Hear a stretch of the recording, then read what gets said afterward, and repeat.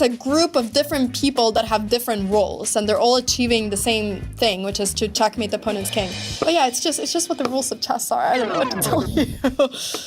How much money do chess grandmasters actually make per year? Be honest. Most chess grandmasters make very little money. I think to actually be able to make a very good living, you have to be at least top 20, top 30 in the world, which eliminates most grandmasters out there. My parents are both grandmasters and they did not make a lot of money playing chess. I mean, my dad was living in a hotel and he was just basically going from tournament to tournament to try to make enough money to buy all his food for the month. For most people, it's not a job that can make you a lot of money. I can't give you exact numbers because everyone makes differently. Top 20 people will make quite good, and then maybe top 10 women in the world will make pretty decently as well.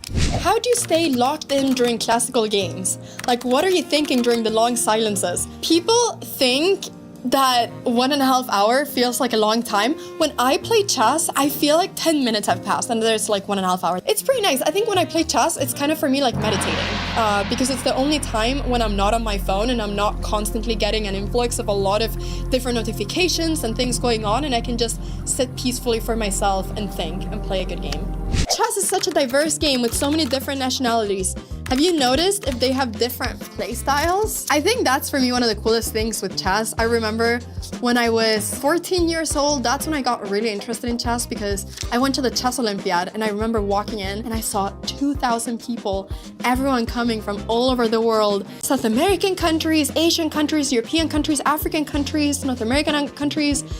And I was like, I'm seeing so many people that I would never meet in my life if I wouldn't be here. For me, that's one of the coolest things with chess, that you get to meet people from all over the world. I have not noticed any difference in playing style. I think that everyone is just trying to play good chess. So no, I can't tell you if there's any difference. Is the Bong Cloud opening? Why is it a meme? Yeah, I mean, it's a meme because of how bad it is. Like, I think Magnus Carlsen, he always says it, like it's one of, it shouldn't exist or something like that. I think I saw him say. The Bong Cloud opening is when you, on move number 2, push your king forward. Now, this is objectively one of the worst things you can do in chess because it's all about checkmating your opponent's king, and you're, instead of protecting your king, you're putting it in the middle and you're just not protecting it in any way, and you're never going to be able to castle. But I think it was Hikaru that popularized this. And I think Hikaru and Magnus played it against each other in some game, and it became an iconic meme just because you're seeing the 2 best chess players in the world basically playing the worst opening there is. So yes, I've myself never played this because it kind of hurts my soul, but it's it's possible, it's just not recommended. What's the real secret behind the Sicilian defense? Why does everyone love it? Okay, I love this question. The Sicilian defense is my love, okay? I've played it ever since I was a little kid because my mom once said, Anna, if you want to win games with the black pieces, you got to play the Sicilian defense. And that stuck to me. Typically, when you play with the black pieces, you kind of have a disadvantage because you're 1 tempo down, white starts. So you typically end up getting a little bit of a passive opening, but not with the Sicilian. So the Sicilian goes like this. White goes e4, and now you go here. Now, what is the reason of you going here? Well, the reason is that you kind of want to prevent white from getting a lot of space immediately. So you're immediately saying, hey, if white goes for this setup, which is the idea that white typically has to get the 2 pawns in the center, then we're going to capture this pawn and we're going to eliminate this and we're going to try to get our pieces out very quickly. So the Sicilian typically goes something like this.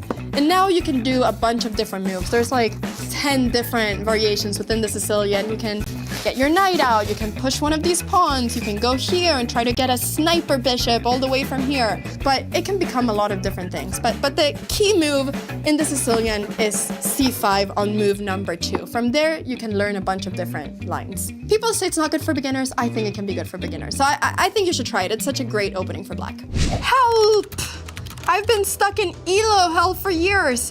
What do I do to escape? I'm very sorry you've been stuck with your ELO. Just watch the videos, improve, play more. I'm sure you'll get out of there. I believe in you. Yeah, that's it.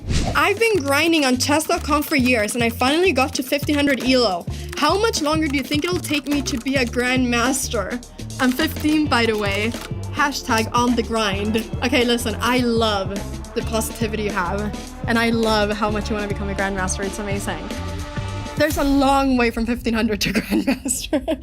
But you just keep playing and we'll see where you go. But it gets exponentially harder. But don't let that stop you from achieving your dreams. If you want to become a Grandmaster, keep going, keep grinding. I believe in you. What is one thing I should know/learn to beat most people at chess? I don't want to be the best, just better than most. I feel like I'm seeing a red thread, which is that everyone just wants to improve at chess and everyone is stuck at just not knowing how to improve. But I think that, I mean, in real life, most people are not that great at chess. So if you just reach like 1300 online chess rating, you're gonna be better than all your friends. And already that is a great flex. If you're able to just pull up a chessboard and challenge all your friends and destroy them, who cares if you're 1800 or 1300? You're already flexing on your friends.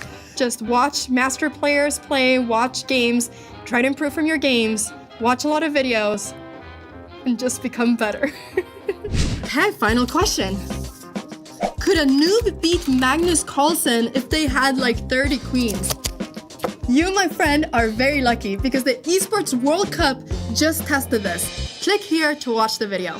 Who has the better friendship, the Sidemen or Beta Squad? To settle this one once and for all, the Esports World Cup has flown us out here to take this test. We've been given questions about each other and whoever gets the most right wins, starting with the hardest question first. What is Toby's worst feature? What's going on? I don't know my worst feature. I'm great. All right, 3, 2, 1. It's nothing. Technically the same thing. My height is nothing, so... Yeah, that's what I meant. That's a what point. I meant. That's a That's a point. point. That's a That's a point. point. Yeah. This height is nothing compared to the rest of the side. Yeah. What is Sharky's worst feature? I don't know. Okay, let's just do it. Okay. 3, 2, 1, forehead. Knee. How's the knee your worst feature? I should have said forehead. What's Vic's favorite video game in history? If you don't write this, he's not writing it. I've seen the first letter, he's not writing it. 3, 2, 1, let's reveal. You spend so much, you still play it. That is very... This is your game. That is true, because This I is don't your play game. this anymore. But I've played a lot of games in my time. I've probably put more hours into this than that. What's Kenny's favorite video game? What is Kenny's favorite video game? I don't even know myself. 3, 2, 1, COD. My guy knows me, man. Hey, 50 in the world on Black Ops back in my day. This is my game, man, and I still play it today. What is Vic's biggest pet peeve? Can I show you my answer just for Bants? I'm going to change it. Just look. My answer is going to be very specific. Have you written all of them?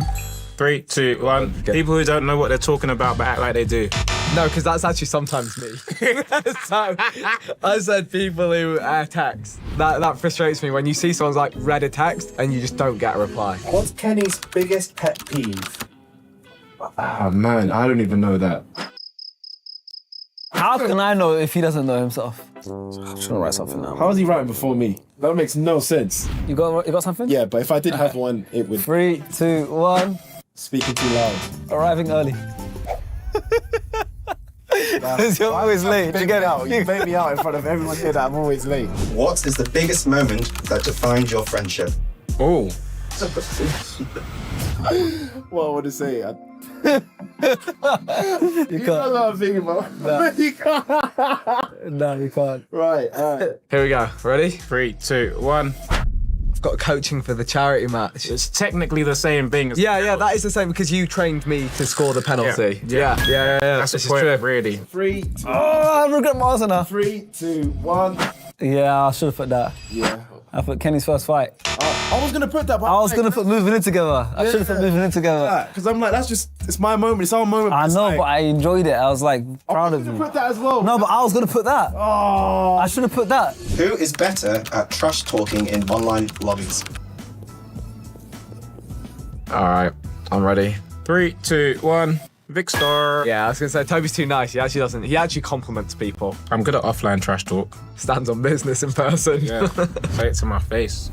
There's only one man. 3, 2, 1. Kenny! Me. That's you, but that was you growing up, though. Yeah. You're just trash talking everyone. The Call of Duty lobbies, no one can chat to me. What is Vic's most used emoji? Can I have a backup answer? Yeah, why not? All right, 3, 2, 1. I even drew it. Oh, got the crying laughing, let's go. Yeah. Star as a backup. Crying laughing Let's emoji. go. What's Kenny's most used emoji? 3, 2, 1. Laughing emoji. Yeah, boy. Let's go on a roll. Who is the better overall gamer? 3, I 2, better say Tony. 1. That was easy. That was easy. More of those, please. Yeah, more go of on, those. more of that. 3, 2, 1. Kenny. Yep, that's me. Easy. If Toby was not a YouTuber, what job would he be doing? I don't even know if I believe this, but I've written it. All right, ready? Ready? 3, 2, 1, go. Pro baller. Come on. You reckon I made it pro? Yeah. If it weren't for that, Wasn't for that YouTube injury. career and that knee injury, he could have gone pro. I'm telling you. I'll take that. If Sharky wasn't a YouTuber, what would be his job? Ooh. 3, 2, 1. Football coach. Same thing. Same thing. Oh, I'm so glad I got that right. Oh my god, we're back in the game. If you two entered the EWC tournament, which game would give you the best shot at winning? So what game could Vic successfully carry me on? Yeah. Yeah. 3, 2, 1. FC 25. Odd. I put FC 25. I put COD so you can carry me.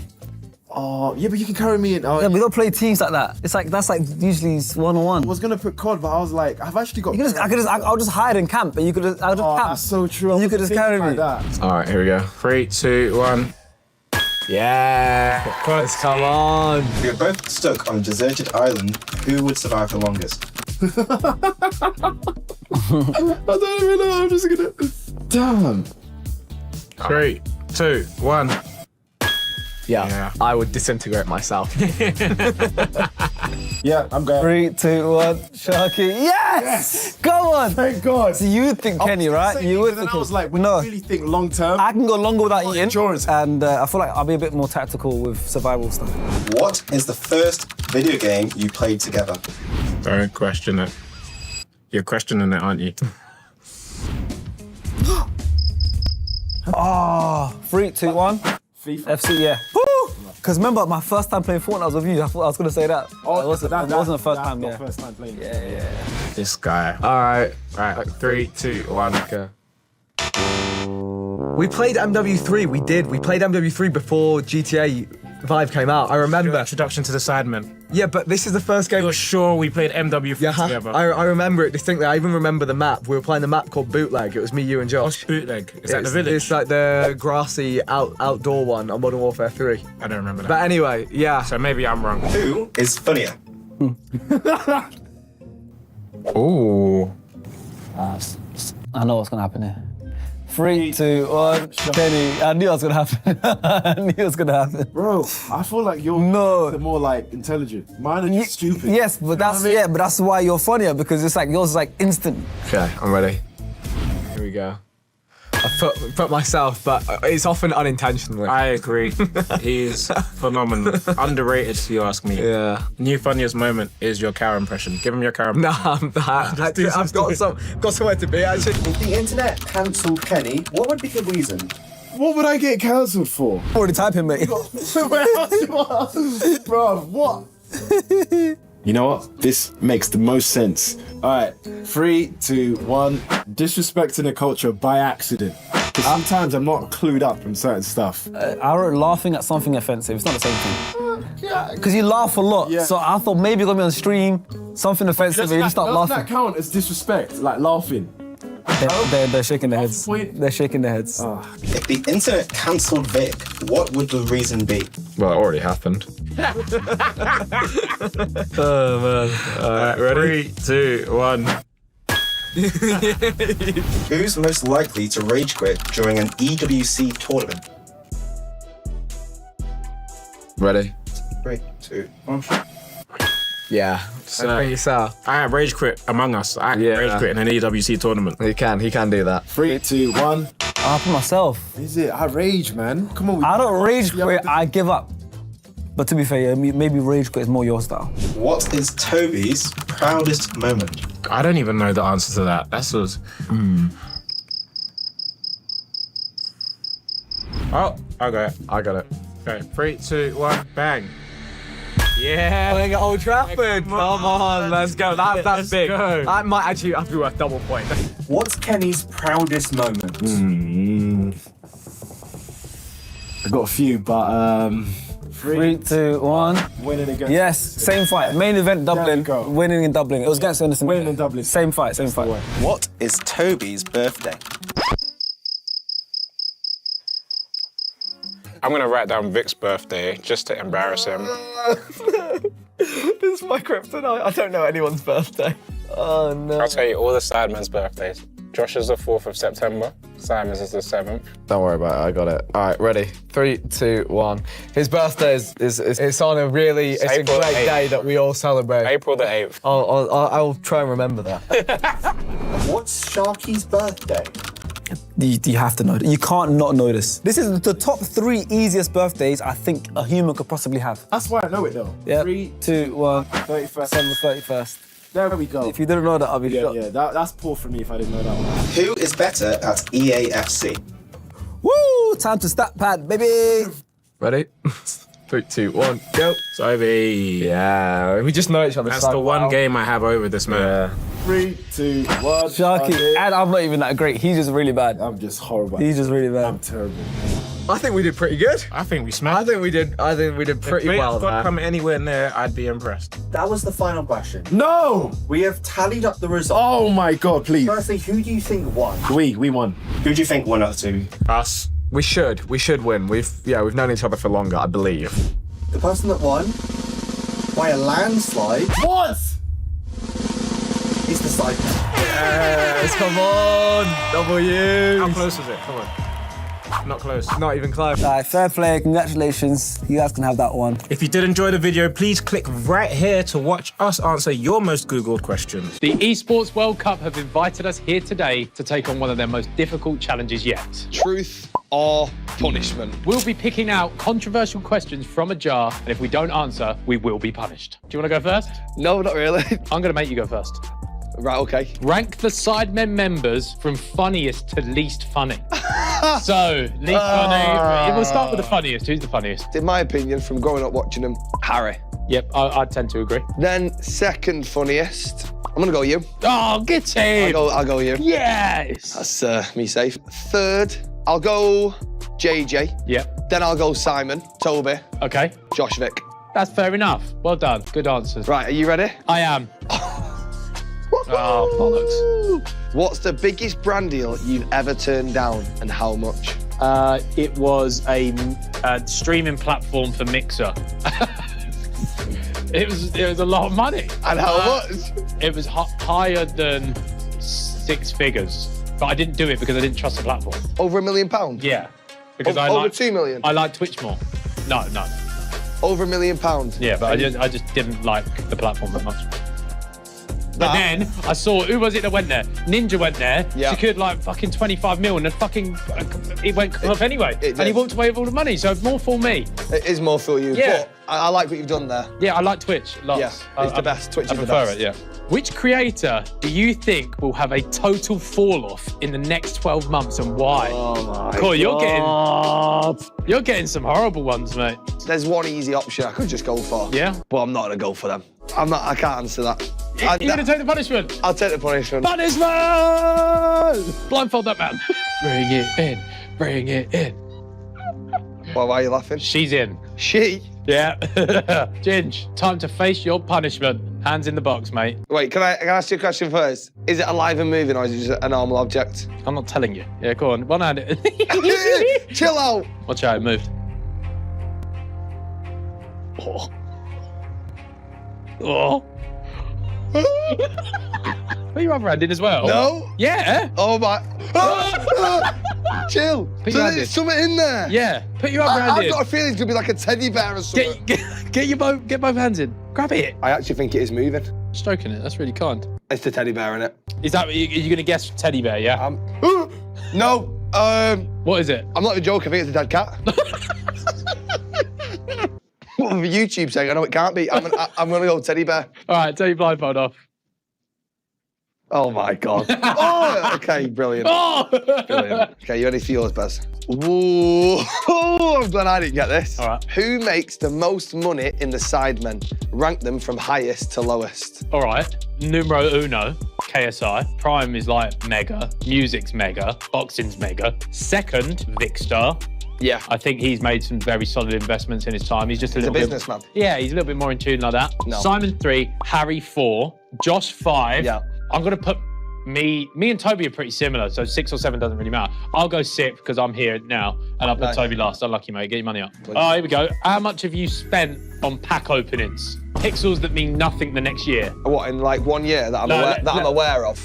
Sure. The number, I think I think it was around 30 grand. 30 grand, okay. That's quite humble, because I think that in our prime pack openings, like team of the 100%. seasons, oh my God. I can imagine what you were all Yeah, spending. ridiculous amounts. They weren't my question, so. Say the full name of an Esports World Cup pro player you think is rubbish, or take the punishment. Oh, well, I'm going to have to take punishment, mate. I wouldn't disrespect any pro player here, And- because they are not rubbish. Yeah, and I respect that from you. Thank you. Bring in the punishment, please. Ooh. Can I go? Yeah, you can go now, mate. You want to put your hands in that. Yeah, well, that's gorgeous. Oh, be careful when you grab it, be careful. No, I like this. This is a bit mean. This ain't a forfeit. Oh. Oh, that's really satisfying, that. I mean, this is amazing. Yeah, honestly, mate. I can just stay here. Enjoy it. Oh, wow. Yeah, can I? That's fun. Yeah, do you know That what I is mean? quite nice. That's... That is quite nice. Put your slime away. Yay! That's lovely. Yeah, you did well there. Yes! Slime! You got away with one. KSI and Jake Paul fought tomorrow. Who would actually win? Jake Paul. Yeah, I think the way things have gone, Yeah, I don't think we're ever going to see it. I don't think it happens. I think Jake Paul took the more serious route. I think he has actually got a mission in his head to go and win something in he's boxing. ranked now. I do think he's actually technically quite good. Yeah. And he's put in the work, whereas JJ's gone off and done other things. I'll back my guy. Yeah. And I think prime versus prime, I think he wins. Prime versus Prime, it's a lot I think closer. he wins, but I just think with the way things are going, I don't think the fight ever happens. But No, I don't. yeah. Who's the most annoying fan base in sports? Arsenal fans. Well said. Arsenal fans. I think they should all be diagnosed with delusion. There's something really wrong with Arsenal fans. 100%. Which creator is least deserving of their platform and why? That's a corker. Do you know the worst thing about this? It's just, I don't want to utter the names because then they're relevant again. There's two obvious answers here. Yeah. I'm trying to think of like a cop-out one, but also justifiable. Well, now you've admitted to doing cop-outs, I think we just bring in the punishment. Like, I do, I should have said anything. Fair enough. Yeah. All right, let's have a look at this. Oh, cool. Right, Go on then. I'm sorry. I had hair and a snake. He had It weren't slime. real, mate. A snake's a snake, Bez. And he had slime. So, if anything, this should be Play-Doh. Don't get too... Oh, it's not Play-Doh. What's that? Oh, he's getting brave. What is it? Go it's on. a wet cloth. It's a wet sock. I think you're correct, mate. Yes, I say Wet that. sock. Thank you very much. Oh, okay. Nice. Oh, no. What's the most annoying thing about working with the person you're currently recording with right now? I won't take offence. So you can be 100% honest. I think the most annoying thing about you is... You can't when- say how funny I am. You're too tall. Yeah, fair enough. I'll take that. Thank you very much. If you could kick one person out of the Sidemen, who would it be? It's not for me to kick anyone out. There's an easy cop-out answer. JJ, because he tried to leave before. Boom. He also just got so much money. Like, Yeah. he doesn't need to be doing this stuff. No, but it shows he loves it. He loves the game. Yeah. Look down the main camera and tell us your least favourite family member. My least favourite family member is Rolo the dog. No, we're not having that. Cop out, bring the punishment in. No chance. Oh, no. Genuinely, I'm not even just saying that. I'm glad I didn't have this one. Where is she? It's like toy dinosaurs. It's not trying to... Is it toy animals, yeah? What's that one? What animal? Oh, scary. Oh, there's a big spider as well. There's a couple of insects, yeah? Yeah. Well done, Buzz. You just got to go in and, like, get handsy on them. Do you reckon? I'll try that for the next one then. What's your full current address, credit card number, and mother's maiden name? Can I have the other one? No, I pick this. Nice. Remember, though, get stuck in. No thinking about it. But, yeah, you're in. I'm in. Yeah? What is that? Oh. Shaving foam. Well done. Yes, I knew Yeah. it. Thank you. Right, next one. Expose the last person that you DM'd on Instagram. Out of me DMing them, I'd send him first. It'll be Jared Bowen. And what did you say? He posted a pre-season pic and he had bigger arms than I remembered. So I said, calm down, lad. Save some curls for the rest of us, mate. His best mates. He loved it. He loved it. He mate. loved it, I yeah. bet he loved He it. said light and sorted me out. I said, yeah. Ah. Have you ever slid into a fan's DMs? Who was it? I don't think I have. Could have, could he? No, I don't think I have. No fan ladies? Not. Hey, look, here we go. Yeah, of course. Yeah, here we go, here we go. Yeah. Yeah. Okay. Who was it then? You're not knowing that. Oh, mate, I need to know. That's what the question is. God. Have you ever? Yes. By the way, that's outrageous. And who was That is it? outrageous. Who was it? I'm not saying full name. All right. There was actually a girl that gifted subs to go on a date with me. Yeah? And I went on a date with her. She was called Alicia. Oh, that's pretty. You got paid to go on a date. Yeah. Fucking class. I don't do that anymore, though. If you could delete one esports game forever, which one would it be and why? Oh, that's a tough one. I know there's like a League of Legends, I just find chaos to watch. Yeah, I'm not a It's fan of just League of chaos. Legends. I don't actually really know what's happening. But I'm aware it is huge. It's amazing, yeah. So, Huge, again, which is my not my cup preference, of I ain't got a clue. I'll back you on that one. Who is the most famous person who's ever ghosted you? That's a pretty good one. I'd probably say what I said before. We tried to do a video, so I messaged Joe Weller, but he didn't get back to me. But I don't know if he ghosted me or he didn't Is he see the it. most famous person who's ever ghosted you? Well, great respect. I don't get ghosted much better. Oh, right, yeah, here we go. One of the bot boys now.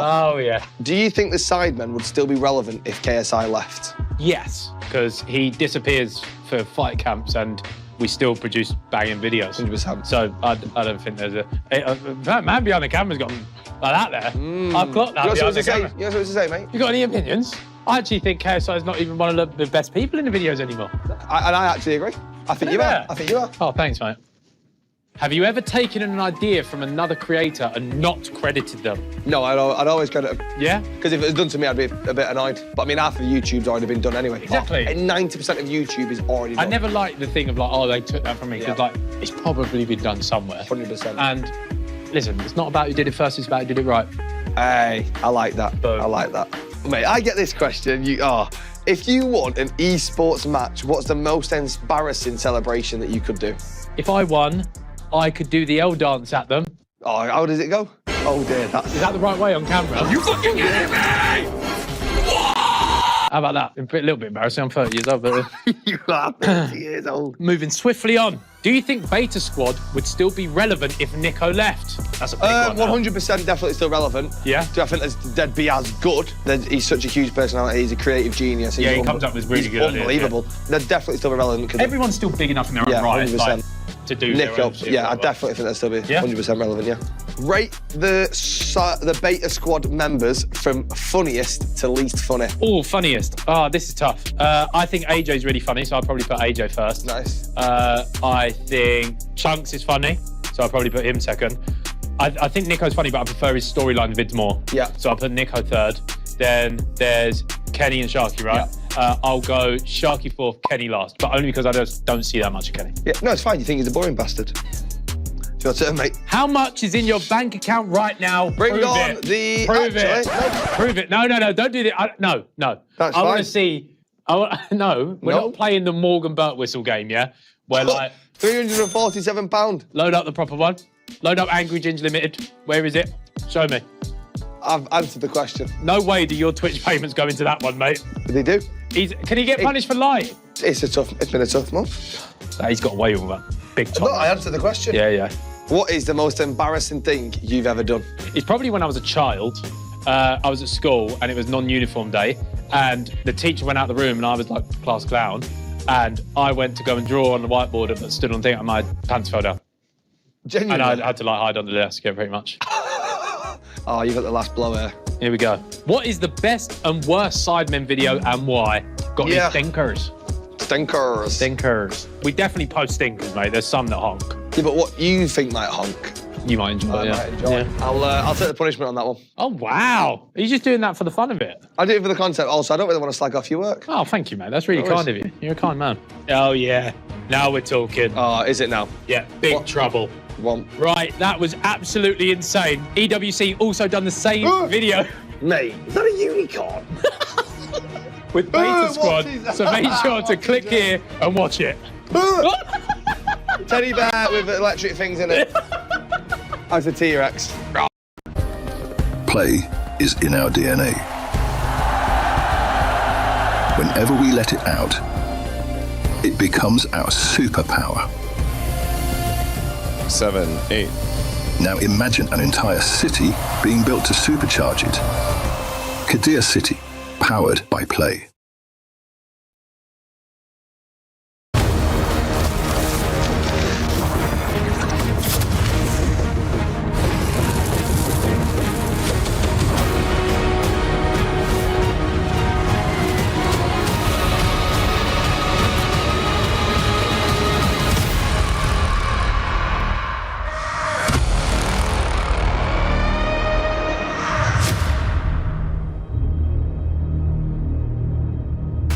A very good morning and welcome to Dota 2 at the Esports World Cup live from Paris. We got a lot to talk about here because it's day 2 of our group stages. And to talk about that, I have Lacoste and Seb joining me this morning. Seb, it's already day 2. Means we had a lot of good first impressions yesterday. How are you doing? How are you feeling about it all? I'm good. We ended the day with OG playing too, yes, we did. against Yandex, which are the favorites. So that was a game I was watching, on the stream. I was just watching the stream.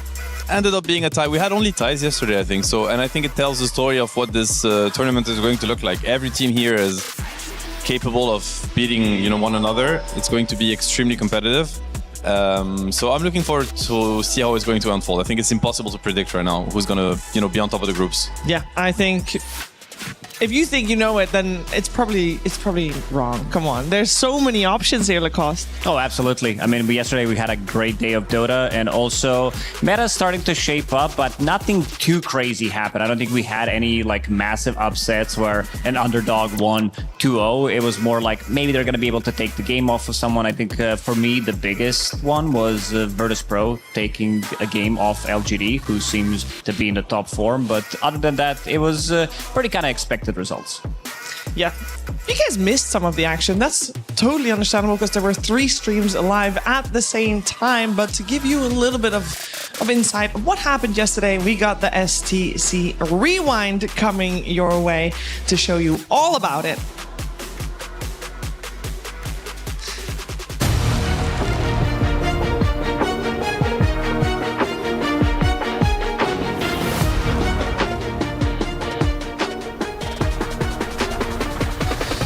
So yesterday, as Seb already said, all 4 series on this stream went 1-1, even though there were supposed to be a couple of scenarios where it was David versus Goliath. And every time the underdog was able to take a game. That is, if that happened once, Seb, that's, that happens, that's normal. But there were 3 series, I think, that we could say maybe should have been not as even as they were. No, for sure. And yesterday we saw some of the clear favorites for, winning the whole thing here. We saw Falcons, we saw Liquid, we saw Yandex, and, amongst other teams. So it means that no team is untouchable here. And no team is also B2B, could be counted out. So I think these are the most exciting tournaments where it's actually going to come down to who's able to adapt the best, who's able to also withstand the pressure. A lot of factors are going to come into play. The meta, how it develops, who it fits. I'm just excited to see what's going to happen. I think tournaments can't be boring when there's a clear favorite that come in and they just beat everybody else. This is literally the opposite. Everybody is, kept on their toes, and they're going to have to not lower their guard ever because they can fall to anyone. Oh, absolutely. I mean, there's going to be a lot of competition. We do have 24 teams with a bit of a different format as well. Every single game does matter, and I think it's going to produce overall better games. You can see that some teams are more resilient than others. Even some underdog stories as well. They're kind of hard to break through because today they came here to play. Everybody, it seems like they came prepared. Even maybe the lower teams. There's a clear favorites, of course. You did mention the Team Yandex, P-Vision, these type of teams that could potentially take it all. But any other team could potentially also cause some big upsets. Yeah, we're going through the groups right now. As Group A, we've only had 1 series per team, so maybe not too much to learn from it.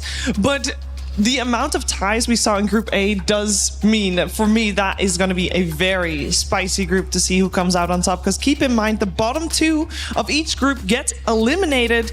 The top 1 will get straight into the playoffs, and the other 3 will be playing in their survival stage to make their tournament dreams come to life in the playoffs later down the line. Group C, we have Vici as well as P-Vision. They are the 2 teams that got 2 O's under their belt.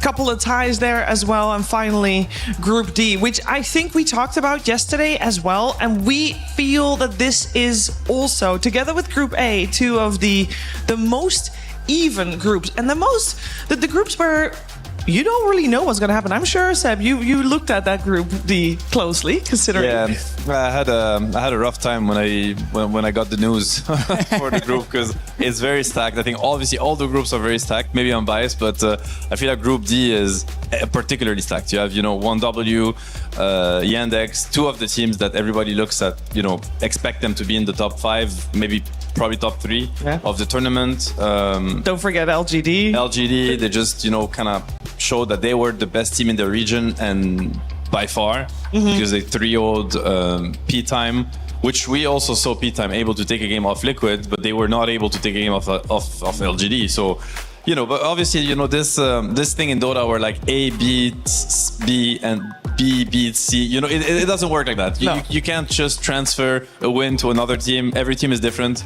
You might be able to beat a team and have nothing against the other. So that's the beauty of Dota, the clash of play styles.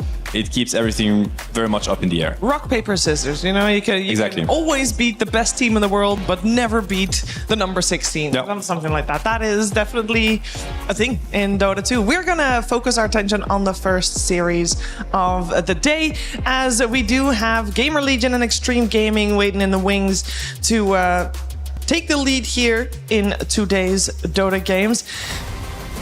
And so far, to be honest, there's a little bit of a difference because I think that, yesterday we saw Gamer Legion 2-0 against Poor Rangers.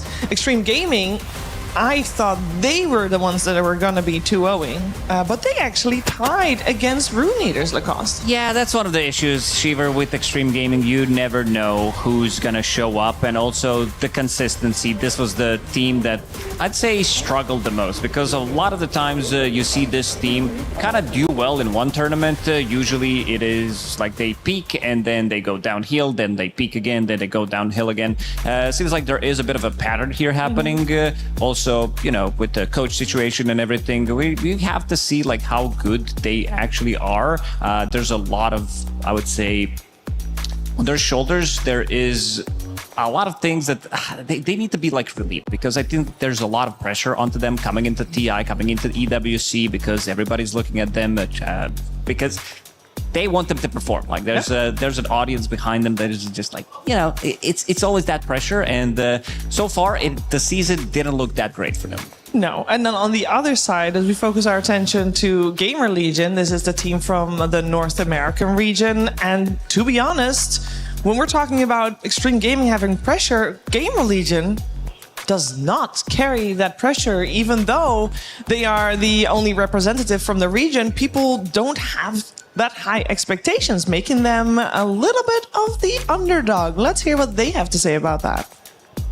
I would definitely think we're like an underdog with other teams as well. I feel like maybe they're going to take it easy on us, and I feel like it's going to be a mistake for them, that they think we're not going to fight back, or like we're just going to be some bad team that I got lucky that I got in this tournament. So I don't really think about representing it at all. I'm just here to play. Here to play, here to win, and maybe without those expectations on them, without that pressure, Seb. I mean, and keep your eyes on that player in particular, RCY. I think he's the player that impressed me the most in that team.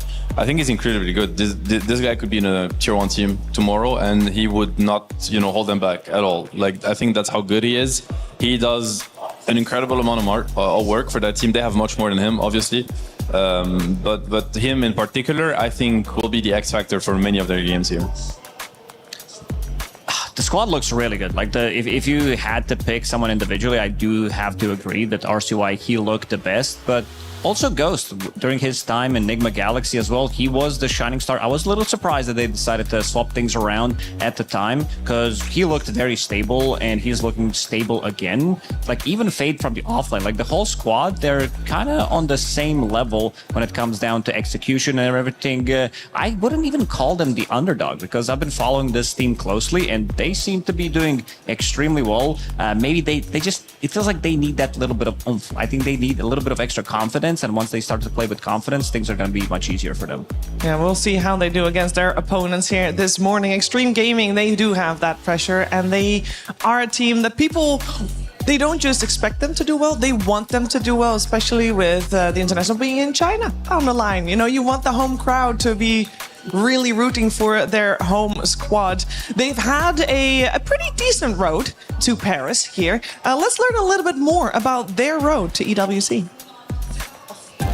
Extreme Gaming has been a powerhouse of Chinese Dota for many years, and they remain that way to this day with their current roster of Ame, Nothing to Say, XXS, FY, and Xnova, which was built in the last few months of 2025. While Extreme Gaming is an incredibly strong team, it would be considered by most to be the strongest team in China by a fairly large margin. They do struggle against the top teams on a global scale. Snuck them out! Extreme Gaming! Even with the extra lives, they have nothing on Yandex. They have a large amount of top 5 finishes, but you'd have to go back multiple years to see big tournament wins for the team. Their road to the Esports World Cup 2026 was more spread out than almost any other qualifying team. With no tournament wins to speak of, the majority of their points instead came from getting top 4 in Dream League Season 27, Dream League Season 28, and even ESL 1 Birmingham 2026. Will Extreme Gaming finally manage to break free from their pattern of getting barely within reach but not quite making it to the end? Tune in and find out here, the Esports World Cup 2026. We're going to look for that consistency that Extreme Gaming has been lacking a little bit throughout 2026. This is a good place to start. Lacoste, it's a long event. This is a good time to showcase that you can perform time and time again, day and day after each other. Yeah, absolutely. I mean, this is a team that has been slow in a lot of tournaments, adapting to like certain meta. They have their own ideas. Sometimes it doesn't work out. And they were playing a bit of a slower Dota, like for years, pretty much. Different iterations of the team. This team definitely is speeding things up. We saw it yesterday when they were playing, where they were kind of owning as well, but also a little bit of a miscommunication, how the fights need to be, potentially with this Dawnbreaker coming in a bit late and then dying, not saving Ame multiple times. Even though this game for them, it should have been in the bag. You can see them struggling against some of these teams that they probably should not be struggling. But again, the inconsistency has been the name of the game for this team, unfortunately. I mean, their seeding is really high, and sometimes they do fall short, and you kind of wonder what's holding them back.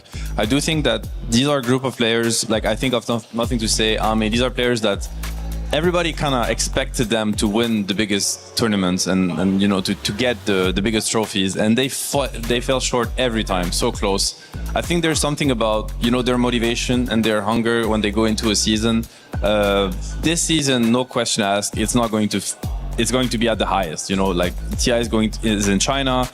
I think they're also probably thinking about the fact that, you know, they're getting older. You know, we mentioned it yesterday. It's like, it's not going to last forever. I know, like, for a fact, like maybe a little bit of insider information, but that, you know, they're in very strong shape right now. Like whether it's Ame or Nothing to Say, I think they're at the top of their game. So I'm expecting a lot from Extreme Gaming. I don't know how fast they will, you know, peak in this tournament, and if they're going to start really strong, or if we're going to have to wait a little bit more days until they find their groove. There's maybe also like some adaptation to the meta. That's also one thing to consider is, you know, teams from different regions. At the end of the day, I do think that the meta is still shaped by, you know, CIS and European teams. Still nowadays in Dota, these are the most dominant teams out there. So they're more on the adapting and kind of learning side of things. So maybe they start a little bit slower, but their seeding, as I said, is really high. They could win the whole tournament if they, you know, get the right read and adapt fast enough. Yeah, and all that starts, of course, in the group stage. And I'm sure that there's a lot of people at home that do really believe that Extreme Gaming, or maybe Gamer Legion, also will take it not just down the line, but today as well. And if you know, or if you think you know, who will take today's game, make sure you head over to the esportsworldcup.com and put in your pick'ems for today's match, which leads me to see if there is a preference regarding how the teams are playing and who will come out on top. I know it's a 2-game series, so it could be a tie. You could sit on the fence, and that's totally okay, but it wouldn't be as fun. Who do we think? How do we think is going to go down? How do we think, or what do we want to see? I mean both. I have to say I'm biased towards Extreme personally, because I think these players have deserved crowns. You know, Ame is the uncrowned king, as we know. I really think he is. Like, this guy has been... There's been seasons where he was the best player out there, and by far, and he still is yet to claim, you know, the biggest trophies. So I'm just biased. All right. How about you, Lacoste? I'm feeling Gamer Legion, Shiver, I gotta say. I feel like this team, they can definitely do it, and they could also slide under the radar. Something that they talked about in an interview that, you know, it can happen. They kind of like the position that they're in right now with the underdogs and everything. So you might not be doing as much research when you play against Gamer Legion. And this is a team that has some like really spicy picks and really cool ideas that they can throw in. Well, we're gonna find out because the first match of today is coming your way. But of course, we cannot start the match without the players. And for that, we are gonna head over to the stage where I believe Slacks is soon. Very soon.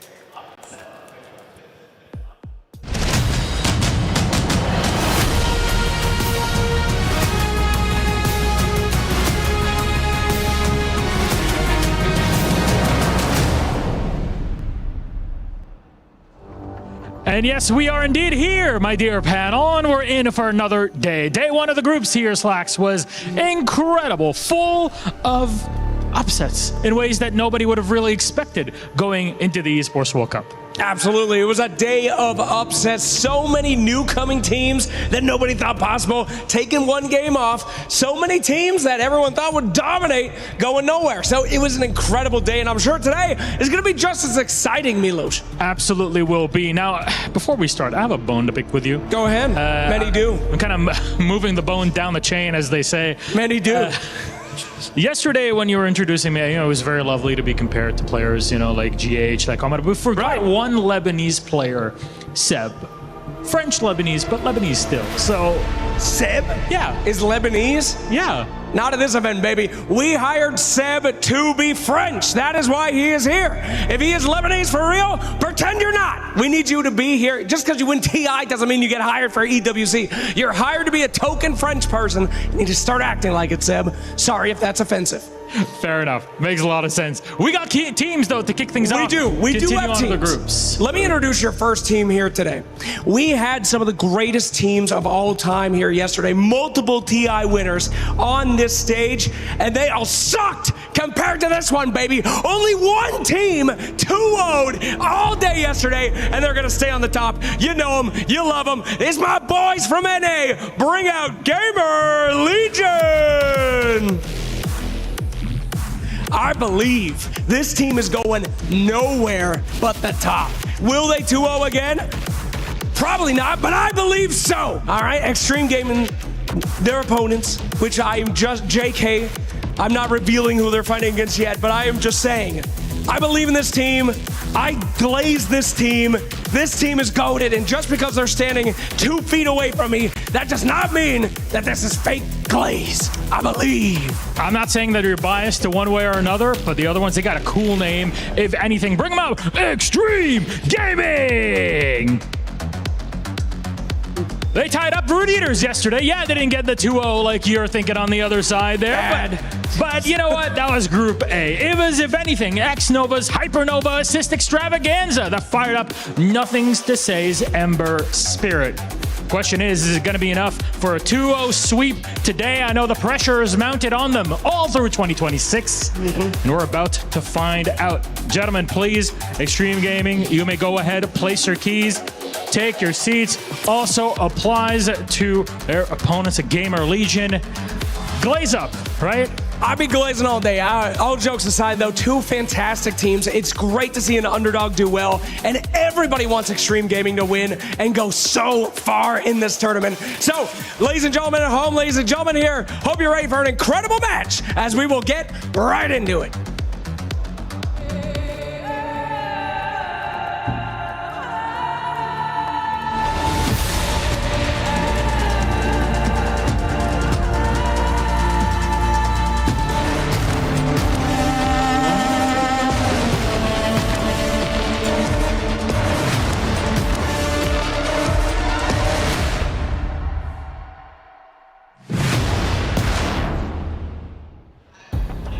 Thank you, Milos and Slacks, for setting the stage for our first series of the day. Gamer Legion Extreme Gaming head-to-head in a 2-game series. As we are moments away from getting the draft on your screen, I want to know what to expect, because we touched upon it already a little bit. Yesterday was day 1, and normally, you know, we try to learn a little bit about what's coming. But it was very broad. We heard Tofu even talk about that he feels like this is going to be the most diverse tournament hero-wise that he feels like has happened in this year. And I think yesterday we already saw definitely a glimpse of that.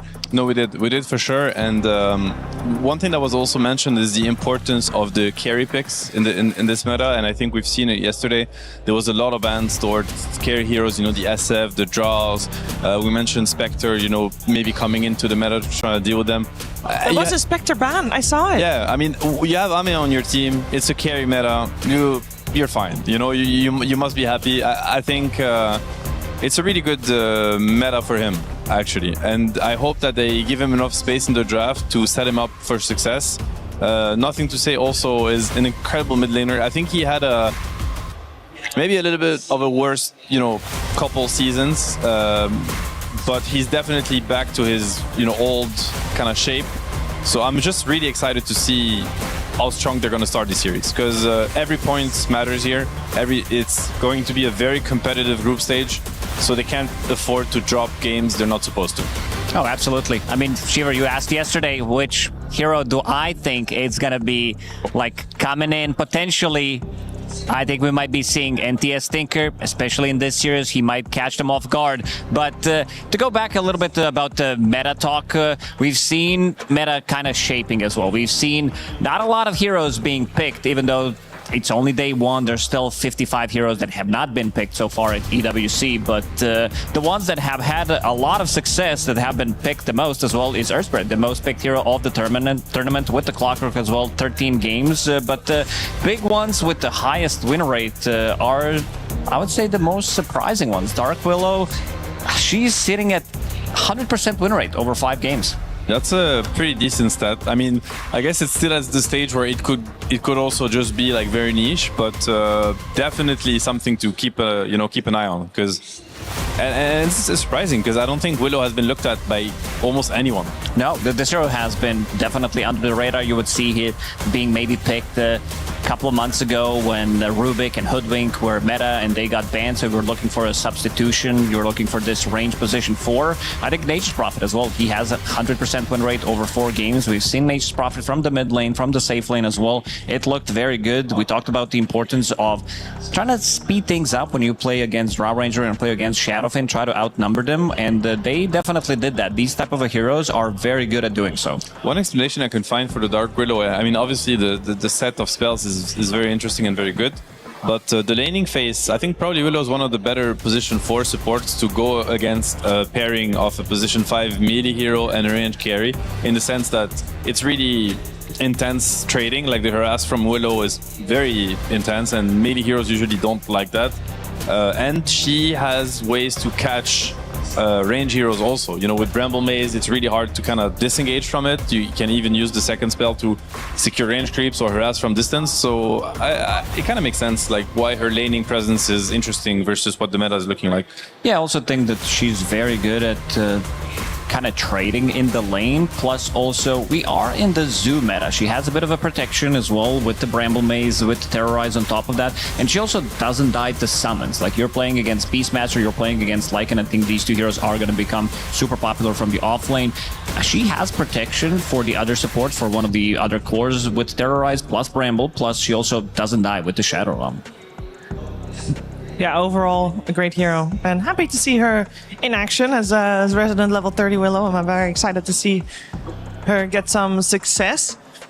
Let's support heroes, though. I mean, the thing that surprised me yesterday was that we already saw a difference between the start of the day versus the end of the day. I mean, I think your team, Seb, got Drow as the overall last pick in a draft.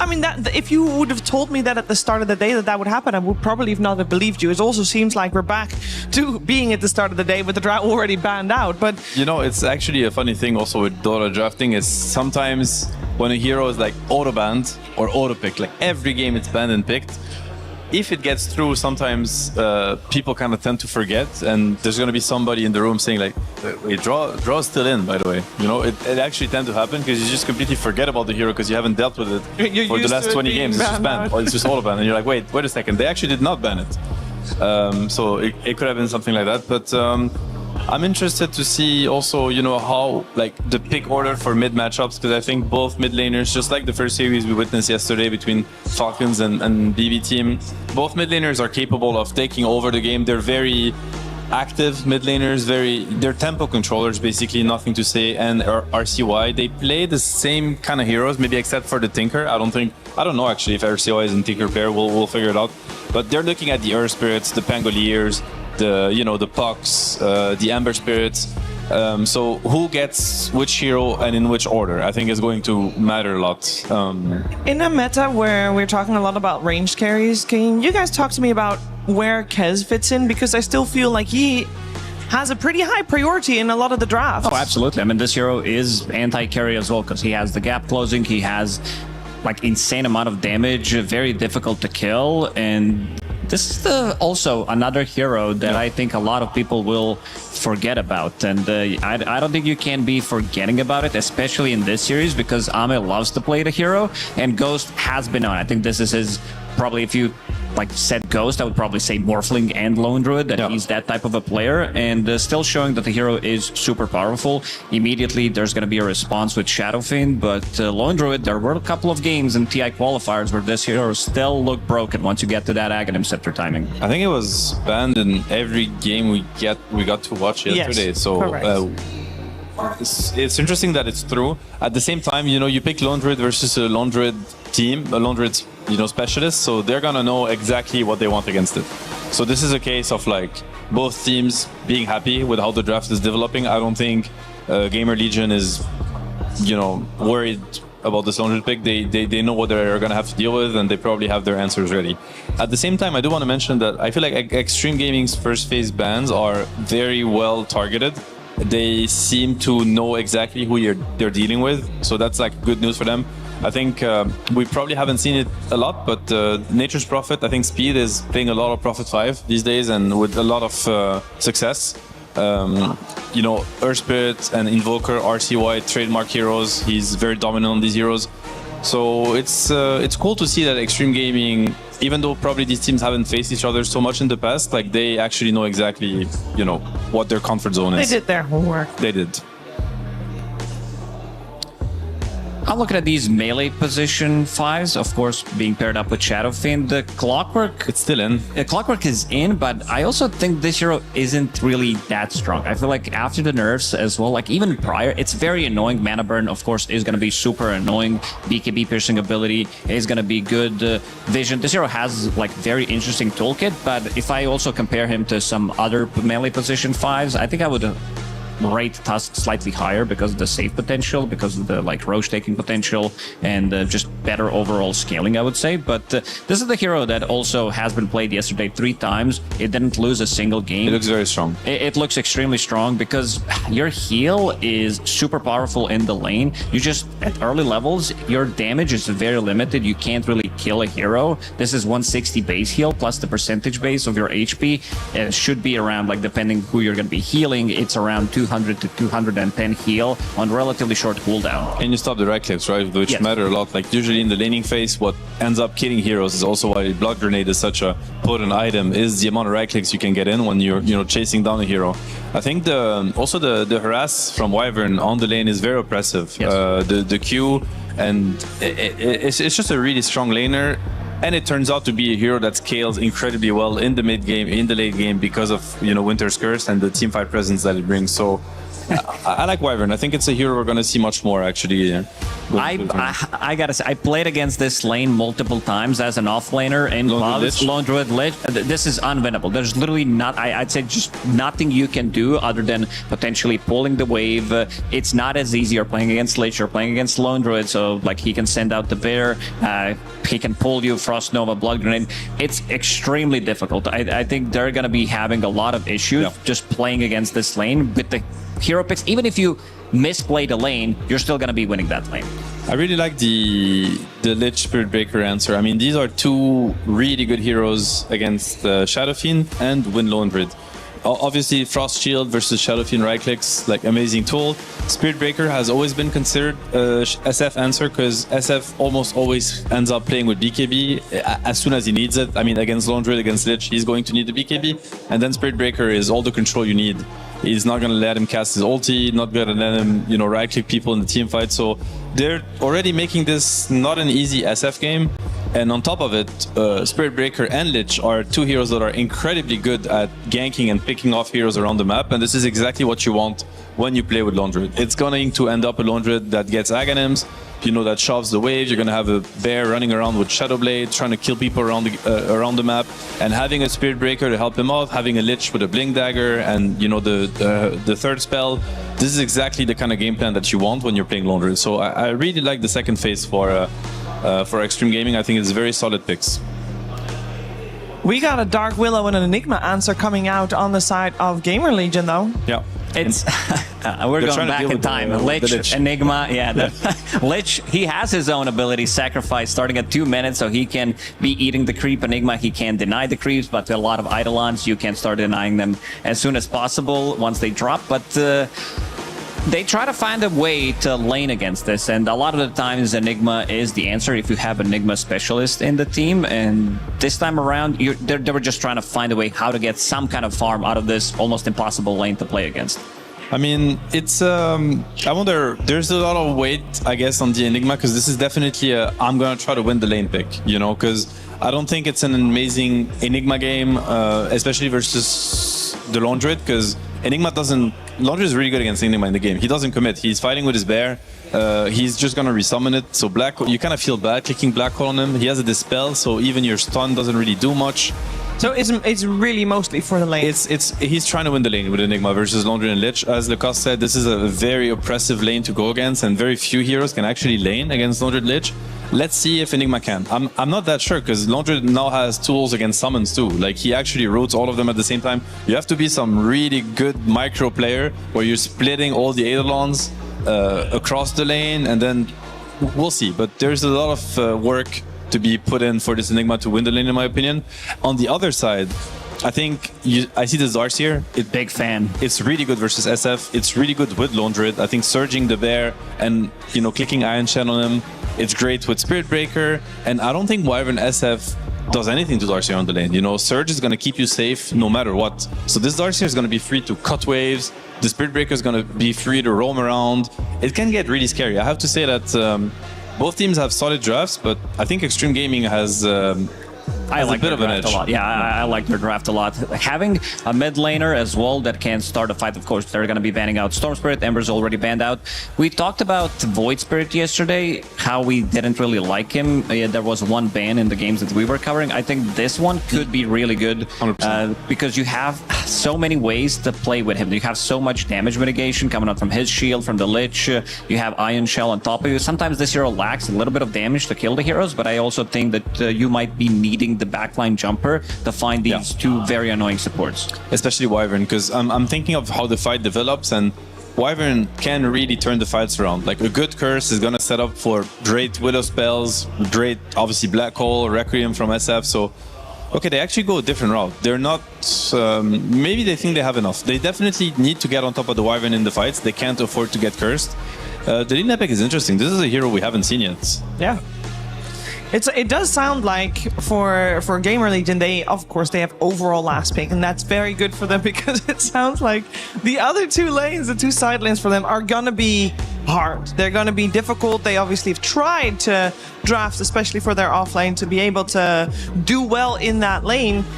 But it will be a struggle. So their hope is to do very well in that mid lane. And I think against Alina, it's not easy. Like you can probably tie the lane, but you can't win it. And I think Gamer Legion really needs to win the lane, which is probably why Extreme Gaming thinks, well, you can tie against Lina, but you can't really win anyway. No, true. And it's a very solid blind pick. You know, you pick Lina mid, you know there's almost no chance the lane goes wrong, and that's also Lina with the Spirit Breaker, which I think will have a lot of space to, you know, run around, because I don't think Darkseer is really pressured.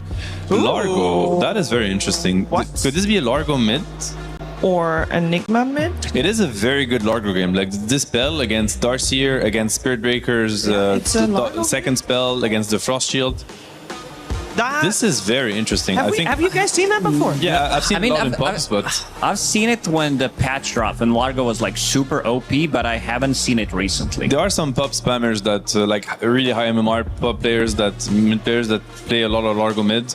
It's very strong. I mean, this hero, you know, when it has his first 2 spells max and he's running around with phase boots, he can run you down forever. You add any rune on it, like a haste, DD, or an arcane rune, it becomes really obnoxious to play against. But you said that when he has his first 2 spells max, there's a whole period of gameplay sure, that's going to be before that. He's not a weak laner, to be honest. Like, his attack animation is amazing. He can secure creeps with his first spell, with the mana sustain from the bottle. He can push out the wave with the second. He's not that easy to shut down on the mid lane. I mean, obviously, Lina will have an edge, but I quite like the pick, I have to say. I think I would not have thought of it at all, but it's interesting. We'll have to see how the matchup goes, because Lina is very oppressive. Maybe just Lina is too much to deal with, but they're gonna have kill potential on this Lina, and Largo, Willow, Wyvern, that's a really cool trio to be running around the map with.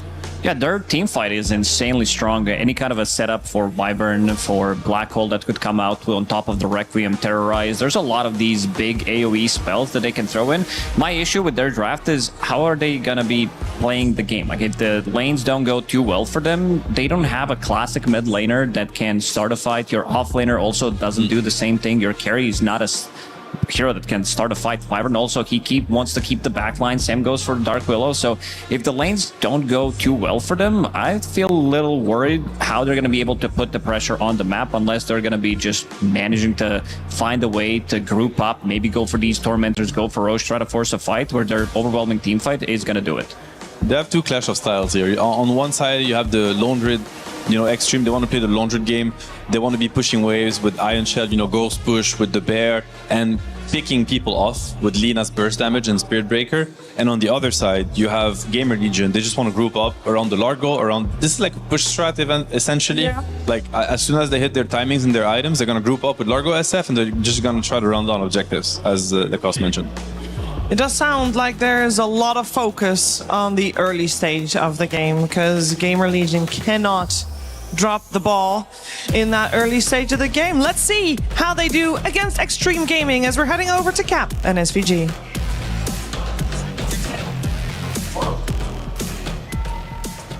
Gamer Legion come into this with a spicy bit of draft, man. They gave up the Lone Druid, Avery. This seems ill-advised. We've seen some teams doing this a little more, I think. Okay. I feel as patches get older and older, you're going to start to give up some of those picks that you wouldn't have at the start of them, because you just have to develop the meta in your own way. And that usually means, okay, we're going to let some heroes through. Maybe we have a good idea of, if they don't take it, we'll play it. If they do, here's what we have against it. And if we can gain that for the entire event, that's a huge win, right? So if you're going to give some of these strong heroes away, you want to give them away at the start of a tournament. Okay, or so the grand final, where you kind of just bring it out of nowhere and surprise. Not in the middle, though. Sure. So I don't mind this from Gamer Legion. The question is, what is their idea against the LD? It's one thing to get some counter picks. It's another to have a game plan against what this hero does on the map. I'm not as convinced by how they're going to play the map against this Extreme Gaming lineup. It looks really tough to get lanes out, especially with this last pick mid-Largo, and not get picked off. I favor what XG have here, at least in this game one. I think this mid game is going to be too oppressive. Now, if they do manage to somehow group up, get early ages to start pushing objectives, and XG play into that and decide to just 5v5 them, which sometimes Extreme Gaming do. Like, sometimes they just try and, smash their head against the brick wall. Yeah. They're going to run into trouble, because this 5-man lineup from Gamer Legion is insane in terms of how it comes together, and just the oppressive nature of the AoE control, the AoE heal, the auras the Enigma can bring, the sustain from the Wyvern. Like, it's just a nightmare to try and 5v5 this hero lineup. So knowing that this is a possibility that some teams might be giving up the Lone Druid and trying to play against it, if you were going to do that, well, let's start with, would you come into this tournament with that game plan? Against certain teams, I think it is an okay hero to give away. Okay, so you think some of these teams are going to be worse with Lone Druid, and so you're willing to try and... Okay. Because the hero requires a Lone Druid player. Some teams don't have that. They might think they do, but they don't. And you have to make that call. Do you think Ame's a Lone Druid player? I'd say he's in the A tier. He's not S tier. Okay. He's not Matumba Man, right? Like, you're not looking at this like, oh shit, we gave the best LD player in the world Lone Druid. He's not that tier, but he is pretty good at the hero, and it does fit his style. That is, I think, what works the best for him and his XG as a team. They're very comfortable with him having this super hyper late game carry that is going to rat the map, do his own thing, kind of one. It's not 4 protect 1, but it emulates that old style where you have this 4 fighting quad and this one guy doing his own thing who might join, he might not. You're okay with whatever decision he makes. I think that style fits him. So I think, yeah, I'll boost it up to A tier. But I don't think it's necessarily a hero that has worked out as scarily for them as it has for some other like true LD teams. So over his career, he's played it 13 times. Over the last 3 months, he has played it 6 times.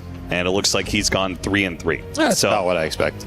But I do agree with you. Like, theoretically, the style should match Ame, especially the way the Lone Druid is being played right now. But now let's talk about what would you, if you were in that drafting chair, you've been in that drafting chair before, what would you be picking against the Lone Druid? If you don't like what Gamer Legion has, what would you be opting for?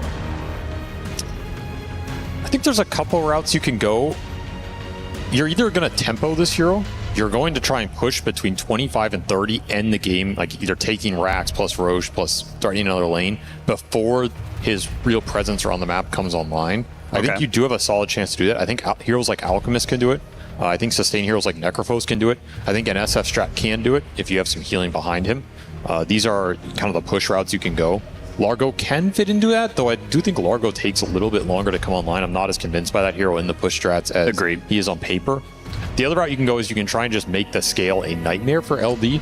Put him in a situation where you can just never fight your lineup head on. I think Slardar lineups can do that with the minus armor melt. Yep. I think heroes like Morita can do it in the right situation. These true hyper carries. Drow can do it in the right situation. So you need to go one of those two routes. You need to commit to it hard, and you need to believe and understand what timing you're playing for against this hero. Because if you just go in a game and you're just mucking around, things get weird, this hero gets to 4 or 5 slots, you're going to have a bad time. So you said at the start, you want to be setting up the map to play against Lone Druid. The 2 biggest counters across, just all player base, 2 biggest counters, Underlord and Monkey King. The highest advantage against Lone Druid. Those are very much map-playing heroes. The Underlord one is... that's a bit trickier. Yeah. He does give you some ability to deal with the lane pressure and still join the team, which is great. And of course, his spells are amazing against Lone Druid. Like, there's no argument there. He can buy really good items against Lone Druid. But I do think the matchup is a lot worse than it used to be because this hero is more of a rat hero now. He can kind of just power through the Underlord in a lot of situations. It's not as convincing. He can buy BKB now. It gets weird. So I wouldn't feel like, I don't see first pick LD, I take Underlord, and I feel like I won that trade.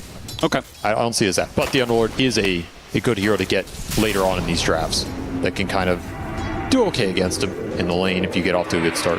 Well, now that we've finally got our game underway and the laning phase is happening here, let's talk about some of these lane matchups. We've got the Enigma and Dark Willow matched up against the Lone Druid and Lich. I feel like Enigma should be a pretty good lane answer to Lone Druid. Like, Lone Druid is not going to run away with this lane for sure, right? No, Enigma wins this lane. If you can get to a fast drum, you just beat the bear up. Like, Idle Launch, just take it to him, especially in those level 3 to 5. Like, level 5 with drum, getting close to Black Hole, this LD has to be scared about feeding bears to just Malefice going in with the drum idol and smacking him.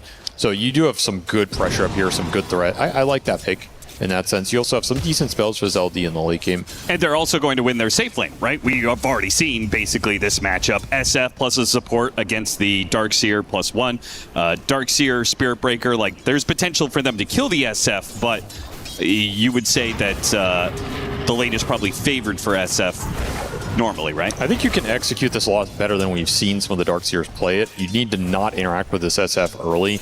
You need to pull waves, dodge some of his raises, make sure you have high HP total going into the level 3, and you have potential to all-in him if you can connect the charge into the vacuum, run him down. That's where you can pose a threat, but overall it's going to be SF favored. You expect Ghost to mainly freeform down here. It's a good matchup. The Darkseer is going to scale well against him, but you're not necessarily threatening him super early. And I'm going to assume Largo loses mid to Lina. Yes. This pick is, I don't see how Largo wins that match. He does get some extra regen. You're just licking every range creep, getting regen, abusing bottle charges, but Lina will win this over the long run. And I can see this lane getting really rough. I'm surprised they picked the Largo here. I think in some games this mid Largo can work. Against Lina, it's going to be a rough one. Lina also just chunks you later on in the game. I feel like this is Just an okay matchup. Oh, nothing to say. He's already taken a couple of tower shots, and he almost took one too many there with a catchy lick. He almost just gave up his advantage entirely. RCY doing a very good job of taking advantage of that misplay from nothing to say, and he has kept his CS high, and that little play does result in him getting a water rune, which we saw earlier. Nothing to say tried to draw aggro so he could play for both water runes. He failed to be able to do that, and as a result has kind of gifted RCY an ability to keep playing the lane a bit. He's landing some really good harass on this Lena. I'm surprised NTS has gotten this low so early because all these right-click trades are favorite for him.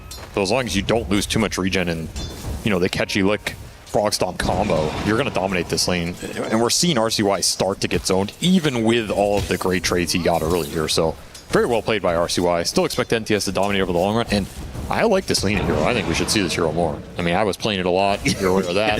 I think this hero has a couple pathways to scale. It's a battle out the bottom lane. Goes trying to get the kill first, but it's XXS to draw that first blood. Very nice. Close, but nicely read by Extreme Gaming to take that fight. As you said, they played away from the SF early on. They did the early pulls. We saw that mistake yesterday where they didn't try and do the pulling and it went horribly. They went for the pull, waited for their opportunity, double ion shell, all in on the SF, and it barely works out for them. That's how to do it. You get that level 3, you just send it and hope you win that trade. You're not going to want to embrace the SF under the ion shell damage. It's not favorable for you, so this Wyvern's pretty useless. Normally, I don't really like the XG Spear Breaker picks they've picked over this year. I feel like a lot of them were just, why are we doing it? And then we just see, you know, FY suffering on this hero. In this game, though, it looks pretty juicy. You have a pretty nice matchup against the Shadow Fiend. It's a really good matchup against Wyvern. Wyvern hates playing against this hero. The Bulldoze is mega annoying. You can never really ult this hero. You can't really catch him in your ult, and it affects him too much. It's a backline jumper. Like, he can charge you. It makes your life miserable. Basically, if you're in the fight as Wyvern on the back and you see a Wyvern or a Spear Breaker charging you, what is your counterplay? You just have to take the charge, and that's pretty miserable.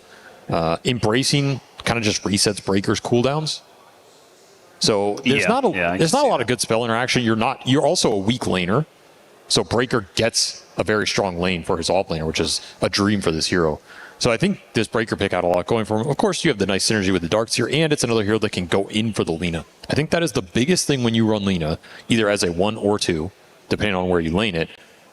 You need heroes that go in for this hero. Yes. If you need 2, 3, potentially 4, not necessarily frontliners, but heroes that are going to start fights, go in, create some chaos, absorb some spells, and then Lina can just give you the damage, get 3, 4 rounds of spells off, Laguna somebody, he's just right-clicking the whole time. The hero's going to be amazing, but you need that frontline force.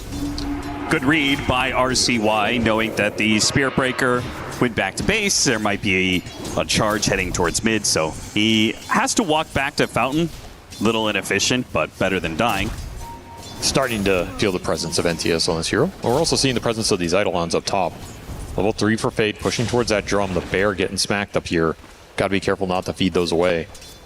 Yeah, you're not really going to win this lane as the Enigma in the with level 1 Eidolons. Level 2 and especially level 3, that's where this advantage should start going the way of Gamer Legion. So you see the Enigma bottom the CS right now, but expect him to start climbing up the charts.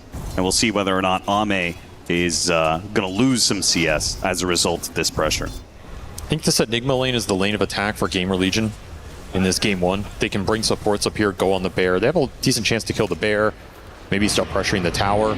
Whereas for XG, you can attack mid. You can backstab this Largo with the Lina damage, especially the level 6, though. It's NTS getting ganked first.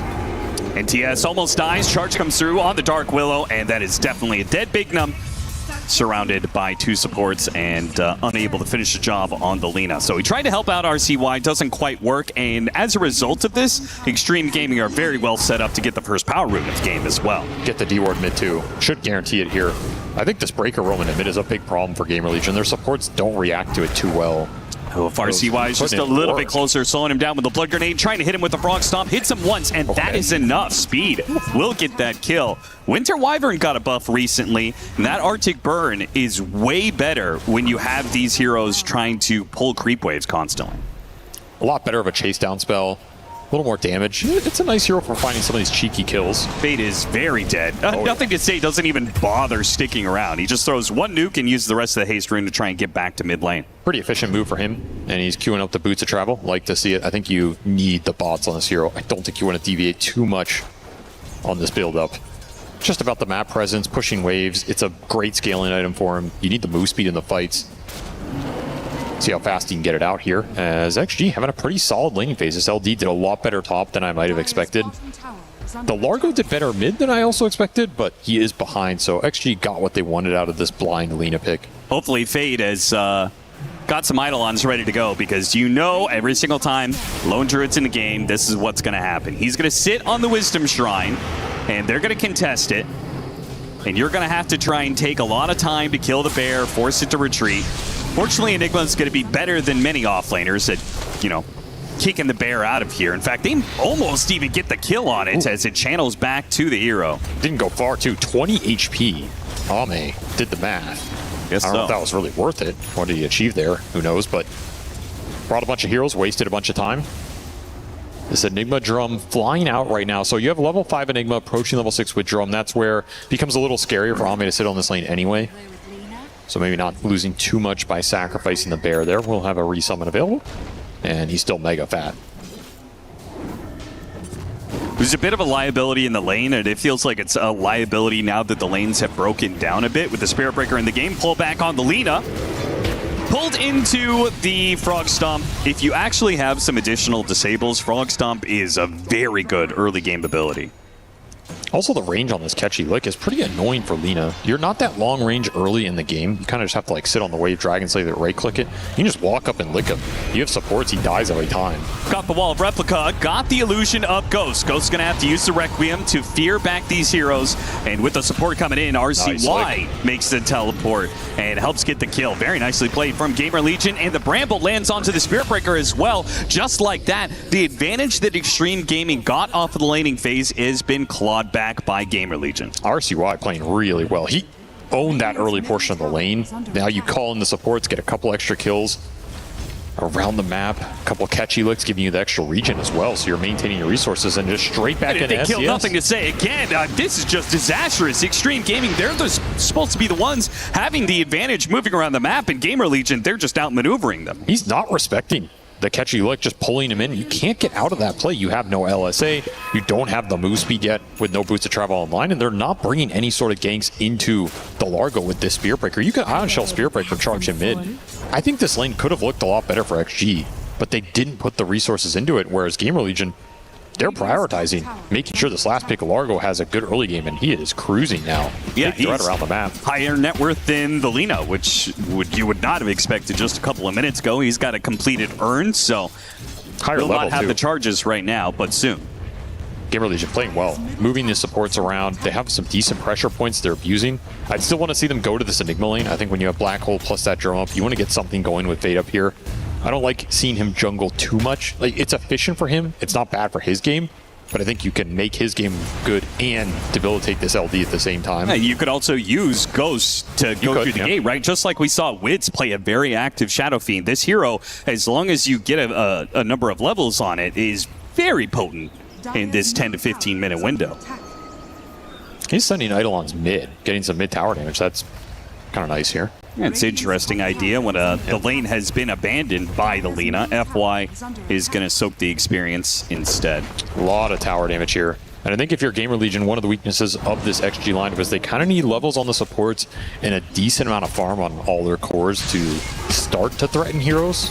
Lina can be pretty slow in terms of the item buildup. You need to get to that first fighting item after the Boots of Travel to really have a presence in the game, which means you're waiting for LD, you're waiting for Lina. You can't really just play around Darkseer's net worth. It's not that relevant. So you either need high levels on the breaker or you need to just power through this early game period to get to your first set of fighting items. That's a big window for Gamer Legion to do whatever they want. I mean, you can go try and hunt NTS some more. You can hunt the LD top if you want to gate through with the SF. You can just push all the waves in and start taking tier 1s. I wouldn't mind that either. I'm going to smoke RCY with another power rune. Looks like it's going to run into the Spirit Breaker here. Not ideal. If FY can get out of the Frog Stomp, he can complete a charge here. Charges onto the Winter Wyvern, doesn't go far, and will ultimately die. Speed on a killing spree. He's gotten a number of these last hits now. 3-0-3 Wyvern to start this game. Cruising. There's some earn charges for RCY. Still has that Arcane Rune running, and they're going to start to pressure some towers. I think you have a decent shot to take all 3 tier 1s in this game before the 50-minute mark if you make some nice moves. Ghost gets the last hit. And as a result, he is 500 net worth up on Ame's Lone Druid. Nice ward find, too. Man, double D-ward off of 1 sentry? What was that? Why did they have it double warded like that in the first place? Trying to overprotect potential stack building here? Well, they're not going to have any stacks. It's just a double ancient stack that will be claimed by the SF. And this game is just flowing really smoothly for Gamer Legion. I don't think we've seen XG really pressure their idea at all. It's been very passive. Sometimes that can work out with the LD if you're not giving up too much. You know, it's okay to have a passive early game and wait till his hero kicks in. Dire's middle tower is under attack. There's another tower going down. Oh, man. Fate got the Ash Legion shield as well. So his Eidolons, not only they buffed up from the drums, but you also have this extra physical block, so they're super tanky. Not nice for sure. And he's going to go for a fast blink dagger. Do you like this idea? Like, it feels like this is a game, in order to get good black holes off, he's going to need both BKB and probably a Linken's. I assume Spirit Breaker is going to hold his ultimate most of the time. I don't know if he needs too much here. I think if he just goes in and aggressively black holes 2 or 3 heroes, even if the black hole does not last the entire duration, it can set up other AoE. They have Terrorize, they have a Wyvern Curse, they have Frog Stomp that can go out, and then you just have this SF who might go blink at some point and can blink Requiem on top of any of this. Sure. That 1 second black hole might be enough to set up all the AoE chains done and just win the fight anyway. I think blink does threaten XG a lot here. It's also just a nice item on the hero.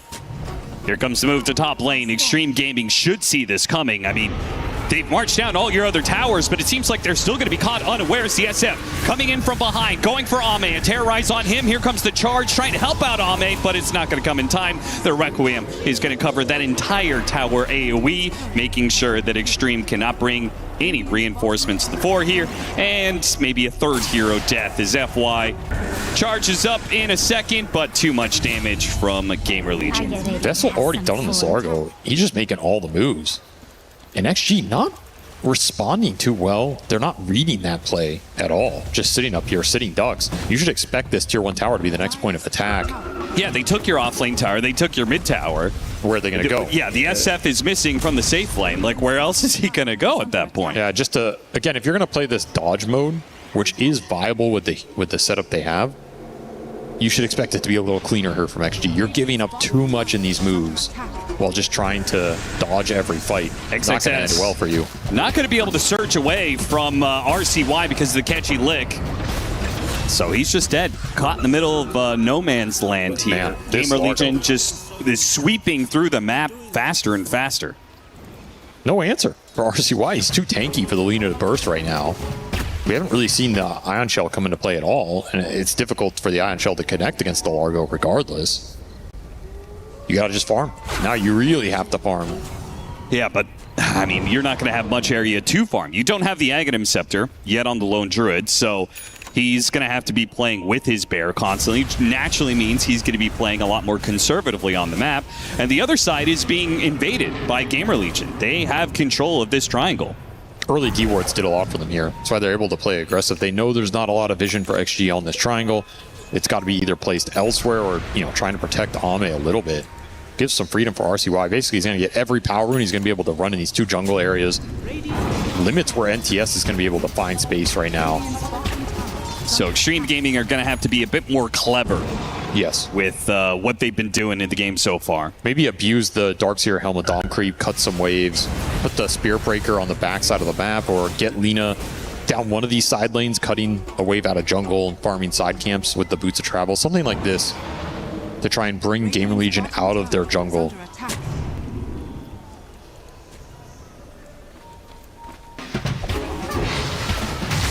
Man, just fearlessly, pushing into the mid-tier 2, no problems whatsoever. They're trying to set up a move at bottom right now, which I do think is a pretty cool idea, but unfortunately it does seem like Ghost has made the read of this situation. He thinks they're going to attack this lane. They brought Fade in early to counterplay this with a black hole. Yep. But XG, they're not doing anything. There is no attack. Yeah, they were kind of hovering around with the two supports. XXS was pushing in the lane, but he called it quits. He said, nope, I'm not going that deep. And honestly, this is where you might just think about start swinging at some tier 2s here.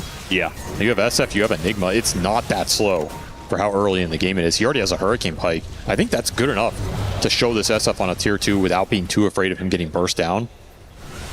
Yeah, I don't mind this. It's not necessarily efficient, but you're going to get some information out of it. You're going to put a lot of pressure on XG's side of the map. And again, you can play this tempo against the LD. You know Ame is not going to come to any sort of engagement right now. He's just food. Yeah, it's not the fastest tower push, but if you're doing it in 2 different lanes at once, really not that bad. Extreme Gaming is getting the top side of the map right now, pushing in top and farming some of those neutrals.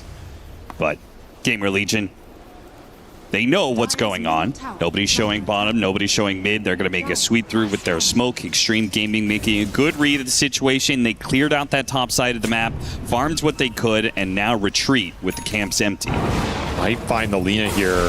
Start off with the Malefice, got him on the Bramble, turns around with the LSA, but not enough to stop the damage. Rolling in for Gamer Legion, and any one of these core pickoffs could turn into a Roshan as well.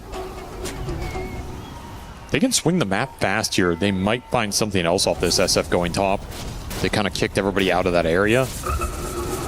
See how bold. Do they want to run up triangle? I think you could. You're super strong right now.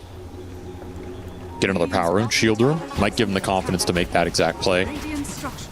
You are kind of losing bottom to this Dom creep from XXS. Yeah, it would be a significant boon for Extreme Gaming to take that real estate. Would open up a decent part of the map for them, chasing away Fade, so he's not going to get there, but Ame is going to lose his bear. In the mid lane, teleport coming in, trying to help out Fade. Fade trying to get off a black hole here, but the Chain Frost is going to be the death of him. He doesn't even bother using it here. RCY will pick somebody off here. Oh, Neutral's interfering there for a second. More teleports coming in. It's going to be Big Bad Ghost. 4 staffs up to the high ground, throws a couple of shots at XXS. Not quite enough. Frog Stomp will stop FY from being able to teleport away, and Xnova got run down by the other 2. So in the end, it is a 2-for-1. It's the 2 supports dying. Extreme Gaming got to be happy with that exchange. I mean, that's some space. Yeah, that is all space for the Bear and for the Lina to soak up the map right now. We're not seeing this lead grow for Gamer Legion. They have not been able to squeeze these rats out of the side lanes. Maybe overcommitting around these mid pushes a little too much. The SF is still benefiting a lot. He's kind of the guy who's been able to play alone, just soak up a lot of these lanes solo. Very high level, very high CS count for Ghost right now. But that's a rough death for the Enigma. And when you go this Blink build, it's not a farming item, right? It's not Midas, it's not Octarine, it's nothing greedy. That's totally fine. But it does mean you want to be finding some action. Little poke. And it's only going to get worse. The Aghanim Scepter almost being done for Ame. That's when his game begins. Yeah, it's incredible. Like, this Aghanim Scepter is so transformative on the hero. That's one way to put it. What's another way to put it? It's really broken and will be changed eventually. Oh, yeah. Oh, yeah. But in the meantime, yeah, enjoy it while you can. It should be banned unless you got a game plan. And the Gamer Legion thought they had a game plan. Good play from Ame bailing out his support there. So is Eidolon's rather spooky with the shard from the Malefice. The extra Eidolons he gets off of that Malefice. They're getting a number of Helmadam kills, that's for sure. Definitely got to start thinking about Tormentor Roshan here with how strong your Shadow Fiend is. He also went early Shadow Blade, aiming for the Silver Edge. I like this. Creates a little more threat from Ghost around this map. Try and secure some net worth advantage as XG are just ratting out the 2 sides. Using that Shadow Blade to secure Wisdom Shrine and another Helmadam creep. It's adding up, for sure. The experience difference is not as large as I would have expected. Sometimes in these games, the net worth stays even, but you can build a level lead because you're farming more of the lanes. XG have done a pretty decent job maintaining that. Ghost, he wants something out of this Shadow Blade so badly. Had it hit it, I mean, he made the play bottom, now trying to make the play top, but at some point in time, he's going to show on a wave. They're going to know about the Shadow Blade pickup, and it's going to be harder to find that opening. There is objectives to be taken. Roshan and Tormentor, both available. Imagine Gamer Legion will make a play for both in the next 5. Definitely got to do them as fast as you can here. Accelerate the game. You have a gem on RCY as well. Was bought pretty early here, so your group up is strong. This is where the lineup will shine. Taking these 5-man fights around objectives, forcing XG to choose how much they want to give up in these time periods. Thankfully, went to the Dark Willow, which I would say is the better of the 2 shards. I mean, how bad is the Winter Wyvern shard now? If you're not playing Gyrocopter, how bad is it? It's not great, though. In this game, it's kind of nice for the SF. I mean, how often is he actually going to be using that golden race? It's a very weak shard on average.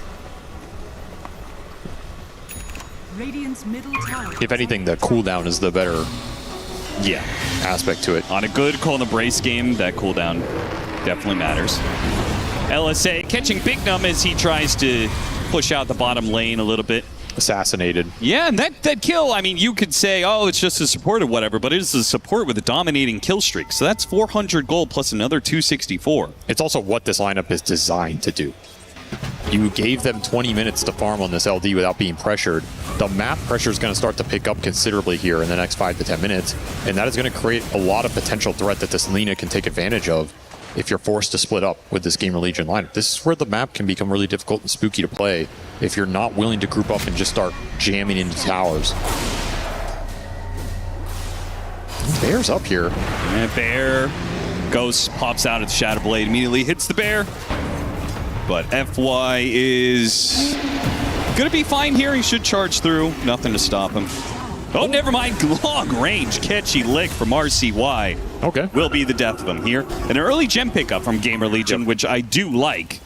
They got to solve some of their map issues. The Bear is already done. The Bear's got the Aghanim Scepter. You can't stop that. But if you can at least kill some of the vision, maybe that can give you more map control than Extreme Gaming have. Because I feel like it's a vicious cycle, right? The more the Lone Druid pushes onto your side of the map, the better the Boots of Travels is for the Lina. More opportunities for pickoffs that she's going to get. 100%. You want to clear out the deep vision. The wards on the lanes that can scout where you're moving and let NTS set up some sort of kill. Be a quick Roshan here. Give it to Ghost. This smoke play? Trying to get some deep vision down? Yeah. I don't mind this. This is a cool idea. Looking at the Bear top, do get some DPS on him, so yeah, they should kill him here. That is a dead panda. Okay, so the Bear is in full wrap mode, but is that really a problem for Gamer Legion? The SF can still kill the Bear very easily for probably, what, the next 15, 20 minutes? For a while, honestly. Yeah. It's not a direct threat to their lineup, it's just a question of how much gold is he extracting. Because he will outfarm you. This stupid Axe Bear outfarms everything in the game. Citrus Gaze, quick little kill on Big Num. These are the real issues, right? If this type of thing keeps happening, this game is going to slow down for Gamer Legion a lot. And you're going to see the 2 cores that are at the bottom, the Enigma and the Largo, they're going to fall behind. Because these 3 cores from XG, they're about to hit their farming prime right now. Like this 25-30 minutes is where they just become farming machines. It's a triple lawnmower across the map, gobbling everything up at an insane rate. You're not going to outfarm this. You're going to see this net worth lead grow for XG, and they're going to scale like beasts. They're going to scale in a pretty nice way where, you know, Lina has a great matchup against Enigma too. If you're fading this game, yeah, you might get a black hole off on like Bear +1, Bear +2, whatever. If Lina's not in that, he just chunks you. Yeah. So I'm going to assume that means you don't like Gamer Legion for the late game. You've got the SF answer with the Darkseer. You've got the Enigma answer with the Lina. It's murky. They do have a lot of scale in their lineup in terms of the 5v5 team fight. But I think if XG get all 3 of their cores farmed, they can take the fights in a way where you're not going to land this big AoE Wombo combo. right? There's too many angles of attack, too many assassination opportunities. So it's Lena with Ags coming from some tree line. If you try and respond to that, suddenly you get vacuumed. There's a charge through. The bear's hitting someone else on the backside. It's not going to be there's 3 heroes, I black hole them all and the fight's over. If XG just run into you head on, yeah, you'll wipe them. But I don't expect them to take that kind of approach. So if you're in the comms with Gamer Legion right now, are you saying, like, guys, we need to hit high ground with this Aegis? Like, this is a game where we need to end the game within 2 Roshans? I'd be pretty tempted to try and go high ground right now. I don't know how easy it is, considering how farmed XG are, given the state of the game right now. But again, I think your ideas against LD are either to tempo him in the 25 to 30 minute period, or to be able to scale against him with some overwhelming matchups. You have some pieces of the overwhelming matchup. The Wyvern's great. The Enigma can be good. The SF can be good, but it's not convincing enough given the other 2 cores that XG have. So I don't think you want this game to go. Oh, this is rough. Ghost is going to be in a really bad spot here. They scrambled back in order to try and stop the bear from ratting out the tier 2, and that left their Aegis hero entirely stranded. He is dead twice. A big misplay here. And these are not the misplays you can afford, and this is the problem. Like, how are you advancing your win condition? XG are advancing theirs. It doesn't seem like anything's happening, but they're getting to a point in this game where the map is going to become incredibly difficult to play. And you make a little misstep, it turns into a big deal. Well, there goes the idea of hitting high ground with the Aegis. That's now gone. That's gone. So you may have to start planning for late game if you're a Gamer Legion. I think you do. I think you have to Even if you scale. don't feel you're favored, you're going to have to believe that you're favored. Fade. Big issues with this bear now. Here comes the charge, the pickoffs. They're just going to start amping up like this. Oh boy. They got to stop the bleeding, and they got to stop it fast. Otherwise, Gamer Legion's just going to be run around the map constantly.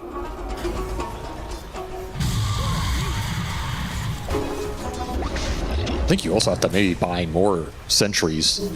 Like, you need more sentry obs to scout the bear. Yeah, you have gem, but the gem is not great at scouting where this bear is moving. Yeah, no, Largo isn't the person setting up, guys, I'm ready to gank the bear, right? What is going on here? Little support battle. FY does need to get out of here, though. The SF is teleporting in. It's a Silver Edge done for the Lone Druid, so that bear popping out with that invisibility is even more deadly. They're slowed down to a crawl. Well, you have to scale now if you're Gamer Legion. Yep. You are not ending this game anytime soon. We're pretty much guaranteed to be in for a game that's going to stretch at least another 20 minutes. XG feel very comfortable right now. Nice blink away from XXS.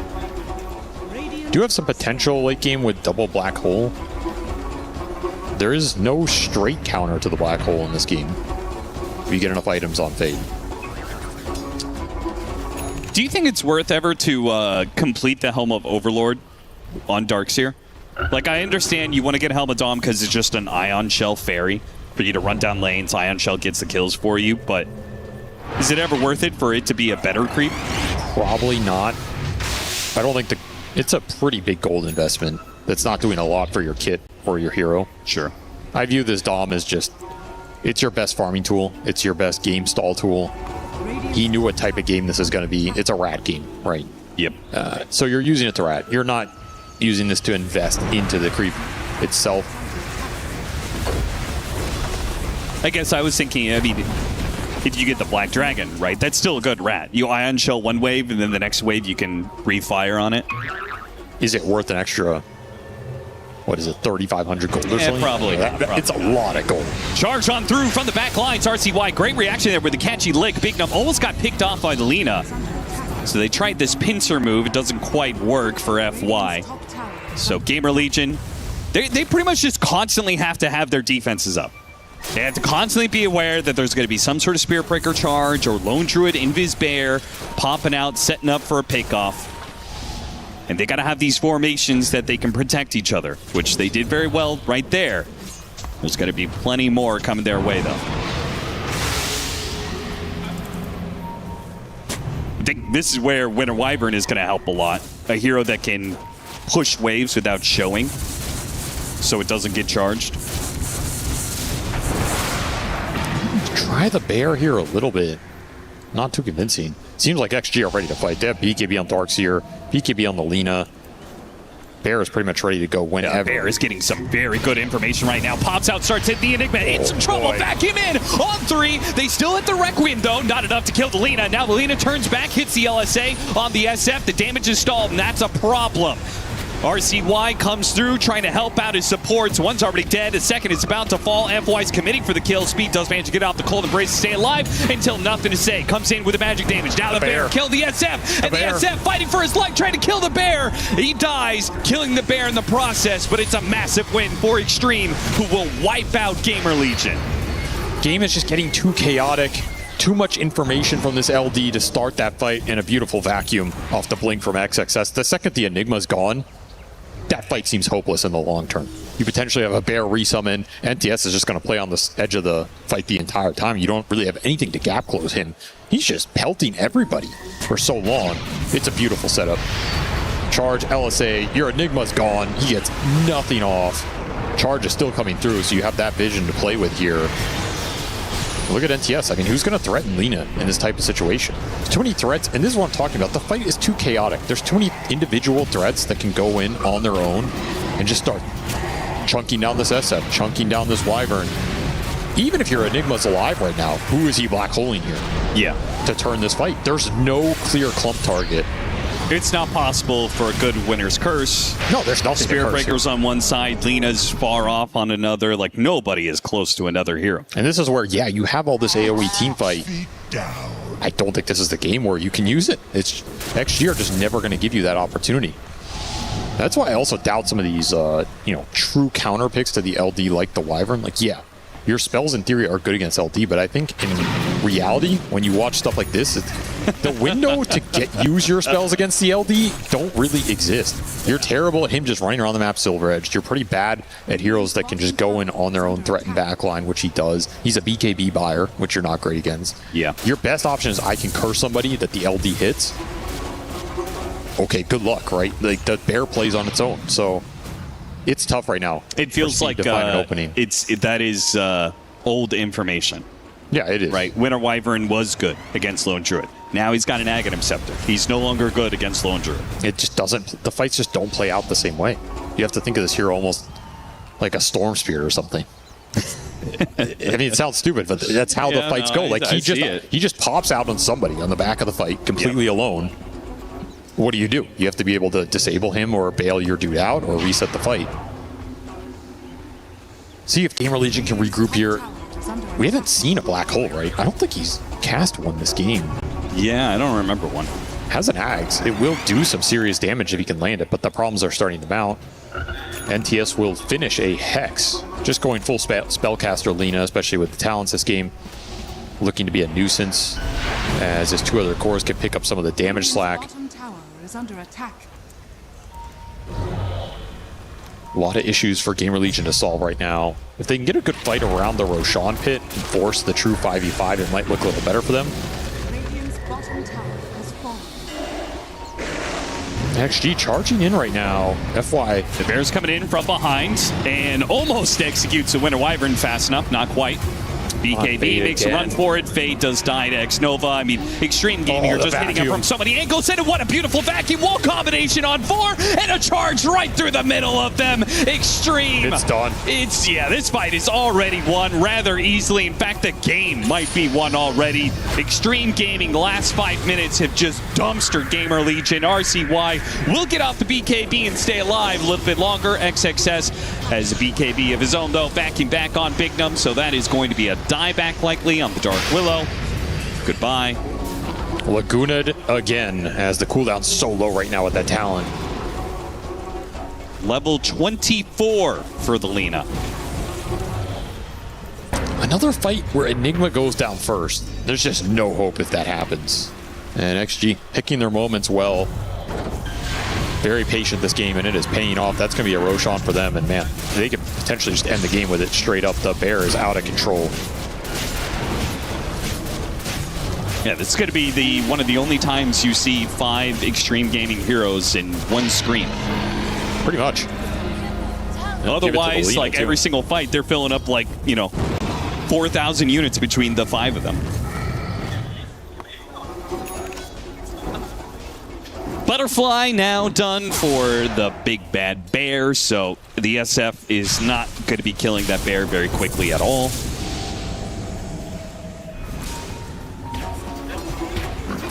FY might get picked off here or there, like here, but he has BKB. They're going to have to black hole to stop it. He does not want to use it.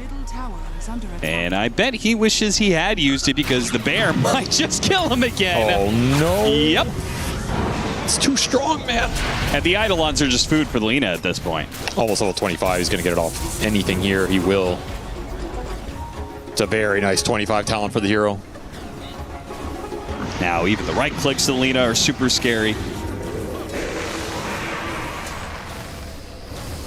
That is the disgusting part about this hero. When you get to the late game, you get the really high levels, you can easily transition Lena into some more physical or right-click damage if you want to, if you need it. Yeah, Kayayasha is a natural item for the hero anyway. Then the intelligence you get off of the other items. She's hitting for 220 damage, right? You put a Parasma in here, it amps up all your magical. The Witchblade hits going in are super nice because her like fly animation, I don't know what you want to call it, the projectile animation, I guess, is kind of garbage. She does a lot of right-click damage. And she gets really tanky. Your magic resist is super high on this hero. She is deceptively hard to bring down. You don't think the extra second on slow burn is worth it? No. You're looking to maximize your late game DPS, and the slow burn in the late game becomes worse and worse, whereas your right clicks become better and better and more reliable. I think this is a 100% take talent. That's crazy because, like, I would imagine, like, theoretically, the slow burn is better now, right? And it gets worse later. So you would think it would be the 25 talent, the other one would be the 30 talent. When you're 6 slotted and you have better damage. So it says a lot that you're not even willing to take it. I just think slow burn damage can be mitigated, whereas right click damage, like, you can't debuff the right click damage. Yeah. Bear, once again, okay, yeah, maybe you hit the initiation, but the follow-up from the vacuum is just too much for Gamer Legion. They hit the cold embrace to stop the bear, curse it, but every little bit of follow-through from Extreme Gaming is just 10 times more potent than what Gamer Legion has. Just too easy for XXS. He just watches the bear go in, and if you decide to sit there and hit the bear, or even if you don't, he just blink vacuums you. The AoE on this vacuum now is just incredibly stupid. It's like the whole screen. You can't miss 3 or 4 man backs, and then the fight's just over. Like, there's no way to regroup from that if you're Gamer Legion here.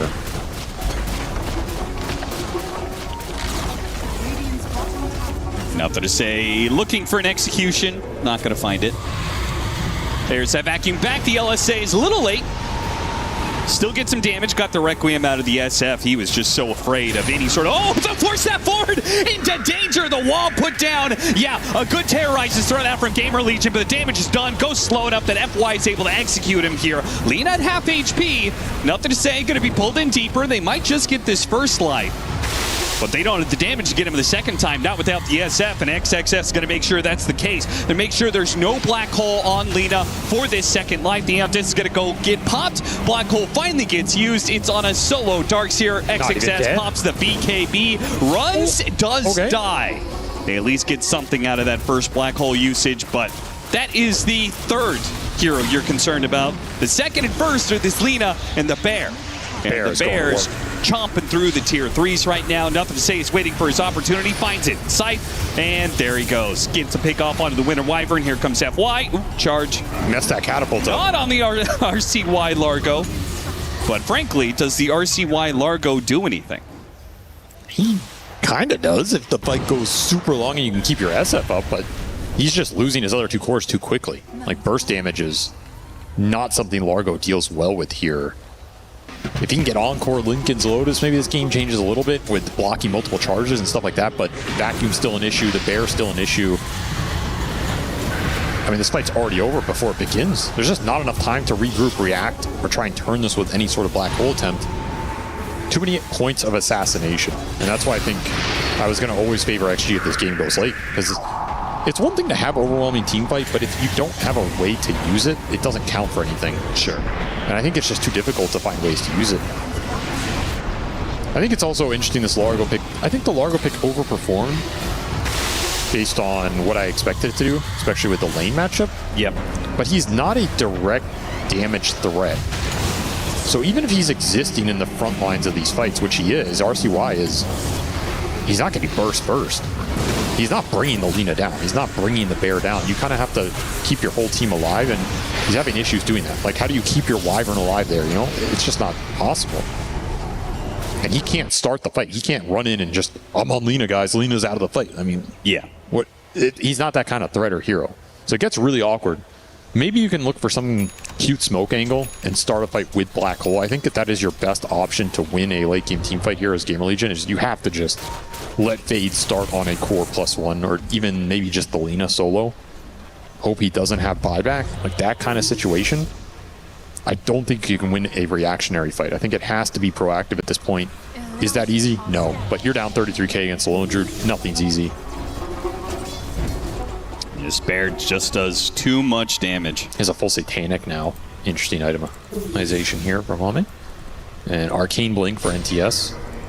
Plus that Conjurer's Catalyst. He is going to be chunking some people in these fights. Even the supports are getting their level 20 talents. Xnova has the Chain Frost on Death, which he really hasn't had to do too much in this game. A couple of Sinister Gazes. Oh, they have a charge on the SF. A beautiful vacuum into the wall. Great stuff. Winter's Curse going to help against those illusions, but Fade needs to stay alive so he can get off a black hole somewhere. He has no mana right now. Has to back out, but the SF is dead, and there goes your opportunity. 90 seconds with no SF, so even if you could hit a black hole, you wouldn't have the damage to follow it up. The second the charge is on the SF, that fight's already over. Too much control. NTS assassinates a support before the fight begins. Another great vacuum. It's just all come together with this XG lineup. So much natural synergy between these 5 heroes. Don't think you could let them get to this point. No. They're going to mow through towers without much of an issue. Gamer Legion. I mean, frankly, I don't really think there's a way back into this game. So no, I imagine they're the nature of the lineup. Discussing what they're going to do about this disgusting Lone Druid pick. Probably ban it in game 2. I think it showed they did not have the answer to it. No. Do you feel like it was more draft or play? Like, they did have an advantage. I think this draft can hit a time to win this game, but you really have to send it. Yeah, you put yourself on, like, one hell of a time. Oh, 100%. There was, like, we have to end the game in 10 minutes. Instantly canceled. Good try, but Fade gets it canceled. Again, Xnova has had a pretty free game. He's just been hanging out. Well executed. Blink Dagger. Very well executed from XG. Starting to look a little better here on day 2, and going back to one of their true classics. You know, the Ame Lone Druid, it's going to create a lot of map pressure. You have Darkseer on top of that. It's very easy to identify what Extreme Gaming's game plan was here. And they all understood it. They all itemized for it. Early Dom on the Darkseer. It's a rack game. It's a split push game. Yeah, the Lina died a bunch early, but that's not changing the timing that's coming. That didn't translate into faster objectives or more net worth advantage around the map. And I think that sometimes happens with Lina as well. Like, I think this is a hero that can sometimes just get chain ganked and fall behind, but she will always recover because her farm rate's just so fast. So what are you actually punishing out of this lineup? I think that is a lineup you had to just send. You had to get the first rush on and just send it high ground. And it's not necessarily about getting buildings there. It's you want to force XG to fight you before they're ready. And that's what you want, the team fight victory before the bear starts to control the map. That's why I think they should have sent it there. Do they win that fight? I don't know, right? They might not. But I think that's your best chance to win this game given what was happening and how bad this Lone Druid was. So maybe just not committing to the idea enough. Maybe you can say the draft needed to be altered in some ways, but if you give Lone Druid this kind of early game, this kind of freedom, 9 out of 10 times he's gonna win it. I don't know. Frankly, it just feels like, especially looking back at some of this early game that we're seeing, like Extreme Gaming, they made a lot of mistakes in the early game. This could have been cleaner for them. And so in that case, I feel like the margins for victory here for Gamer Legion with this kind of draft are just so razor thin. And you really do not want to put yourself in that position against a strong veteran team like Extreme Gaming.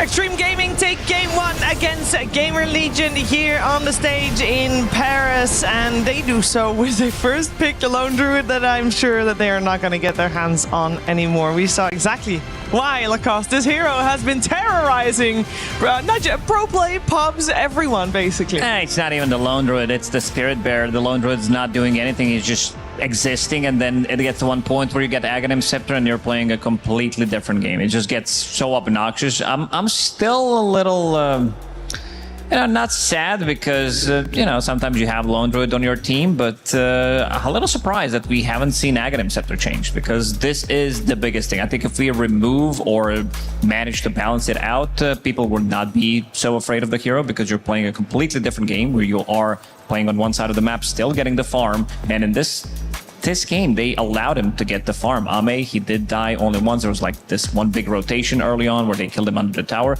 But other than that, they haven't managed to find him. And it was a battle, kind of a game where they need to group up as 5. They need to hit the right timings. And on side of XG, they're like, we're just going to farm up. We know that the late game belongs to us, knowing that there is a 4 protect 1 strategy, that all the damage needs to come out from Shadowfin. And it didn't work out for Gamer Legion. I mean, to me, main takeaways were, on Gamer Legion side, probably the Enigma pick did not work out. It didn't win its lane. It actually lost the lane pretty, I don't want to say pretty bad, because he had a game, but, it really didn't shut down the lone druid at all. I think the Largo mid worked really well. It gave them a lot of tempo in the early game. He did actually pretty okay against Nina mid, so that was a bit of a surprise.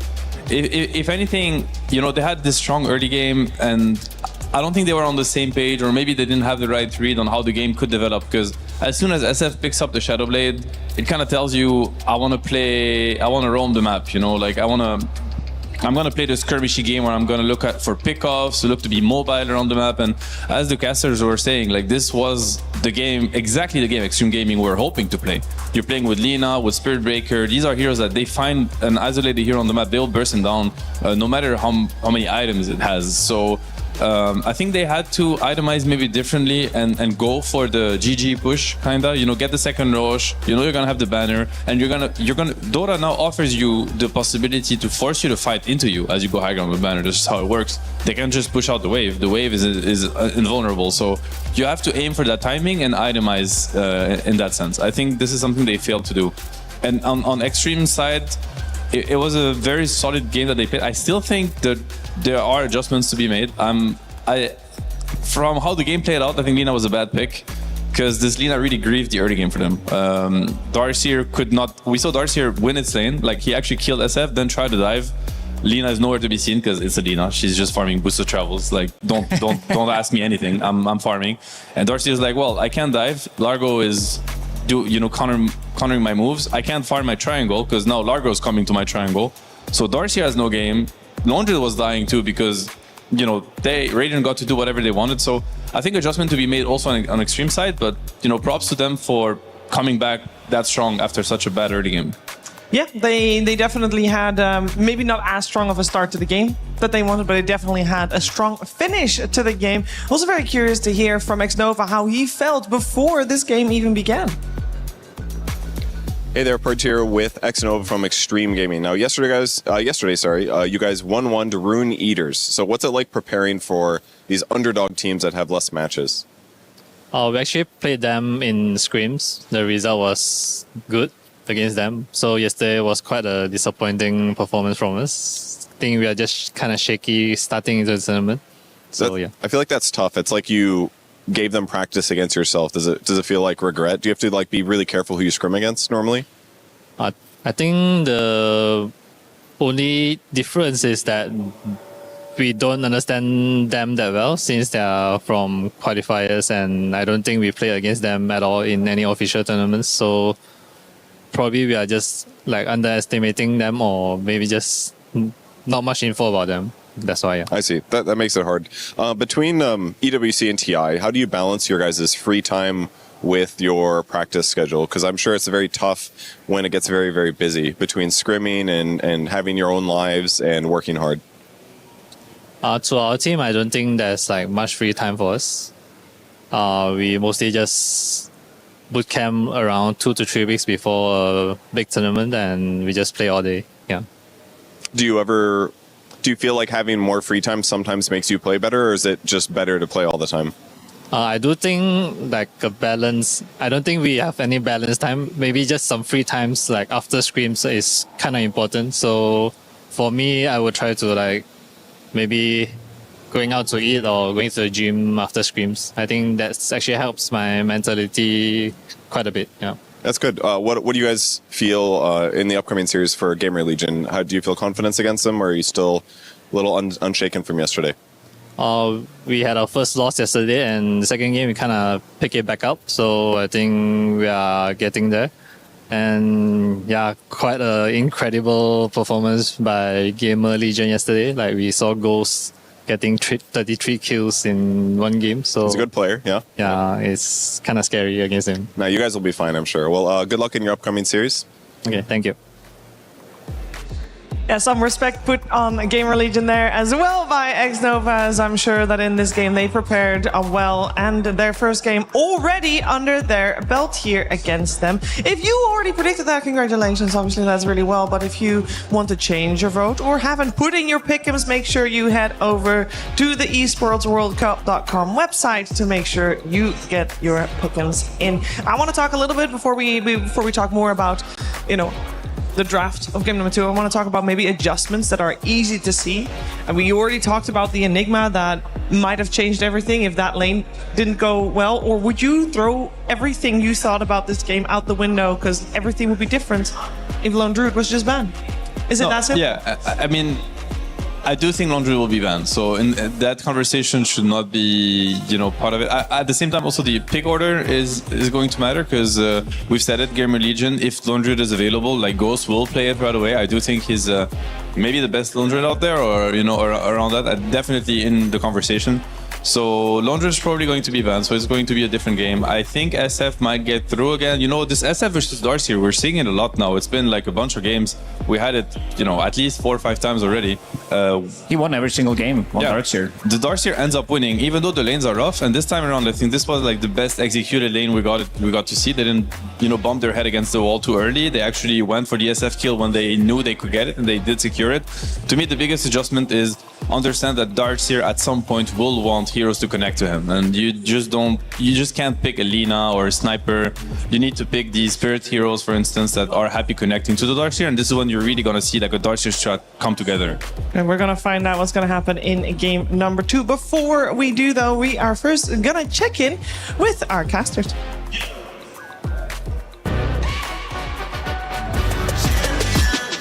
This ain't no regular thing. I came for the ring, you know what I mean. You see my name in the lights, better get right, I'm champion.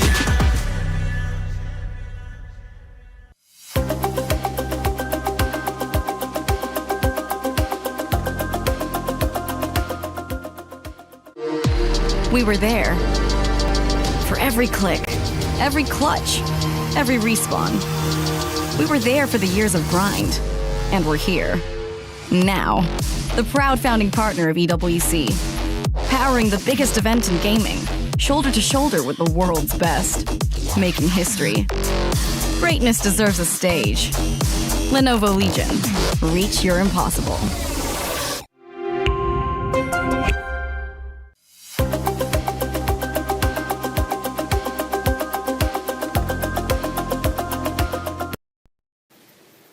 That's right, I'm Cap, and this is SVG, and we are going to be your casters for the opening series, which is going to be Gamer Legion versus Extreme Avery, North America versus China. And, well, for the last, 5 or 6 years, you would probably say that, of course, the Chinese team is the favorites here, but... What? Gamer Legion is actually looking pretty damn good lately. Excuse me? Going back to all of those famous TI duels between evil geniuses and a Chinese behemoth? Yeah, back to TI6 eHome EGA 10 years ago. 10 years ago when North America was You're great? forgetting some history, Austin. That's all I'm going to say. Because NA's coming to the series to play, and they're going to be taking home some victories. They're going to be taking home some dubs. Dub farming for North America today. That's what I expect to see. Well, I don't anticipate that to happen against Extreme Gaming, because Extreme is new and improved because they dropped their coach.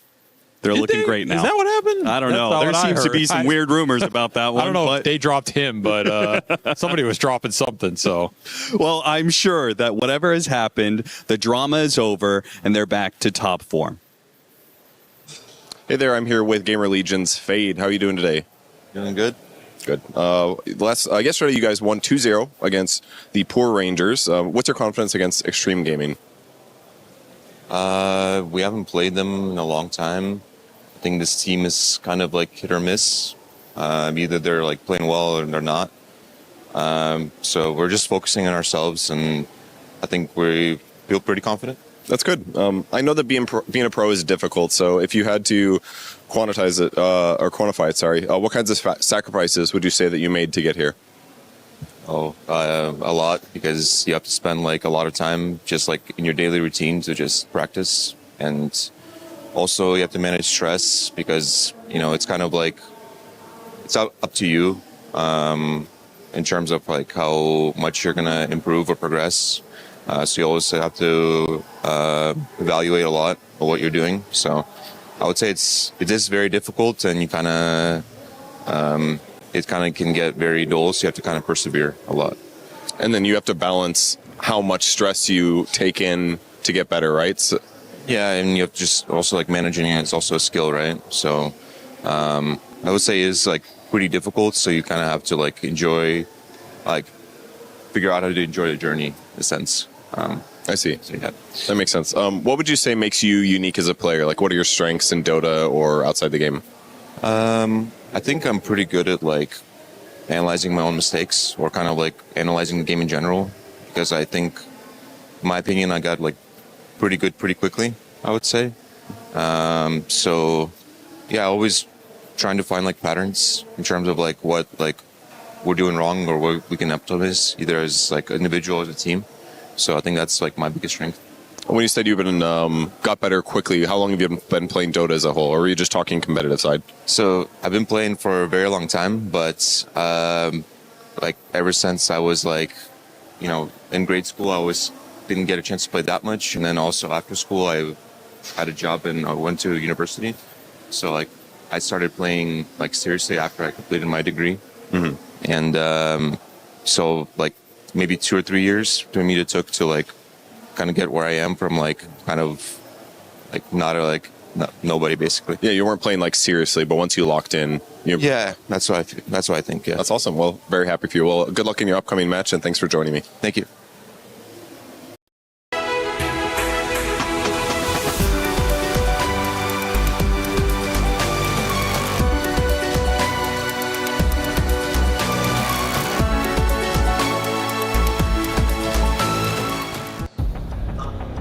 We are getting ourselves ready for game number 2 between Gamer Legion and Extreme Gaming. They're already taken place once again on the stage here in Paris. First game was taken by Extreme Gaming, but could just be all different in game number 2.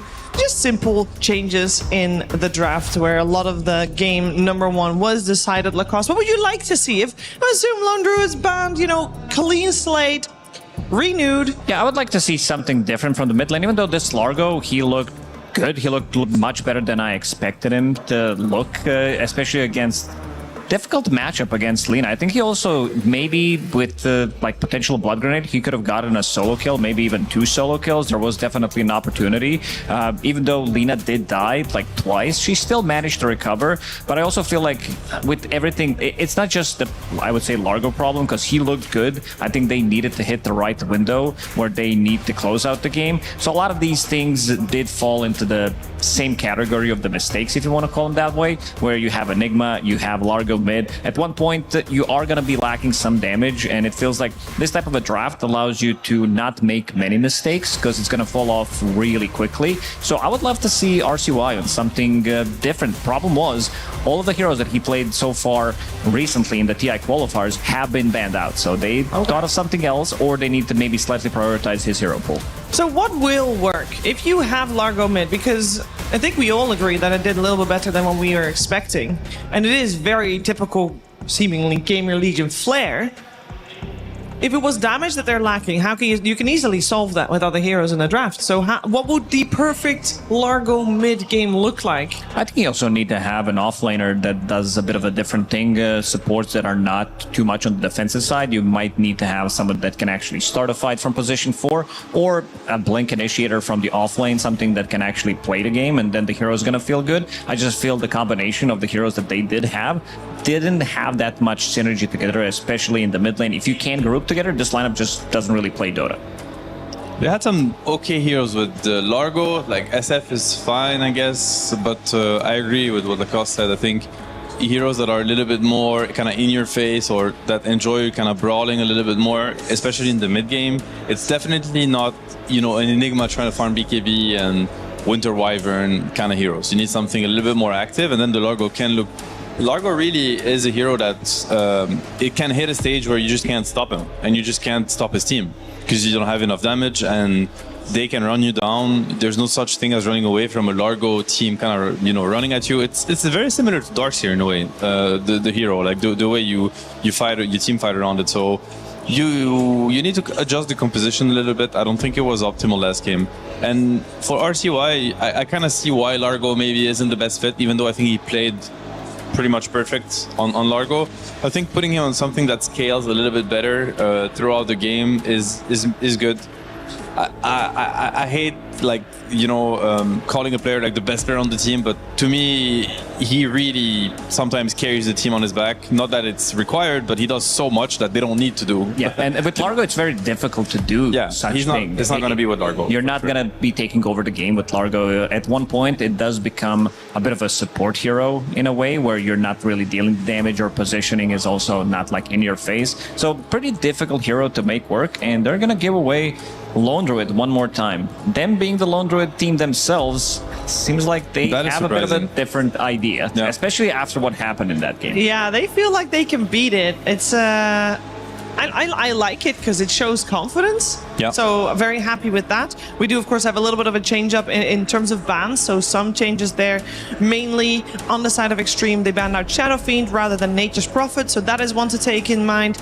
Also, Darkseer and Puck are banned, leaving Ember and Bane in the pool that were banned out by Gamer Legion in the previous game. And they answer the Lone Druid with the Underlord. Yeah, that's a classic answer. The Lone Druid, I think it's a go-to for most offlaners. Very solid. This one for sure will do its job. You know, I think Enigma was a little bit skeptical. This one works. That's 100%. Obviously, it can go wrong. Lone Druid is such a dominant laner that, you know, if you make a single mistake, you're gonna pay the hard price for it. But if they execute their lane properly, Big Nom and Fade, everything should be stable. Yeah. And Underlord was, of course, banned in the second phase by Extreme in the previous game. This time they move up the Kez, who was banned but not second phase, so now also removed from the pool. Winter Wyvern still coming out, so they do really like this against the Lone Druid. Yeah, for a good reason. I mean, it's a good hero. You can also like grab a kill, which we haven't really seen in the previous game as much. It's also good protection against pretty much anybody, even though the Mjolnir proc's still going to be dealing some damage. But I also want to see what they're going to be picking for Bignum. Okay, so they steal that Rubik. I was about to mention it, that they left it in the pool, and this is one of the hardest, if not the hardest counter against Underlord. It is like your Underlord, but better. Yes. Yeah, they had the opportunity to pick Rubik instead of Winter Wyvern and opted to go for a different thing. Usually, we don't see this. Like, Rubik is either banned or you go for the double pick. They were really quick at picking up the Dark Widow and the Necro here. I mean, Necro is a very good hero against Lone Druid, that is for sure.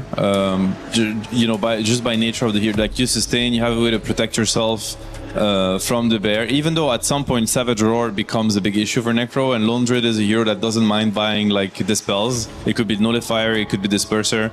And what I mean is, like, this matchup does tend to turn in the mid to late game. I think it becomes Lone Druid favored, but for a while it is heavily Necro favored. So they're taking another approach now where they're looking to push the issue rather early and try to abuse the fact that Lone Druid is a slow hero. I think most players are still buying Mjolnir and Aghanims, so you're thinking minute 20. Before minute 20, Lone Druid really just wants the game to be stable and quiet. So that gives you a lot of space to just, you know, put pressure on your opponents. It's pretty cool that Gamer Legion feel like even though they failed to kind of close it in game one, they feel confident enough that they can do it again and this time around, you know, get to the finish line essentially. I'm a big fan of this Snapfire pick. I think it ruins completely what the heroes want to do on the other side. Necrophos, it makes his game like almost unplayable up until a point where he's getting wraps, he's getting a BKB, and it's going to be very difficult, even against both of the supports. What Wyvern wants to do is use heal on someone. It's a perfect setup for Snapfire abilities, and looking for the offlane potentially, because this could also be offlane Snapfire if they want to go that route. It's not something that XXS did play recently, but I've seen good amount of teams also flexing it when it's necessary. I also feel like if they are looking for potentially the other offlaner, Night Stalker, it's not going to win the lane against Necrophos, but it does the very good job against both the supports and Necrophos later down the line. So I think like the issue that they might run into is with Rubik, I think you kind of have to give up on your offlane. I think there's no such thing as beating a Necro. Honestly, what can do Necro Wyvern anyway? Like they have so much sustain. Like you'd need 4 heroes basically to try to stop them from contesting the creep waves. So I think they're going to look at an approach of not really laning there and having Rubik, you know, either stack or pressure other lanes. So I'd love to see XXS on a hero that can fall back to the jungle, because I think that's what it's going to be required in this game. And as you said, the snap pick is amazing. It really will buy time for the lone druid. Snap mid.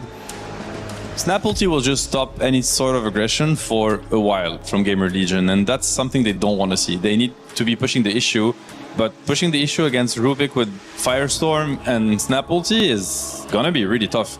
On top of that, you have to think of how do they take down towers. Like the problem with Necro is he might be a very dominant carry. He doesn't bring any sort of objective taking ability, and you want to take towers against like Rubik pushing out the wave and Frost Shield on the tower with Necro Underlord.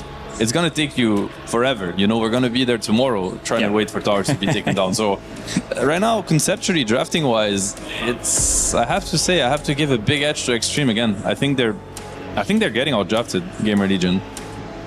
Seems like they have an idea. Also, a lot of their damage, or pretty much all of their damage, is magical, which is solved by the offlaner. A lot of the times we are seeing, if it's a good game for it, that offlaners are picking up a second, sometimes even third item pipe if it's a really good game for it. And this is Necrophos with Radiance. All of the spell damage that they have is going to be magical. So potentially something to think about if they want to be going that route.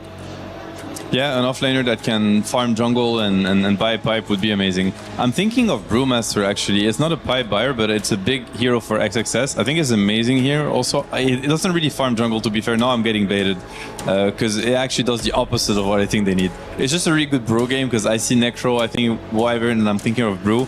But the lane might be horrible. Let's see what they go for. If they pick for the game, or if they just put enough respect on the Necro Wyvern lane, which honestly is probably the way to go about it, because they should be happy with what they have already. You just want to make sure that the game doesn't collapse in the first like 5 to 10 minutes.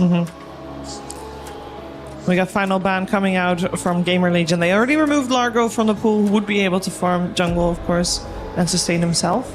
Yeah, Largo would have been a good option. Also would have given them a dispel against Necro, so very useful. Also a save from the Underlord pit, because they have a lot of like keep you in position spells. You know, Bramble Maze, Winter's Curse, Underlord Pit might get an Aghanims. Once you're, you know, in the middle of their spells, it's going to be hard to get out of there. I think again they need a playmaker from the mid lane. Something like there's one obvious one, which is Storm Spirit, if they want to be going that route. Just to have somebody to play the game, try to set things up while your Necro is farming, while your Underlord is farming. Again, I think I'm seeing the same bit of a problem that they're having with the lineup, where the lineup needs to go together. This is not a ganking lineup by any means. You have Underlord and Necrophos. I think you can maybe throw in Crystal Maiden, and you have the most sluggish lineup in the history. Some Viper, but very difficult to make moves. Especially with these supports like Underlord Necro and Winter Wyvern, I feel like he's kind of like on the same train. I mean, Willow is a little bit different, but still, it's not really a hero that will set up as until he gets like Yule Scepter and items like that. I agree, they need a playmaking hero mid. The only issue is there's a Snapfire mid, and we've seen yesterday what it can do to certain matchups. Like we saw typically. Oh, wait a minute. So this could be a Snapfire position 3. It's 3 Snap, I think, and Nature's Prophet going mid. Okay. I think it's the right way to approach some of these stronger lanes. We were seeing it yesterday when people couldn't really lane, so they were picking up Viper, ranged offlaners. We saw it in the previous one, picking up Enigma. I think that's a good approach, knowing that you need to get something out of the lane, because some of these lanes are almost unlaneable. You're playing against Viper Necro, you're not killing the heroes, and if you pick a melee offlaner, you're gonna get constantly harassed. That's a pretty good pick, the Kunkka. I think I like it a lot. It's a decent matchup against Prophet. I think it's pretty rough against Snap mid, but this most likely is a Prophet mid.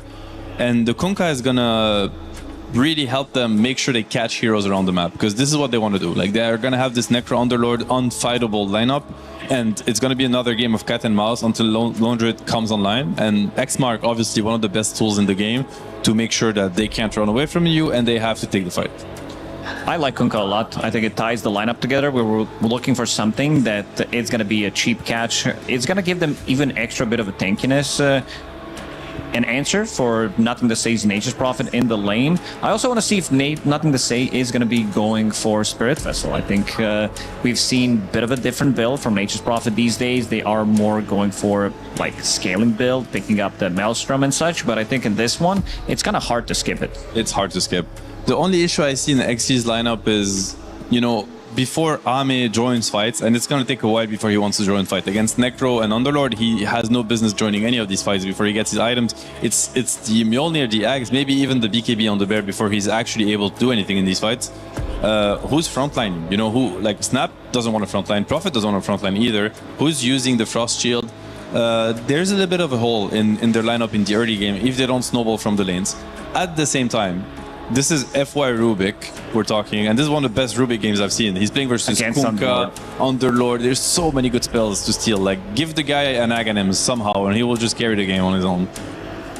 Not going to be easy to push the high ground. They have no tower damage whatsoever, so the game might go longer again, but I kind of believe in Gamer Legion in this one, Shiver. I feel like they fixed some of the issues that they did have, and also seeing that the adjustments that they did make in the second game, I'm kind of digging it.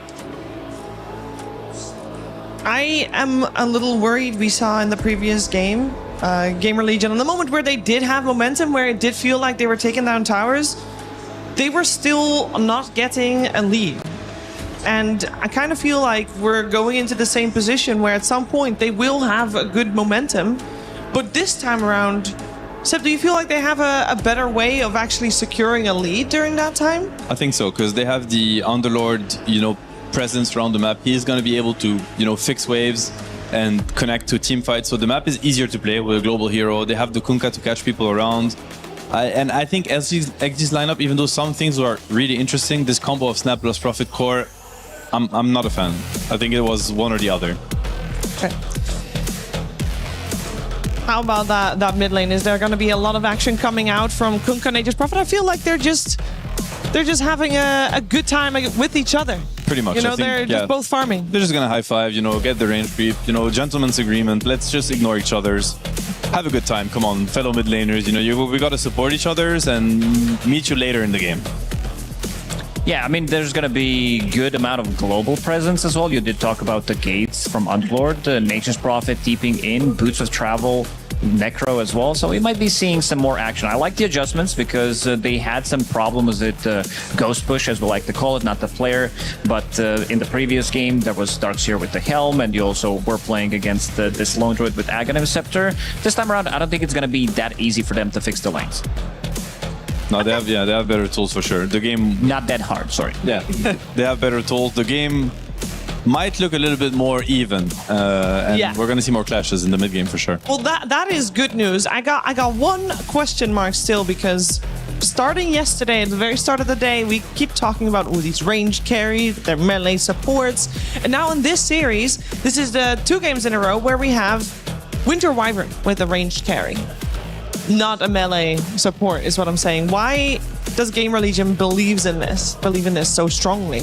I mean, it's a really good hero versus Lone Druid. Even though you don't get the value of the Winter Scourge, like the bear killing the hero, as mentioned by the casters, that's not going to happen anymore. But you have, HP percentage, and you have the save with the Cold Embrace. It's just an answer for the bear. We're going to find out how it plays out together with Cap and SPG.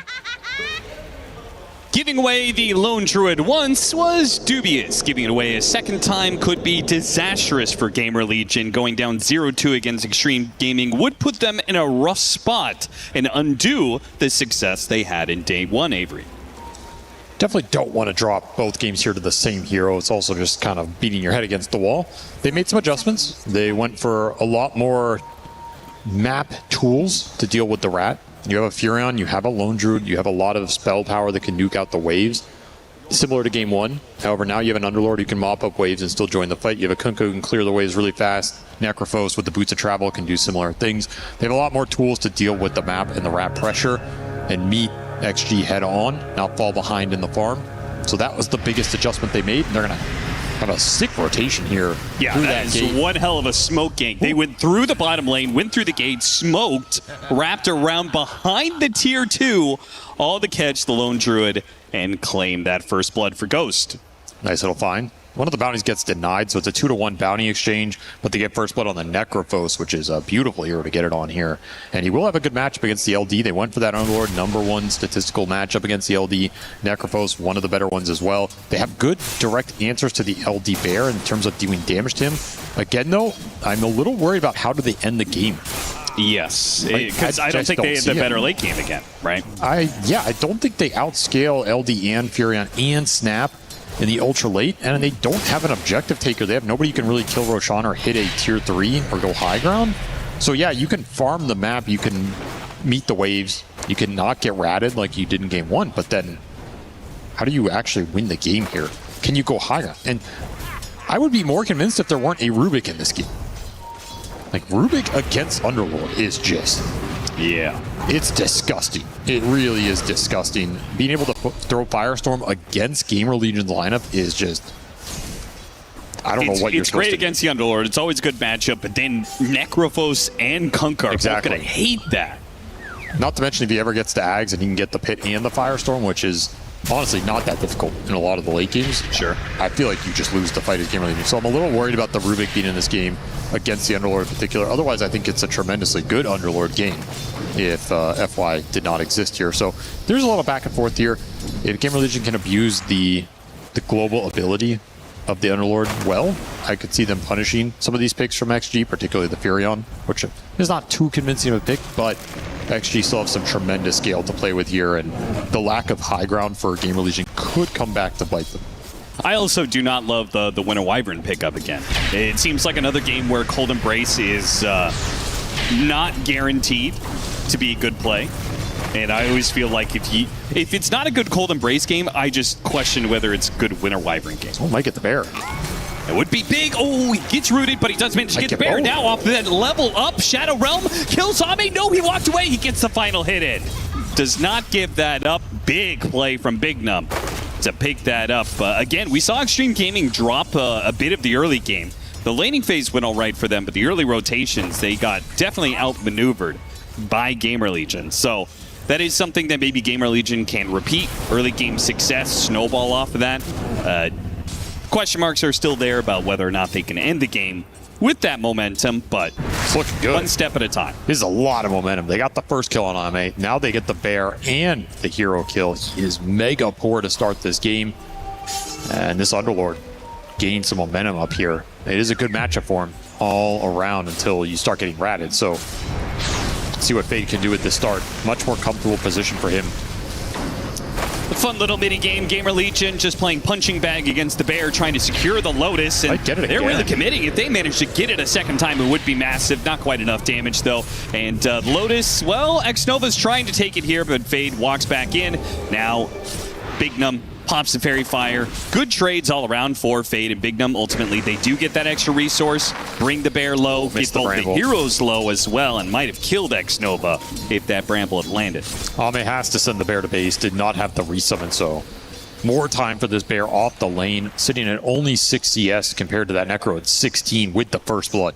So the carry-to-carry disparity is going to be quite significant here You also have an RCY Kunkka that's going to win mid.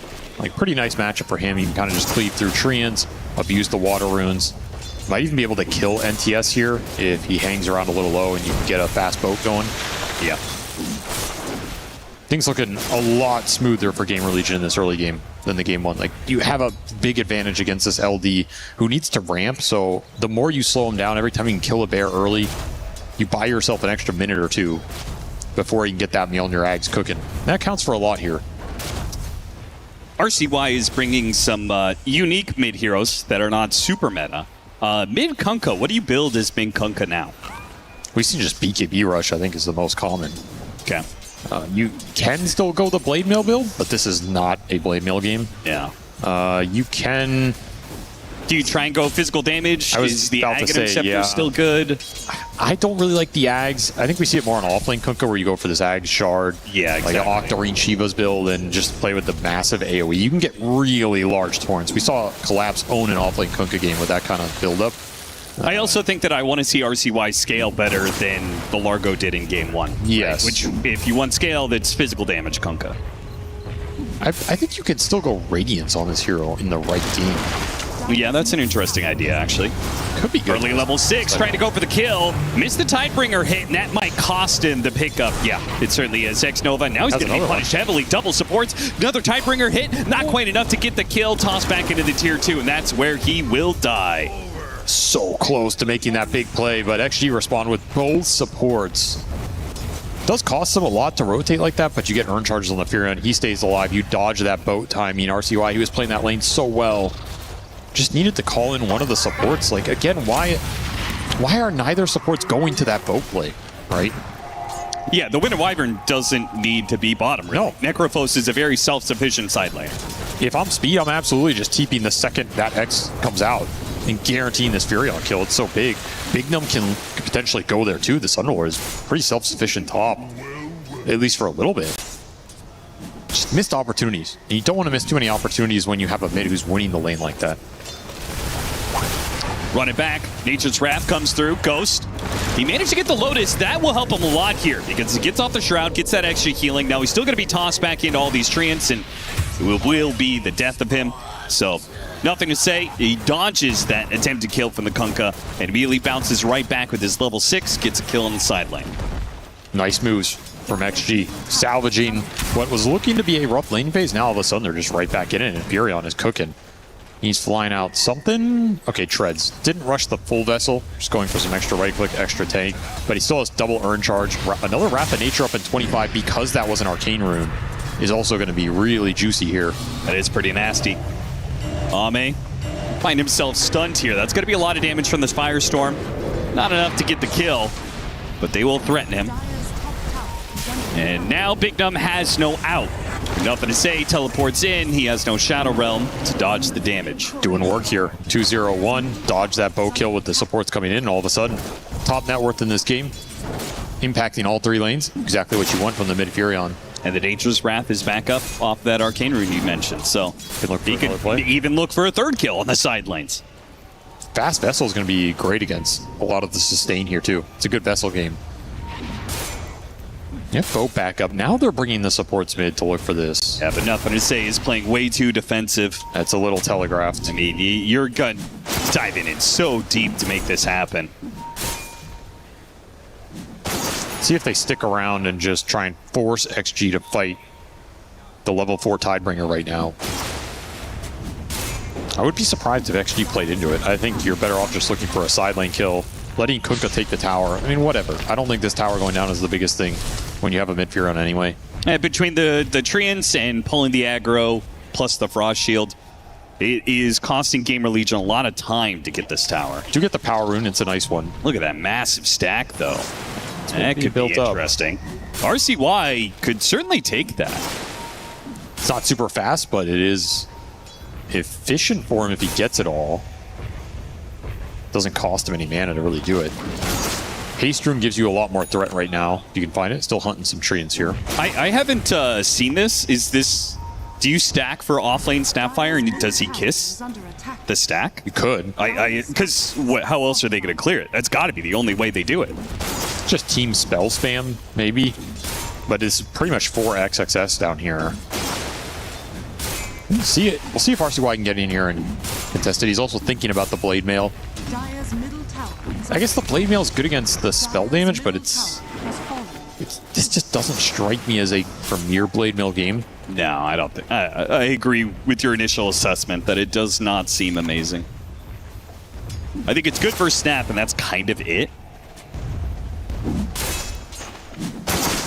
I'm not sure what else you're really supposed to go other than some meme Radiance build, or like, you can't really buy Vessel on this hero. You can rush Silver Edge.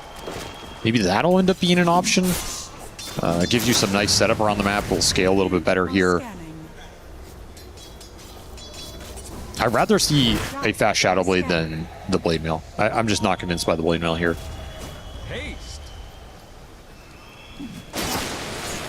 Gamer Legion back to a 2,000 net worth lead after their little slip up against Nature's Prophet, and they're still hanging around this ancient area. All right, he's going to try and steal it. They're going to try and steal this. It's going to take a while with just Tidebringer hits. See if he commits Boat to help with it. Nature's Wrath is going to come through. Bramble goes out trying to catch FY. FY managed to maneuver on through all that. Speed puts himself on the high ground. Call the brace as the damage is coming through. Nothing to say. Shows up in the back lines here. Chain Frost. Oh, that's going to be a beauty. It's going to bounce back between RC White. Now hits Ghost. Ghost in some trouble here. Has to pop the Ghost Shroud. Get some heals off. Kisses. Finish off the Underlord while the Snapfire does finally die. Bear on bear violence happening here, but that is not going to be enough. RC White trying to finish off with the Tidebringer hit. It's not enough. Thanks to the transformation, he stays alive. Both the bear and the hero. Big Num is out of damage and he's out of hope. No TP away. It gets stopped by the Sinister Gaze, and Extreme Gaming will get 4 for the 2 of them. That is just amazing for Extreme. And that's why we see very few teams trying to test these stacks, because the way you can converge around these 2 tier 2s, you have the vision, you have the outpost. It's so hard to take that fight as the aggressor, even with the Underlord coming in. It's just, where's the damage going to come from? And Furion, damage leader in that fight. Wrath of Nature bounced through everything there. Just pretty nasty. The angles are really awkward. The Chain Frost was really good here from Xnova. The fact you have that available for this fight makes all the difference. You lost some bounces at the end onto the Ancient stack, but you pretty much got max value here. Yeah. And the biggest thing, I think, is the Necro never gets an ult off. Like, he's not confident enough to stick in there against the NTS Furion to be able to Reaper the Bear or anything here. That fight could look a lot different. So you're just taking it 4v5.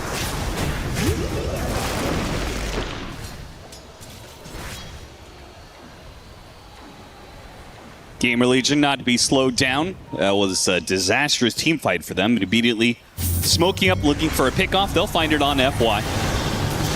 Hit the X pullback in neutrals. Oh, that was close, but they do not manage to take the last hit, and RCY will take this stack. Well, nice farm for him. I guess the other reason you don't go Radiance is you have Necrophos, so can't really stack that. Maybe if you didn't have a Radiance carry, it would have been more interesting here. Yeah, we'll be going to Shadow Blade. Fast Nullifier was more valuable. Yes, you can always disassemble for Divine. That is true. I mean, it is a real build-up on some of these heroes. That is triple bounties Xnova just found on the Radiant side. Wow. Digging up some gold. Well, that pretty much takes away the entire Gamer Legion net worth advantage here. Faye does manage to read the move coming his way and gets away from the kisses in time. That's great for him. Yeah, a little botched by XG2, though. I feel like that's a guaranteed connection if you just land the teleport sprout kisses on top. Yeah, oh well, no harm, no foul, I guess. Will be Boots of Travel for the Snapfire, so you're going to have Boots of Travel Snap, Bear riding the map, Furion pushing in waves, and then you have double nuking supports. Again, it's just going to be full-on lane assault here by XG going into this mid-game. At least you have Underlord Kunkka to clean up waves this time. That definitely will help. Necrophos too, to some degree. Depends how scared he is to show on a wave with the Furion coming in. Depends how fat NTS gets here. Also not nearly as swift a start for Ame. All of his timings are going to be a lot slower than what we saw in Game 1. Suffering on the early portion of that lane, the Underlord has been able to sit up here and kick him out a little bit. Yeah, there's a massive gap between him and the top 3.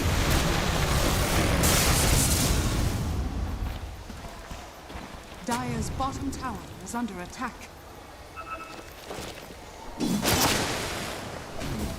Shadowblade into BKB is going to be the choice for RCY. We have the Radiance done for Ghost, and he will get his normal Boots of Travels and Consecrated Wraps. Ever since the introduction of Consecrated Wraps, heroes like Necrophos have received quite the boon off that item. Just the early tank that allows you to be super effective. Speed going to be spotted here on the Sprout, trying to make his way out, thinks about the Winner's Curse, doesn't see the opportunity for it. It's going to be a rough Wyvern game, honestly. Yeah.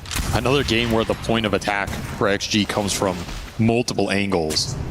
Just not clear curse targets. The Embrace is really bad against Snapfire.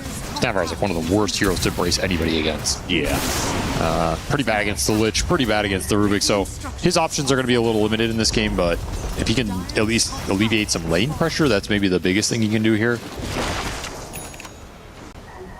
Man, this Furion is so farmed. And he's behind the two other cores, but these are two really fast farmers. You have a Radiance Necrophos and a Kunkka who won mid, and the Furion's keeping up with them.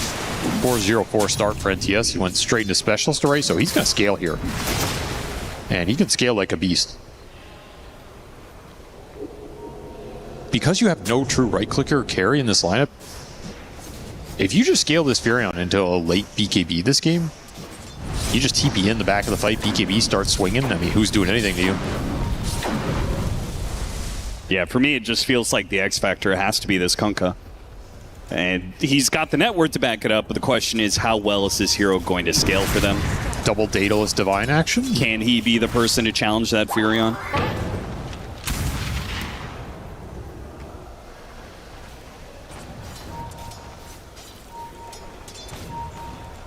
And all the meanwhile, when the game gets quiet like this, can't help but feeling like it is to Extreme's favor. Looking for the Shadowblade setup. They might be able to snag Ame with an X here. Starts backing away, but they got him on the X. That's big. Can they commit, though? It's going to be a tanky hero with the transformation already popped. And the Bear keeping the heroes back here. Bignum is in deep with the Shadow Realm, getting caught by the Bear. Not quite the Entangle, but the Sinister Gaze or the Blast that'll finish him off. Kisses are going to chase the rest of Gamer Legion away here. They just bailed. That did not look convincing at all. They recognize it. You're also sitting on 3,000 gold for Fade. And once they get broken like this, you're playing up against a Furion. A hero that's going to get behind you and catch that extra pick off and body blocks from the tree. Unfortunately, the pit, maybe you can stay ahead of it. Nah, the Chain Frost finishes them off. A mega kill streak for nothing to say. Once again, this Furion, nothing to say, is keeping Extreme Gaming in a pretty neutral spot with Gamer Legion. He's doing a lot of work this game. When you play these lone druid lineups, you need one hero that kind of just holds the early game together, and he has absolutely performed here. On a pick that looked a little out of place, but man, it's doing work. Nice early game connections. Ghost has had quite the quiet game. He showed up pretty late to that triangle fight, has only had one Reaper Scythe kill so far. Understandable, I do feel like if you try and move too early with this hero before you have the wraps, you can kind of give away a lot of your momentum. For sure. You got to pick your moments, pick them wisely. Might snag a Bear here? Nope. Fear is just too good. Just so tough to gank this abomination of a Dota hero. Yep. Once you have Underlord Ags, I think this game will become a lot easier to play. In terms of catch, maybe you can more reliably bring Necrophos into those plays because he knows heroes will be stunned for him to deal some damage. High ground ward spots the Rubik, gets him on the X. Good steals, though. Got the pit as well as the ship, and that's going to keep him alive. In fact, it's going to kill the Kunkka here. RCY being kept alive by the Cold Embrace, but now here comes the Bear. Good Winner's Curse. RCY has a chance. Making a run for it, but they have the vision on him and the Sprout to finish him off. Once again, Gamer Legion try and make a move. Extreme Gaming, they're just too well set up on the defensive. They are reacting to every move from Gamer Legion perfectly. Not giving them any openings for kills and finding rebuttals themselves. Especially NTS. That's one of the better games I've seen from him in a long time. He is just playing a perfect mid-Furion here. Held the early game together. Every fight, he's just getting in there, killing the back line, finding big connections with the vessel, landing so much damage just off right clicks. has yet to die as well. It's really important. If he dies, then you can get these lanes out. You can look for plays. Whenever he's up, the map's just way harder to play. Once more, he finds the opening. 7-0 and 5. And now these are pickoffs on Gamer Legion's side of the map. Like before, it was just them playing defense and getting kills on their own side of the river, but you start getting these pickoffs on Gamer Legion's side of the map, you start extracting some of their neutrals to your favor, like Nothing to Say is doing now. You're going to start seeing that net worth swing into Extreme Gaming's favor. X for X, boat for boat, but this time the Rubik will die. And he gets Reaper. So Ghost at least finds a little bit of something here. Up to 2 site charges. Level 15, he's still really fat, really strong. We get to see a full clash of the behemoths in this game.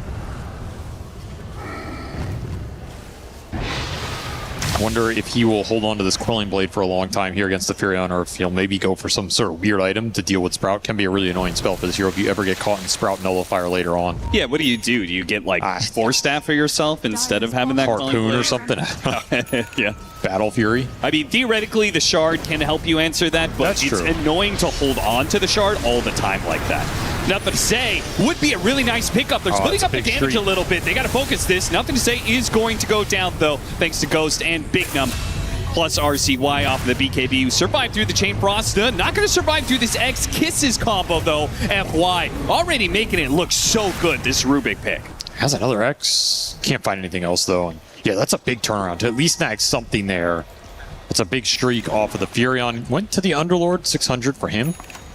Nice little gold injection for Fade, instantly putting that Ags to use, and that'll change this game a lot. It's a very good pit game. If you can just pit some of these XG heroes, you have really good follow-up between the supports. Firestorm's going to land, both Torrent's going to land. You're just going to be stuck there forever unless you're willing to pop early BKB. Oh, Distiller into the X. Yeah, the combination of vision plus the hold there, setting up the Sapphire beautifully. Got him. FY Rubik strikes again. And maybe they're thinking about Tormentor down here. Radiant's middle tower is under attack. I feel like FY has, it was a very slow 6 months for him, I would say, at the beginning of the season. For sure. I think he definitely has gotten slowly better every month that has gone by, and he looks the best that he has looked all year round. I mean, if there was like a most improved player awarded, I think it oddly might go to him this year. Sure, yeah. Which is weird to say since he's such a legend, but I do agree. Like the first half of the year, does this guy even belong in the Tier 1 Pro scene? Yeah, he was definitely out of form. He was there was very no rusty. question about that. But he has improved quickly and gelling with this team pretty well. Ooh, Shard pickup for the Rubik. That is really nice off the Tormentor. That can help with the pits that the Underlord is going to be dropping, getting heroes out of that. Is there anything he gets the benefit from steel-wise here? Not really. You got the Firestorm. He wants to steal Firestorm. I guess that's true. Yeah. Faster damage off of that. Yeah, it's pretty good. You could probably put it on the bear. That's super scary. Okay. That sounds pretty nice. I can't help but feeling like Gamer Legion, like if you're not winning right now, I looking at their items, I don't see anything that's going to be like, oh man, that's going to be such an effective item pickup, right?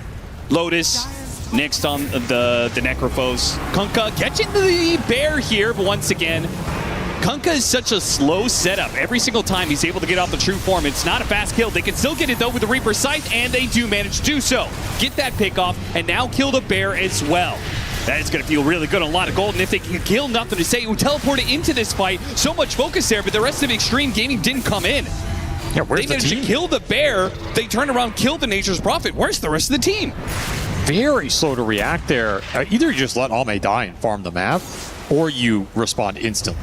They kind of did neither, and this is amazing for Gamer Legion. They not only got the bear kill, they get the Furion as a bonus, and none of the lanes are going in. Because nobody chose to just go push instead of join that fight. So they're going to get a free tier 2 here, get some map control. Well, I mean, one of the problems was they used Kisses in that fight. Apparently, it got instantly canceled because he did 200 damage in that fight. It got instantly stopped, yeah. NTS also just didn't pop his BKB instantly and took so much damage before it went off. So you're not really getting much value out of his net worth. Rough engagement all around, and value of the Shadowblade Kunkka, being able to start fights. You're not able to turn around on RCY this game, and he knows it. He can get really aggressive here. He can pretty much just run into anything. Combination of boat, and if the Necrophos is with him, which now Ghost is, joining in on these fights, the boat damage reduction combined with the heals, it's just way too much. I almost want to see an early bots too on Ghost. Like, we're not going to see it because it's just not efficient, but sure. Man, if there were a game for it, just being able to bots 2 onto the Kunkka when he just runs on top of the bear and just Reaper the bear. Yeah. It sounds so juicy here. But you need bigger, better items. You need to scale here. No need to waste some gold on that. Lotus into Heart. He's very strong. Pretty much impossible to bring down. And if he just exists, he's going to deal some serious damage to the LD. He's going to be a big Reaper threat against any of these cores. We still go back to, okay, yes, you can be very strong at 25 minutes. You were strong last game at 25 minutes. Can you end the game? Are you seeing that? Is there an idea coming with some of these items that are being picked up? Do you feel like they're ahead enough that it doesn't matter? I think this game looks a lot better for them. Just the gap that Necrophos has, they have pretty reliable teamfight scaling. I mean, you say that, but it's an even network team-wise. So, yeah, there's a lot of farm on this Necrophos, but is that good enough when it's still even? I think their ability to deal with the lanes compared to the first game is going to make a big difference here. At least in theory, being able to find pickoffs. Like, you can sit the Underlord top, he's dealing with the bear, and all of a sudden you have options. You can go up here and join him to try and kill the bear. You can look for plays elsewhere, and this Underlord can still join you. It just makes the map so much easier to play. Should be able to find some more openings here in a few tier advantage. Is smoking in front of this bear. They could have killed it, but they're looking for the bigger prize, and they're going to find it. Oh, man, just as the true form expired, too. He brought the bear. He's dead. He's dead, and his bear is going to die, too. This is a 2-for-1 special for Gamer Legion. Why did he summon it back? Guess he thought there was still going to be a way out. Instead, just feeds away his bear, and that is terrible for them because now it's up to this guy right here, nothing to say, to keep the map in an okay status while the bear is dead for 30 seconds. As Kunkka's doing some work. Threats around the map. He can just run in solo, and there's so much potential backup. The Necro can bots. The Underlord just gates in. The pits are guaranteed lockdown right now because there's not enough disjoint. Not enough farm on XG to deal with it quite yet. Oh, blink away right before that was so unfortunate. The gate came in just a half second too late. You can still beat KBTP there, I guess. Xnova, surprise. Coming in from behind, Big Num looks to finish the job. Maybe Ghost, he's the one to do it. Chain Frost's gonna bounce around. That's gonna be some decent damage. Not enough for the kill. They make sure of it too. Speed blinks forward, hits the curse. They get the pick off on FY. Now Speed is in kind of no man's land here. You could see nothing to say, a more defensive teleport. He doesn't want to go deep. Can't really punish Gamer Legion the way he used to.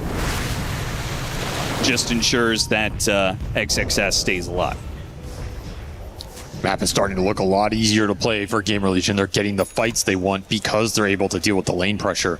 There's not a single wave across the river right now. Like, this offlane just went across the river, but that is bad news bears, quite literally for XG here.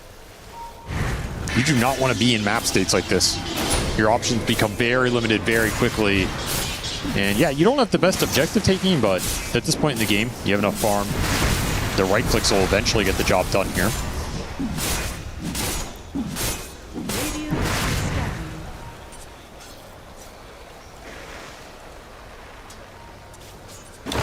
This is kind of sad to watch, but this is what you're relegated to. Yeah, pulling waves with Treants. Meanwhile, Gamer Legion doing a very slow Roshan. It's not terribly inspiring for either team. Got to do what you got to do here if you're Gamer Legion, though. Like, you have to take this objective down at some point. Your lineup's pretty bad at doing it. You just have to suck it up. Give it to either core here. They'll give it to RCY. He can just play even more aggressive now. I don't think that was really stopping him before, but he's an absolute god on the map. You say they have to do it, but why is that? Like, do you think the Aegis is going to let them actually hit the high ground here? Is it about this faster second Roshan with I the banner? It's both. You want the banner to come out fast in this game. You want to be able to start accelerating tier 2 pressure, potential high ground pressure. I think it does count for a fair amount here. Costs you a little net worth. You should get it back on the map. XG trying to push in Goes bottom. a little alone here. I mean, he has the Underlord backup. And Or they he have. doesn't actually, never mind. The shard from the Lich that it's going to allow the Chain Frost to quickly kill Necropos. Got nothing off. What a pickoff. And the gem on the ground too, though it's not going to be claimed. Big Num will reclaim that one with the kill on X-Nova. BKB going to be used by Nothing to Say. Has to chase back Speed, see if he can get an opportunity to teleport away, but no, Speed, he made sure that he didn't go too far out, and that means the Furion should die alongside this Lich. Nice pickups here for Gamer Legion in response. Don't let XG get away with that, though. The other lanes are going to get pushed in by the bear right now, so XG getting the type of map pressure they want. Kind of just walked into that pickoff. I'm not sure what their read of the map was that gave them that sort of confidence to go for that. Maybe just Underlord ult being on cooldown, like we're just going to look for something down here. They find a really good target. He's unable to get the Death Seeker off. No BKB on this Necro. He's a little susceptible if he gets isolated. Big find in this game to slow it down, though. He was worth a lot of gold, right? I mean, that was... Yeah, it's a 3x streak. That was like a 1,000 gold kill. XXS will pick it up. Who is also been a little quiet this game, but is slowly getting farmed on the Snapfire. Yeah, I think he's about to pop off because he's got his Kaya. If he can get Kaya Yasha plus this level 20 talent, you've got BKB, you've got Blink Dagger, you've got everything you need to now do some of the OP things that we've seen Snapfire do in this patch. His damage will pick up significantly. There are BKBs on the side of Gamer Legion, but against the Necro, you can do a lot of work here.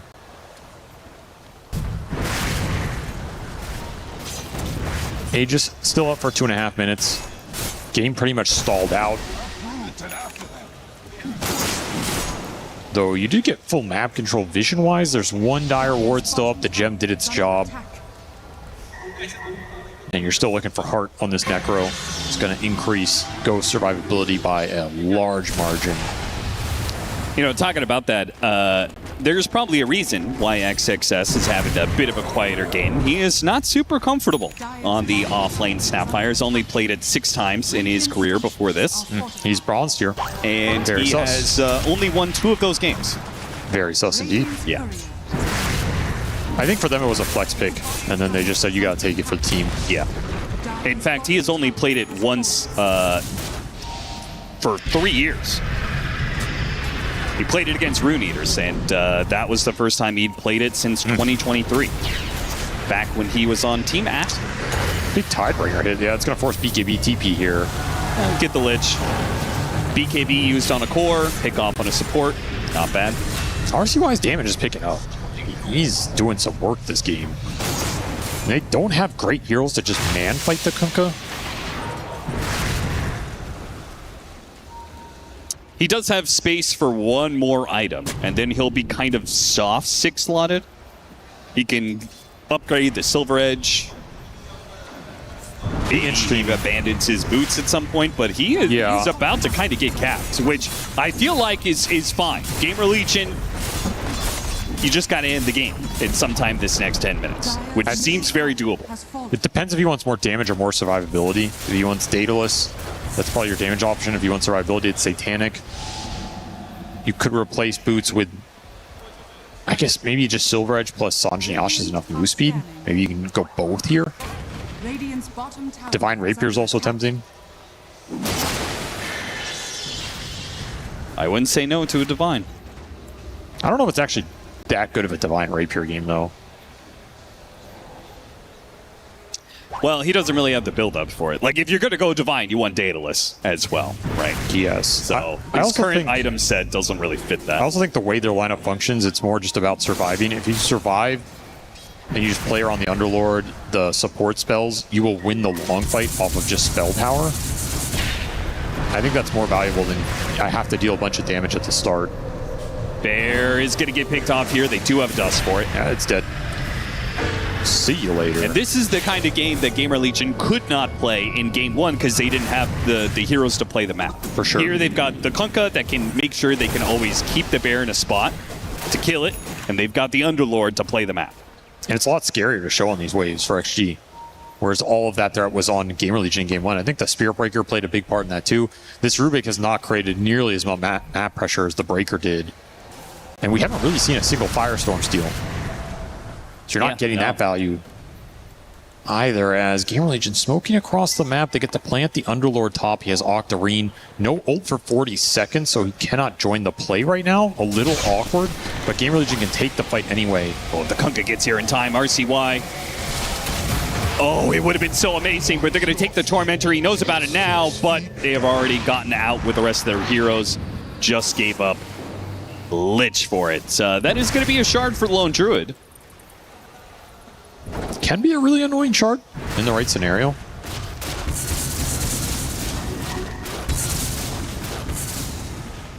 You get the fetch too. I don't know if that's the most reliable spell in Dota. But. Yeah, did he already have the shard and then now he has the fetch? I assume that's... Is that how that works? Can the bear get shard off of Tormentor? I guess so. It should. I'm just going to put my foot down. The bullshit needs to end somewhere with this Lone Druid hero, and I'm going to say that one shouldn't be allowed. Huh, that's interesting. I guess I never thought about that, but... Cool. Here comes the rat. The giant white and black rat. Gonna take the tier 1 tower and will die. Is that worth it? Oh. Probably not. Yeah, that does not seem worth it. He has no But if they get these kills on the other side of the map, I mean, they just showed 3 cores. Yeah, that'll be worth it. Nothing to say. See some heroes, so unfortunately, Blink has already happened. Big Num actually says this is go time. But again, it's just him and the Winter Wyvern for now. Ghost has now joined them with the boots to travel. He did get an early bots too. I like that. This is a good bots 2 game. Gives your setup so much threat.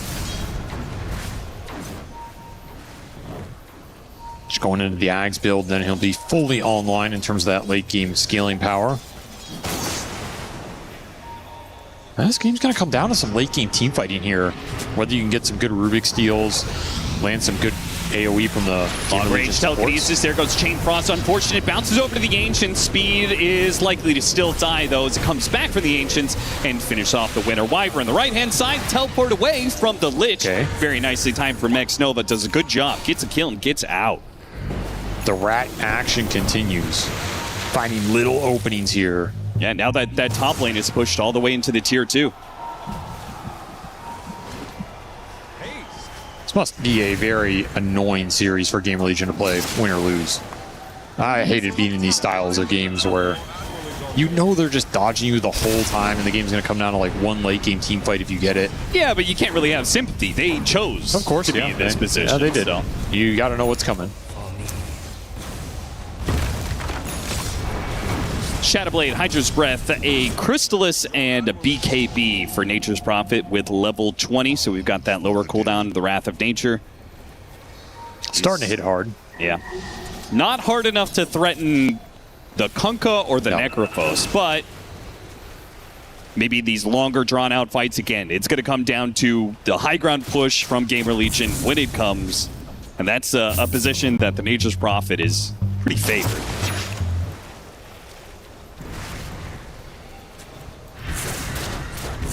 Also, a little worried for them if the snap gets to 25 with the refresher. That's when the full magical snapfire Exodia starts to become an issue, particularly for the supports. You just die to the Mortimer straight up. Yeah. I mean, it's getting kind of ridiculous. It feels like XXS 20 minutes ago said, all right, I'm just going to push to level 25, guys. Like, he has just been farming out of control. He is getting there. He got the Conjure Catalyst, too, so...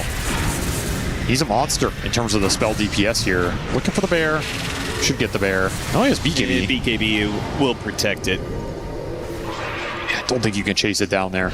And look at Extreme on the other side. The bear, oh, maybe he does still get caught, actually. Got him on the Reaper's side. It does go down. Meanwhile, the Kunkka did get smoke ganked. RCY pops BKB. He activates the boat. He has a Satanic, so if he can start hitting something, maybe he can stay alive, but he doesn't actually go for the fight. Instead, just gets run down. That's a big loss for Gamer Legion. Well, they're actually going to try and... They're really thinking about a fast Roche. They don't have the bear, though, so never mind. Surprised they didn't go for it? I don't think there's any way Gamer Legion take the fight without the Kunkka. Okay, they're going to check it now. This is very bizarre. Yeah, it's very awkward that XG are not thinking about, like, oh, let's just check Roche off of a massive Kunkka kill.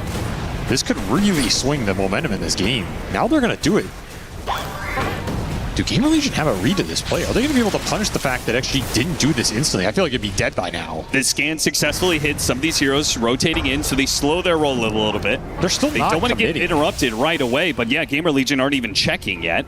Bignum could throw in some brambles or a terrorize. Do you want to do this, Roche, or you don't want to do it? Okay, now the roar goes off, so fortunately he throws the brambles in there, tags Roshan, and forces the roar. That slows things down. And now the bear starts committing. Ghost starts getting close. Kunkka's going to be back up in 30 seconds. And Roshan is going to rotate soon. So Extreme Gaming is going to have to make this commitment. What? Bear, Kisses, start throwing back some of these heroes. Nothing to say. Yeah, teleported in pretty deep here. The Kisses are doing a fair amount of damage to Fade. Nothing to say. Jump in from Xnova. Stops the teleport away from Bignum. And Gamer Legion, they did not seem very confident about this fight one way or another and just kind of get caught not attempting Roshan and also getting into a bad situation here against the Bear. The Reaper Sight does kill the Nature's Prophet, but if the Necrophos dies like this from XXS, cookie after cookie, they do manage to get the heals off. Great Winner's Curse! Got 3. That helps a lot. Ghost is going to be able to reset, get some serious heals. Now the bolt's going to come in, make these heroes tanky, and Extreme Gaming, they're the ones who have overextended now. They got the Roshan, and they got a kill. But they do not get out. Misread the situation, stay around just too long, allowing the Kunkka to come back into play. And sorry, they didn't get the Roche. I was about to say, who got Roche? Nobody did Roche. They committed to the fight. Wait, Ame wasn't really doing anything. I thought he did Roshan during he sent the bear in. It just died. I have no idea what XG's comms were in the last 2 minutes here, but it was all over the place. You don't commit for the Roche. You get the roar out, you still don't commit for it. You bring the bear in super late. By the time you take a fight for Roshan, the Kunkka has respawned off of a 90-second death time. That has to just be illegal, right? Like, there's no way you watch this replay and go, that is how we should have taken this scenario. If anything, you insta bring the bear to there, you just like smoke up the hill, take the 5-on-4. It would have gone better for you. That was so bizarre. Yeah, the comms must have been against each other in that moment in terms of what the plan was. Yeah, I feel like Extreme wanted to do Roshan, and Ame said no. Right, because he was running down Sure, the but then the way they took that fight, like NTS just TP's in. Yeah, that was weird. No one's initiating with him. Everything Bear about does that get caught was on weird. the pit here. No detection. BKB TP out. And no Reaper available for a little bit anyway. Well, I guess the rat action will continue in this game. But Gamer Legion, they get their Aegis. It's worth something here. Level 25 for the Necrophos, level 26 in fact, but also level 25 on the Kunkka is almost here. What do you think about this Tidebringer ignores 25% armor? It is a powerful talent in the right game, especially if you itemize for it. Do you think it's better or worse than the old cooldown talent? It's worse for sure. That talent was insanely broken. Yeah. You could just Tidebringer 4 times in a row in the right situation. What? That makes no sense. Oh, you're talking about with the facet and everything? Yeah. Is it that good against Lone Druid in particular? The Bears, I don't really think of the Bear as a high armor unit. It doesn't really have that high armor. It's not an Agitary or something. Yeah, my experience with it has been that 25% is just not enough to really impress. Unless I'm going like Daedalus Divine Rapier, you know. I think with his itemization, you're taking AoE here. Yeah, I'd agree. Could potentially still get an Ags and a Shard and kind of just turn this into a hybrid build. Yeah, that Shard is still very effective at this point in the game against the Bear. He just wants the extra DPS. Okay.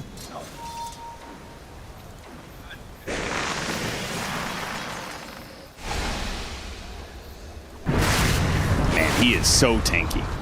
Aegis, Satanic, Prophet's Pendulum on a Kunkka with the Admiral's Rum as is. I mean, he's a beefy boy. He's not going to die in the first 10 seconds of the fight. That's for sure. These are beefy heroes. Now you need that Snap 25. For the extra damage here, and XXS just unable to get there. Yeah, if he had gotten the kill on the Necrophos, he would be level 25, but sadly just 100 damage short. This is a big timing for Gamer Legion if they can force the fight here before the snap is 25. Got the banner to be dropped too. This is a nice little window. The Rat is coming through. Bottom and mid lane are both being pushed in. Nature's Prophet and the Bear are going to work there. You have sustain though. 2.5 second death pulse. More than enough sustain. Keep these heroes on the front line. Yeah, so all this poke from Extreme Gaming isn't really going to amount to much. And just don't give Rubik Firestorm, right? That's the biggest thing. Sure. If you're Fade, you don't even have to show in these fights. You don't even have to be here. Never give FY this spell if you can afford it. He does have an Axe, so he has double spell slot. Do not want to give him like Firestorm Torn or Firestorm Pit or something. Chain Frost, Kunkka brought down. Okay, he died very quickly there. X-Nova gives up his life for that position. No way to get out once he blinked in. Necrophos in some trouble now. Half HP, has BKB though, and will be able to use the shard to get away. XG didn't lose too much. They're going to buy the Lich, but it's mainly just the spell cooldowns. They got Ghost Ship as well. He gets Ghost Ship again. Okay. The lane at Barracks down.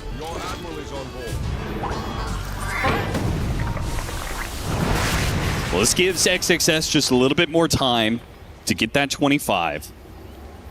It's kind of sad for FY that he gets Fiend's Gate, but you don't get the pit off that. It's not the most useful spell here.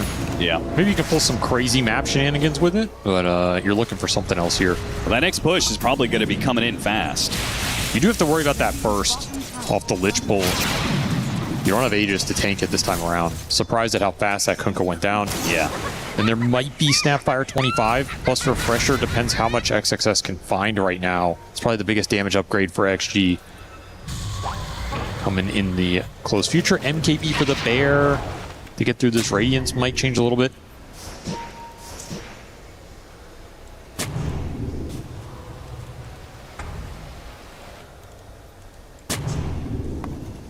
It does feel like if Extreme Gaming make one good hold with the Snapfire hitting this level 25, and if they can get the Nature's Prophet to level 25, like, oh, son, the Rat really starts getting out of control.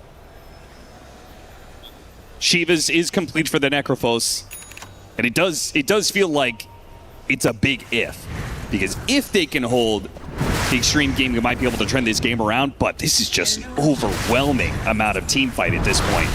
It's a lot to just fight straight into. That's what this Gamer Legion lineup is designed to do, just meet you head on. You can still get a Refresher on Underlord here for Giga Pit team fight around a Roshan or something. Yeah. But you did get to Snap 25. XSS can buy out for the Refresher, so you're online in terms of that late game presence on top of the Rubik Ags. A lot will come down to the spell steal. What does FY find? If you can find Firestorm plus pretty much anything, it might be enough to win you the fight straight up. Trying to deal with the Bear, got the BKB out of it. Still have the vision on it, and it's going to have to TP away before the BKB expires, rather than stay out on the map, which is what he wanted. A little careful of getting X'd on some of those plays. So, we played around with this, Underlord, late game, with this level 25 talent and the Refresher. Good. Yeah, it's good. This talent does a lot of damage, especially when you have double ult going into the fight. You can just melt some supports. Bear is going to die here the one time. Kunkka, both coming his way. Now he gets BKB, turns around, starts hitting Nothing to Say, who responds with his own BKB. A reset now for Gamer Legion. Kind of interesting. They're pushing in this top lane. There's no buildings to get there. Just looking for the kills, looking for the fight. That's one Kisses down, a second one available if XXS pops the Refresher. Did get Pit of Malice on FY plus Ghost Ship. Pretty nice spells right now. Really annoying to push into. Need another Roshan here. Need another Aegis on this Kunkka so you can kind of just sit there and slow siege it.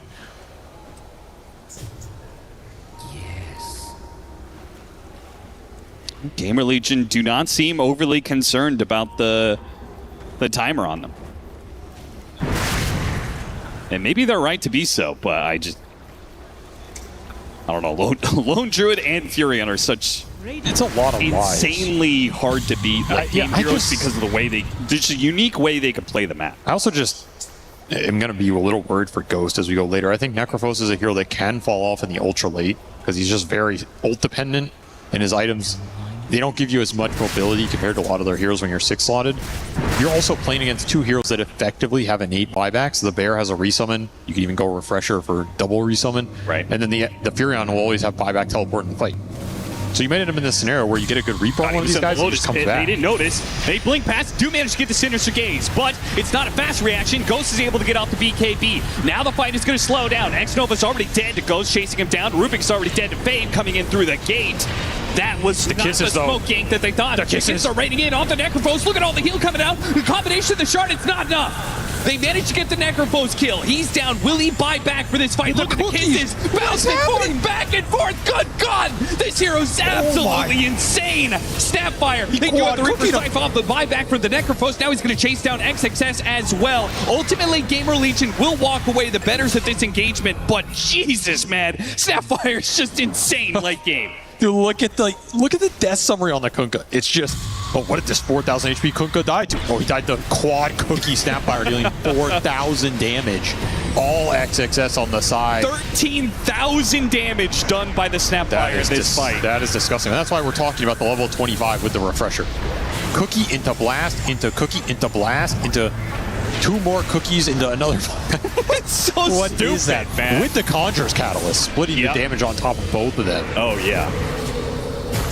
That is the Snapfire dream right there. Grandma giving him the special at the 50-minute mark.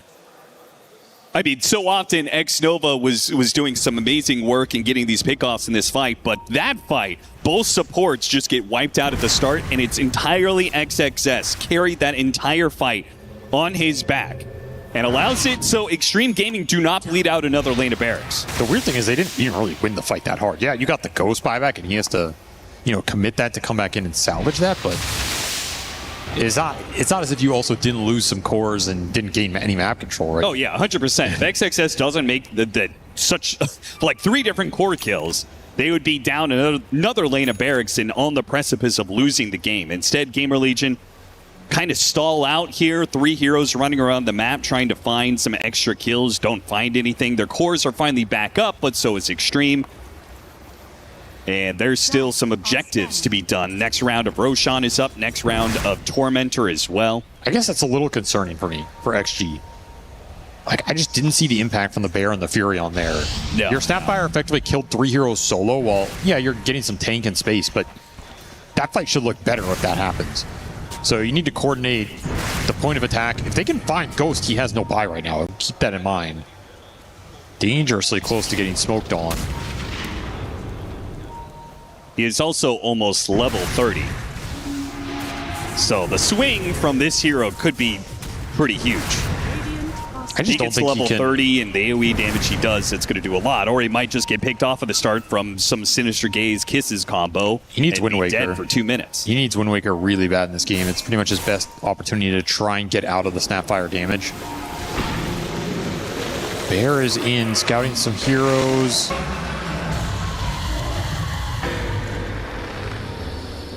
Not a lot to find there. It does get X'd.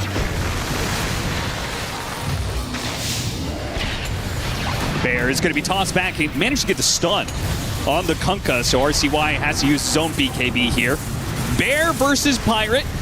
The Bear is going to lose with some allies there. Ghost helps him out. I like that he didn't even try and pull the Bear out. These Brambles are just too obnoxious at this point. Between the Shard and the level 20 talent, the Brambles are kind of everywhere in these fights. I think XG are going to have to win the fight off the spellcasting more than just the Bear strength. Like, this is not a game where the Bear can sit there and right-click these cores down fast enough. There's too much HP, too much sustain. So it has to come from Snapfire spells. It has to maybe come from the Rubik's Steals and X-Nova. He did pick up an Ags. So you have this AoE Sinister Gaze. That could be nasty. Catch. Now he has BKB, but the Wind Wyvern's coming in. Can he blink in and get off the curse fast enough? Nope. Oh, it was so close. But animation just a bit too long for that. Needed a little more speed there. Indeed. Speed is the name of the game, name of the player. Blink Dagger for the Kunkka, an overwhelming blink. And they were looking at an overwhelming blink earlier on Ghost, but as you said, he needs a Wind Waker, so deviates to that instead. You just can't clump in these fights if you're Gamer Legion. That is the one way you get mega punished. You have some slow static heroes that want to group up, but you can't all stand on the same spot and get AoE gaze, stuck in Rubik Pit, destroyed by the cookies. So you got to be careful in this Roche fight if XG decide to contest, which I expect them to do that. This is not a Roche you want to give up considering how slow it is. And it'll do just that. So do not clump your cores if you are Gamer Legion. Do they have the buyback on Ghost? That timer is still 3 minutes off. He TP's bottom. They're Furion's going to get caught in the bottom lane. Bad news because he does not have the BKB. They know he used it earlier. He does have buy, and they're trying to kill the Kunkka right now. The kiss is off the mark, though. Didn't do any damage whatsoever. Fade pops the BKB for the cookie lands. Double cookie to get out of there. XXS trying to slow down these heroes. Great burst, though. Speed catching the Snapfire and almost killing him. Does kill him, in fact, with the bear. And Fade catches the Rubik on top of that. Buyback's going to be used by XXS to try and contest this Roshan, but I'm not even convinced that Extreme can do it with the buybacks. You can refresh for another set of kisses. But I don't think Gamer Legion are just going to force the roast. They're going to take the fight. Big Dumb's already looking for him.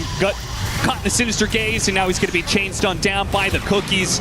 Ooh. He dies before the Necrophos can Boots travels in, and to pick off onto the Winter Wyvern is a nice addition as well. Overextending here. RCY gets XXS on the X, but he's got a BKB. He's okay for now. Ame has committed his BKB on the bear at the same time. Roars back a couple of heroes. Nothing to say. What a high ground. Starts playing into here come the cookies. They're clumped up. This is bad. Sinister Gaze comes in. They've already taken out 2 and a third is going to fall. The bear doesn't even die. Stays alive. Gets a little heal off the cookie. Gamer Legion. It felt like they were on the cusp there of winning the game in the first place, and now they're dead on 4. You got to make a play call. You either need to play for Roche, force XG back into you off the Snapfire buyback, or just go together, right? They bled Bignum on the back, then they bleed Speed. Now your core's like, oh, I guess we got to go fight. They go in, you get clumped on this Snapfire kill. Yeah, he doesn't have buyback, he has BKB. This is not the guy you can just man up on in a beautiful position from NTS. He sprouts the hill, they're all stuck. Mortimer kisses on to 3 heroes with Conjurer's Catalyst. Fight's over. I mean, it almost looks like Gamer Legion just panicked there. I agree. Too much miscommunication.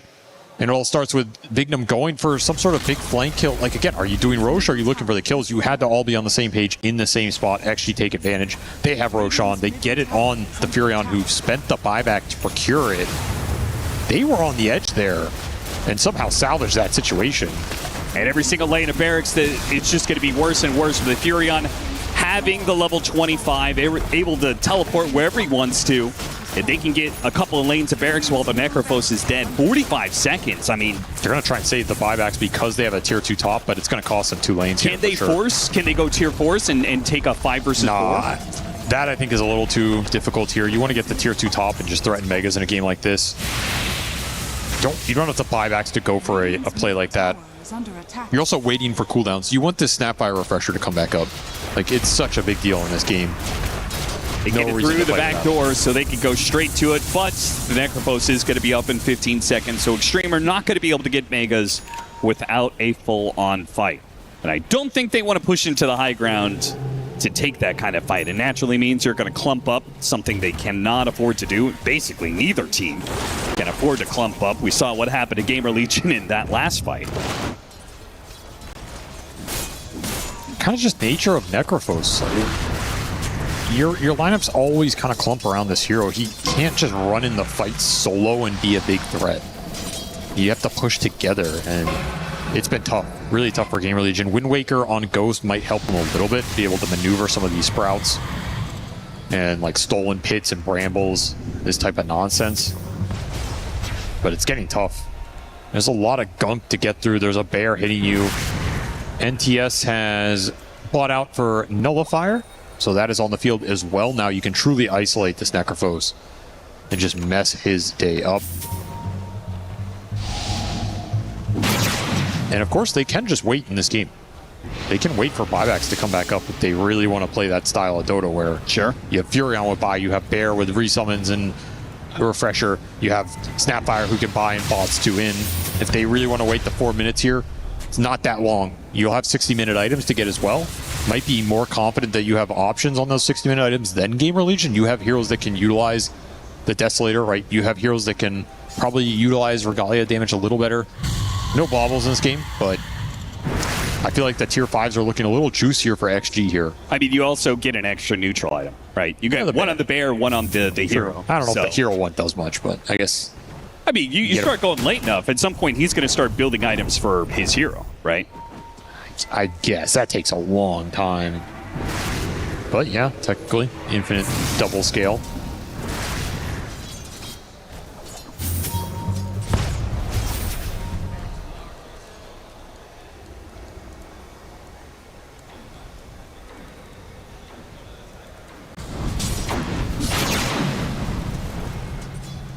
Level 25 on Lone Druid for the extra Entangle Root duration.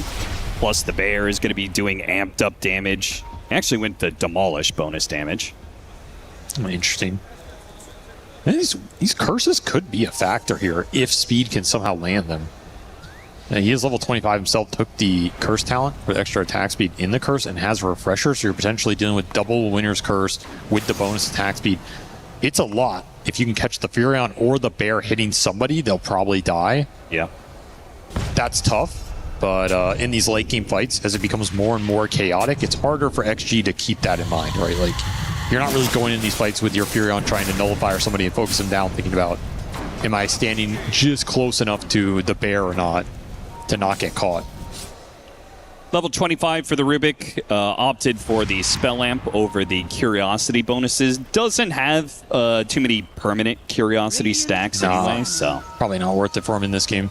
I was curious, like, if he had more stacks, and he was stealing Pit, Firestorm, and Tidebringer, or, excuse me, Torrent, like, those are very valuable abilities to have extra AoE. Look at the angle here. From behind, Gamer Legion are going to catch some heroes. They're going to jump on FY first. Telekinesis throws himself down to low ground, but still going to be chased by Bignum. Should be in some trouble. XX fighting up with the nullifier. Oh, managed to get the curse, though. That saves Speed's life. He called to brace himself, and it looks like he's still going to die. As so many hits. Force Snap trying to get away. XXS, BKB making a run for it, but all Gamer Legion are chasing after him. He's just not going to get away fast enough. The Pits and the X's. Wait, Signature Gaze. That's pretty good. Chain Frost, though, bounces over to ours. Doesn't get much damage. The cheese goes off fourth. Meanwhile, the bear giving the tier 4s. They're going for after XXS, but they got to defend their throne. They got to get back here right now. One tier 4 is going to be down. Bombe working his way towards another one. Is this team kind of come back in time to be able to deal with this one? It's going to be both their tier 4s down. Ghost, meanwhile, trying to kill Nothing to Say. Nothing to Say is going to be caught with the damage from the Dark Will. They get that kill. Pull back in. X-Nova trying to get some sort of pick-offs because they have a numbers problem right now. No Snapfire buyback, no Furion buyback. He got Megas, he got both tier 4s, half of the throne, and most importantly, he got that Radiant Glyph. I don't think Gamer Legion can do anything if the bear's alive. Gamer Legion, if they manage to push out all of these lanes, can they just go straight down mid? Do you still have a minute with no buyback on the Fury? Technically, yes, but how fast are you going to be able to do that here, right? And you're also worried about... are so slow at doing building. You're also very worried about where this bear is right now. It can potentially be Shadow Blading straight to your throne and just all in it with the next BKB. Do you think it can get through backdoor protection? Yes. Okay. Well, full backdoor, no, probably not. I think right now Fade is keeping the creep wave just far enough. Keep on Abyssal, which is the right item choice here. You need to be able to just Abyssal this bear and buy the time. If you're Gamer Legion, I think you're supposed to go throne here. I think you do full send it. You're not going to get a better opportunity in a game like this against Megas with a severe rat lineup. They think he gets some quick little pickoffs while the heroes are down. FY, Telekinesis throws himself away from his own base. X for X, but he's not making it too far. He's going to be slowed down here, but he is buying time. That's the biggest thing he can do right now. Enough time that perhaps his team can come back up in time to be able to defend the throne. Meanwhile, the bear, it dies. Oh, it doesn't die, actually. He's healing up. Okay, finally the suns come through, and Fade and Bignum are able to deal with it. Now, Megas, potentially, is Gamer Legion. Focusing on the tier 3, but look at how slow this push is. So slow. They just don't have building damage. And these heroes are going to respawn. Extreme are going to be back up without having to use their buybacks. This is a big win for Extreme Gaming right here. Might even be able to find kills off this. Gamer Legion need to be careful lingering around the base. I mean, Gamer Legion, are they going to keep it going and play off the gate? Well, they don't have gate. So you have 15 seconds. 15 seconds forward. Yeah, he's also got Refresher if push comes to shove here. Torrent spotting out X-Nova. They're not going to make the jump, though. Buyback from the Rubik. They're going to make their go now. Nullifier. He's now in some trouble. problems trying to get the double. What a sinister gauge from X-Nova. Refresh. He couldn't get off the second one. The winner's curse stolen by the Rubik. Holds the Necros in place. The Bears trying to finish him off, but he zooms on out of there. Thanks to Fade with the Abyssal Blade. Nothing to say on the other side. Blinks in, finish him off. Now gate for gate. Throwing away, going after FY. Fade's trying to chase him down. With the pits are everywhere right now. Firestorm, telekinesis. No. Fade gets the double. Can he get more? Big Num trying to get away with the Nullifier, and he just gets crushed by Nothing to Say. But the cores are back into play. Gamer Legion are chasing after him. XXS raining down fire onto RCY. Finish him off. 2 dead. No buybacks. Extreme. 4 versus 3. They can hold their base here. Hold on to the Megas. Gamer Legion, they have to retreat. Are they gonna? They don't have buy on the Kunkka. Yeah, they gotta get out. Fade. He's dying quickly, trying to get some heals from Ghost. The Bear, Nullifier goes out onto the Necrophos. Turn back around. The Bear's in trouble. Sinister Gaze on 2. Reaper's back, finish off the Bear. But here comes the Cookie. XXS hits 2. Now it's just the Necrophos. A buyback from the winner, Wyvern. But it's all gone wrong for Gamer Legion. They played it too late. And now you're in Extreme Gaming's territory. They've got the numbers to end this game. A Winter Wyvern and an Underlord are nothing to the 4-man of Extreme Gaming. Too many lives. You had a refresher on Lone Druid. It's triple Bear, double Furion who can instantly get back in there. Even a buyback on the Lich. X-Nova MVP of that fight. I mean, he got multiple 3-hero gazes off. That's just disgusting. And all of a sudden, you are going to get thrown in return. Here comes the finishing blow. The only thing they could possibly do is hit a winner's curse.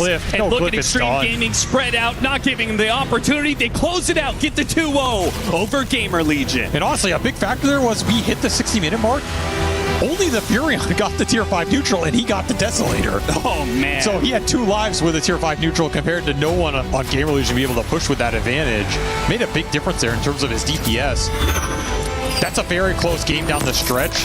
In a way, I think Gamer Legion got it to the state they wanted, which is like they're dealing with the lane pressure. They're getting the late game 5-on-5 team fight where their lineup's supposed to excel. But it takes so long to get there that at a certain point, your Necrophos just kind of falls off and the Snapfire scale kicks in. Yep. And you don't have good answers for the Snapfire. It's such a bad matchup for the Necrophos. Like, what is he supposed to do? You get nullified and these kisses are raining down.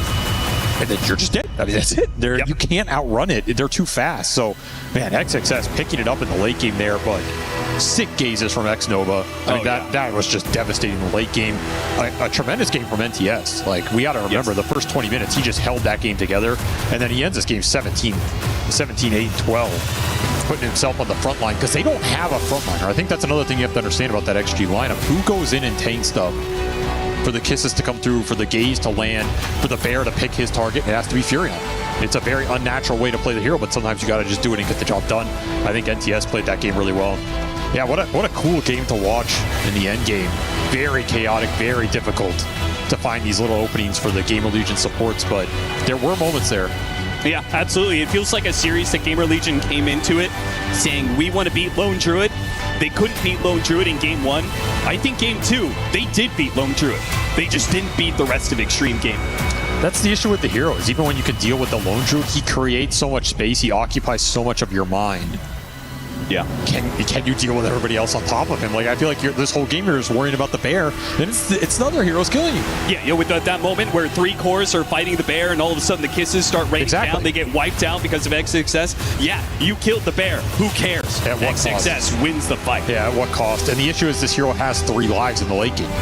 So, like, you have to wear through the Bear for so long. You have to sit in this fight for so long. If you don't have the equivalent buyback potential, it's very hard to just power through it in the ultimate late game. And it cost Ame all of his resummons, but he gets the job done there. So, scary hero. Very scary hero to give to some of these teams. And I think we saw why in this series. Like, I think they had a plan. I think they did deal with it to some extent.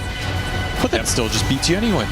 It did. It did beat them anyway in Gamer Legion. Unfortunately, the damage they did in day 1 is undone, and they go 0-2 against Extreme.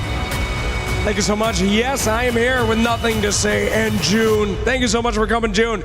All right, Nothing to Say. We have got a lot to talk about, ironically. Now, crazy 2 games. You guys seem like you had it the entire time. You were doing so good. The back and forth. Were you worried in either game, and why does this keep happening to your team? Why are these long? What are these comebacks about? 我要欢迎大家回到我们的现场来。我们今天有非常棒的选手在现场。那么今天呢，我们想要问您一下，您所打的这2场游戏，那么就是在过程当中是否有比较担心的地方呢？因为每一次都是这个坚强的去攻击，这样能不能给我们讲一下？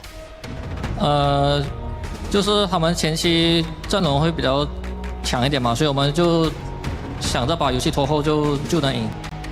Yes, at the beginning, the other team was really strong, but we have had our confidence. We thought we could win. Okay, for both games, you never thought you were gonna lose. 所以2个这个比赛，你都觉得自己不会输掉吗？对，这时候打到后期就输不了。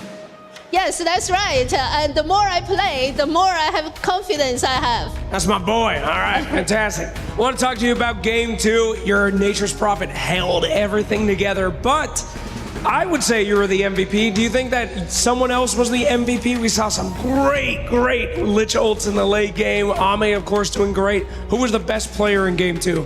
那么我觉得你这2场比赛打得都非常的棒，然后呢，我觉得你自己个人是这个 MVP 打得非常棒的，不知道你是不是这样认为，还是你觉得在第2场这个游戏当中打得最棒的选手是谁呢？打最好应该是叉哥吧，就他声音很大。I think the best player would be Chaga. He played loudly. Okay. Such a modest man, as always. First 2-0 that we have seen from you guys so far. Is this the first of many, or are we going to see a lot more? 是的，没问题的，我们非常棒，有这样的一个现场。那么今天是我们这个赢家的开始，第1场，对不对？我们有很多更多的比赛还会继续。对。That's right. That's right. All right. Well, thank you so much, my friend. It was a pleasure seeing you play. Thank you so much for the translation. And we'll go back to the desk to get their word on that game.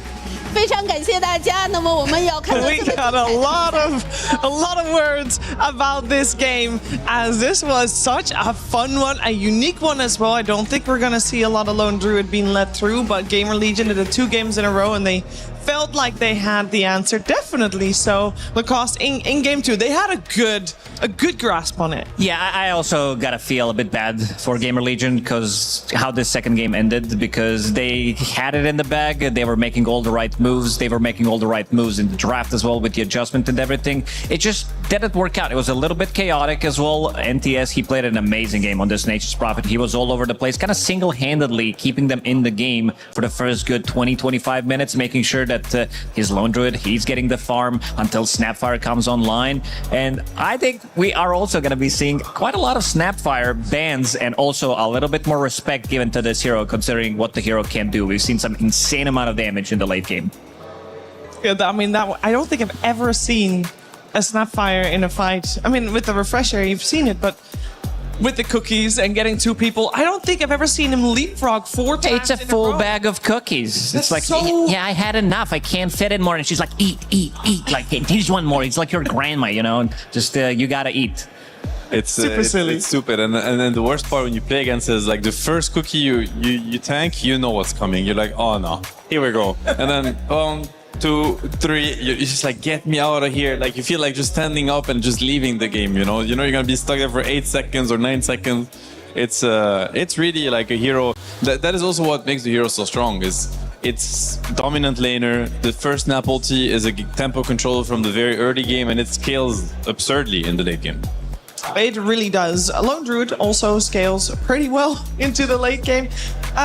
This was where Gamer Legion was trying to slow him down. We have got a couple of clips, I believe, Lacoste, where we see what the plan was. Yeah, the plan was to try to shut him down because they were making the right moves in this particular area of the map. Even though you can see the minimap, they don't have any vision at the moment, but they're having very good read exactly where Ame is going to be farming, how he's going to be moving, and making sure that, like, if you look at the positioning from Wyvern, Speed, he's kind of in his own area of the map, almost out of the map, making sure that if something happens, he's going to be able to blink in because his blink just got delivered, making sure to land that ulti, try to reset the fight like he did multiple times in a row. And this is where Extreme Gaming kind of had a bit of a lead in the game as well. So with these couple of moves, they managed to stabilize the game in their favor. And there's also going to be another clip in the same area pretty much. And this time around, if we look at how well they placed Vision, you're going to be seeing that after that move that they made, they planted down Vision and making sure that they have extra bit of information where Ame is going to be farming, even though Ame is trying to be sneaky, sending the bear in the other direction. Kunkka is already making a move. He knows exactly where Ame was, considering that they saw him on that observer that they placed earlier, and making sure that they're grabbing another kill. Every single time this lone druid died, it felt like Gamer Legion with this type of a move, it opens up another map, another move on the map, making sure that they're getting another objective, and it was looking crisp for them for the first like 25, 30, even 35 minutes. Yeah, what happened this game, Seb? Because yeah, the first half of the game looked very good, very decent for Gamer Legion. I mean, Gamer Legion, they're just, one too many cookies. You have to know when to stop. One cookie is good, second cookie is fine, but then it's too much, you ate too much food and you just feel bad and all of a sudden you lose the game. I think,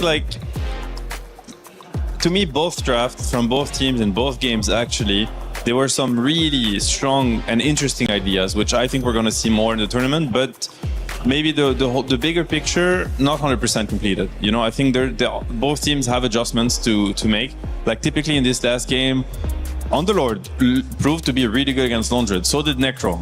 They were dealing with waves constantly. The bear doesn't really threaten these heroes when he finds them alone around the map. So we actually did not see a typical Lone Druid game. Neither did we see a Prophet game, truly.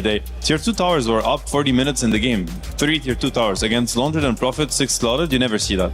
So they had really cool answers, but at the same time, they were whole in their drafts where they barely have any instant stun. It's only the Kunkka, and that's not so reliable. Yeah, I think the lineup overall lacks some balancing, and the same can be said about Extreme Gaming. Really strong ideas. I mean, the Rubik pick was amazing. The Prophet mid, super cool, did a lot of work. And at the same time, you could see in the early game how they're just completely unable to fight back. They have to let Ame go every time he gets caught, and that's not a position you want to be in, honestly. There is a way to build a draft so that, you have a way to play the game until Ame comes online. So to me, I think, lots of great things from these two teams, and they have to get back to the drawing board, find a little bit more balance, and they will look even stronger. I think so too. At the end of the day, though, this game and this series, of course, goes the way of Extreme Gaming.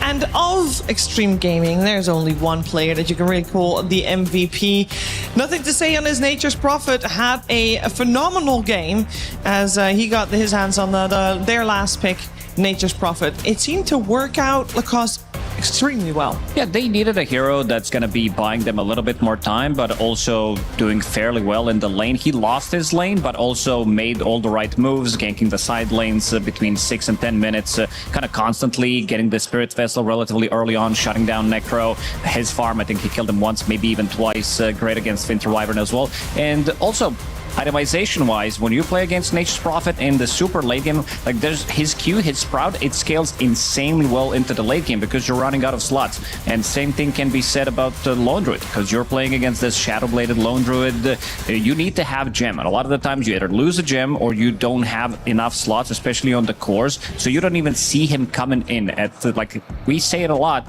Invincibility in the later stages is kind of invincibility, and also Sprout. There's only one way to itemize, and that's picking up Wind Waker. We saw Ghost trying to go for it, but again, there is Nullifier that NTS did purchase, kind of knowing what's going to happen, seeing it up front, and also caused a lot of issues for Ghost throughout the whole game with it. His itemization, I think, was also pretty clutch. Hydra's Breath, Eye of Skadi, these are items that are going to cut through any sort of HP bag. And you think of Underlord, you think of Necro, you think of Kunkka. These are heroes that are incredibly tanky in the late game, really hard to take down.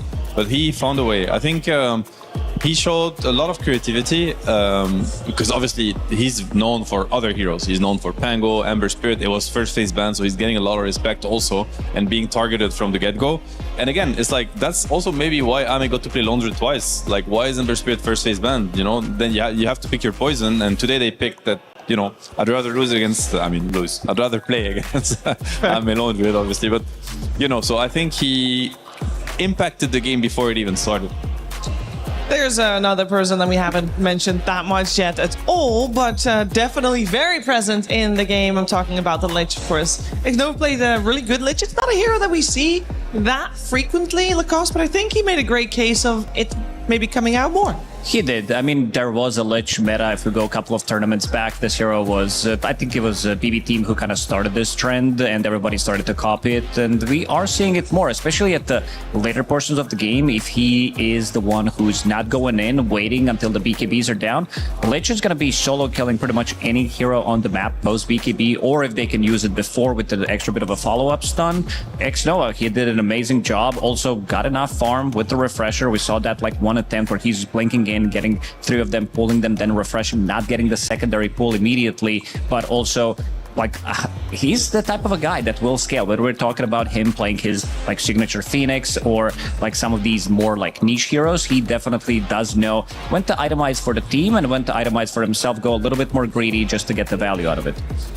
Yeah, we can take a look also where we're going after this, because for these two teams, it is done for the day. But of course, this was only our first series of today. We've got 3 more coming your way on this stream. There's 3 streams active at the same time, so make sure to check them out and see where your favorite teams are playing. But this is coming our way still, so I want to look ahead here a little bit, Seb, of what's coming. Oh, you're already excited about one in particular. What are you looking at? Of course, I'm a diehard Nigma fan. I'm a forever Nigma fan. You know, my boys Sumail, GH, these are legends to me. You know, no matter, even when they don't make it to tournaments, I'm still rooting for them. Now they're actually here. They're winning games. I think it feels better to be a Nigma fan these days. So, you know, we're out of the cave, as as they usually say. So, I'm just one of them. So I'm just excited. Unfortunately for them, I think they're facing a really tough challenge in Aurora. This is a team that I think when they formed, people didn't expect them to dominate as much as they did. And they really, really did dominate. I think they've been on top of the game for a while now. They had maybe a little bit of a hibernation period where we saw them a little bit less. And I think the patch kind of hit them too. Because I'm thinking of Kaori heroes. These are heroes we don't really see anymore. Like, he used to play Warlock, SD, Phoenix every single game. These heroes have been super nerfed. I think he still does. I mean, yeah, and that's probably why they're struggling a little bit more. Maybe he needs to start looking at the trends and stuff. But this guy is a very potent player. Obviously, he can switch things around. So I'm just excited to see the new iteration of Aurora in terms of gameplay. But you know, Nigma should win, hopefully. Well, we're going to talk a lot more about both of these teams. But first, we're going to actually hear our commentary team talk about them. Was built to move. Not trapped at a desk in one singular posture for 12 hours a day. It's time your chair evolved. This is Secret Lab Titan Evo. Ergonomically engineered for you, gamers, hybrid workers, artists, backing your every move.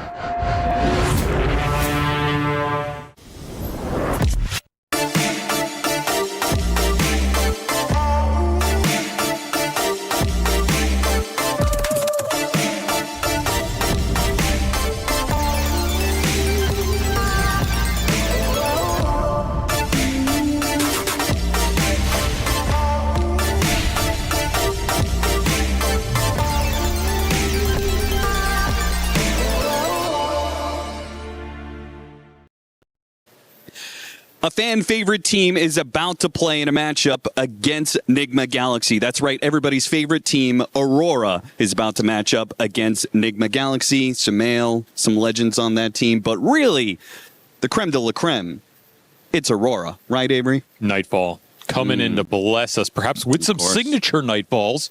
Yes. Maybe he will BKB teleport out of Paris, the Eternal City. Could be. Eternally BKB'd. Put the clues together, Austin. Let's think about it here. It'll be a little early to be leaving Paris already, as we're midway through the group stage, and there's still going to be a few more days to go till we complete this. But True. I also don't anticipate Aurora to be dropping out in the group stage. They've looked good this season. They're a top 4 team here. Yeah. If they get anything less than that, it's going to be a disappointment. For Nightfall, if he doesn't win, it's going to be a disappointment. Of course. The expectations are high. I mean, he has to make at least grand finals, right? Yes. His destiny is second place. Sumail's destiny, perhaps, the king shall return. Well, he is also apparently going to be leaving soon. He's already prophesized his retirement. That's right. So one last ride. One last ride. Seb, in the home of Seb. He's taking after the king of Paris himself. That's true. Avery, great working with you. Thank you. Well, we've been pretty much everywhere else, so we might as well talk about the big dog. This is the STC Arena, where a lot of our games will be going on. Of course, we have Valorant happening later on this week alongside Dota. That's obviously happening over on the Lenovo Legion Gauntlet. But yeah, this is, as I said, the big daddy. 7,000 seats, 10 massive screens behind me. I've heard the crew starting to get themselves warmed up. The rehearsals are ongoing. My best Ian Chambers impression was something like the City of Love. He said something like that. Honestly, who really cares? But yeah, it is interesting to see how big it is. And as quiet as it's ever going to be, you can start filling it up in here from Thursday when Valorant kicks off. It's impressive, to say the very least. Good morning, Dota fans. It is Slacks here at EWC Media Day. That is right. We have all the teams arriving to come take their pictures, get their makeup, do some interviews. It's sure to be exciting, and we're going to walk you through each one of the teams and see what they're up to. In fact, we have some teams coming in right now. Maybe we can do a seamless transition. Looks like one of our first teams of the day is Team Liquid. Wow, look at them. Look how happy they are. I've never seen a team so happy to do Media Day. Let's go bother one of them. You guys have a lot of cameras coming your way. Hello. Good to see you, sir. Are you excited for Media Day? Yeah, I'm super excited. Oh, especially Media Day with you is like the blessing in disguise. You know? Well, I'm not doing it, so have a great day without me, my friend. Blitz, are you okay? What happened? I shattered my ankle, but... Doing what? I fell on it, and then I snapped into it, and now it's just up and in. Okay, well... To see it on camera? Yeah, show us. No, don't do that. That's going to freak out the audience. Sir, I'm so sorry. I would carry you to Media Day, but as you carry the hopes and dreams of the Dota community, we love you, Blitz. Feel better. Happy Media Day. Goodbye. The hardest job in esports, it's not playing. In fact, it's doing makeup for everyone that comes to EWC. These talented men and women make these gamers look presentable. For the first time out of their basements in 9 months, they are here to be on camera and look lovely. Let's go ahead and check things out. We've got our own boys here. Mr. Coach, do you get makeup? Yes. Yeah? Can you tell? I cannot tell. You look like you naturally woke up today. You feeling good? You looking good, bro. Thank you. I don't need makeup. What's your routine? You moisturize? Okay, so you need to cleanser. Cleanser. Then you have to do toner. Toner. And then you have to do moisturizer. All right. And then you're supposed to do one more, but I don't know what it is. Are you a mewer? Do you mew? Like, yeah? You mew guy? No. Sir, you look lovely. You don't need any makeup. We got more Aurora Gaming boys coming in here. Look at this fresh. God damn. Can we get a lush shot of this? God damn. This is good. Can I shake your hand, ma'am? You did God's work on that one. Incredible work. She's very busy. Don't tell her. All right. Hello, sir. Welcome to the makeup chair. How much moisturizer are you looking for here today? a lot. A lot. A lot, he says. God damn. That's the key to beauty right there. You get in there, Mira. Thank you so much. Wow. Incredible job by all of our makeup artists here. They have to go through so many people all day. And Dota players got to be in the top 10 worst. I can say that. Introduce yourself, young man. I am Nikolai, BB3PX from Level Up. How old are you? I am 23 years old. There's no way you're 23. I am 23. Does anybody tell you look a lot younger than 23? Yeah, that's always happening when I'm trying to buy alcohol.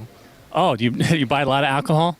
Not a lot, just for holidays. Oh, just holiday. How many holidays do you celebrate? Maybe 2 or 3 in a year. Oh, that's it. Okay, that's not too bad. How are you guys feeling at this tournament? It feels very nice. I appreciate that I came here. That's good. And how long have you been with this team? I think 3 months together. So you're pretty happy to be here then? Yeah, I'm so happy. What is your favorite thing about Dota 2? You always can do something new. I've been watching Dota for a long time. Is that true? Yeah, that's true, for real. So do something new when I'm casting your team, okay? Okay, I'll try. And last question I've been asking everybody, I don't know why. If your team were to break out into a fist fight, okay, you fight each other physically, who would be the victor, do you think? I think Darky will be the winner of this fight because he is crazy. Oh, so it's it's the crazy aspect, not the strength necessarily. Okay, cool. Appreciate your time and good luck at the tournament. Thank you.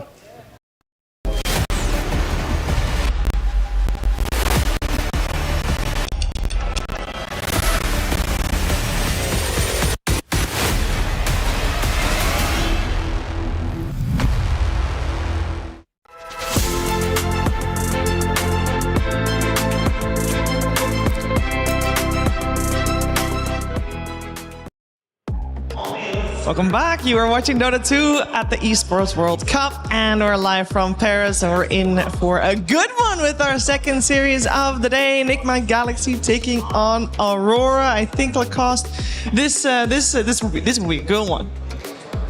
Yeah, sure. This is going to be definitely a banger because every single time Nigma Galaxy plays, something happens. Like in a good way or a bad way. They did qualify to TI. I was covering that series as well. Crazy series. Everybody kind of stepped up, but the guy that did step up the most was Davai. I know that this guy, has been, maybe getting some heat from the social media platforms and such, but he really nailed it there. Like he just seems like a very genuine guy every single time you do interview with him, and his gameplay has been improving with pretty much every single game, and really like to see that the whole squad is kind of gelling in together. I feel like this is the best iteration of Nigma Galaxy that we have seen in quite some time. And that says something because they did come top 6 at previous TI, so it's not like they were a slouch last year. Would imagine that on land, regardless, I think, Seb, they are a team that plays better when they're for sure. And in person. I mean, these are players that are no stranger to the highest level of Dota. Like, you think of Sumail, you think of GH, you think there's Kuroki behind them. Of course, they've been absent from... I mean, it's less and less true, to be fair, because they have been present at all the last Tier 1 tournaments, but of course they had this long period of time where they were battling to kind of get out Tier 2, Tier 3, but I think we're past that point, and whatever happened before that is still valid up to this day. So these are players, if you get them, if they're like peaking and their shape allows them to be at the highest and the hardest, tournaments in the scene, they will deliver. They come here to win and nothing else. So I'm obviously looking forward to see what is their approach going to be for this tournament. There's also a big change that happened in Nigma. Sumail is now playing position 1. So maybe that's also a way to get a new surge of like motivation and reconnect with the game, kind of finding the groove and the vibe and the will to, explore a new... I mean, he's been playing mid for forever and he's been winning his 1v1. It's like, I win my lane, I beat this guy and this guy. It's like at some point you're just bored, right? And so now he's last hitting creeps for 15 minutes and he's not bored? It's a new challenge. I think switching role always comes with am I good enough to do it, And that's probably gonna... For somebody like Sumail, that's probably going to help him play better. I think that's why also they wanted to bring in some stability on top of that. Lorenov, he's like the mercenary in the scene, like the best mid laner you can get. The guy switched like 6 different teams in 7 different tournaments. If you don't know who to call, just ring him up. He's gonna show up, and every single time he comes, like the team does get this buff. Problem with Nigma Galaxy is they signed this guy, so that might be an issue. He's an official member of the team, so we'll see how that's gonna affect the team. I also want to know like what they were able to offer this guy, because nobody else could get him on the team. Nigma Galaxy, they're like, this is the team that can go far. He's like, Sumail, sign me up. I mean, maybe he was just very picky if we're focusing on Nigma Galaxy. If you're looking at this side, if you're looking at this roster and you're gonna get the call, come on, you're gonna take the chance to play with this squad. We're also, of course, gonna see GH in action again. This has been a staple of the Dota 2 scene for a very long time, and sometimes people might wonder, like, how come he still has that motivation, that drive to do well? So as a player, of course, I always strive to be the best again and again every single year. What keeps me going, I would say, is hard work, passion for the game, willing to be the best again, and having a lot of discipline, because on some days you want to take a rest, you want to take it a bit slower, you don't want to play your 15 hours of game, you don't want to watch as many replays, but if you have the discipline, the hard work and the commitment for the game, you will do it. Yeah, I think Seb, you can probably speak to that. That sometimes that drive, it's just there for a long time. He said it the best. I think at the end of the day, it's like the passion for the game. That is really what has to be nurtured. And I think when you fall in love with Dota, we're in Paris, we have to mention love at some point. True. You might be tempted to think that it's not going to go away, and then I think once you realize it can go away, it can become weaker and eventually fade. It's already too late. So I think for these players, that's also probably why they go through cycles. And now that they're in a position where they enjoy playing, well, they're putting things in place to make sure it remains that way, because that is how you perform the best. Is when you're enjoying what you're doing. Because at the end of the day, you're chasing trophies, you're chasing success. These things only come very late. There's an infinity of days before that where you have to, wake up, do what you have to do it as best you can. And that motivation of, chasing success, it doesn't come into play. You have to be enjoying what you're doing. That's how, you do what you have to do every single day and you eventually get there. And I think that's what he said. That's what JH said. And he's been around for a really long time. And it's always impressive to see people that were dominating the scene, then had a really, tough couple of years, maybe even more than that, and get back on the horse. I think that says a lot about the resilience. It really does. It also makes me wonder, like, we know he's still playing some of the same heroes that he used to, but how do his heroes, Lacoste, and how does Nick McGalaxy in general play around his expertise? And are they even playing around GH, or would you say they have a different focal point?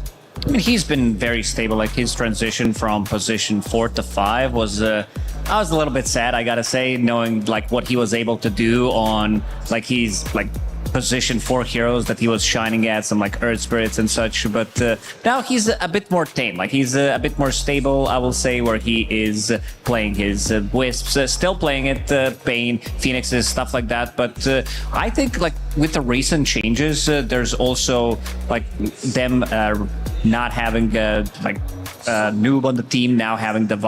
I think they had to like find the groove, and it takes a little bit more time. So I feel like they are going to be playing through Lorinov a lot more, because he has been on these playmaking heroes, making quite a lot of difference in pretty much every single series that I've watched them.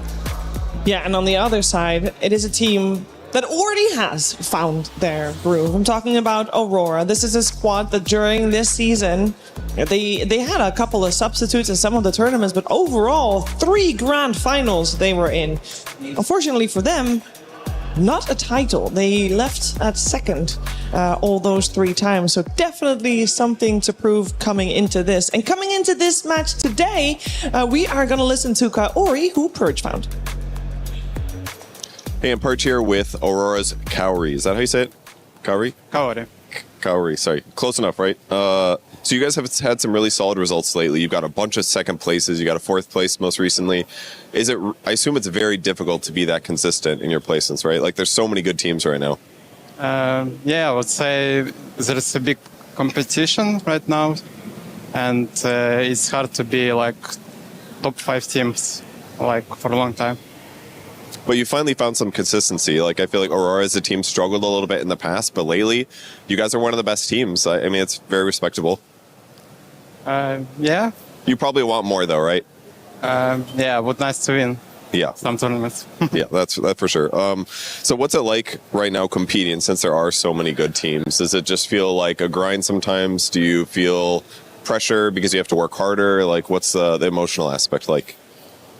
I mean, we had quite good results, but we was never like top 1, so it's quite disappointing. And yeah, we just have to keep working hard and just play more. Just do your best, right? Yeah. Yeah. In this tournament format, you guys are just playing 1 best of 2 per day. Do you prefer that format because you get to really focus on one team, or do you like it a little bit more chaotic where there's a lot of matches going on per day? I think it's good format because you like prepared and you can do preparation for draft, how you want to play, and yeah, it's less random games.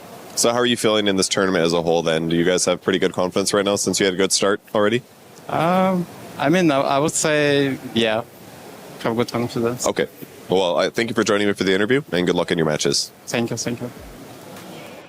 That confidence is well placed, because having that top 4 spot several times in a row over the last couple of tournaments, it makes you think like you can do it again. But it is interesting to me, Seb, that Kaori is still feeling like disappointing. You know, coming is still very good, and we know the field is absolutely stacked, but second, again, disappointing. I mean, you know, it's like there's something about this second place where obviously I think there was an interview with Amar where he was asked, you know, would you rather be second or third? And he was like, well, second, you know? And I mean, yes, sure, it sounds a bit like that. It is an obvious, and maybe it is a bit of a dumb question, but at the end of the day, when you get to a grand finals, and you know, this feeling of like getting that close and then getting nothing from it, it's a really tough one. I think second place is, until you actually consistently get the second places, it's hard to kind of,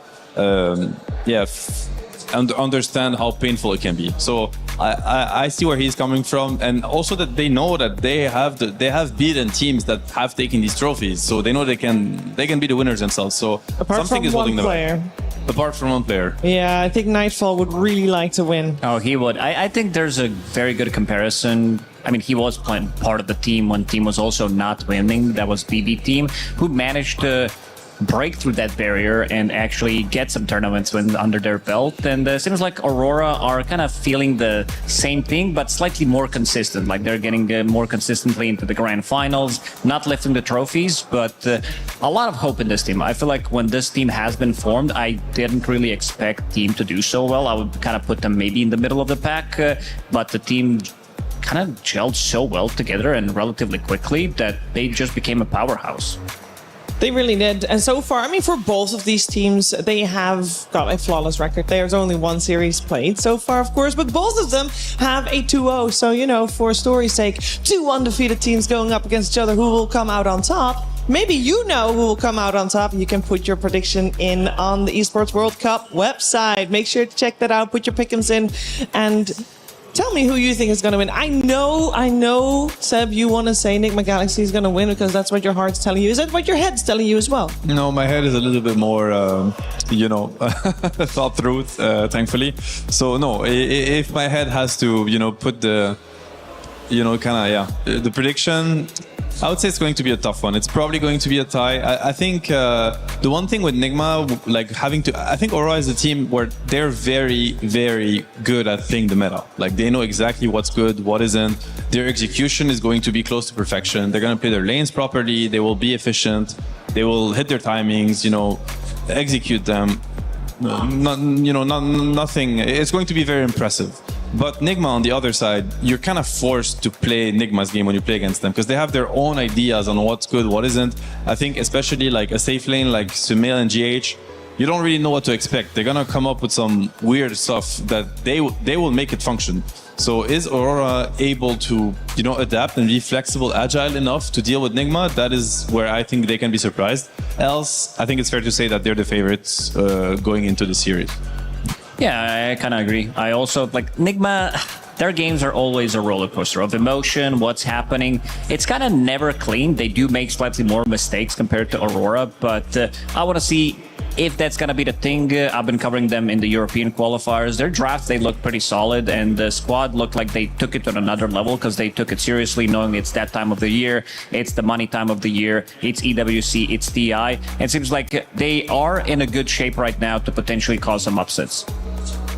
Well, they better be, because this is, as you said, the time to do it in, and the previous series was won by both teams, but both of those series were the expected outcome. And for this one, let's see if there will be an upset. But of course, we need those players on the stage. So to get our match started between Nigma Galaxy and Aurora, we're going to head over to that stage right now.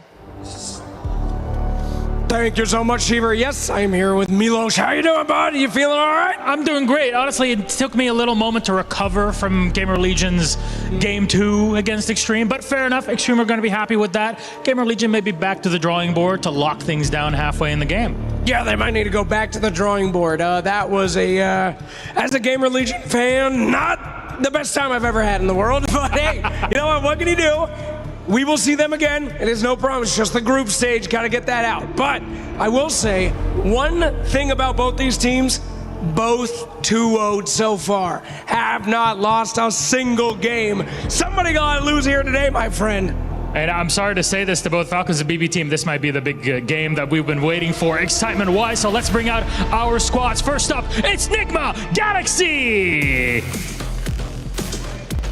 The Galaxy is full of bright stars, Slacks, and this roster is as well. EWC 26 is their first big test as a team, and they succeeded in that 2-0 win yesterday. As you said, against L1. Maybe they'll call them L2 after this one, but this is their toughest fight yet. I'm just wondering if Seb glaves them enough on the panel before this game. You can't glaze this team enough, man. I mean, we got new players in new positions. We've got classic kings moving around. Heck of a team. There's a reason that they have not lost yet. However, we have another team coming their way. Aurora has done so much this season, but they haven't got that first place. This could be the event. This could be the day. Ladies and gentlemen, let's bring them out. Aurora Gaming! Now, Aurora is here for blood. You can tell that the boys are ready for their big win.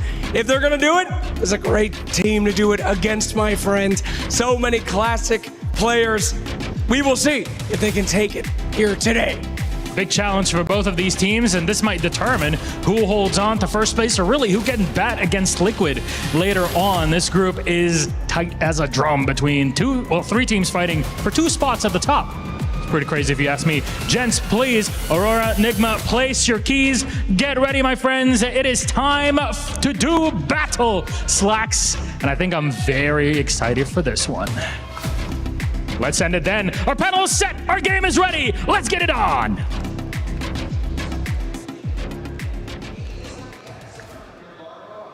Thank you very much, gentlemen. We're ready. Nigma Galaxy and Aurora, 2-game series coming your way. And I do want to talk about the Dota side of it all, because what type of Dota can we expect? We saw so many styles already on this stage that I kind of feel like we've seen it all, but you guys just talked about maybe Nigma Galaxy bringing out something crazy on their safe lane. What kind of crazy things can we expect here?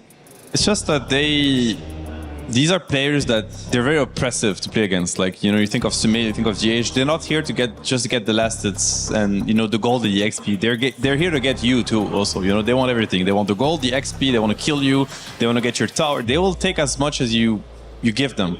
Or any opening you create, they will just go for it. So in that sense, I'm looking at Nigma's safe lane as being one of the things that could cause a lot of issues for Aurora. But the opposite can be said, because I think Nigma's offlane is a little bit hit or miss still. Yeah. I think Davai is also that kind of player, which he fits really well with this team because he also has a very aggressive play style. Like he's really obsessed with how do I win my lane, how do I win the game, and he's willing to take the risk. And sometimes it falls short and it can look a little bit questionable, but the more important is that's how you win games at the end of the day. You have to try to win them, right? And what you fail, you adapt, you learn from it, and eventually you win every game you enter. So, but against the safe lane of Aurora, which is Kaori and Nightfall, that's one of the most stable safe lane out there. Like, it's literally 2 robots that are doing things to perfection. So they might kind of bump their head against the wall. I'm a little bit worried about that. So we'll see how it unfolds. Yeah, I didn't see a water bottle on Davai's desk. He needs, during TI qualifiers, he took a break. He paused the game and he's like, hydration break. And after that, he's just locked in, solo carried that game. It's okay, it's okay. I can look behind me and I'm seeing that it seems like the overall call is to have the water bottle on the ground. On the ground, okay, yeah, so he has it ready. I see it next to his feet. We're good. Yeah, hydration break. We saw it at the World Cup. Yep. World Cup in football, very important as well. And yeah, they took it seriously. I also want to see what they're going to be cooking. Kuro seems to be on point with the drafts that they've been having so far. Ever since this new squad has been formed in TI qualifiers, they looked insanely good. Also, one hero that they played yesterday twice is Coddle. This is the hero that they've been excelling at playing for a really long time. GH on the hero. Of course, he's gonna be the one. He knows the ins and outs of the hero. Even with all the changes and everything, the dude still grinds. Sometimes we saw him in an interview talking about finding the passion and everything. Still love for the game. And these type of the heroes, some of the more niche heroes that we are seeing. And something that you mentioned, said yesterday, was which hero you want to see. Something new from the safe lane as well. This is the team that does play Spectre from the safe lane. They do. I think they have a lot of creative ideas. I think this is a team that thinks with the full board of Dota heroes when they try to deal with something, when they try to counter something. So it's going to be quite interesting. I think it's hard to know what to expect from both teams, actually, because I also think Aurora has spent a lot of time behind closed doors preparing what they think the meta is. there are some staples. I think, you know, if you open Lone Druid, most likely you're going to have to deal with Nightfall Lone Druid. There are some heroes that we know might come.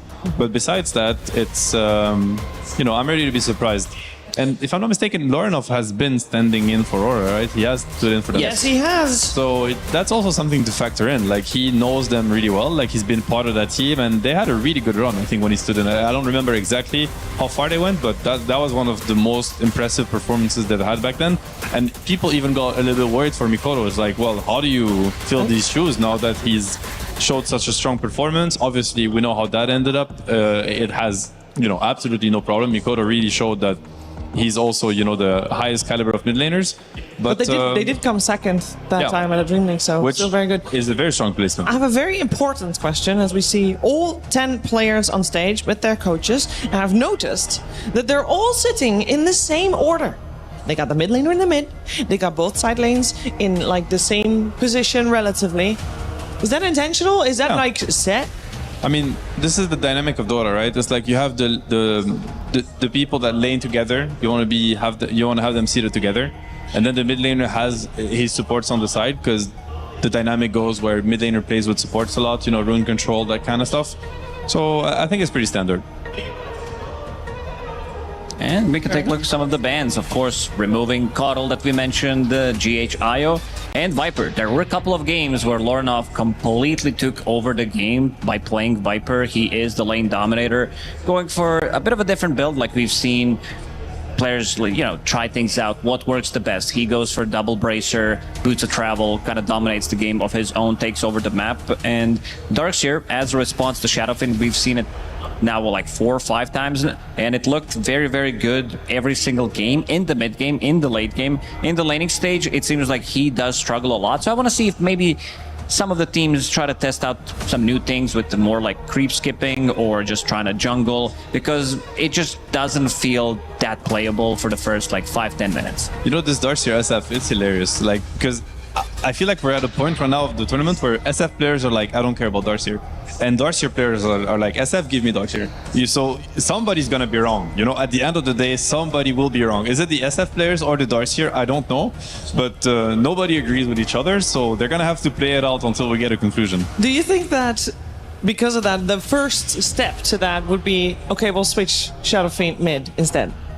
It's a possibility, but I do think SF safe lane is just a much better hero right now than SF mid. So in that sense, the point would go to Darkseer. But you know, I think both teams are really happy with what they're getting. Like Nightfall is, you know, extremely good on SF. Whenever you think of Nightfall, you know, the team plays around him. That's how it goes. He's a very vocal player, so an SF strategy sounds perfect for his style. He's gonna hit his timings, let his team know how he wants the game to be played out, and it's gonna be an easy, you know, smooth sailing for Aura from that point on. On the other side, Davai is known to be super aggressive. I think he's master tier on Darkseer. This is probably one of his favorite hero, top 3, maybe even top 1. So I think he's extremely happy with getting this matchup. They actually led the Treant through, which is really interesting. It's one of the scariest. It's actually a Kaori signature hero. He's a Treant spammer, and Treant SF. As an offlaner, I don't want to go there. I can tell you that much. Yeah, I feel the same way. I'm jungling. I'll join you. We're gonna find the different. We're gonna double jungle or something. Stack some camps for me, please. Even if you're Darkseer. Even if you just stack some camps, I'm telling you, stack some camps. Get the stacks ready, because I'm coming. Yeah, I think there's gonna be a good amount of creep skipping, or like the only way you can play against this lane, because Treant doesn't really stop you from pulling, and neither does Shadowfin. So want to see how they're gonna be playing around it and where this Hoodwink is gonna go. If this is gonna be a position 4 Hoodwink or position 5 Hoodwink. We've seen good amount of more traditional position 4s coming back into meta. We've seen like Earth Spirit position 4 coming back, who's still available and who has also been played for the mid lane a lot, the most picked hero of the tournament so far. We've seen like Tusk, we've seen Spirit Breakers, Marcy's getting banned. Is GH Hoodwink a thing? I can't recall seeing it so much. No, so I think more of Omar Hoodwink when I say it. Because I mean, I guess it's possible for them to switch lanes. That's not an issue. So even if GH is playing, you know, the other hero, he could still be going to the offlane, for instance, and the Hoodwink could still be safe lane. Okay, insta pick Tuskwind Ranger, no hesitation on that one. So it looks like the Hoodwink is going to go with the Darkseer, and because I think you really want to pair the Tusk with the Wind Ranger in that case, especially when you see the Lion. I'm a little bit worried for the laning phase, because the way this... Sure, Darcy's gonna jungle, right? But Treant is probably the worst 5 to give freedom to in the early game. Treant gating is absolutely... It's very scary to play versus a Treant that is free to gate as much as he wants. It's hard to stop because he usually, whatever support he meets, he is stronger. So he's going to win the sentry battle. He's going to win the ops ward. So he will deward your gate eventually. And then you have to play blind with a Treant that might or might not be there in Invis. It's tough to navigate the early game. I gotta say, I'm a big fan of this Centaur on 18. I think it counters what they kind of want to do with the whole draft. It gives your carry another life once he gets walled, once you create illusion out of it. It gives you relatively good reset. You also have Treant Protector to reset with his ulti. It's very good against Wind Ranger as well. Like if you save that later on, Centaur, he can pick up the Aghanim Scepter. So basically multiple ways of protecting your own Shadow Fiend. And you already talked about how like they know how to play with the Shadow Fiend, kind of fits into their playstyle, how they play, how they work as a team. And I kind of agree. I feel like these type of heroes are going to benefit from Nightfall, maybe even making a mistake, knowing that he can be bailed out of trouble. This is a very solid draft from Aurora, I have to say. It's pretty much perfect. I think it fits... It kind of ticks every box. Like they have everything they need. They have a lot of disables for SF, which is essentially what SF is going to require at some point. Their lanes are incredibly synergetic and strong. They scale well in the late game. They have a strong early presence. I mean, Living Armor, Stampede, a lot of global stuff also that can happen. It's I don't want to say Nigma's getting out drafted. I think they're getting what they want, but I'm just wondering if it fits the the plan that Aurora is putting together. Yeah, we are missing the mid laners for both teams, so there's still something that Nigma Galaxy can get out of that one, as they are the ones with overall last pick. Yeah, and you think of Mikoto, you think of Spirits, right? Like, I mean, he wants to play the Earth Spirit. I mean, Earth Spirit is actually a hero that's been banned every single game so far, or picked, almost, and now it's been completely ignored. And, when you see the Sniper and the Huskar bans from Aura, that kind of means I want to play a melee hero, please. I don't want to deal with those. Viper also has been taken out, so that's another hero that usually you feel like you need to click a ban. And Nigma themselves have banned the Snap and the Lina. Like, so I think you're kind of free to pick melee spirit heroes or heroes that are usually counterable.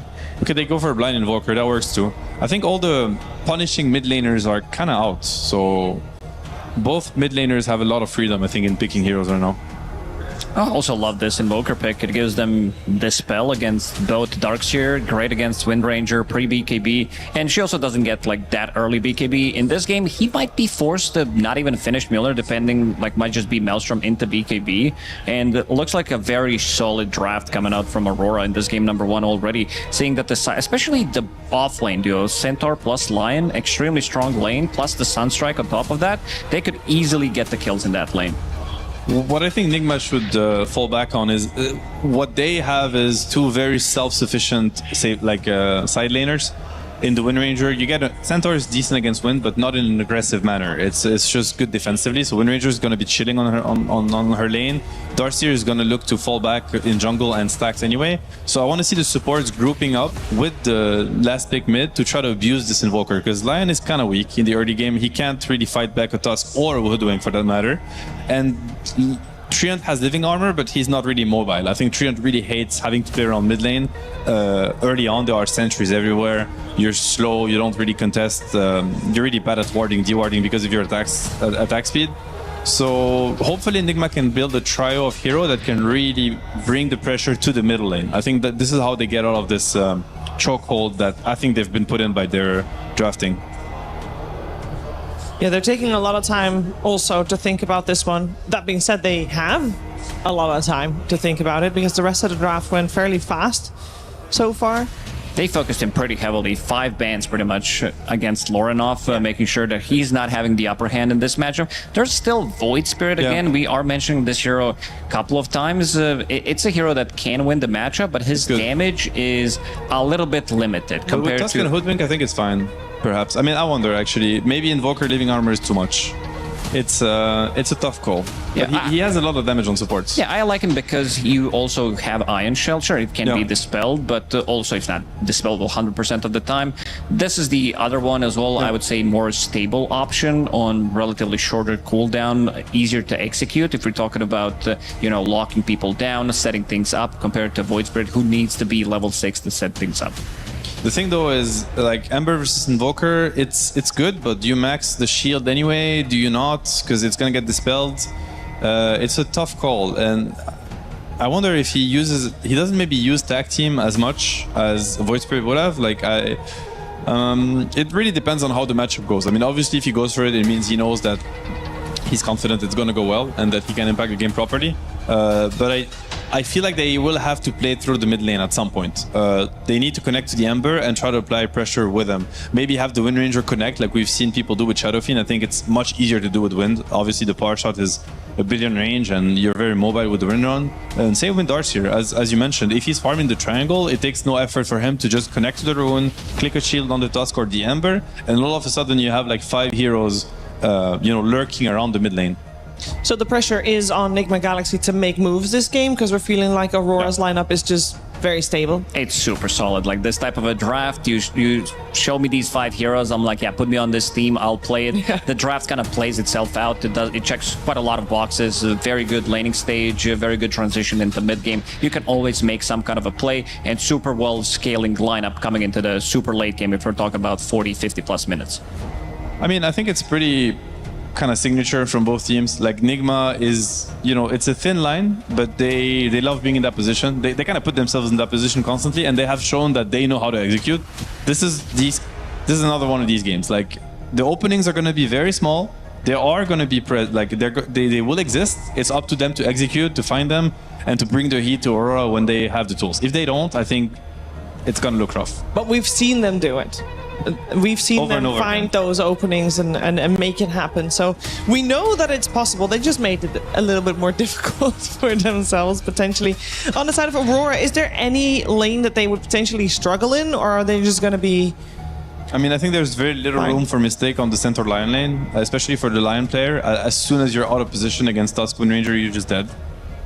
So maybe that lane could crumble if they don't execute it properly. I think the safe lane is going to be just, the it's smooth sailing. Yeah, I don't think you can mess up this lane. They could just be drinking water while playing that lane. They can hydrate themselves while playing the lane. I think they'll be fine. And mid lane is going to come down to rotations and ganks, probably. Yeah, even if you make a mistake in this bottom lane, Sunstrike, 1 stun from Centaur, 1 stun Hex from Lion is gonna fix that lane because it's an extra bit of a damage early on that is relatively easy setup. And if they find these openings, let's say Nigma Galaxy, they don't get a kill, they try to get some trade on the side, then they get Sunstruck, it could be very snowbally for them. And that's another reason to bring the heat to the mid lane, to just not let this Invoker quietly push out the wave, use Sunstrikes, bring mana regen. They need to force him to use spells defensively, not be ready to help the side lanes. It's going to buy time for the Darts here. So probably also what is going to happen in the first waves mid will dictate a lot, because if your Ember is starving, it's hard to connect to him, and vice versa. If he's dominating the Invoker, it's going to make it super easy. So, Lorenov has some sort of responsibility on his shoulders with his last pick Ember. You guys mentioned that there might be also... that mid lane might be influenced by people rotating. Who's going to rotate? Because it sounds like the supports are probably just going to chill in their lane on both sides. On Nigma Galaxy, I feel like these supports, I don't think you can ask for anything better. These heroes kind of thrive making a move around the runes. You have Tusk and Hoodwink. They just make so many things happen. Yeah, they're gonna... And it's part of their play side too, right? These are players that enjoy being mobile and being active early game. I hope that we are going to see an active early game, as I do believe we're already seeing an active early game. Let's head over to Cap and SPG for the action. That's right, Nigma Galaxy went for an early smoke and ran into a Treant Protector. No early first blood for them. They have been ruined by the tree's positioning, and they might just stumble into a first blood of their own if only Aurora had gotten up to that high ground just a little bit quicker. Might still be able to hold it here. GH trying to bait them into it, but he gets stunned up. Chain stun off the stomp that hits multiple heroes, and there's your first blood. Bushwhack immediately after that does some damage here, but not enough for Nigma Galaxy to brave that high ground. They were supposed to have the advantage After all, they have Darkseer, some early Ion Shells, but not the case. Aurora managed to outmaneuver them. I like the idea. Going top with the multiple Quelling Blades, Sentries, planning for this Treant kill. It's what you want to do against this hero. At least you get the tree cuts. Did not want to give Shadow Fiend first blood God, and they're going to get 4 bounty runes. It's a disaster going into the laning phase. He not only has the extra souls, he has the extra first blood gold and an extra 4 runes on top of it. This SF, he is king of the map right now. Rough start. Very rough start. Especially for a lineup that I don't think they have to crush the lanes, but there's definitely some tempo pressure on them in this game. I think the Invoker is king of the late game here. It's a very tough matchup for Wind Ranger to play into with only 1 BKB now. The Centaur is going to give you a lot of survivability with Crimson Guard, and you need the Wind Ranger damage to kind of punch through these big cores in the late game. So I feel like Aurora have the scale. I feel like they're very comfortable here. They have Tree and Armor, they have Overgrowth, they have Invoker, they have Centaur with potential Crimson Retaliate. Like, there's a lot for this Wind Ranger to get through. And if the Wind Ranger can't get through it all, then you're kind of going back to some of the Darkseer scale against the SF with illusions and stuff, which we've seen can be really good, but can also be hit or miss. Yeah, it all depends on how the lane goes largely. And it does seem like that lane is going to be difficult with the early kill going over to the SF. Meanwhile, this bottom lane, a Lion Centaur versus a Tusk Wind Ranger, probably going to be a lot of action out of this, but our panel put a heavy highlight on the mid lane matchup. They said there's a lot of responsibility on Lornoff's shoulders. If he can win the mid lane matchup against this Invoker and then start snowballing that, it'll be beautiful for him. Enigma Galaxy are going to need that kind of momentum from their mid. At least they pick up something here for GH on the bottom lane, just running down that Mirror Lion on the side. There's stun strike potential in this game too. Some decent setup on both side lanes, at least a little bit top. You have the hard stuns bottom. You have to keep that in mind here if you are Enigma Galaxy. Do not want to start giving this Invoker extra gold injections on the laning phase, considering how good of an Invoker game it is. Like, this is one of the best answers to Darkseer in the game. It's one of the best answers to Wind Ranger, in my opinion, in the game. He has a lot going for him here, and he has a lot to bail him out. That's the other thing. Like, yeah, your Ember can get on top of him. Yeah, you can get on top of him with Ion Shells, but he has Tree and Armor. He has Stampede. He has some stun interrupts. He has utility that can come out from both the Tree and the Centaur. A lot going for this Aurora lineup if they can find the net worth in this game. I do like some of the nice little synergy here from Enigma Galaxy, right? The Ion Shell synergy going in on the frontliners. It's going to create a lot of space for Sumail in this type of game where he has a lot of heroes that go in for him, and he can just kind of pick when to engage, who he wants to go on, and find that big target. Those are the kind of games that can work well for the Wind Ranger, so I have some high hopes that he's playing into some counters, but that mid game might look pretty damn good for him. How do you feel like, Sumail, we talked about this when the roster announcement was first made for Enigma Galaxy, them pulling in Lornoff and Sumail playing the carry. How do you feel like he's adjusted? I was a little dubious, I'll be the first to admit. Okay. You know, because you had very high faith in him. I have faith in his one position for sure. I think he's an absolutely world-class carry. You just have to have the right core setup. Like, he's not a carry you can plug into any team and it's going to work out. And maybe those days are kind of gone for everybody, right? I think that's true of Nightfall too. When we're looking at this matchup, like, you need to build the right team around Nightfall to utilize his strengths. You can't just plug him into any squad. You need some players that are okay with him yapping the whole game, and not everybody's on that same page. Yeah, true. With Sumail, I think you need players that can capitalize on his aggression, because he is going to go in every fight. He's going to play very aggressive. He's going to buy blink daggers. He is going to start engagements. That is amazing. Those types of players are really nice to play with because they always set the plate. Sometimes they'll just carry the game, but more often than not, they can sometimes go a little too deep. You know, sometimes you have that one or two bad deaths. If you have other core players that can capitalize on that and kind of pick up some of the carry slack, I think it's a really nice pairing. And I think Lornoff does fit that. So I think in that sense, they have great synergy. Oh, that was enough? Wow, that was right on the edge, right? Yeah, seriously. The Blood Grenade must have just ticked him down to, I mean, there had to have been a margin of like 10 damage. Make that kill happen. It was 22. 22? Really? Actually, I mean, level 2 Sunstrike, 225 pure. He took 203. Okay. Carry is going to die for it, but well worth the trade-off, pushing these heroes back. Nightfall is having a totally free game. This is concerning. You lost all the runes. You're giving up some Sunstrike kills. This SF is already at max souls. Like, what? He's already at 20 Necro Mastery. Just sitting up here, gonna last it and deny every single creep against this Darkseer unless you go for the creep cut. I think you just have to jungle level 2 as Devi. Yeah, he that has is 5 CS. This Darkseer has no gameplay. Hey, you talk about play styles of various players. This is not the kind of play style that Devi Lama wants. No. Devi Lama wants go, go, go, kill, kill, kill. And he really can't do that against this SF right now. So him having to take a break, he's certainly not going to be happy with that. Structures are fortified. They can't really pull waves very easily. The Train Protector will stop the Hoodwink, as we've seen before. This is a real problem up top. The lane control this SFG are going to be able to produce it's like 100% deny rate, basically. They're denying a full wave against a stacked big camp. Nightfall has, 100 base damage already. He's just denying every lane creep. There is never going to be a dire creep going into this Darkseer's hands for the rest of this laning phase until he has, some sort of region item or they make some move up here. Yeah. This is extremely concerning. We're already seeing a net worth gap open up in this top lane. It's double. We're 3.5 minutes in. This SF is doubling the Darkseer. So you're going to have to solve this problem at some point in this game. I don't know who's going to solve it. Maybe Ember with a power rune. Maybe you just rotate multiple heroes through the gate from bottom and bring resources from there. I don't know. It's going to have to be something. Snowball helps Samael. He stays alive for now. Now turn the damage back around with WS. Omar, seeing as this off lane is so bad, a wise move. Comes down to this bottom lane as Aurora get really aggressive. They get a kill on the Centaur. And can they get the kill on Mira as well with a power shot bringing him low? He still has a Lotus, though. They're going to dive into this one. He pops the Lotus, stays alive a little bit longer, turns back around with a blood grenade. Is that going to tick out GH? It will, on the final tick, gets the kill. I think WS got experience off that, right? He's all 4 now. So not the worst turnaround for them. Kind of expect this Hoodwink to come down here since it's an empty lane top. And you were trying to dodge the Sunstrike. No Sunstrike got thrown, so Makoto gets to hold his resources mid. As the Shadow Fiend is playing versus Creeps, it is Nightfall PvE mode. This is rough, because Lornoff is not winning the mid lane matchup either. No. He's a little bit behind in CS.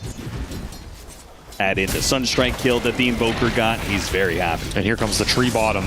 You leave that lane empty top, he's going to make a move, and you have Sunstrike on top of it. With That's the blood grenade 4 over heroes. the top, Snowball pickup is only going to delay the inevitable here. Samael surrounded by heroes. Bushwhack attempted. Okay, Fairy Fire activates, and he actually stays alive thanks to Omar coming in with the Bushwhack. Is it going to cost the Tusk his life maybe? No, at stick charges. Okay, everybody from Nigma Galaxy manages to stay alive in what seemed like overwhelming damage from Aurora. Can you exist Another out attempt here, at it. Ooh, misses his opportunity to go for the stun. Samael being hemmed in from all corners here. WS diving past the tower. Snowball put onto him. GH is dangerously low. Kaori's still going for the kill. Another Sunstrike. Is that a double? Okay, gets the kill on GH. Samael takes a bit of damage for it as well. Another shackle shot to stay alive. Kaori, he's going to be fine for now. Activates the invis to chase Samael out of here.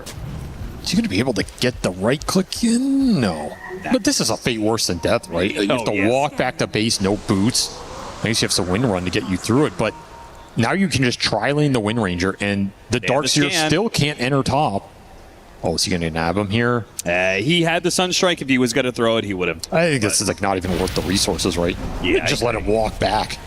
If anything, you can just save it when he goes back to bottom lane, Sunstrike him there. Sure.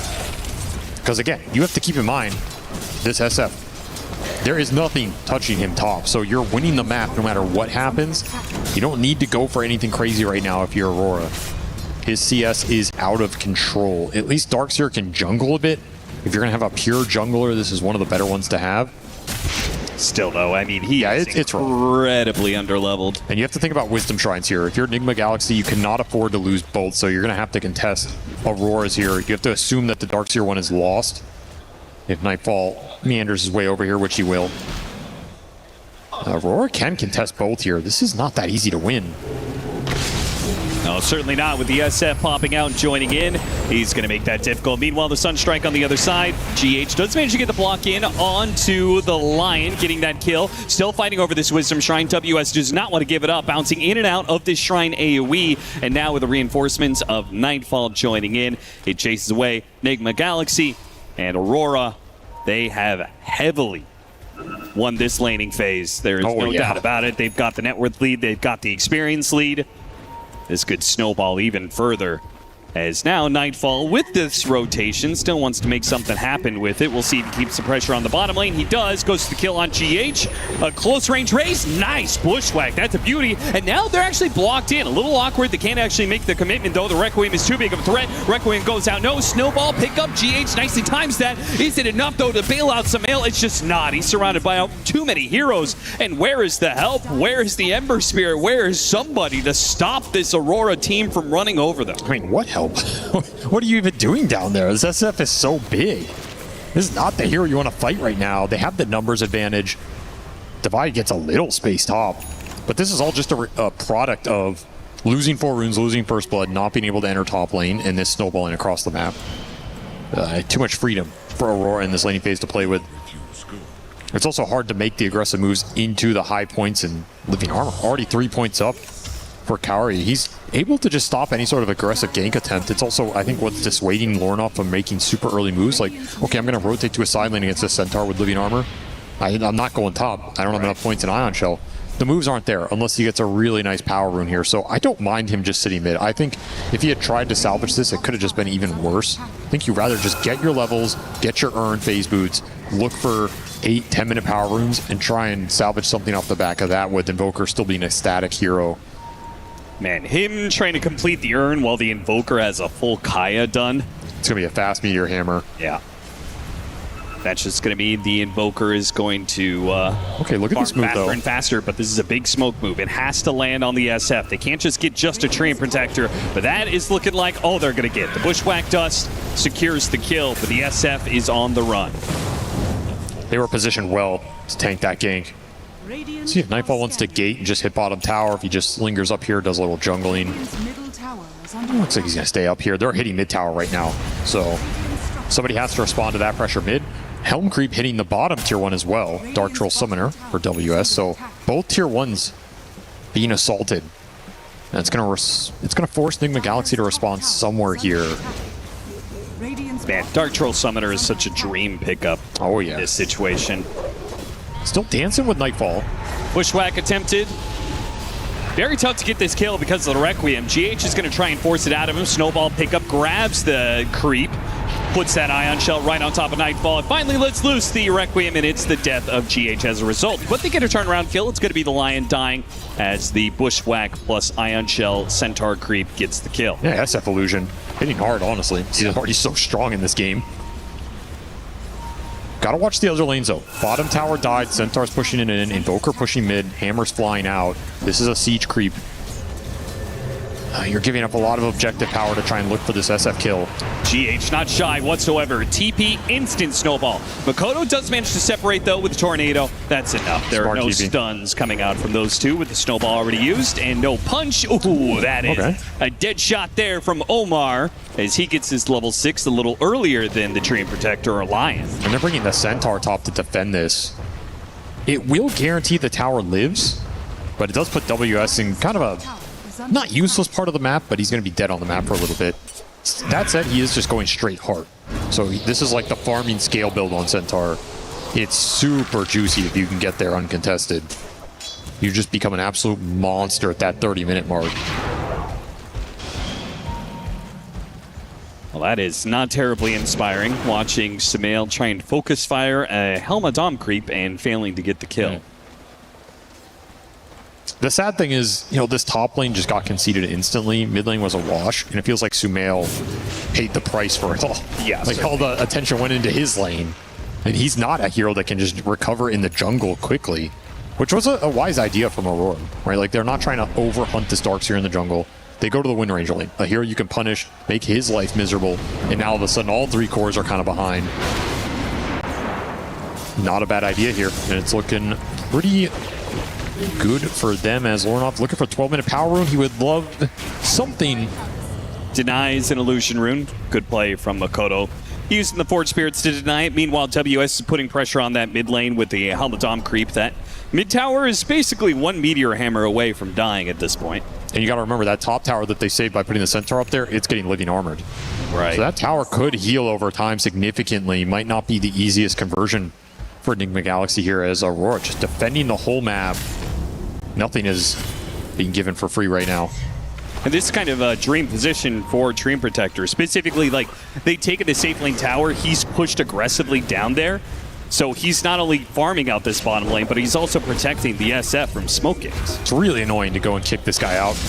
And he can get some nice items in this game. Nice shot. Another one lands from Omar. It might just be enough to kill the Lion, and it is. Ooh. Stampede comes in too late. Yeah, nice little pick up there. Need to find some extra freebies in this game. You're still stronger in these random skirmishes. Like, that's just the spell power that this Darkseer lineup brings. So yeah, you're behind on net worth, but it's not as if you can't find plays or fight here. You're very strong if you can find some isolated supports. I mean, this combination, I think, is one of the deadliest in the early game. The Ember Spirit's Hoodwink combo. Oh, yeah. Slight chains into a sharpshooter. I mean, it's so much damage and so easy to set up. And Vessel's done. So Lornot's going to TP base, get Vessel, come back out on the map. If he gets Ion Shelled with some Vessel charges, he's a threat against anybody in this game for a long time. So the window's still open for Enigma Galaxy to pull this mid game back. And they did stabilize the map a little bit here. Does mean that their best answer to that is Makoto with the Tornado, right? So his position going to be pretty crucial. Overgrowth and Sunstrike. That was a lot of hate being directed the way. You could understand why. 14-minute Wisdom Shrine is about to spawn, and they could take this offlane tower at the same time. This is going to be one fell swoop from Aurora. Heavy damage done to Enigma Galaxy. I like that move. Not a move you're going to read that well because Centaur's just been sitting up here the whole time. Like, that's not the lane you expect the gank to come from, and you get a big bounty at the end of it with the double Wisdom Shrine. Aurora just being very efficient. They're not trying to force anything crazy. They recognize the scale they have, the start they've had. And they're just making a couple small good moves here or there. Yeah, you bled some supports, but overall, they've held all their towers, they've taken some towers, and they're utilizing that space well. You don't want to overplay your hand into all the spell power here. Like, you just run into Enigma Galaxy, they have a decent shot of winning that fight. Especially if you get caught in some vacuum shards combo or something annoying like this. Kaya Yasha for the SF. And if they can actually get to a full Blink Dagger on the Lion, this map control that they have early, the free farming cores that they have, all that's left is really just the initiation. And what do Enigma Galaxy have to look at? Centaur top. They're going to make a play on him. A hard kill. Really tough kill. And they're not going to get it easy. He already retreats back behind the tower. Nothing they could do about that. Too much early regen and armor with this helm buildup. But if you can kick him out of lane and pressure the tower, that's worth it in its own right. They'll bring the Ember up here. This tower has gone from, it was like 200 HP, now over half health. Buys you a lot of time in this game. It does. Keeping your towers alive with Invoker, always the dream. I assume you heavily favor Aurora for late game? Yeah, I do. I think it's going to be hard for Sumail to scale into the ultra late here. Possible, but it's going to require some sick teamfight execution. Mirror leading stun on GH. Follow up with the Hex, quick finger. Nice interrupt there from Sumail with a shackle. Actually allows GH to live. Bushwhack even better. And the follow-up. Well, Sumail feels like he just can't commit. Again, the Requiem is still a problem for Enigma Galaxy. The SF is too big that they can't quickly kill him. And so he's always sitting there ready to go with the Requiem if you try and commit on one of his allies. You also have to think about Overgrowth here. If you're Sumail, you can't run in super aggressively before you have a Dispel. You get Overgrowth, you're just dead in the water. Right. So you have to keep these big ultimates in mind. You do deny the finger charge on Mirror. There's a moral victory. It's something. It always feels good to get those early finger charges, so. An even kill score of 9-9, but Aurora's still holding that 3,000 net worth lead from the very successful laning phase. They haven't grown it, though. And I don't think their lineup is necessarily the best at doing that. Like, I don't think they expected to crush lanes with this lineup as hard as they did. But the map did stabilize for Enigma Galaxy here, and they should be happy about that. They're going to get to play a mid-game with this lineup that is designed to run them over in the mid-game. Is it going to be harder because of how rough the lane phase was? Yeah, sure. But honestly, you can't really think about that. You just have to get your items and go. Especially if you can get on top of Invoker. If they can ever just start a fight by ransacking Makoto, like trapping this Invoker in shards or vacuum or something, it's going to look a lot more one-sided than the net worth would appear. Honestly, it feels like Enigma Galaxy high execution on their side. I think they've done some really good spell casting. It looks solid, that's yeah. the only thing that has saved them from this game just completely running out of control. I agree. Like, even in the fights they're losing because they're behind this early game, they had solid spell casting. They had good snowballs, nice shackles landed, some good interrupts. This you should say, well, maybe we should save a stun there or something, but at least you get the Invoker back to base. This was a nice pick-off. Like, they're not playing poorly. It's just what happened in that first minute was such a disaster. You got to salvage it.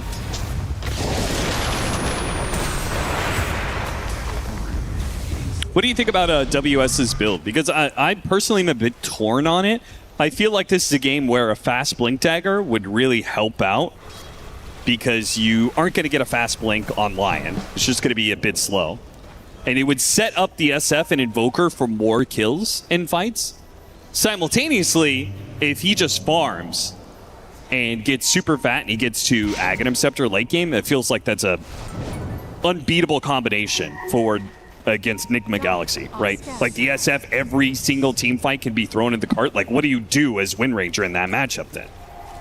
This is the lower risk route, whereas I think the Blink Dagger is a little higher risk. Potentially you run the game over faster, but this heart is just always going to farm fast. It's always going to be an issue for a lot of their spell damage.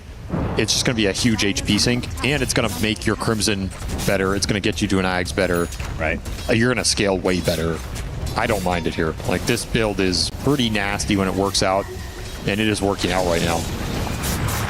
If you didn't have the scale before, you definitely have it with this Heart Centaur. Like, no question. He is going to be an absolute monster in this game. And it is flying out. Like, it's done here at the 18-minute mark. Crazy, crazy fast timing. 3,000 HP. What do? You Vessel and you can get the charges.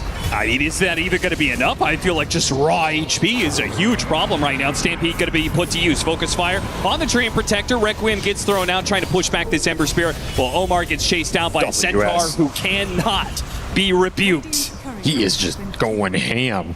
Gets that heart delivered, instantly binds two. And you just farm so fast with this build because you're not worried about double edge off cooldown.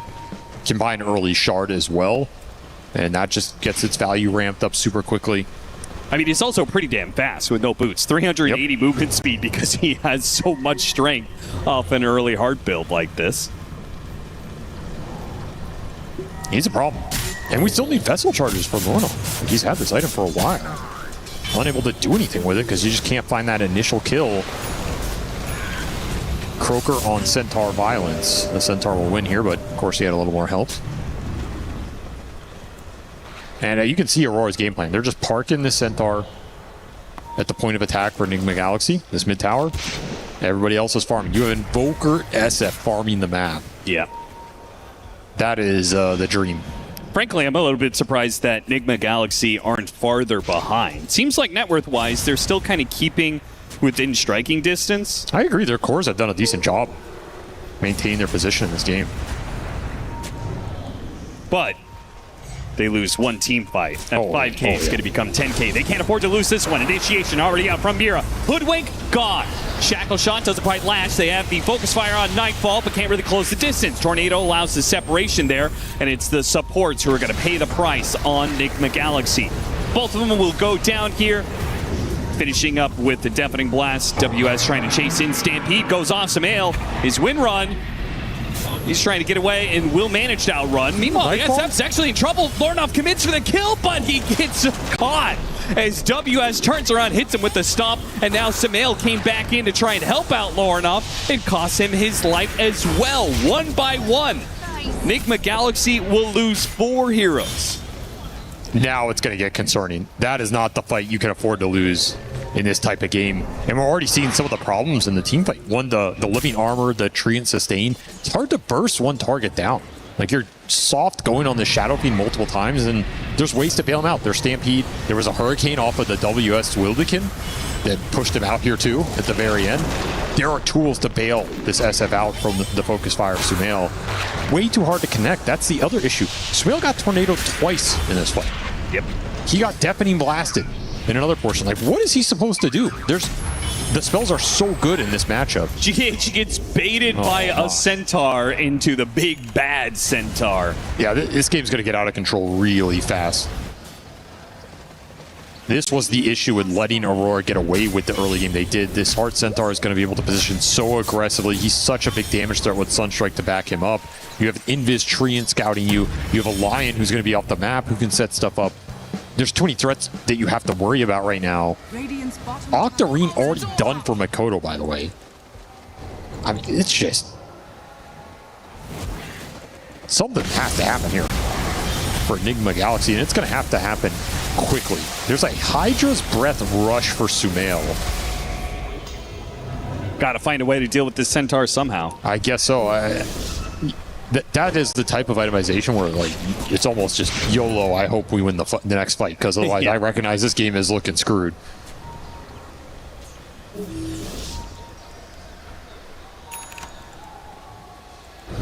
Blink Dagger pickup, so Enigma Galaxy we've seen in a lot of these fights, it's hard for them, even when they can get some spells on the SF, to keep him there. Divine Llama, Guardian Greaves getting off the overgrowth, but there's still Makoto cold snapping him to death. Tornado Sunstrike to finish the job.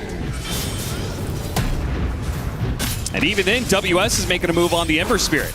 They may not get this kill, but the fact that they can just kick him out of this mid lane. Oh, he's going in. He's going to go back for the kill on Mira. And he doesn't quite get it. GH will finish the job. Quick little punch. Snowball back down. Now, oh, Shackle Shot that lands. Catches Carry in the back lines there. Does that give GH enough time? Stampede goes off, and he'll be run down by Nightfall. Honestly, again, the spellcasting doesn't look half bad. You're just so far behind. You know, you deal 2,000 damage to Centaur there, he just absorbs it. Didn't get the Vessel charge off that kill either because you had the Remnant out. That's a little unfortunate for Lornoff here. But at least able to find something. Get a little assist gold on the Wind Ranger.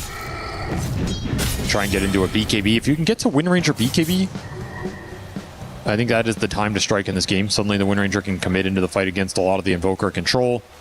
Try and find a big target. If you can avoid the overgrowth, that would be huge as well.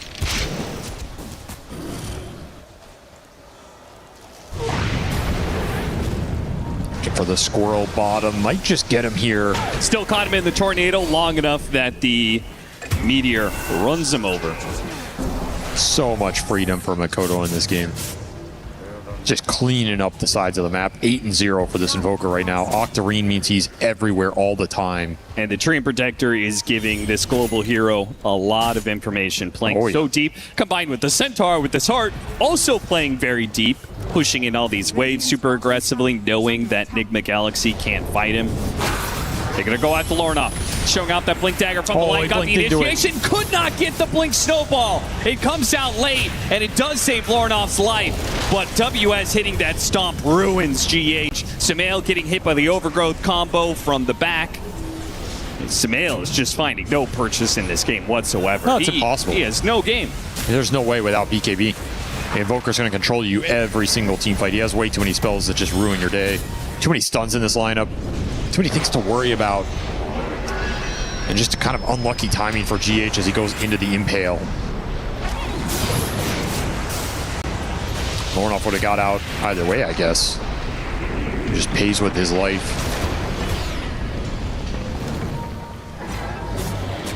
It's an Aegis for Nightfall. Yeah. In early Aegis. Centaur SF, I mean, they have some high ground hitting, that's for sure. Oh, they're not going to mess around this game. They can absolutely just send it. Stomp on two. WS still catches GA and gets a +1. Shackle Shot with the SF being in kind of an awkward position. May have to give up his Aegis here. They would prefer not to lose it so early on, and they will not. Power Shot. Another one. Does not land. Force Staff TP away. He's just going to go to base and heal as he finishes BKB. I would love to see an early shard for WS. I think when you have this kind of build-up, it adds up a lot. It increases your damage in the early fight. You get a lot of HP off of it. Kind of surprised he didn't just casually buy it here. I don't think you have to necessarily rush to some other item. But otherwise, I mean, you're critiquing extremely small points here, right? You can probably buy anything, and this game's going to continue to go your way. Yeah, I mean, whenever I think about buying a shard in this sort of situation, it's like, okay, but that could be a full-out plate mail. Right? Sure. Which is also, you know, like the heart, it's very value with the shard, but the armor is also very value when you have so much HP. For sure. You want to get it off Tormentors, too. He's probably thinking, like, why buy it when I can get it for free? That's true. We'll see if Enigma Galaxy can get to their BKBs here. We'll open up some more options for them. They're close to the Ember one. They are closing in on the Wind Ranger a little bit. He's like, 1,000, 200 off or so. How they use those BKBs is going to be pretty tough, though. Right, because they can't just go in and pop it, otherwise they get overgrowth during their BKB. For sure. But if they don't pop it early, there's a chance they get Lion Hexed instant. It's the Treant problem. Yeah. We're going to smoke up here before those BKBs are done. Try and look for something even into the Ages. Not a lot of good options here. Yeah, just going to cut the mid-wave. Yeah, this smoke was kind of doomed to fail, I think, unless you're just praying you run up the high ground and find a Lion sitting there. I don't think much else would have worked out for you. And we could see Aurora just go high ground here. Yeah, it's a massive wave. Gets cut down by the multi-shot from the towers, but even still, triple range creeps and a siege wagon with another wave coming in soon.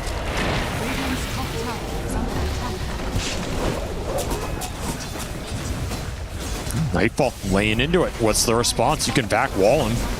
And tier 3 about to be sacrificed just to buy Enigma Galaxy a few more minutes. Trying to finish this Wind Ranger BKB. He's just so far away. And Alacrity Nightfall with Feast of Souls, some rally bonus damage, some living armor. That is a buffed up Shadow Fiend who had a free laning phase 706. Lower enough. They're going to go after the SF first. Didn't find an easy kill anywhere else. Lotus Orb bouncing back some of the damage. Forced F and a point-blank Requiem.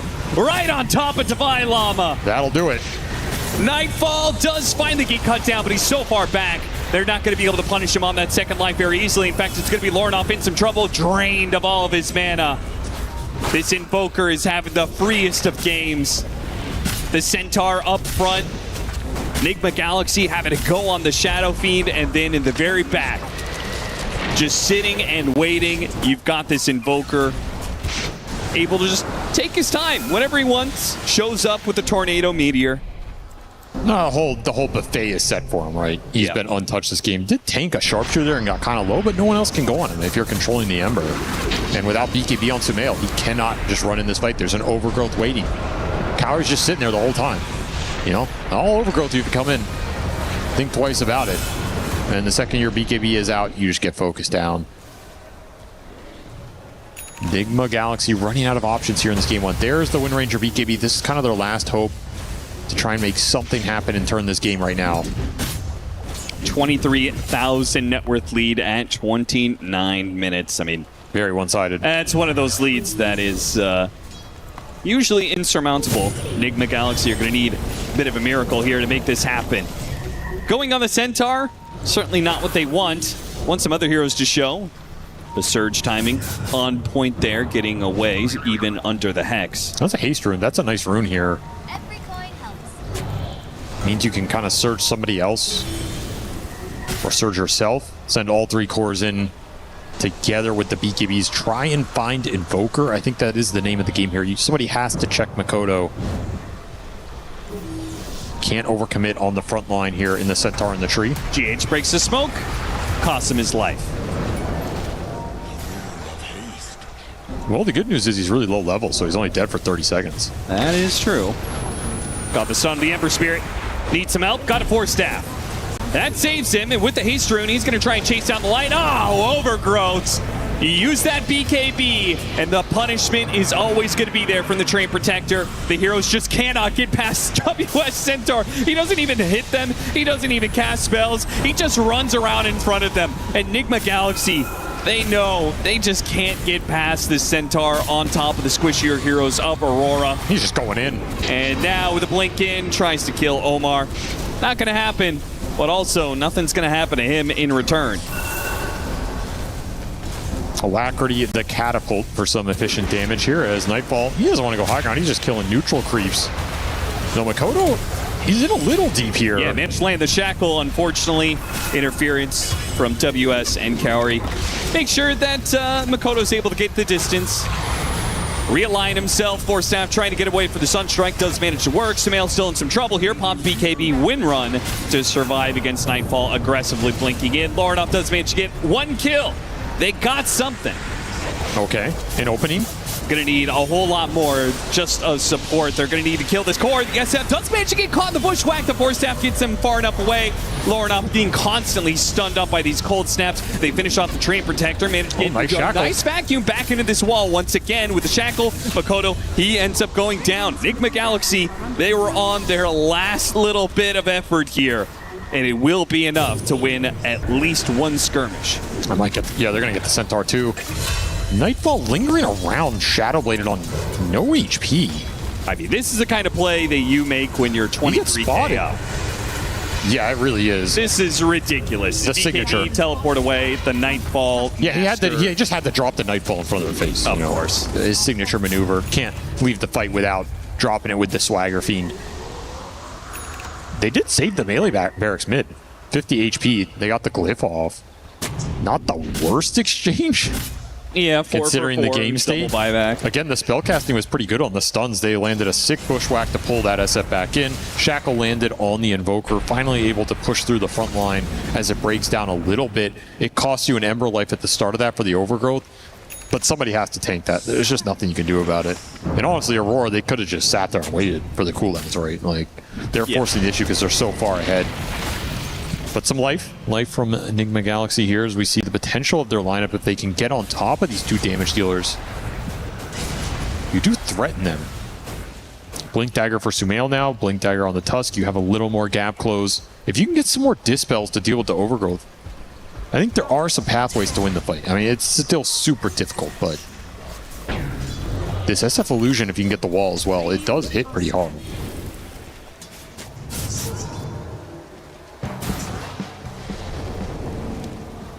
This is what I've been waiting for. Aghanim Scepter on Centaur. Because at that point, like, it's been pretty rare that they've gotten on top of the SF or the Invoker. Having that kind of hard save mechanism. I don't know what they do about that. Disable Centaur while you're killing the main damage priorities? I guess. They don't have the best long-term disables for him. No, but they have a lot of stuns. That's worth something here. And there's a Lotus for the Ember. So there's your Dispel for him. Lorinov not too worried about the Overgrowth anymore. Sumail still a little worried about it, but he has to go damage in a game like this. Yeah, there's no other option. It might be that Lorinov may have to hold his Lotus Orb to help Sumail. Slight chains, but WS shows up and immediately Enigma Galaxy have to scatter. Aurora posturing for this Roche fight as they try and get a good smoke angle. They'll always try and put the Centaur on the front line and dare Enigma Galaxy to go on him. He has so much armor with ice armor on top of it. Up to 44 armor. It's pretty disgusting. Smoke's gonna break. WS not able to find that opening there. Enigma Galaxy's just a little bit too elusive for him. And Roche will swap sides here. So if you don't take the fight right now as Enigma, it's going to go to Aurora's side and they'll probably force the issue. Arnott jumping forward. Doesn't find anything. Has an Arcane Rune, so he's not afraid to throw out some Remnants right now. But he is down to 1. Little concerning if the fight breaks out. Enigma Galaxy, the smoke is not going to move fast enough. At least not fast enough to catch the SF taking that tier 2, but if they were to continue to wrap all the way around, Shadow Fiend is actually separated from the team right now. That's a pretty good obs. If Aurora back into this ward. Yeah, Aurora right now are just playing on their own high ground ward. There's those Ags up double Ags, yeah. Oh boy. So now the Train Protector is going to join the Centaur in being just too big to fail. Ward scouting WS. This is the ward that Enigma Galaxy want to fight on. Could catch Aurora off guard. They have a gem on Lion though. Gotta go. You gotta go now. Katamar managed to get the initiation. He's gone already. Meanwhile, Centaur brought down to about 2/3 of his health.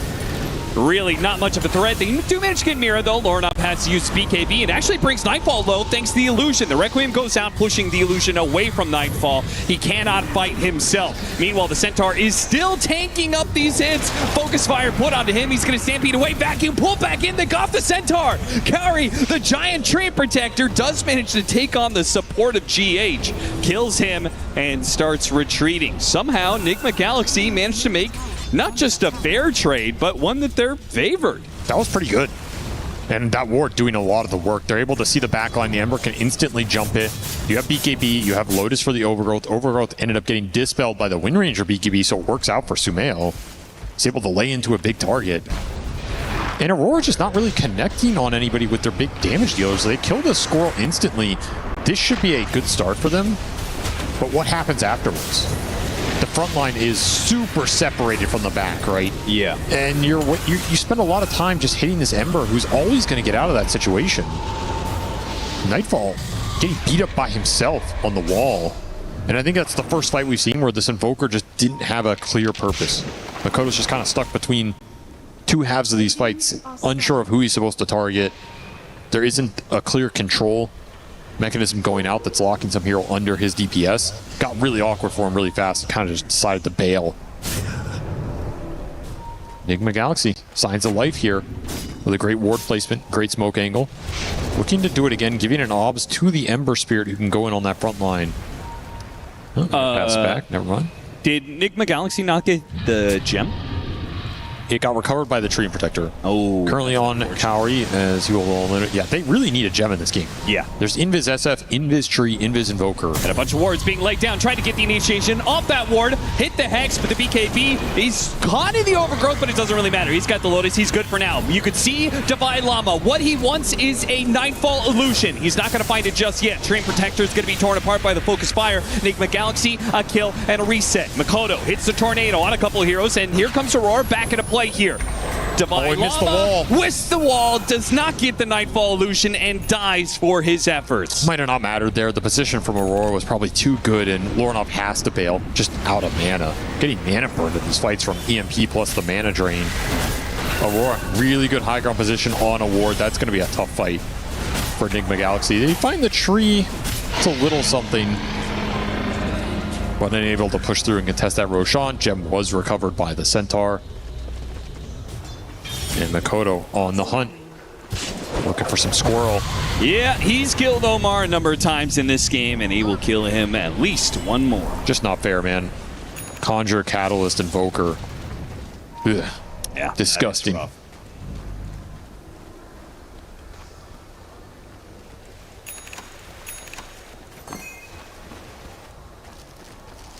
Ags for Lornov now. He's honestly played a sick game, I will say, from the position they were in. I feel like he's pretty much played this Ember to perfection. He's doing as much as he can because he has to be the guy who goes in first. Yeah. He has to hold his BKB for the exact right moment. He had to buy a second Dispel for Overgrowth, and he probably has to find at least one kill off going in while being the target of all the spells and control. Like, it's just not easy. Gem on Sumail now. They finally purchased one. This is a big item for Enigma Galaxy. They need the vision control. He does have Daedalus too. He's doing some damage. Got the bobble. Time to bobble up into the ultra late game. Meanwhile, Aurora getting some luxury. They have bots too on the Invoker. Nightfall and WS both have more items and they know what to do with at this point. No Satanic on this Shadow Fiend though, so he can die twice.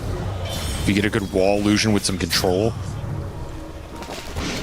Nobody is killing that wall illusion except for him, probably? I don't know, maybe Makoto can bring it down if he like alacrities himself or some weird idea, but that's not really what you're looking for here. So if Divide can land a good vacuum wall with the SF in it, fight could open up pretty quickly.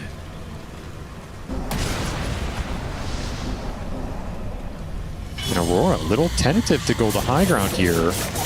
Yeah, it's dangerous. Not as confident to just park that Centaur on the front line anymore. They've shown that they actually can kill WS. Sumail's damage. Oh yeah. It's ramped up to a point where it's possible. Especially with Daedalus now. If you can get the tag team on top of him with Daedalus going through, anybody can die to that. Yeah. I think it's very, very crucial that GH has the Vlads for him as well. Amps up the damage, but also gives him the lifesteal he needs against the return. For sure. Lead off on the SF. Back! Managed to get the grab. Big vacuum with the wall. There goes the SF once. And they've got an SF illusion, though it's not going to live for long. It gets burst down. It comes back, though, with Nightfall reviving. Lornoff doing work. Fresh illusion to go for it. Samael, he's going to try and focus down Nightfall. Put him in the cart, though. WS keeps the SF alive and runs him out of here. Kaori right on the front lines will hold back these heroes where he can with the overgrowth. He will die for it. Meanwhile, the Snowball is actually going to chase in here.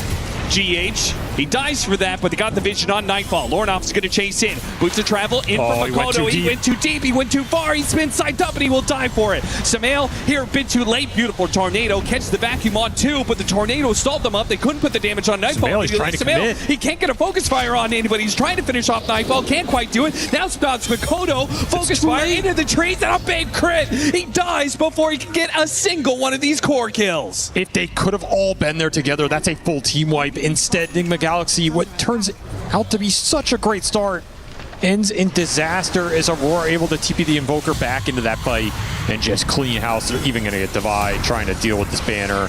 Loses the gem. It looks so promising off of a sick vacuum wall.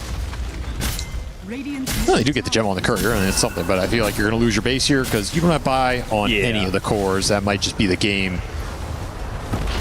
Already hitting the tier 4s, not bothering with Megas, and that will be the death blow. 45 seconds left on the Wind Ranger, 30 on the Ember Spirit. Did he get all 5 in that vacuum? It really looked like he got 5. He got at least 4. I think it was just 4. He might have missed the line, I guess, but goddamn, that almost just turned this game. Interesting game 1 here. It's one of those games where you look at the losing team and it's like, I don't think they played that bad in a weird way, you know? They didn't look bad play-wise, but they were just so far behind. Yeah, that game's just impossible. You lose 4 runes, you lose First Blood to a Shadow Fiend. You just don't even get to play your offlane at all. Yeah. You're in the hole so deep, and we can tell, like, with this draft, it's going to be a hard draft to find comeback opportunities because the Living Armor and the Treant shut it down. You have Ghostwalk Invoker you can't catch. The SF super far ahead. Every fight he's entering, he has an Aegis. Centaur has such an early heart. Like, you're not going to be able to find those openings, but I think the openings that they had, like, they honestly did a decent job trying to claw that game back. It was impressive in an odd way, but of course Aurora just very solid game 1, very sturdy, very consistent in their drafting, and they know how to execute these lineups really well. I think that Invoker pick just, it causes your solo carry Wind Ranger too many problems. I hate seeing Sumail in that position where we can just feel like he needs too much to carry this game. Yeah. He needs level 25 for the focus fire reduction. He needs multiple dispels if he can somehow get it. Like, you need to get to BKB plus Daedalus plus Satanic plus 25, and it's when you're in that position as a Wind Ranger with no other physical damage dealer, it's going to be tough. And we heard Seb talk about it in the panel. He said Enigma Galaxy, the draft that they put themselves in here, it's razor thin margins that they're playing with here. And the fact the game starts the way it does, it's just like, there goes like your 10% of your win chance just right off the bat. I think losing 4 runes in Pro Dota is pretty much a 10% now win chance swing before the game starts. That is. So you're instantly looking at around 60-40. Yeah. Putting First Blood on top of that usually skews it by another like 1 or 2%. And then having an empty lane probably skews it by another 5 or 6. So by the time the creeps met, you're already at like a 30-70. You know, it's just not going to happen. You just got to go next and say, all right, guys, that level 1 did not work out for us. Let's see what we can do in game 2. But I don't think you look at this as like a draft failure or something, because I think we saw the power of this lineup. Like, you get this Darkseer SF trade. Nightfall was pressured in some of these later fights, even with all the help he has.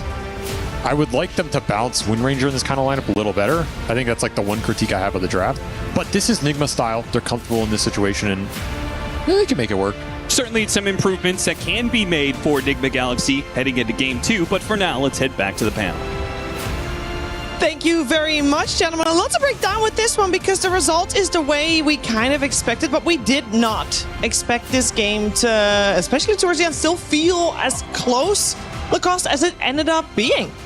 Yeah, Nigma Galaxy, they are a very resilient team, and showing that if this game didn't start as bad for them, this could have been a much closer game, considering the fact that they were getting some like really nice vacuums, still showing the strength of this Darkseer against Shadow Fiend, even though he did go for Yashakaya build.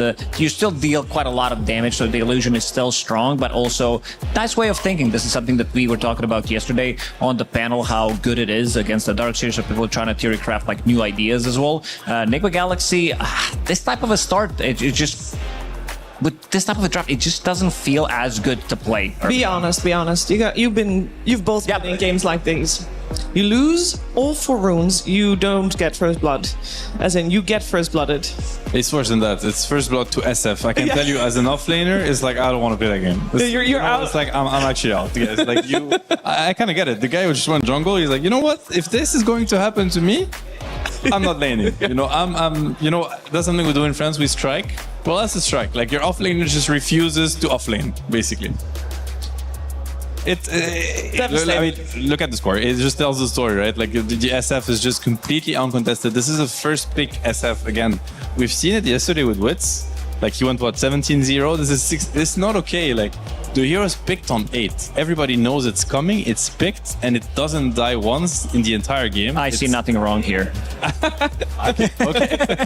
I think it's incredible. I mean, obviously, props to Nightfall for playing such a stellar game. I also think his item build was very cool. I think, as a Darkseer spammer, this is probably what I would hate to see the most on SF is like Yashakaya, he plays off his ulti, so your wall it's a little bit relevant, but obviously not as much as if you'd play versus a Daedalus, a classic butterfly and whatnot. The pike to reposition. Pike is also really cool with SF. We've seen it happen this game where he just spikes in. It turns out to be exactly the range of getting on top of the enemy hero to click a really nice ulti. Very, very cool build, and stellar gameplay from them. Nigma did look quite competitive given the start of the game, though. That was impressive. Yeah, I mean, the way this game also started, not just because of the runes, because of the first blood as well, it did give them an option to make all these right moves in the first 5 to 10 minutes. So I wanted to highlight some of the moves that they did make, considering the fact that Treant, he is kind of free to roam around, seeing that Shadow Fiend cannot be contested, seeing that Darkseer is going to be jungling, and maybe if we could pull up the clips to see what we're talking about, because these early engagements haven't been in favor of Nigma Galaxy. It starts to bleed out. It's just way too much of these early engagements that you are playing with a massive deficit. And we can take a look at some of these where they are getting outnumbered. They are bringing in this Treant Protector who's free to roam around, and also extra bit of items like just these casual small items that they're buying. And Nigma Galaxy is trying to strike back, but it's not enough. You can see that they already have a neutral item. They have Ash Legion Shield, which is 160 HP on pretty much everybody. This fight, they don't get any kills out of it, but Nigma Galaxy, they are running out of region. They're running out of resources, and I think at this point it might be just a better option to die, because you are going to be needing to punch back and you don't have anything. So they don't die here, but there's also going to be another clip a couple of minutes later where they were trying to contest a rune. It didn't go too well for them, and then Nightfall, he's the one who's making the move, of course, with the help of the Sunstrike in the previous one and in this one as well. Nightfall, he feels very comfortable. We've seen what Shadow Fiends can do once they start to play slightly more active, and then the Sunstrike, pretty much bringing in the numbers plus the Stampede. The value out of this spell is through the roof when you have Shadow Fiend. We've seen it many times in this game where he's free to run away from potential Darkseer ulti if they initiate on top of him. Any kind of a stun, anything that they drop on top of him, Stampede's gonna get him out of trouble. And all of this is a consequence of what happens on Nigma's offlane, right? And yes. on Aurora's safe lane, because this Treant is free to pull as many times as he wants, so he gets the neutral shield very early in the game. There's a massive impact. He's gating back and forth non-stop. SF also gets to gate, so now you're losing your safe lane on top of your offlane. Your supports are starving, therefore they can't really connect to your Ember. It's the classic snowball butterfly effect, whatever you want to call it in Dota. It's like, it sounds like nothing, but you go to your lane or you check a boundary rune, you die first blood, it's going to massively impact what happens 10 minutes later. And that's the beauty of the game, but also the complexity of it.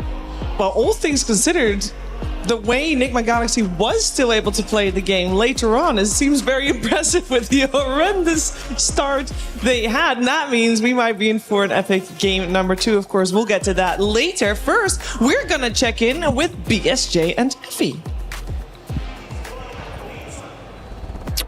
Thank you, Shiver. As we are waiting for Enigma Galaxy to give a little bit more of a fighting shot in Game 2, we have another exciting series that Mira and I here are going to be working against, or with VG Gaming coming up against P-Vision. Now, VG Gaming, they've been on the up and up throughout the entire course of 2026. They started out struggling, even qualifying for the main LAN events, managed to make it to the last Dream League as well as the last Blast. They didn't end up doing the best in those tournaments, but still getting top 12 is respectable. And so far this tournament, they're 2-0.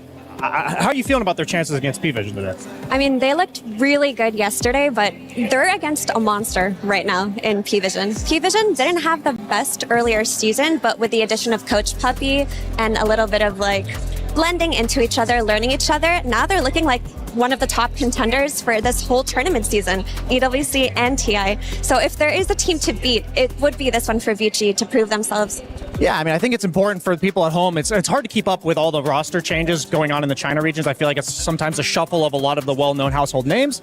And so Xingqiu joined their team in March, as well as Bach earlier this year in January. So they've got quite a star-studded lineup. I always love watching XM in the mid lane because for me, he's like the epitome of I'm going to grief you. I'm going to make your game insufferable. The Vipers, the Snipers. You know, is he going to give no one, the mid laner of P-Vision, a hard time today, do you think?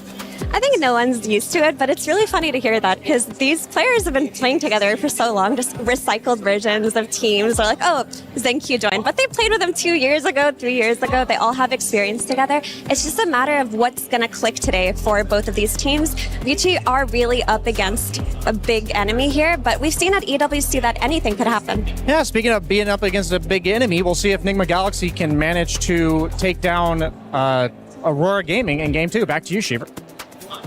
Thank you very much, BSJ and Effie. So far, indeed, Enigma Galaxy, yeah, they're down in game number 1, but very promising going into game number 2, because even if the draft is exactly the same, there is no way, hopefully for them, that there is going to be a similar start, because I think something like that, losing... It can't be this bad. This happens very rarely, and your chances of winning the game kind of drop immediately because of the resource. It's just way too much gold. You know, it's also Shadow Fiend that you're giving the first blood to, a lane where you're naturally not supposed to win it anyway, plus the extra influence of the gold. Basically, he gets extra 500 gold. Isn't it like the worst hero in Dota to give first blood to? Like, what else would be up there? Like, I feel like SF getting souls and stuff. It's like, it has to be the worst. Mean, maybe you get like the gold, which everybody gets, but the souls make a big difference. Yeah, souls, maybe Pudge as well, because he is getting like 2 strengths, which is extra 44 HP. So. Pudge, I mean, I'm just thinking SF with boots and with souls, like...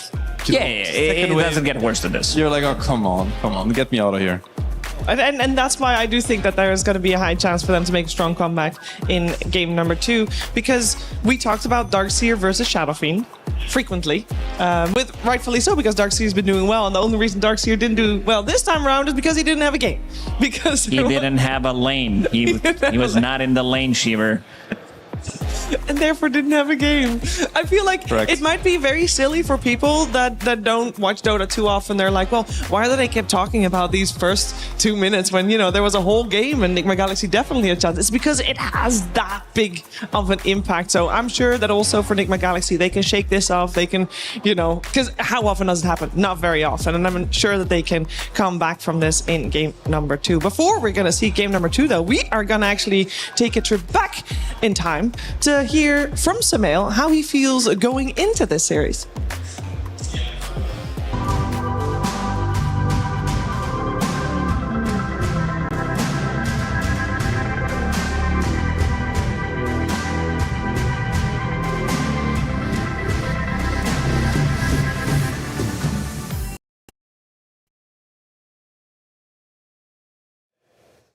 Samael, I wanted to talk about some of your roles lately. You've done a little bit of mixing over your career, but lately it's been a lot of carry. Would you just say that carry is better for your playstyle right now? Like, why do you keep ending up in the carry role? No, I'm not sure, to be honest. I was at home, and then I got asked to play carry, and I said yes. There was no reason behind it, to be honest. Does anybody ever ask you to play support? No, I probably won't do it. I don't have time now. Not enough time to like switch the skill set or what? Just not enough time. Okay, reasonable. What's been the biggest challenge of your career so far? I would say the past 5 years, it was a lot of ups and downs, to be honest. So I would say that.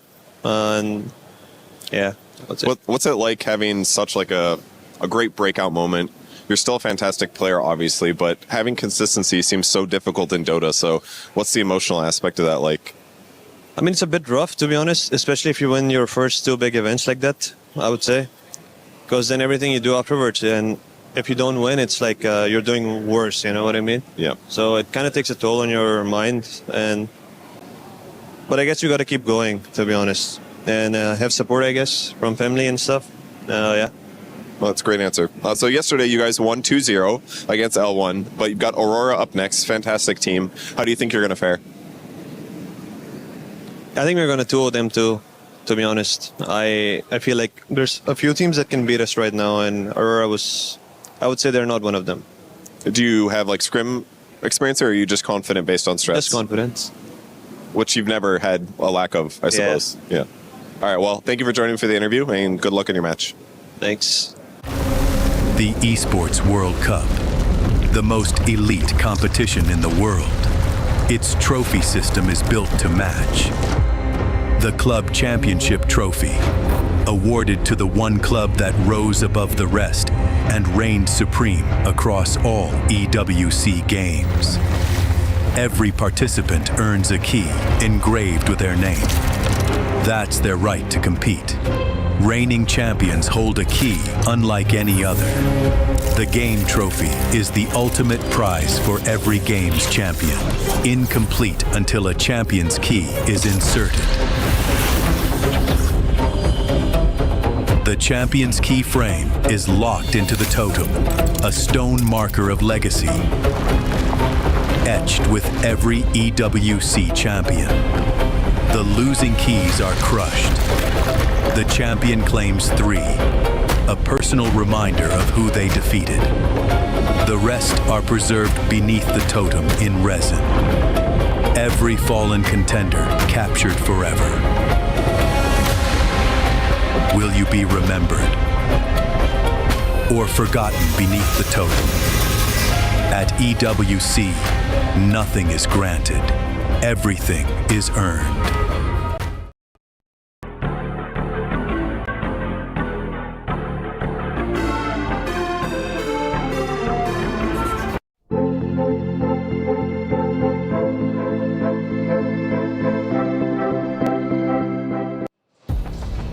We heard a lot of confidence coming out earlier from Samil as he talks about how he feels they are going to 2-0 Aurora. Now that is no longer a possibility, but I do have good hopes that they will fare well in this game number 2 coming your way. Aurora Enigma Galaxy, they had an explosive ending to game number 1, and I want to see more of that, Seb. How can we get more of that? I mean, a better start to the game, you know, more stability in the beginning. I think this is also something about Dota and about top teams where you kind of have to measure the risk you take. High risk, high reward. It's like, yeah, you're trying to get an extra bounty, you're trying to go for first blood yourself, but many things can go wrong. And if you're happy with your draft, you're happy with your lane setup, you know, why create chaos if it doesn't favor you? You know, sure, you might get off to a better start, but do you really need it?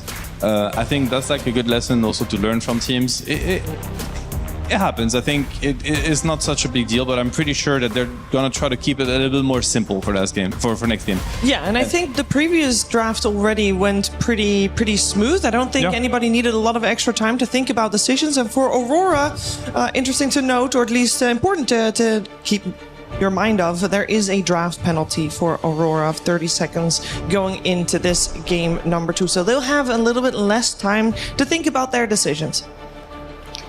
Yeah, and looking at the ban so far, there is one guy that did ban in the previous one, and that's Viper. So I want to see if maybe Enigma Galaxy is going to be able to get the hands on the hero, because never mind, they're just going to ban it out because they played too well with the hero. It also makes sure that, like, we've seen quite a lot of bans in the mid lane, knowing that Lorinov needs to pop off. They did give him Ember Spirit on 24, which was a relatively good pick, but looking at the whole draft from Enigma Galaxy, it wasn't anything special, anything crazy, nothing too creative. It was more like a strong lane. We're gonna get Ember Spirit, play the game.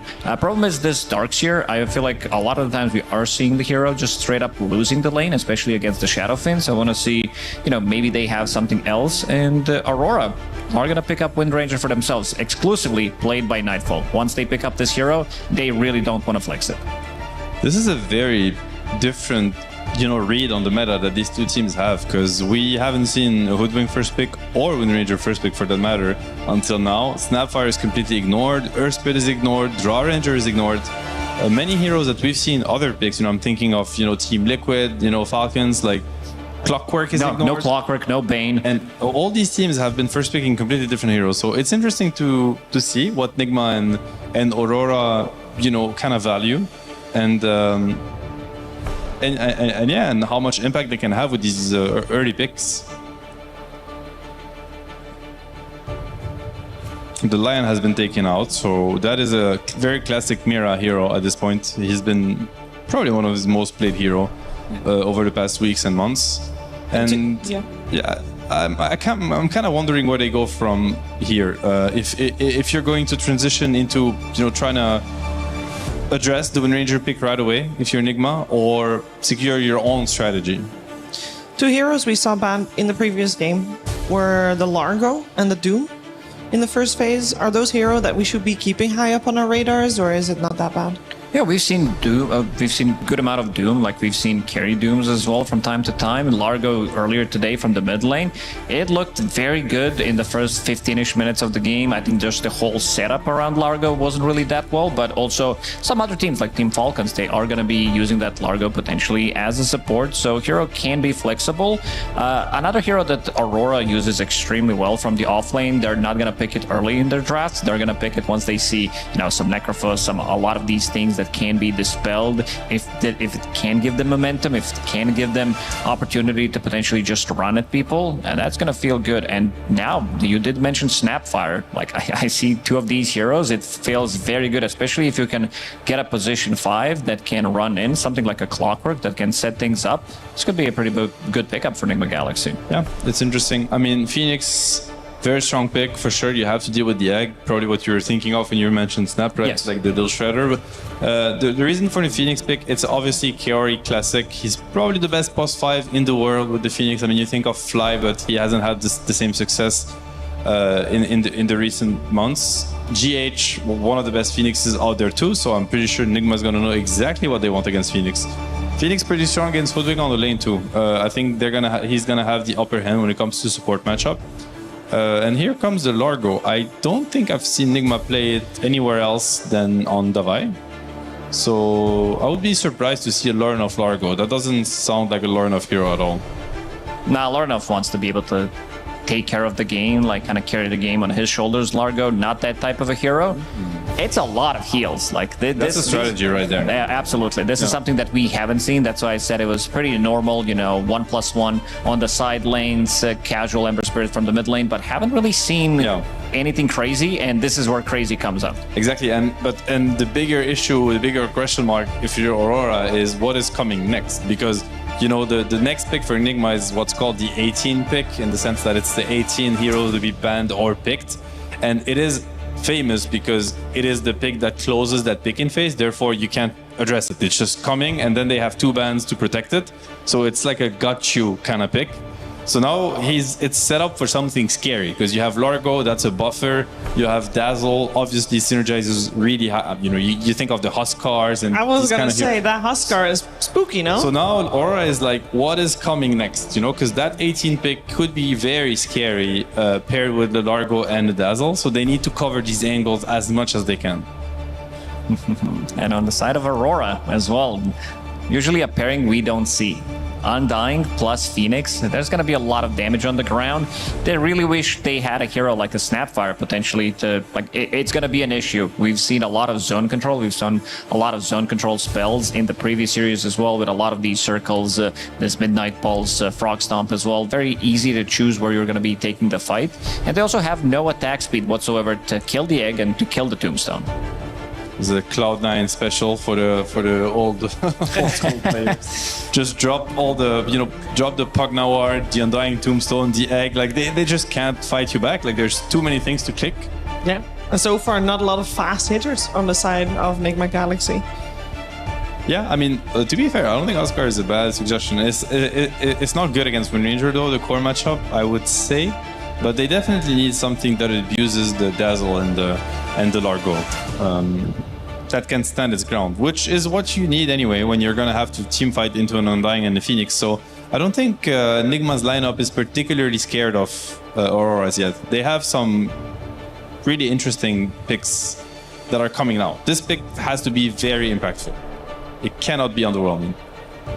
Well, there's a lot of pressure on this one hero. I'm surprised why, I'm a little bit surprised about the Rubik, because this doesn't strike me as a great Rubik game so far. I mean, it's not bad with Undying on the lane. It's pretty decent. Mira, super good Rubik player. Maybe I'm missing something, or maybe they're pre-picking what is to come. Yeah, maybe they feel something's coming, because it's okay when you steal spells from Dazzle. Maybe if you can steal the heal, that could be pretty good. Steal the Grave, it's going to feel nice. They also have quite a lot of sustain on Aurora. We talked about sustain on Enigma Galaxy, but you have Undying with the Soul Rip. This is a bit of a new trend that kind of came back a month and a half ago, where people started to play. I believe it was Miro who brought it back to the scene, playing this offlane Undying, getting the 1 point in Tombstone and maxing out the Soul Rip. The damage is insane, and the heal at the early levels, plus also the scaling, where you're getting your Lotus Orb. This is the hero that can build into many different items, but Octarine kind of being the core of the build, making sure that you have this lower cooldown on your zombie that brings you back, and also on your decay. So Enigma Galaxy, it seems like watching both of these drafts, last bans, they were kind of prepping for it, seeing the Centaur ban, which would be really good against Windranger and Phoenix, and then looking at the Axe ban, which would be, of course, extremely good against Dazzle. But both these drafts are pretty dirty in a sense. You're facing heroes, you could call them cheese drafts almost. There's a lot of healing, there's a lot of synergy basically. So these drafts are drafts that you play against it and you're like, yeah, I don't ever want to play against this again. Does Ember Spirit fit the box that you had? Not really. I'm a little bit skeptical about the Ember pick. It's a good Ember game, that is for sure, but I don't think this is a hero that utilizes Largo or Dazzle for that matter. This is typical. I mean, you think of that, a hero that utilizes Dazzle will be a hero that can turn the fight after he gets graved, right? And that is not Ember for sure. So perhaps what could explain the Ember pick is that they feel like they had limited options on mid, whereas their options for last pick, which is going to be Sumail, are more diverse, and therefore they're not afraid of the bans. Because again, what this 18 pick gives you is 2 bans to protect it. So they pick Ember, now you see they ban the Monkey King, which is a hero that Ember doesn't want to face in the mid lane, and they will ban the second hero that Ember doesn't want to face, and now they know that it's going to be a good Ember game no matter what. Yeah, on the other side, Aurora is banning heroes that they don't want Sumail to get his hands on. Drow Ranger is one of them, was still left in the pool. Potentially some other ranged carries being removed here at this point, but as said, there's still quite a few left in the pool. The thing is, these are heroes that are going to have to go against an Undying position 3, which is a very difficult lane for a lot of heroes in Dota, so you have to factor that in. You're not just free to pick anything you want. You have to pick something that can lane into Undying. If they had a different mid laner, I would be okay with some Alchemist potentially coming out, something that can utilize that Aghanim Scepter. Largo is a good one if this is going to be maybe the strat where he gives one Aghanim Scepter to his offlane Largo, and then they start to play with it where they group up, they have this insane amount of sustain, insane amount of heal, and then he plays for himself. I've seen something similar in the Chinese regional qualifiers for TI, and they're gonna ban out Necro. I don't know how you feel, Seb, about healing at the moment, considering that we changed Shivas. There isn't many things that can reduce the healing. I think it's very strong, honestly. I mean, there's the Crozier item, which I think is a good item, maybe a little bit underbought. if you ask me. But besides that, I do feel like healing is very viable. I don't think the Huskar is that bad now that I think about it, because sure, there is a Wind Ranger, but essentially how the fights are going to go down is Wind Ranger is going to have to click BKB, but then you're trading Grave for the BKB on Wind Ranger, and after that, Wind Ranger will have to run away from the fight. So I could see Sumail is a Huskar player. He's a mid player. Yeah, so. but if Wind Ranger reaches level 25, you get the execute. So then it's like late game. You kind of. I don't know if it goes over Grave actually. I don't think I've seen it, but I would say that you don't kill a Grave target. But that is to be double checked. I don't know if you. Because the wording is execute in the talent. Yeah, but. Dota is... Yeah, I know. I am now also doubting, so... I don't think it would kill. I don't think it would take priority, but that's a level 25 talent. Yeah, well, and we're not going to get there, because this is the Alchemist that Enigma Galaxy is going for. Ember is a great target for a Aghanim Scepter. Do we feel like this is an Alchemist that will go for that, or will he play for himself? I think the trend is to not buy Ags anymore, because the numbers don't... Like, you play the hero when you get a feel of it, and like you play Alch and you buy Ags, you actually feel bad, where you used to feel great in terms of economy. So in that sense, I don't know if he will, but it's definitely a great game to pull Ags to your allies. With that being said, I think picking Alch into an Undying position 3 is a little bit...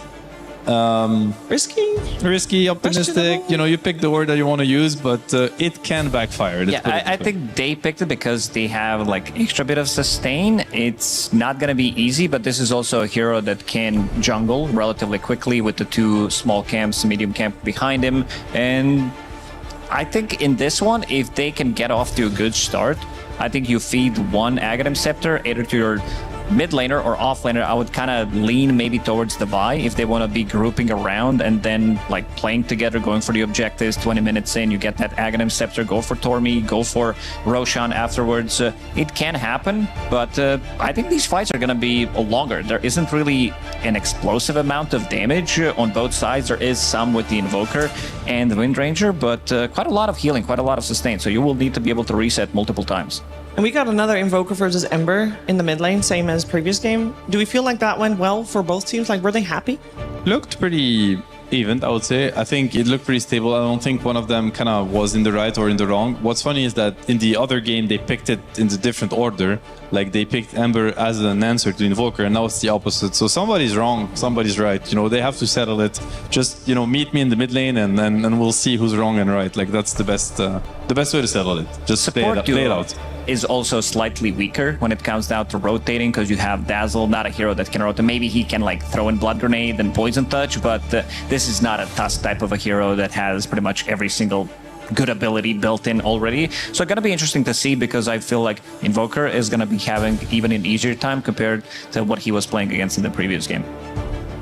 Now that we see the full draft, and we already talked at the start of the draft how it was unusual to have the Hoodwink come out first together with the Wind Ranger on the other side.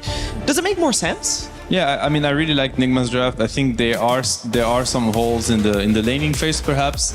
But if the lineup comes together, it's gonna feel incredibly hard to stop. I think there is a lot of synergy between these heroes, a little bit more than on Aurora's side. They just need to get there.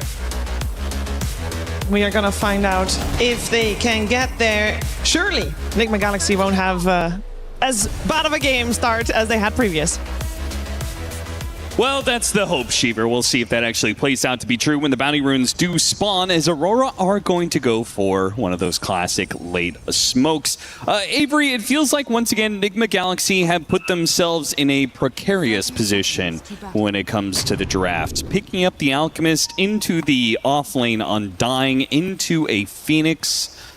Is this a good idea? Maybe. I'm going to say that means no, and you're trying to be optimistic. It's not the hero I would have thought of in that situation. However, it is very good with their lineup. So maybe they're just putting on blinders and like, I don't want to see what I'm playing against, but man, if I can get some Ags pools here, if I can get some synergy going with all the sustain across the board, Dazzle, Largo, Alchemist, that's a lot of sustain to get through. You have a lot of kiting potential, good Grave targets, could potentially cause this Wind Ranger a lot of issues. Invoker likes long fights, but he doesn't like long fights when you can just heal through some of his damage if he can't burst somebody down. So I do see a lot of the long-term synergies coming into play for Enigma Galaxy if they can get farmed on these heroes.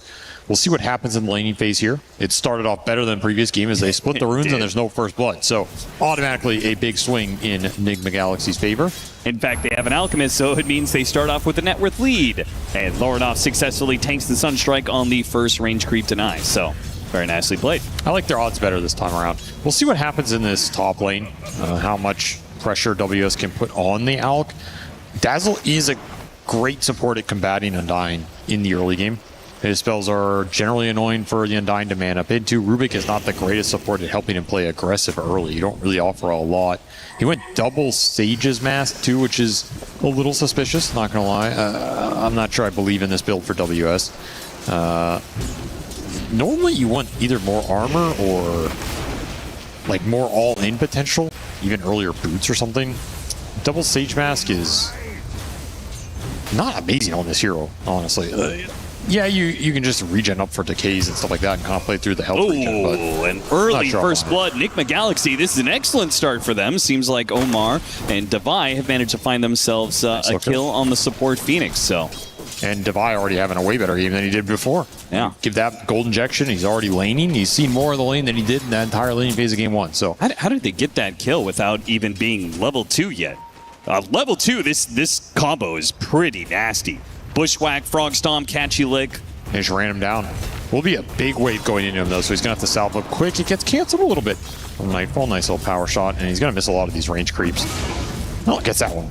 Not too bad for the Frog. Catchy Lick secures one of them. Omar secures the other, so. Will be some work for Nightfall to do this game if the Undying's getting kited in the fight. Until the Invoker scale kicks in, he's going to have to play a very clean mid-game on this Wind Ranger, find some good targets, and just kind of barrel through the fight. Does have Alacrity to help, but not a lot of control to play with. Like, you have a Rubik Lift, but Phoenix Undying offer you almost none. So you got to land some big shackles in this game. This is a combo we're talking about. Bushwhack sets up the Frog Stomp and then the Catchy Lick for a bit of extra time in that Frog Stomp AoE. Yeah, if you can ever lick off Wind Run, should turn into a kill. Mary gets low. Tombstone got laid out, easily dealt with by Enigma Galaxy. And that's what the Dazzle can give you on this lane. I'm not too worried about Sumail in this Undying Alch matchup. I think Dazzle swings it a lot. Rubik is not a hero that can fight the Dazzle and push him off the wave, so you can always just kind of sit here as GH with the heal, with the Poison Touch, man up, kill Tombstone. You're pretty chilling. And in fact, Alch can even farm some of the zombies sometimes. Sumail trying to get the Lotus, but he's going to be tossed out of the pool. Managed to get back inside the pool. Ooh, double poison there from GH. That is going to hurt. That is going to be Aurora giving up that extra consumable and taking a lot of damage in the process. Missing that Tombstone kill is really going to hurt WS here. As Alchemist, free farming, 16 CS for Sumail, putting in work up here on the top lane. Lotus should keep him topped up off here as well if you can get some pulls off. And Lorinov is doing very well in the mid lane. Oh, Nightfall dies! There he goes! Gets pulled back into the Frog Stomp. That combo lands again. Nightfall this time was just too low on the HP. Did not respect the burst damage. Should miss a couple of creeps under this tower as well. Kaori going to try and pull it through and save the majority of it. But that's a rough death for him. Right, combine this with the Ember Spirit doing better in the mid lane than I think he did in game 1. Triple lane win potentially here for Enigma Galaxy if Lorinov can pick it up a little bit more here. Either way, it's looking like a great start for them on the side lanes. I even wonder if Omar has thought about making the rotation into mid lane, seeing how low the Invoker is. Dive on through. Omar, well, the power shot misses. They might have had a kill there if the power shot had landed on the Hoodwink. In fact, he definitely would have had the kill with the Blood Grenade and the extra bit of damage over time. The Vailama power shot is not going to land. Omar managed to dodge it a second time around. And every single time Nightfall tries to win roll. Omar almost walks into a Sunstrike there. Gets the heads up. Lorinov made the communication quite clear. And a third power shot that misses. Damn. None of this is going the way for Nightfall. I don't see him usually miss this many spells in the early game on what is becoming one of his signature heroes. Shackle shot that misses, the power shot that lands, an Acorn shot that does some damage. Finally, they get that kill, but it costs them so many resources to get it. That's a lot of mana. It was a Sunstrike on top of it as well. Gives a little more breathing room for Lorinov mid. And it's just jungling up top. Look at this stack Sumail's clearing through. Oh, it's juicy golems. Little wolf creeps as well. Yeah, this is perfect. He's living the life. GH got a small camp stack into a double medium camp stack, uncontested. Nightfall dead again under the tower. Yeah, what is he doing there? Aurora just kind of crumbling here on the side. Rotation though. Mira tossing him back into the ice wall. Beautiful stuff. All right, that's going to salvage a lot here in the early game. They need something going for them because these two side lanes are out of control as the kill combo. Phoenix just dead again. Omar shoots him down. They are not respecting the Largo lane presence here. Not at all. Even raindrop for Nightfall. Just going to try and survive. Shackle off the mark. It's more misspell damage, more mana for Makoto committed to this bottom lane that's not swinging it in their favor. 6 mana Power Rune. Something not terribly useful for Makoto, a shield rune. They do have big stacks being created in their triangle right now. That is the one thing that's giving them a little back up here. The Rubik putting in some work on that part of the map. Which means you need that Invoker to get to the Meteor Hammer, and soon, and that Sunstrike is going to help out. GH did not offer him the heal, went for the offensive option instead, and it looks like Nightfall, well, he's got a win run back up. Might be able to live because of it. Omar, yeah, gets around the trees and can't keep chasing. With the TP coming in from Mira, they have to give up on that chase. Lands Bushwhack, though, with a full creep wave on Kiari. Decent amount of damage. GH trying to help with the harassment, but ultimately nothing is coming their way. We have a 3-on-3 in this bottom lane as the Llama returns to the scene. Bushwhack, pull back in with the catchy lick, get him to the other side of the trees. What about the Wisdom Shrines, though? You forgot the clock. Lornov looking to steal it from WS. I don't know if you're going to win the man fight against High ground Tombstone might help him. I guess he will win it here. Yeah, well, he's going to go back and forth. No, he has to give it up. You don't have level 6. That's a big win for Enigma Galaxy here. He also scouted stacks on this triangle when he ran through. Okay. I'd be surprised if Sumail doesn't try and get in here with his level 6 and level 3 assets where he could potentially steal big camp. It's pretty juicy. So Makoto lurking in the area is going to clear it potentially with a meteor here. Yeah, I mean, you'd be pushing into Undying Tombstone. Like, that sounds pretty rough. There was maybe a window, but he's not going to risk it. No point. He's having a very solid game on this Alchemist up top. Just no pressure going into him. Lane worked out really well here with the Dazzle created some space early. Stacks were built up, and he is cruising. We'll see what he opts to go. Could be an Ag Spool game, could just be a straight Alk carry game. I think either is viable here. I think the straight Alk looks more promising to me. But Largo is he's a different beast sometimes. Dive away, but somebody slows, so at least he will get the bounty runes before he dies. Does not manage to get the neutral creep deny on himself. Lornoff gets another kill. Earn charges too. Yeah, that was something he struggled with in game 1. This early game's looking really good for Enigma. Even going to get the D-Ward mid. They can look for pretty much anything on the map right now. They could look to pressure the Wind Ranger more. With the presence the Catchy Lick has down there, they could try and run into the Invoker, who's always susceptible in these early games. More camp scouting by Lornov, just seeing what's going on with these stacks in here. We'll steal a little bit. You can also just let the Alchemist farm. Like the Raid Sumail is clearing through the jungle right now. It's going to have a very fast Radiance.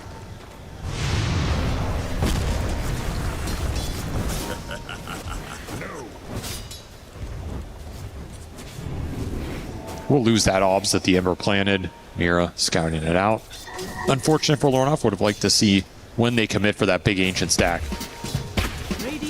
I suspect it will be a Tombstone drop. This Undying needs a little help in this game. Not a hero you want to fall behind on too much. Lornoff again pushing into this side of the map. Just keeps getting kills on this Phoenix. Dive away, but he'll take out to the urn anyway. There's not a lot to contest Ember. And yeah, they just pushed into the safe lane. Nightfall, he just has to vacate the area, right? Like, there's nothing he could do. Power shot a couple of creeps, but otherwise this is going to be dodge mode. And man, how many stacks did Enigma Galaxy create in this early game? Every camp I see Sumail going to has been stacked in this upper jungle. It's ridiculous. Like, GH has just been on Alchemist support duty. Yeah, it's crazy that they handled an off-lane Undying well enough that he has had the time to make these stacks happen. I mean, he has stacked that. This camp he's farming right now, he stacked it at least 3 times. The small camp got stacked once. The little boglets got stacked twice. These are all dream camps for the Alchemist. He is living the dream, the golden dream right now, as Lornoff finds an arcane room. He's got 100 CS in 10 minutes. That's fantastic.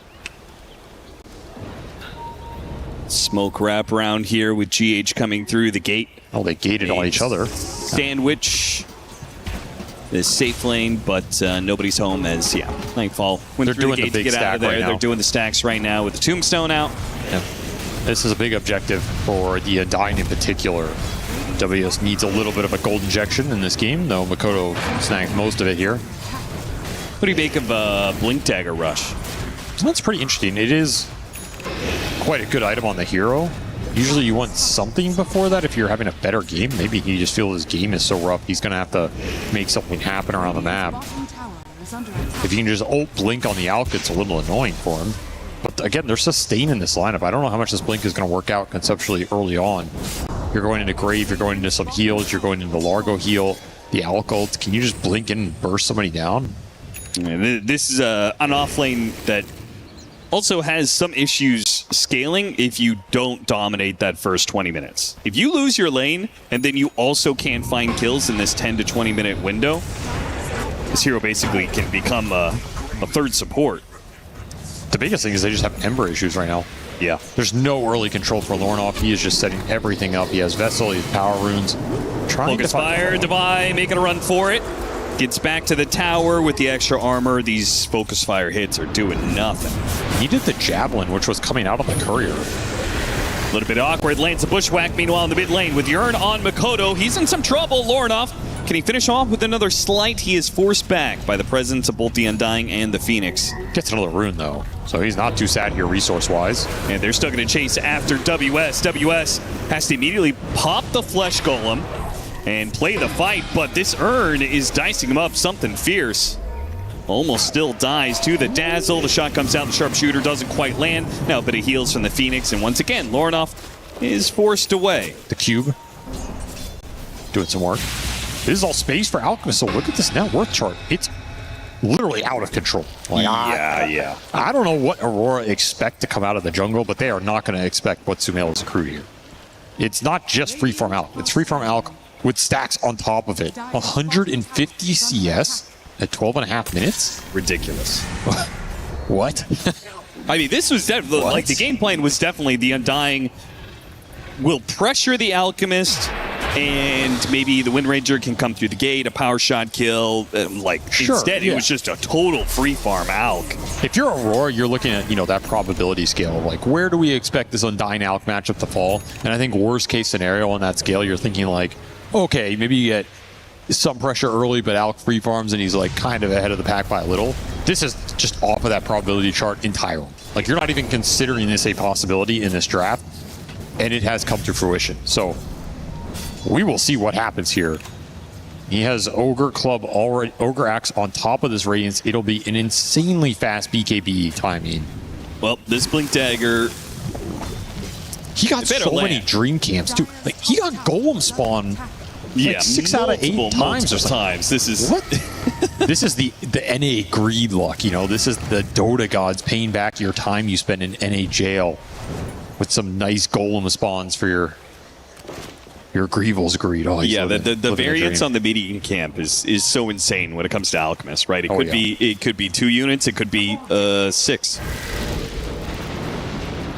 Didn't get a lot of the troll summoners though. A little sad about that, but beggars can't be choosers. 180 CS. Well, he's certainly far from a beggar, being almost 10,000 net worth. It's insane. This might be some of the records for Alk on this patch. And the first move from WS with this Blink Dagger, farming some neutrals. Not really what I expected. I thought this was going to be a smoke, and they were just going to be blindly heading to the Alchemist in the jungle somewhere. Not the case. I mean, now they're going to smoke. Messed those boglets up, though. He did. They're going to go into the Largo lane. This is the one hero you can just kind of ult Blink on and reliably kill. Yeah, for sure. It's a hero that is reliant on movement speed to get out of there. They're going to kill the Hoodwink. Now chase after Devi.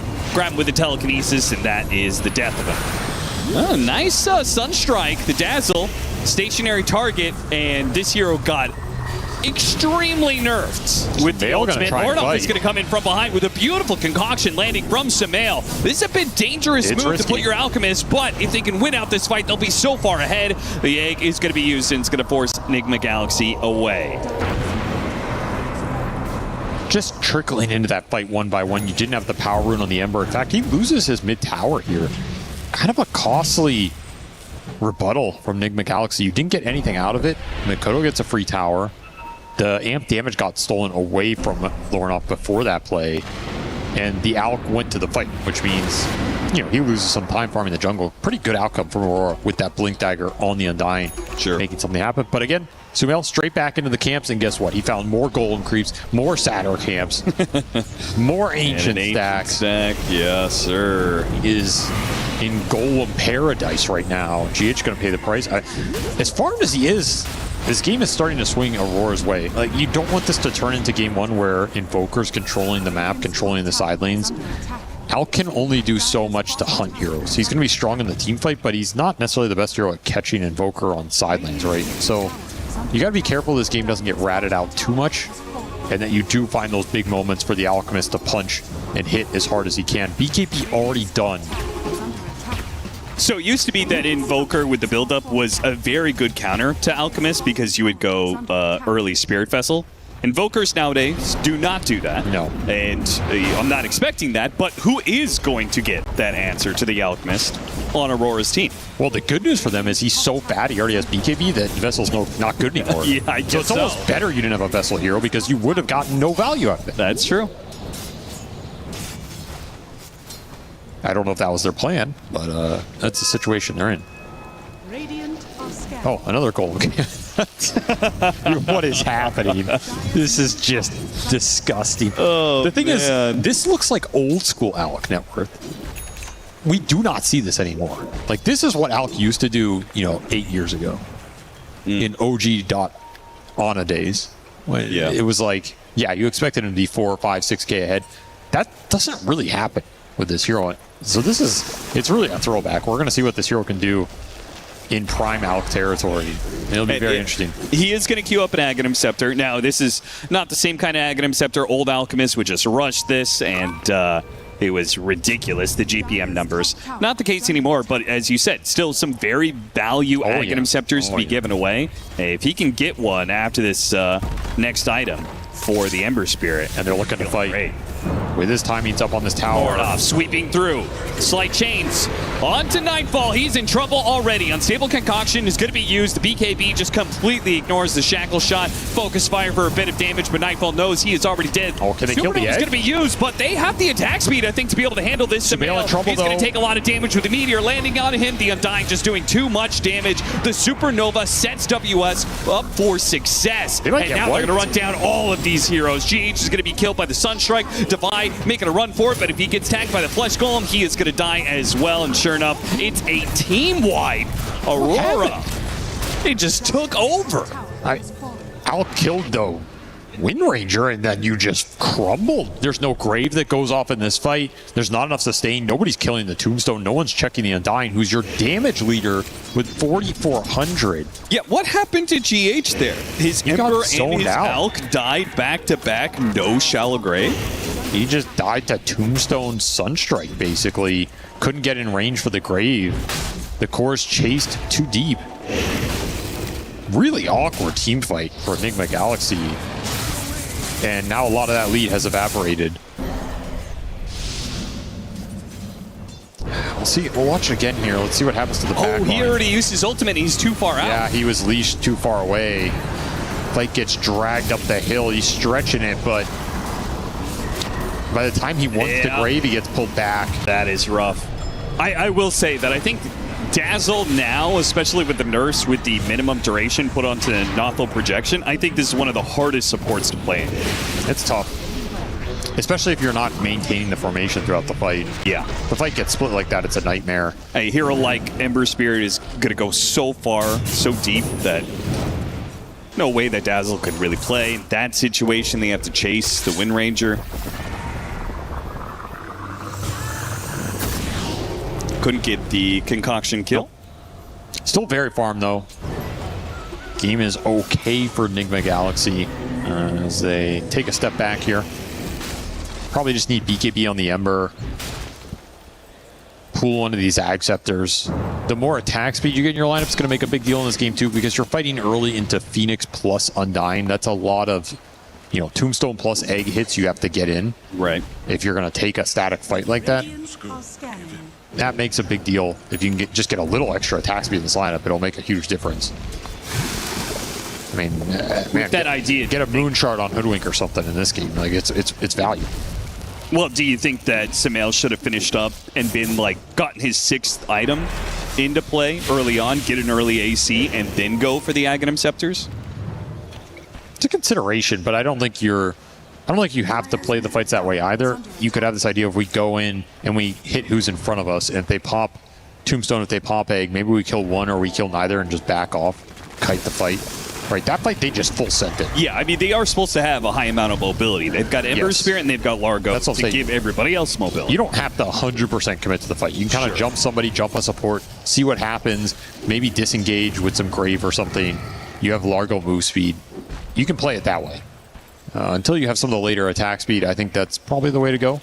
Unless you can just jump Invoker at the start. If you jump Invoker at the start, the fight, whatever, you can just commit in.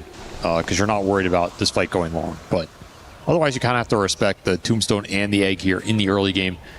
We'll see who this first Ag Scepter goes to as well. I think there are good arguments for either the Largo or the Ember Spirit. Yeah, I feel like it's more likely it's the Ember, right? I was going to say a little more likely the Largo. Really? I think it's just the more powerful Ags in a vacuum. I don't think Ember utilizes super early Ags as well. Like, I think he wants it later in the game. Samael, look how fast he takes damage against this Flesh Golem. He has to instantly BKB TP out. That's one of the issues against this Undying matchup is once WS just bolts and hits you, you're kind of locked into that engagement. Like you either have to Nightfall out, when you might die doing that as the physical ramps up here, or you have to commit to the engagement. It's a tough matchup.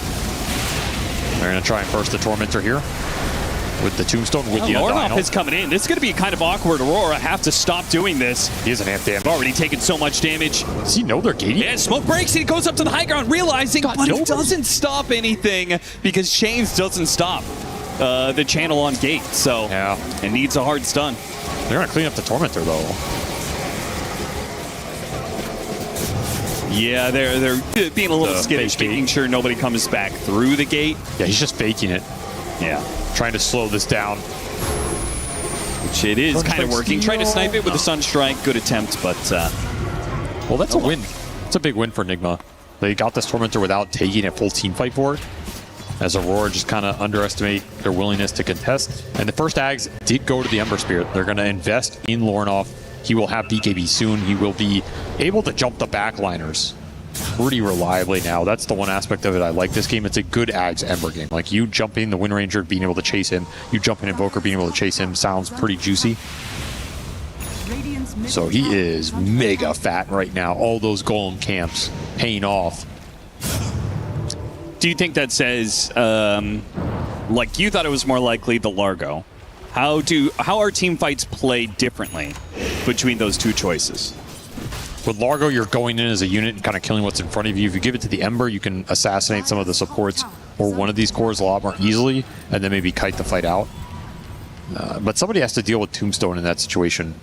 It's not going to be Ember doing it. So it might just fall to Alchemist to kind of use his BKB to kill Tombstone. Not ideal. Might be the position you're forced into here. We'll see what Sumail opts for. His body is a machine that turns golems into Ag Scepters. And he's already turned one of them. And with the increased GPM he's going to be getting, next one might come even faster, though. He's going to go MKB first. BKB, TP away. WS. He's learned from Nightfall. He has the tutor to teach him the ways. You think Nightfall calls for it? It's like you got a Nightfall there. I think it's a little cringe if you're Nightfall and you call it Nightfall. Everybody else think can he do does it. When they watch replays and stuff. It's like, do you guys see me Nightfall here? It's so good. I'd respect that, honestly. Yeah, there's a certain level of brazenness that it actually flips around and being kind of. I mean, he didn't come up with the term. No, we put the term onto him, so it's true. He might as well own it. Yeah. Enigma Galaxy quite strong right now with the BKB done on Lorinov with that Ags investment. He is a monster on the map right now. Roche is available on their side too if they want to just try and force the Roche with the Alchemist. Dare Aurora to fight them. Especially if they can take this mid tower, which will help them own a little bit more of the map. And it will be Assault Kuros for the Alch, which I like because there's some of the extra attack speed you want in this game. Yeah, MKB felt kind of awkward. Yeah, I didn't want to see the MKB. MKB made sense if you weren't giving away any Aghanim Scepters, right? If he just went like, he went AC first and then he got an MKB and he was just like, I'm just full carry Alch, I'm going to blink in and kill Wind Ranger every fight. I just think it's unrealistic. Like, I don't think that's how you're killing Wind Ranger in this game. Yeah, I agree. Got some big boys on the field right now. Aurora going to be pressured to contest this Roshan that is not an easy fight, even though they have Undying and Phoenix around the pit. Yeah, they theoretically have very good zone control. It's just not doing a lot against this super buffed Ember Spirit right now. Has so much freedom, picks up another power rune. But do Enigma Galaxy feel confident enough to force the Roshan? That's the big question they're facing right now. They're kind of soft looking for a pick-off, at least trying to get some lanes in deeper. Yeah, it feels like the longer it goes where they haven't taken that Roshan, the better it is for Aurora. It is. Like, if they're going to get to that next round of items, BKB for the Invoker, so he's no longer afraid of the Ember Spirit. Shiva's for WS, which is going to feel great for him. And he will have Ceaseless Dirge for that fight if it comes to it. You got to remember, hasn't really had to use it at all this game since he has 0 deaths.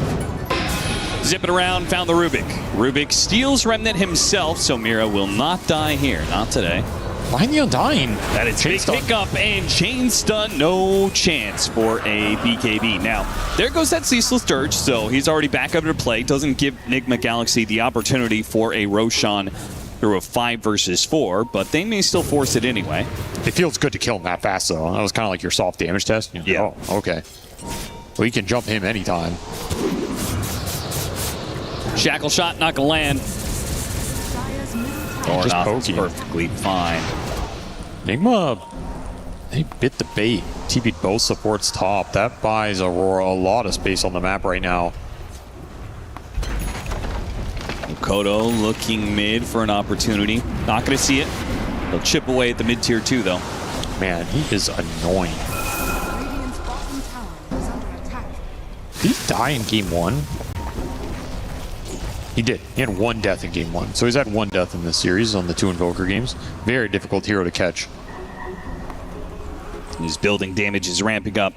Aurora get the attention to top, then to mid. Now smoke through bottom into that Roshan pit area. Catch Divine Llama. Instant BKB from him. WS has already jumped the back lines though. Gone after the supports. Dazzled. Nothing he can do here. Just a self-shallow grave. Well, Nightfall pushes forward, going after Divine, and the Focus Fire does do its job. There's a Supernova on the left-hand side here that is very well protected. Smail runs to the right, away from this Flesh Golem. Cannot fight into the Undying right now. That's going to be Lornov's job, but he can't do enough damage. Has to jump away to his Remnant Aurora. Win that fight. They win it well enough that they can take Roach. Undying is a problem. He just jumps in the middle of them. Nobody wants to focus him during the BKB. Sumail has to use his BKB to kill Tombstone because he got hit by Fire Spirits. Really annoying combination for him to deal with. Yep. Here's not able to focus anybody down. This Frog got slain by the Wind Ranger damage. And very different between the two offlaners, right? Nobody can hit the Undying while you have Focus Fire Wind Ranger killing Largo. Yep. Now look at the space this Tombstone creates. You're getting vision on the high ground. Just so much room for the Invoker and the Wind Ranger to play with. You're assassinating a backliner. Now you get to play around Egg. It's like static teamfight ult round 2.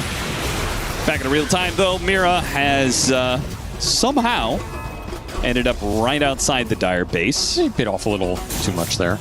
Yeah. Enigma still have some really farmed heroes here. I mean, that's the crazy part. Still holding on to a lead. But they haven't been able to translate it into some big teamfight victories. And of course, that graph is a drastic change in momentum. Winning the Roshan here, putting an Aegis onto Nightfall. Big deal.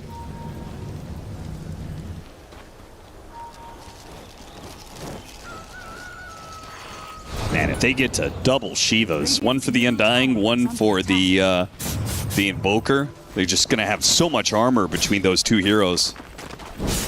And who's going to kill Undying in this game? Sometimes this hero can fall off because he generally sucks against big agi carries.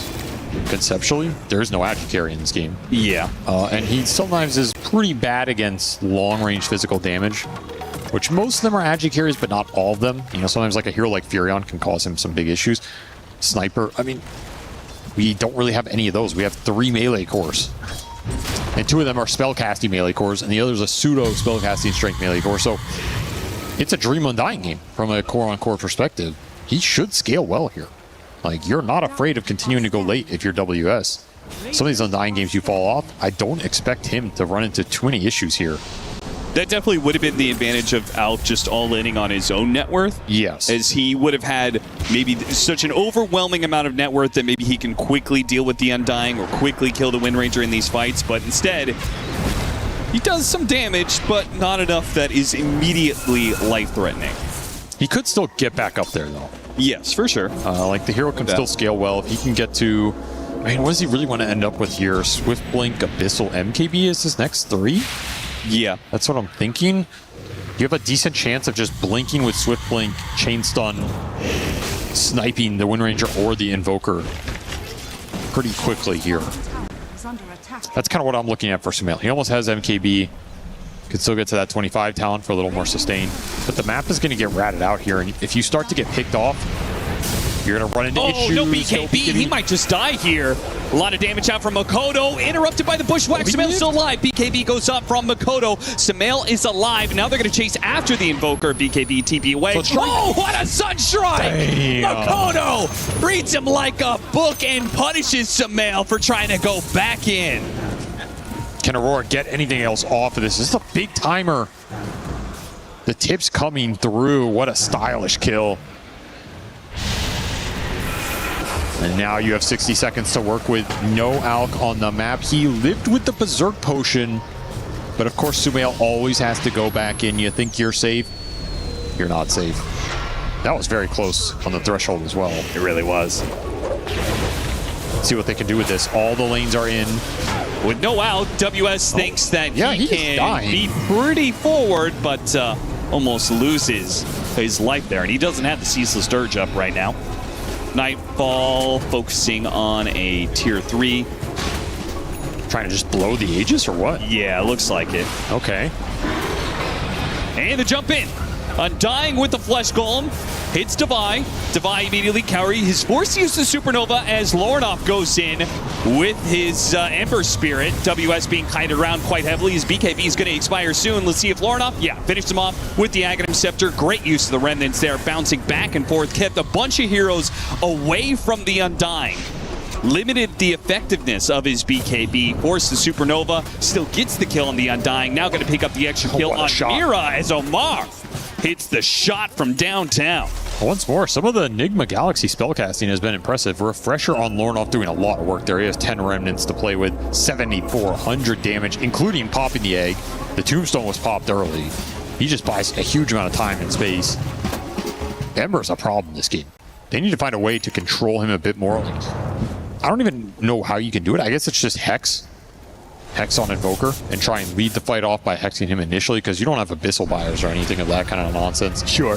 He's creating too much space, buying too much time. Like, when you can send one hero in and he's zoning the entire team, WS just gets left on an island.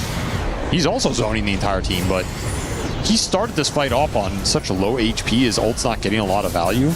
That initial chip on him did some work in the long run, and what a shot. From downtown. Bushwhack lands onto the Invoker here in some trouble. They couldn't quite get the follow-up there. The poison, no Hex from the Dazzle. Kodo pops the BKB. And away he goes. Well, Sumail won't die this time, so got that going for him.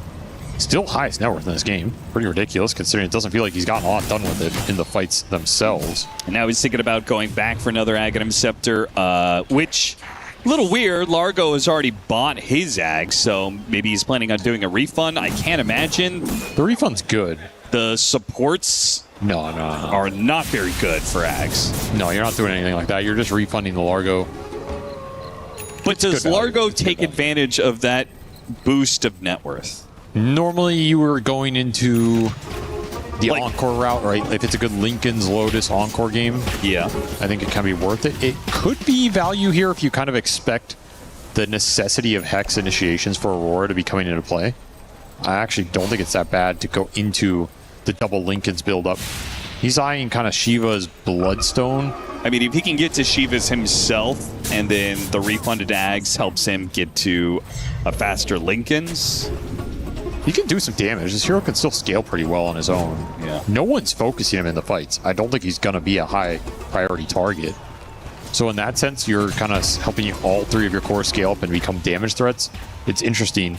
The alternative is just Swift Blink into whatever that 6th slot is for Sumail, which is also tempting here if you can get to it. Mira. Nice deny on the observer ward there. Gotta get the next Roshan here, though. Aurora won that first one. You know, a fashion that was probably not too nice for Enigma Galaxy to deal with. That was not the fight they wanted to lose. Unrelenting Eye is very value for Enigma Galaxy against this Undying. True. 50% slow resistance. Especially for the Largo. Yeah. He's definitely the one who needs it the most. Meanwhile, some of the OP spell damage items are there. Oh, nice stun connection. On Rubik, nice little pickoff. Yeah, that mid lane ward doing some work. Yeah. Those are the kind of pickoffs that can lead into an easy Roshan if you get an instant spawn here. And we'll see what it is. 2-1-0. Nope, not a fast Roshan spawn. Unlucky. What can you do? Yeah, you get the next Ags farmed up. The Ember can always deal with the Invoker pressure, and that's the nice part of this matchup. And there's the Hex for Makoto online. So it's going to be a really big deal in these fights. If the Invoker can find the Ember with this Hex connection, at some point, that's your chance to bring Lornoff down and kind of collapse the front line for Enigma Galaxy. Otherwise, you're going to have to play the guerrilla warfare style, where you're kind of assassinating supports, looking for somebody on the back line, kiting in and out, and ignoring the Ember. A much harder way to play the fight. Setting up on the top wave that's pushing in. It's the Alchemist, though. Not a kill that they can get. With Hex, they can get it. You think so? Yeah, if they Hex full combo him, he can die. There can be a grave behind him, plus turnaround. That's your concern. So it's not necessarily a play you want to go for with 100% confidence, but anybody can die to this Invoker Hex in the right situation. Yeah, cleared out, though. There's the giveaway of the Aghanim Scepter to Largo, so we'll see the Shivas being completed pretty quickly here. WS just gets bursted down. Okay. Good lord. And amp damage there from the Ember Spirit certainly makes things a bit faster, but that was Omar? Still very discouraging. And they do manage to get Omar. That's your gem, too. Ooh, that is rough. That feels... I mean, it's just Conjur's... Timeless Conjur's catalyst. It's so stupid. Yes. Yes, it is. This is a ridiculous neutral item. Well, that's a big victory for Aurora. Getting that gem gives this Invoker a lot more confidence to go in the fight aggressively. Look for those Hex initiations. And they will do just that. Smoke up. There is a really nice ward here for Enigma Galaxy if they want to fight on it.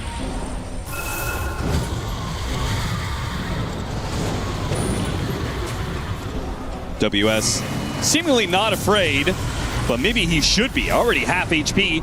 Doesn't want to have to use the Flesh Golem early. And not going to pull the... I mean, he pulls the trigger now, but he's slow. Sumail. He's so low that Lornoff is going for it and focus fire on Sumail. They do have the Shallow Grave, and he's going to get some heals from the Dazzle. Sunstrike, it lands, but the heals have already come through, and Nightfall's unable to finish the job. Slight Chains on two, but both get cleansed pretty quickly. Telekinesis run away. Very awkward for both teams. Roche? Ooh. Okay. Almost bashed Lornoff there.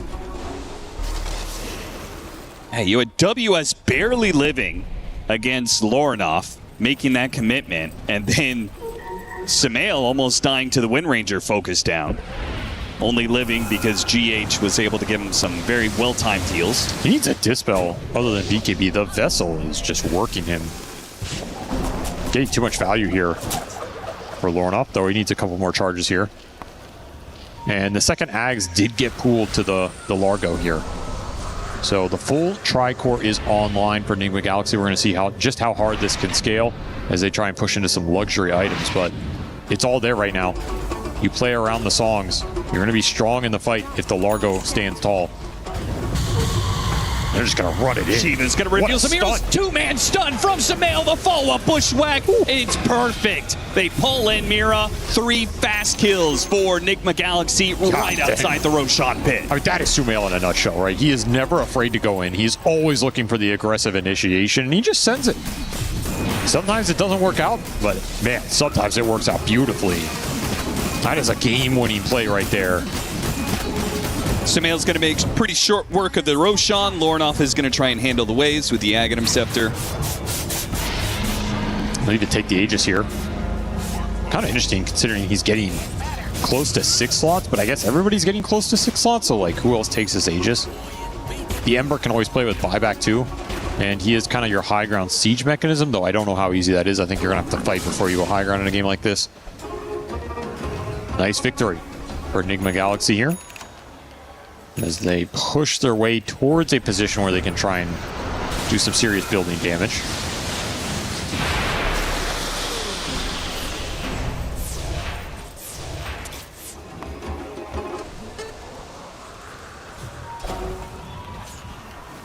Is he actually going Strength Blink on the Alk over the Swift Blink?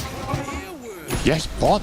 Okay. Yeah, that is not something I would have expected. I don't think Overwhelming Blink compared to Swift Blink is as impactful here. But it does make you a lot tankier. Maybe he's worried about some of the spell damage.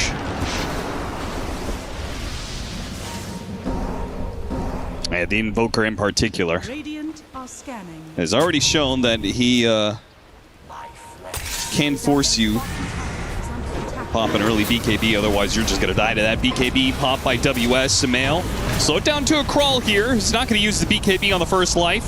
They go out to the Dazzle. Makoto couldn't quite finish him off. He looks screwed. Yeah, Sumail's going to definitely be in some trouble with no Chemical Rage. Supernova stunning him up through the BKB. They give him the Shallow Grave. He goes for a TP out. No stuns. No stuns. Hello? Oh, no. Aurora botched what should have been a guaranteed kill. How did he not get... I mean, he had BKB TP, I guess, but... Yeah, they already used the Supernova. What else do they really have to go through that BKB? I guess nothing. Ah, okay. He's just tanky enough to survive. Grave, well placed by GH. They bail Sumail out, but now he has no BKB, no ult. Definitely an opportunity for Aurora to push here. Yeah, they should be able to just keep this going, keep the pressure on.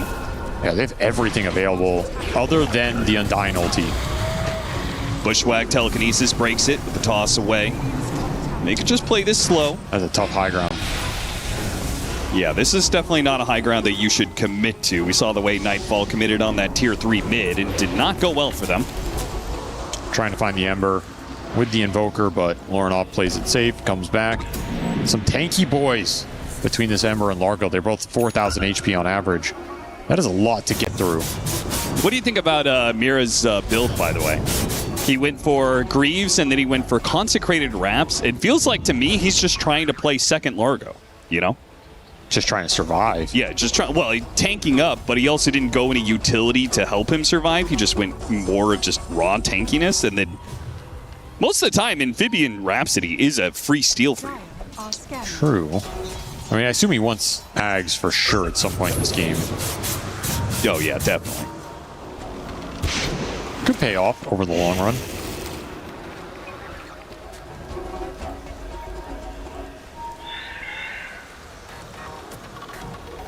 Oh, GH. Very aggressive D-Ward.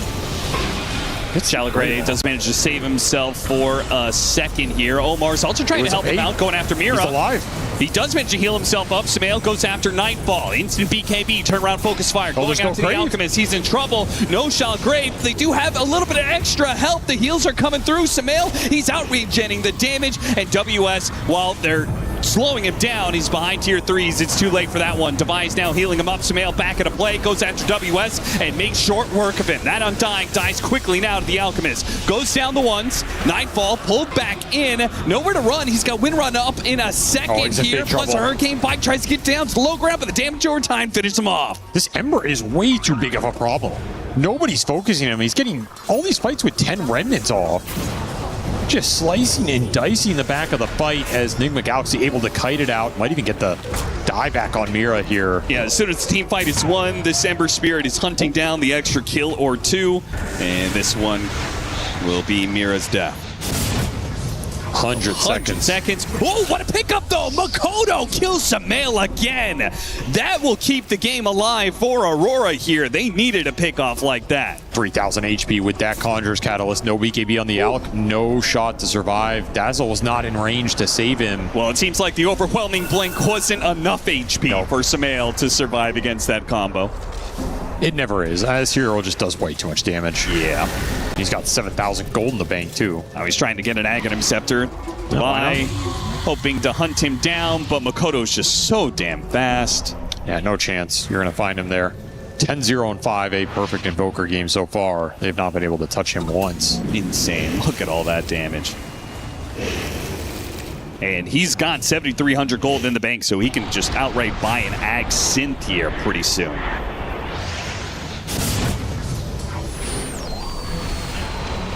Badunk. Easy pickings when that BKB is down, right? Like, you have to play on BKB or the Grave. I don't know if that was a real-time reaction to that kill or what. I was about to say, were they just shocked and stunned that they didn't react, or is that a freeze frame? Bots 2 on this Largo. I mean, he did get given the Aghanim Scepter. I forgot that he got that boosted net worth. He is insanely farmed. Shiva's Bloodstone, Bots 2. Plus level 25, big talent for this hero. He has some nice talents across the board.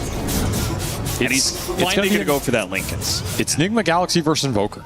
I mean, this is what the game's going to come down to, right? Like, maybe Nightfall finds some nice Shackle connections, but he's being dealt with in this game. It's the Makoto show. And he will have a full Ags flown in. He can eat it soon as well. He's just massive, and it's so hard for their heroes to kill him. Like, a lot needs to go right for them to find this Invoker if he has BKB available.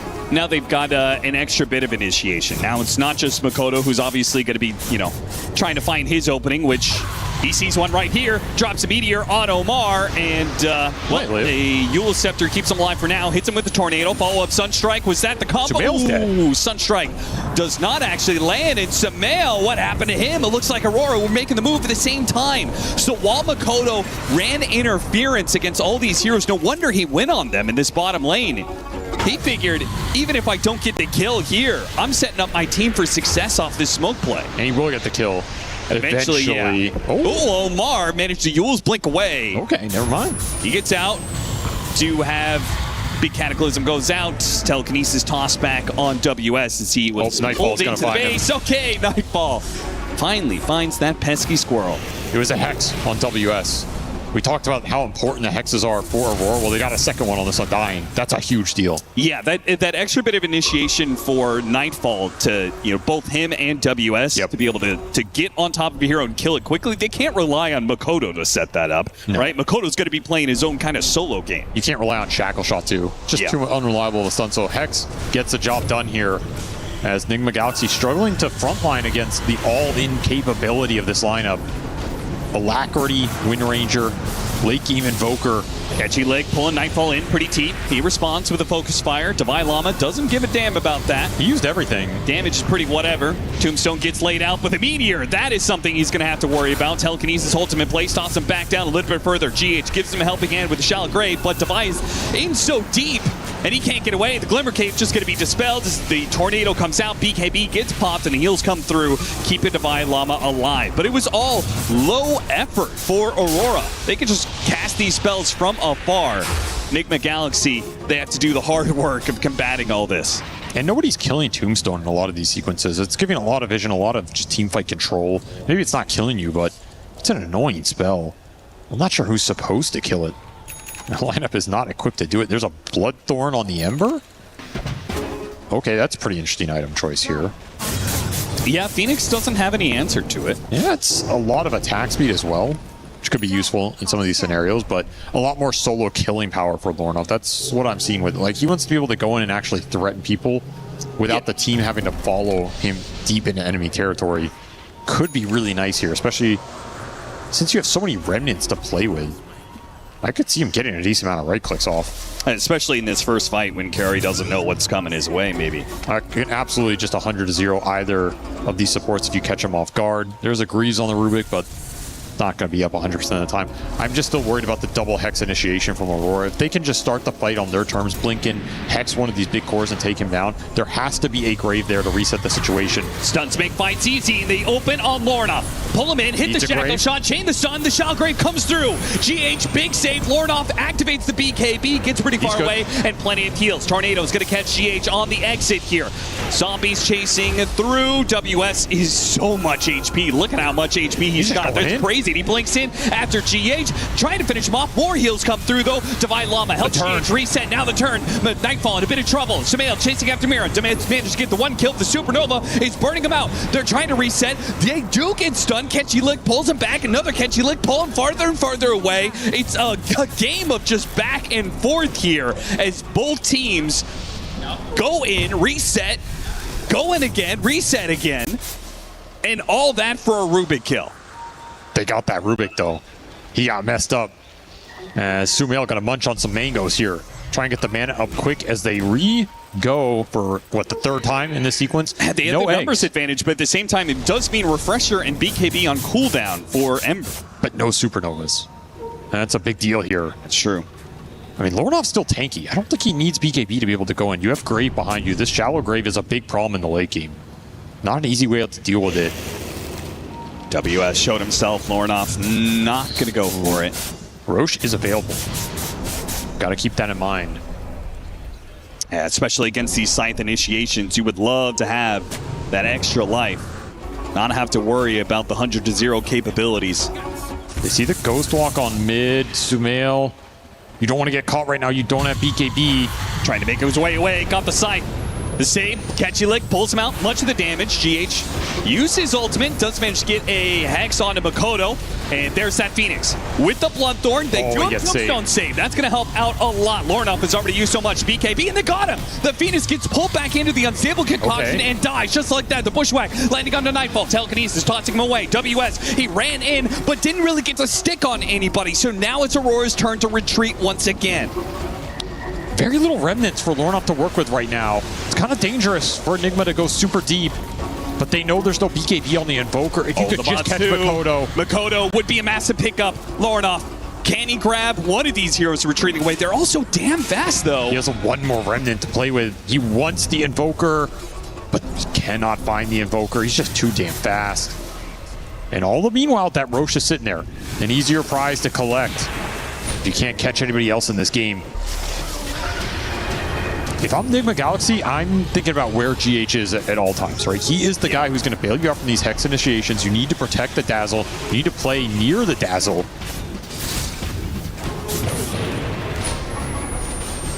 See what Aurora can do. Almost sniped the Roshan bounty there. That's a Refresher Shard in the pit. They left it. Did they just not see it? Kind of dropped in a corner. Didn't. It was... If your screen was farther down, like if they were looking at the radiant triangle, then it would be behind the wall, basically. That's awkward. Oh no! The thing is, their cores don't use it at all this game. It's pretty useless. You already have a Refresher on Ember anyway. He's the one guy, but honestly, putting it on the Dazzle for double Crave might have a decent impact here. Yeah, I am inclined to agree with that. That would have been the best option. We'll see if Aurora find it. I don't think they necessarily use it that well either.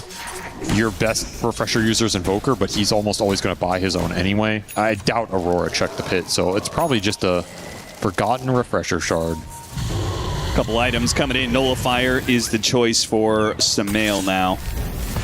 Oh, he's just jumping, undying mid.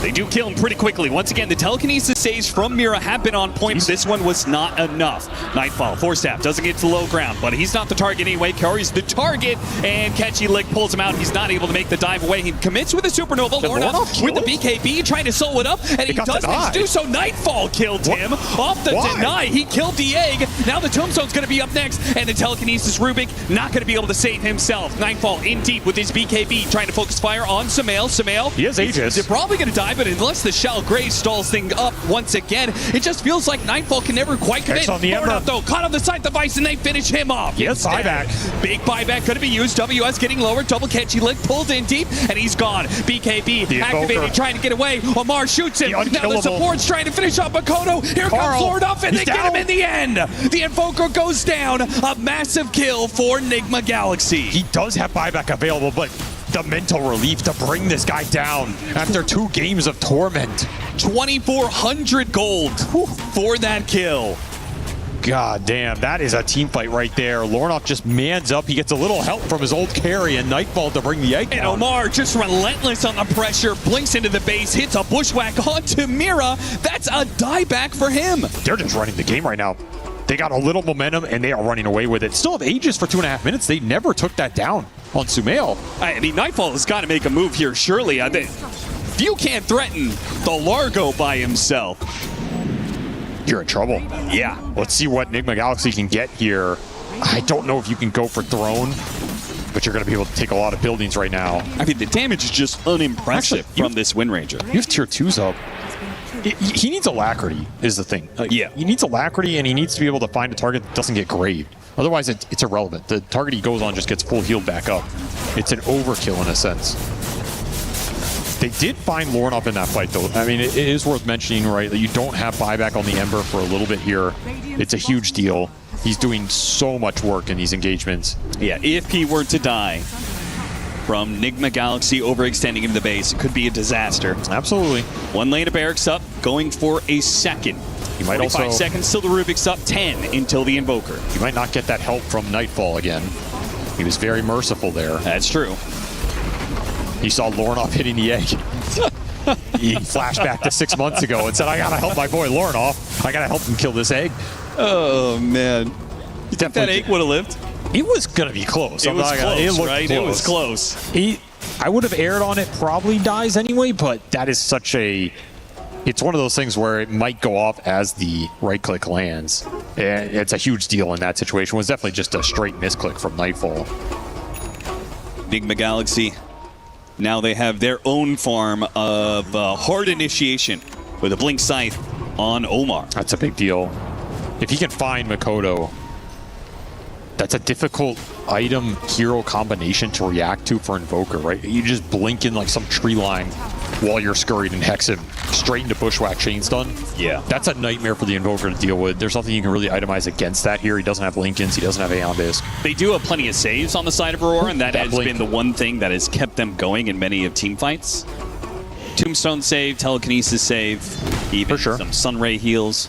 Maybe look at Ag Supernova as well. Potential there. Yeah. And they might just try and play for like a buyback advantage in this game. You're only missing the Rubik right now.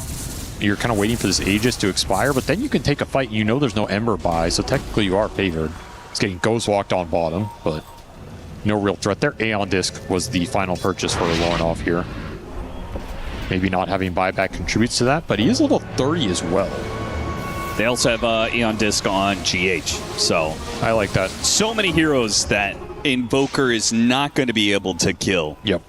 You do have Tornado, but if the Aeon does its job for GH and you can just get that Grave off when they need it, that is the biggest difference maker in the team fight.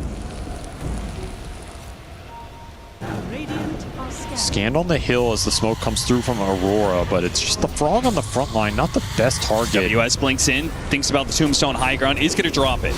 Just make sure they get the vision. Unstable concoction, what an initiation! Hit Nightfall as well. Nightfall's okay, thanks to the Satanic. WS not so much. Actually managed to put himself inside the Tombstone. Cataclysm comes in, no damage, no stuns whatsoever. Supernova does land onto Lornoff, but he doesn't care. He's got his BKB, refresh, and he's going to chase after Nightfall here. Another Telekinesis, toss it away. Supernova's going to get used, but the damage comes through. Now the sight on the Invoker, he's dead as well. Buybacks are going to be used, but the egg is gone. A third buyback going to be committed. Aurora all in at this point in time. WS pulled in a fourth death on this side, a fifth death on this side of Aurora. They have been team wiped, and they're playing entirely off of buybacks now. Six Shackle can't convert on it. Nigma Galaxy will retreat cleanly. All they gave up was a hoodwink. That is such a nice fight from them. Another 6 stun from Sumail just sets it up. It forces a lot of big ults out from Aurora early. And then another great Blinken at the end. Put him in the right spot where he got ice walled. He can't move, but he takes down some big targets. He's able to just sit there and hit the egg. He has an Eaten Moonshard. He has the attack speed in combination with the Bloodthorn Ember. They got to the late game attack speed. They can kill these late game Supernovas. Nobody can protect it. There's nothing that pierces these heroes in BKB right now if you pop it at the right time. Sumail swaps out his phase boots for an SNY for some extra status resistance while still keeping some movement speed. Yeah, he also can buy out more Aghanim Scepter for his supports, even if they're not the best. I mean, you get move speed from Largo. So you should be chilling here with a true 6 slot. And now you have a massive buyback advantage in this game.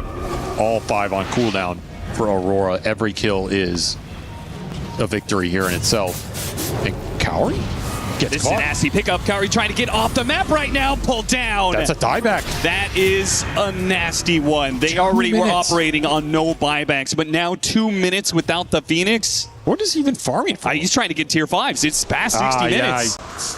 Is he the one who should be doing that? I don't know. I mean, he is one of the few heroes that potentially has an escape if he gets found. Sure.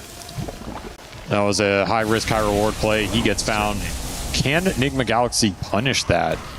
They're trying to farm up the tier 5 neutrals themselves. If they can get a bunch here, just go high ground, you have a 5-on-4, no Supernova, that's super tempting. It's going to be another Ags for Sumail, as he will feed it to... I don't know, I guess... Dazzle? Yeah, I kind of feel like we actually took the Poison Touch slow.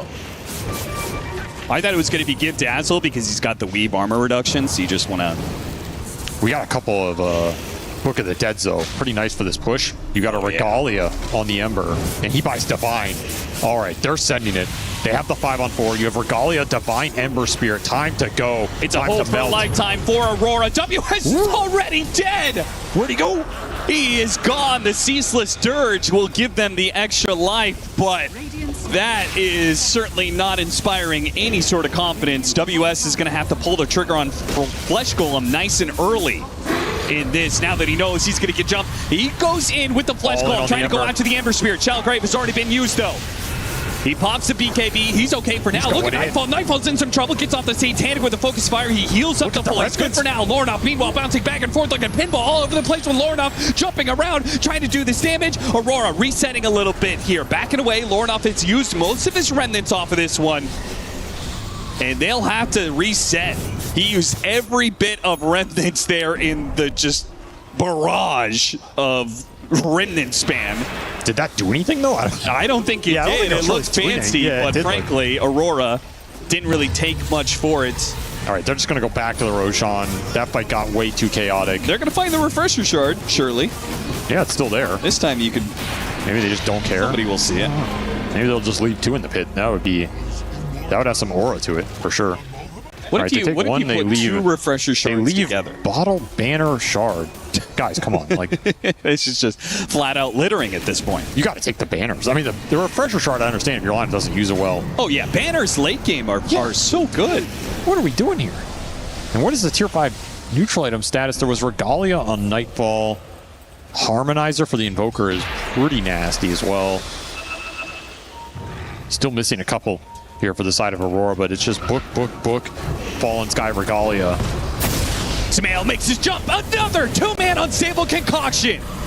The reaction there from Aurora. They do have the Tombstone saving the zombie for now, but he's going to pop out soon. He's going to be in some trouble. He gets back to base. He's okay for now. Healing up. Meanwhile, Enigma Galaxy take 1 building and reset. They got to be careful. Makoto Omar makes his initiation with a Scythe of Ice. Bushwhack follow up with his Aghanim Scepter going. Works Sumail trying to lean on him with the Nullifier, getting through the Aeontis. Can't get the kill. Has to go back for the building instead. Here comes the Cataclysm trying to dodge this damage. They're good. They dodge it. Mega Creeps is inbound. Enigma Galaxy don't have to do anything, but Sumail makes the call. He wants to go after this Undying. Can't quite get him. Fallen Sky hits the stun, but the Force Staffs gets the Undying away again. Going for throne. 1 tier 4 down. Another falling fast. No Enigma clip. Galaxy Galaxy putting full pressure on Aurora. They had to take the team fight. Nice shackle shot. That shackle. Nightfall. Can he get the kill off the focus fire? Once again, the Shell Great comes through. Meanwhile, Mira is dead. He flies back. Device almost dead. Throne at half HP. Lord up is hitting it. They're focusing on the Throne. They made the call. You can't kill us all. We're killing your Throne, and there's nothing you can do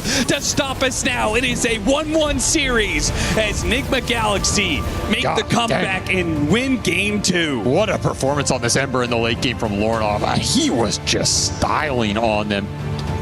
Deca Remnant Divine Rapier Regalia Ember never died with it. Had the Grave backup if it really came to it. He was toggling, 7, 8, 9 items there at the end. You're just leaving stuff in the pit because you don't have the slots. Insane performance from him. 104,000 hero damage from that Ember. The next closest was 69,000 for Makoto, so he was well ahead of the pack there. Nasty performance, 15-3 and 17.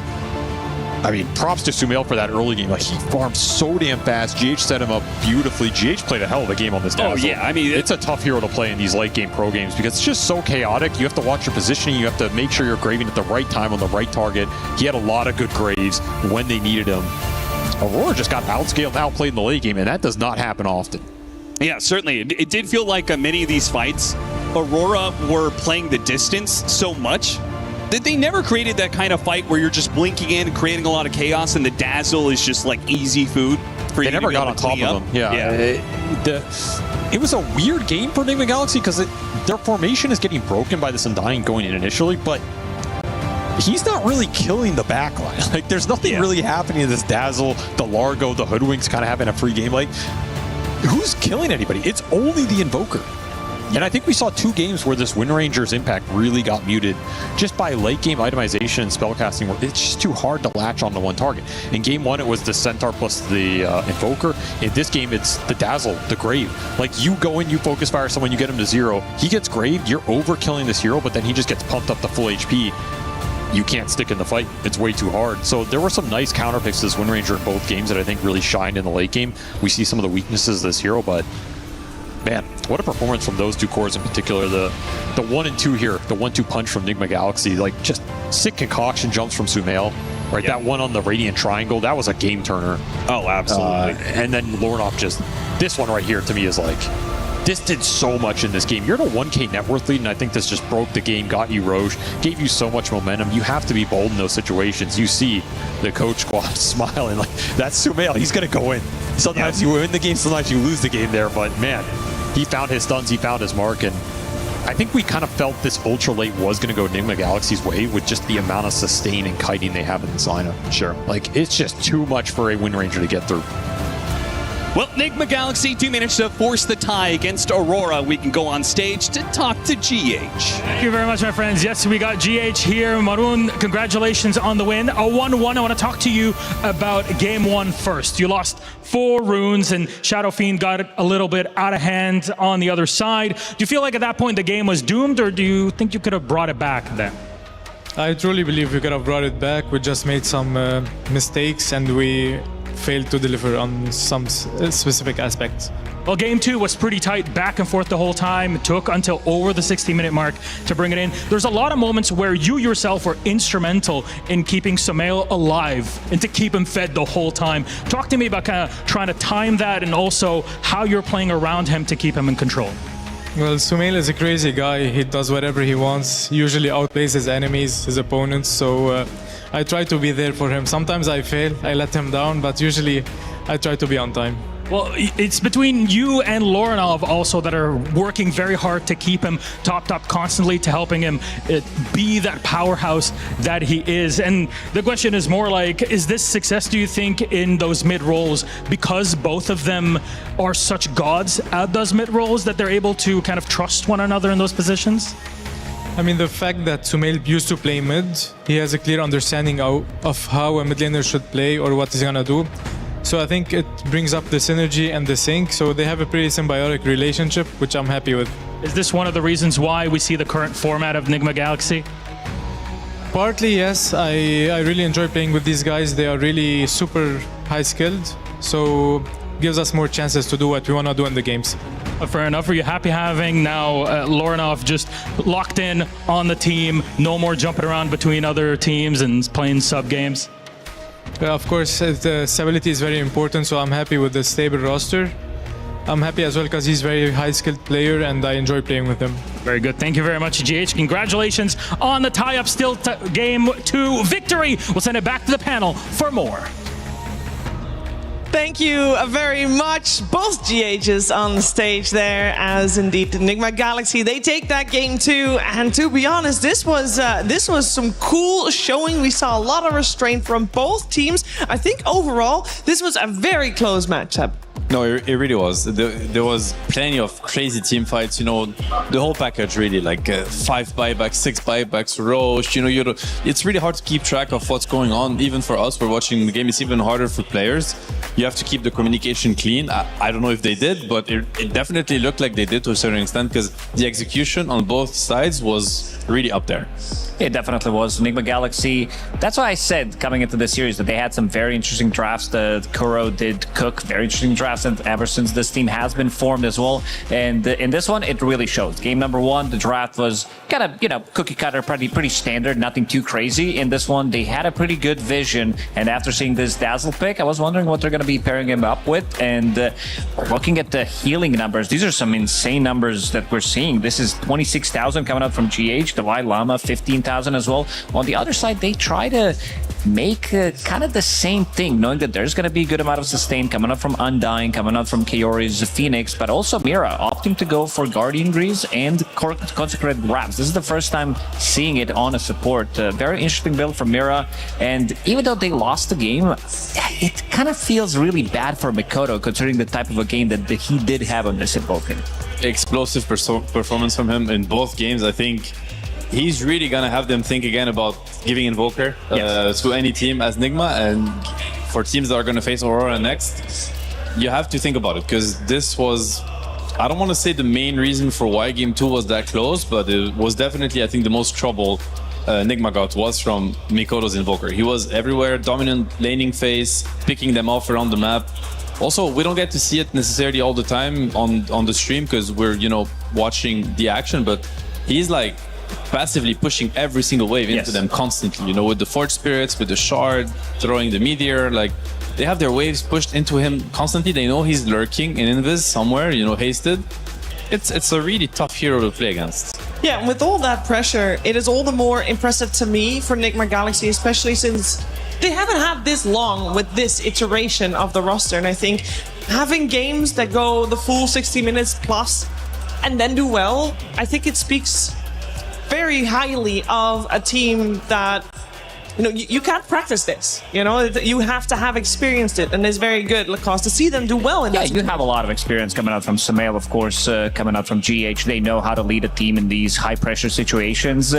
Even Lorenov, who is still relatively young as a player, but he has been on many different teams. You did point out that he was a stand-in as well, getting that second place with Aurora as a stand-in, which means that he's been on many teams. He knows how to adapt to certain situations with different teams, and this is the strength of a player.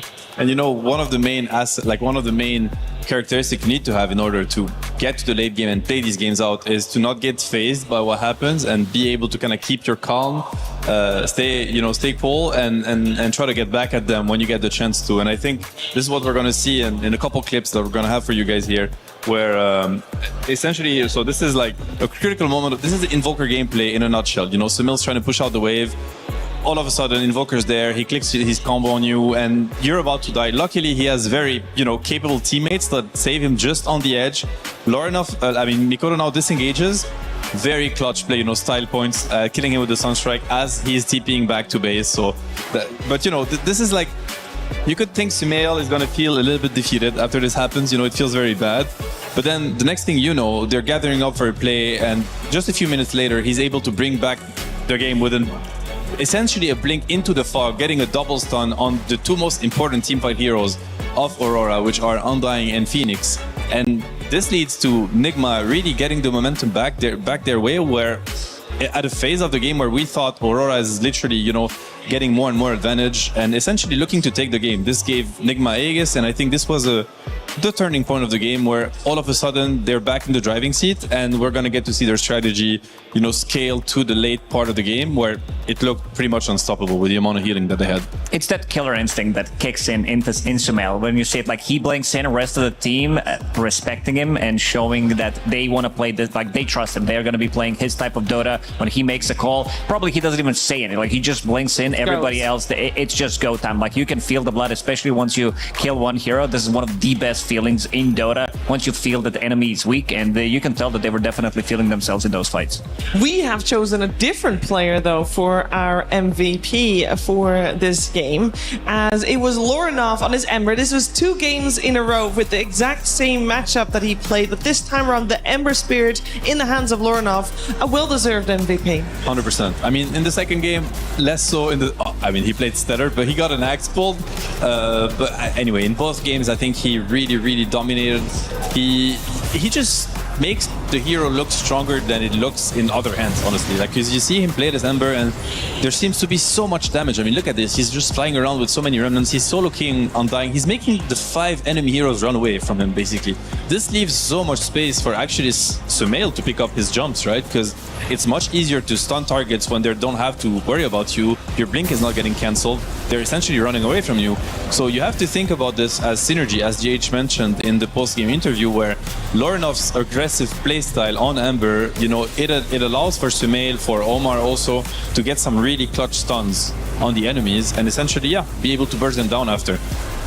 It's really cool to see that amount of synergy, and I guess we see it even in the body language, that amount of synergy in between players in a newly formed team, in a sense. It's pretty recent for them. So glad to see them vibe together and play that well. I have to still ask you, this was a great game, don't get me wrong. Enigma Galaxy winning, a lot of people happy, but it took a very long time. And surely something obviously didn't go the way that they wanted it to, and I want to know why. What went wrong? I mean, maybe some missed timings that they did have, like whether they're going to be going with the Aghanim Scepter first or a BKB. They had a couple of fights where they got picked off, which did kind of shut them down. But you can see the vision, you can see what they actually drafted for, because it does feel like this type of a lineup is going to allow them, like, not just this lineup, but the similar type of lineups. We are seeing quite a lot of heals coming out, and it seems like Enigma is onto something as well, picking up multiple healers and having this like one big carry that's going to be joining the fights, being the unkillable ball, plus also having a mid laner that loves to run in on top of that, which makes the fight pretty easy, knowing that there isn't that like that instant burst damage that can kill you, which makes the fight much easier for them. Yeah, 100%. I think you nailed it. Like, they maybe kind of try to push their advantage a little early. These are that's the thing with these strats, is they look incredibly powerful. You just need to know them like really well and push the issue only when you're allowed to. Because if you don't, then you fall short and it might actually look like just a bad draft. So double-edged sword, but once in the right hands, looks incredibly powerful. And we saw Mikoto in the game from the side of Aurora, very loud, basically. Was there anyone on the side of Aurora that we feel like we couldn't hear Lacoste, that we feel like we should have seen more of? Maybe Mira had a bit of a more silent game in terms of what he's playing against. Didn't really get the steals. It isn't that good of a Ruby game to start with. It was a bit of an odd pick, so maybe it wasn't the player kind of a mistake, more of a hero combination. So I feel like interesting ideas coming out from him, though, with this Guardian Greaves and Wraps that he tried to go for, just to be that maybe secondary frontliner that they needed, knowing that there's going to be many longer team fights that somebody else is also going to need to try to outsustain the enemy team. For this series, though, that was it. Both teams can rest and play again tomorrow. Let's take a look at what's coming our way still, as we still have 2 more series to go through here on this stream. We're in for a treat as well, because our next series is going to be VG Gaming versus P-Vision. And at the end of the day, we're going to have Virtus Pro versus 1W. Both series, I know you guys won't be present for that, but you got any bold predictions for this one, Sam? I mean, first of all, I might not be present, but I'll be watching, that's for sure, because these are some bangers of games.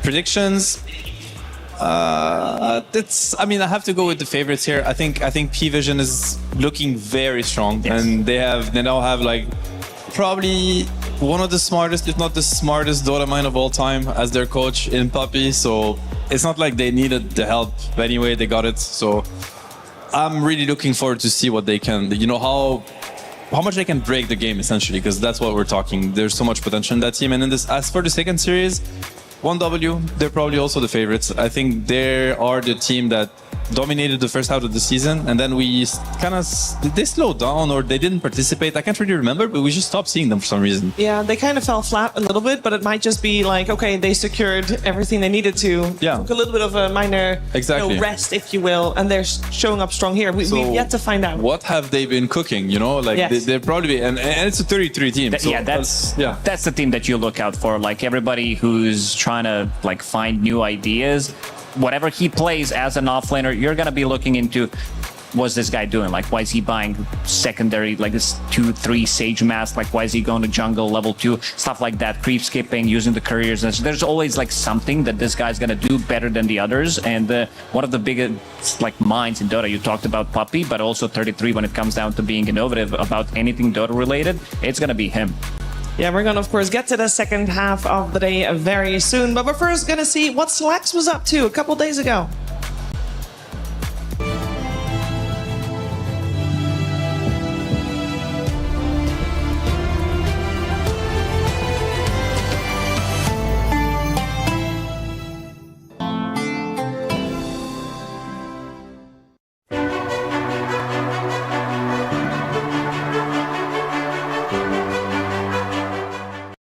Looks like P-Vision is also getting their camera work done. Look at this pose. There's a lot of vision. You can see by where he puts his hands, he's drawing a lot of the eye down to this area. It's very dangerous. We'll see what he wants to do after that, because naturally most... Oh, yeah, get on there, boy. Spread. Oh.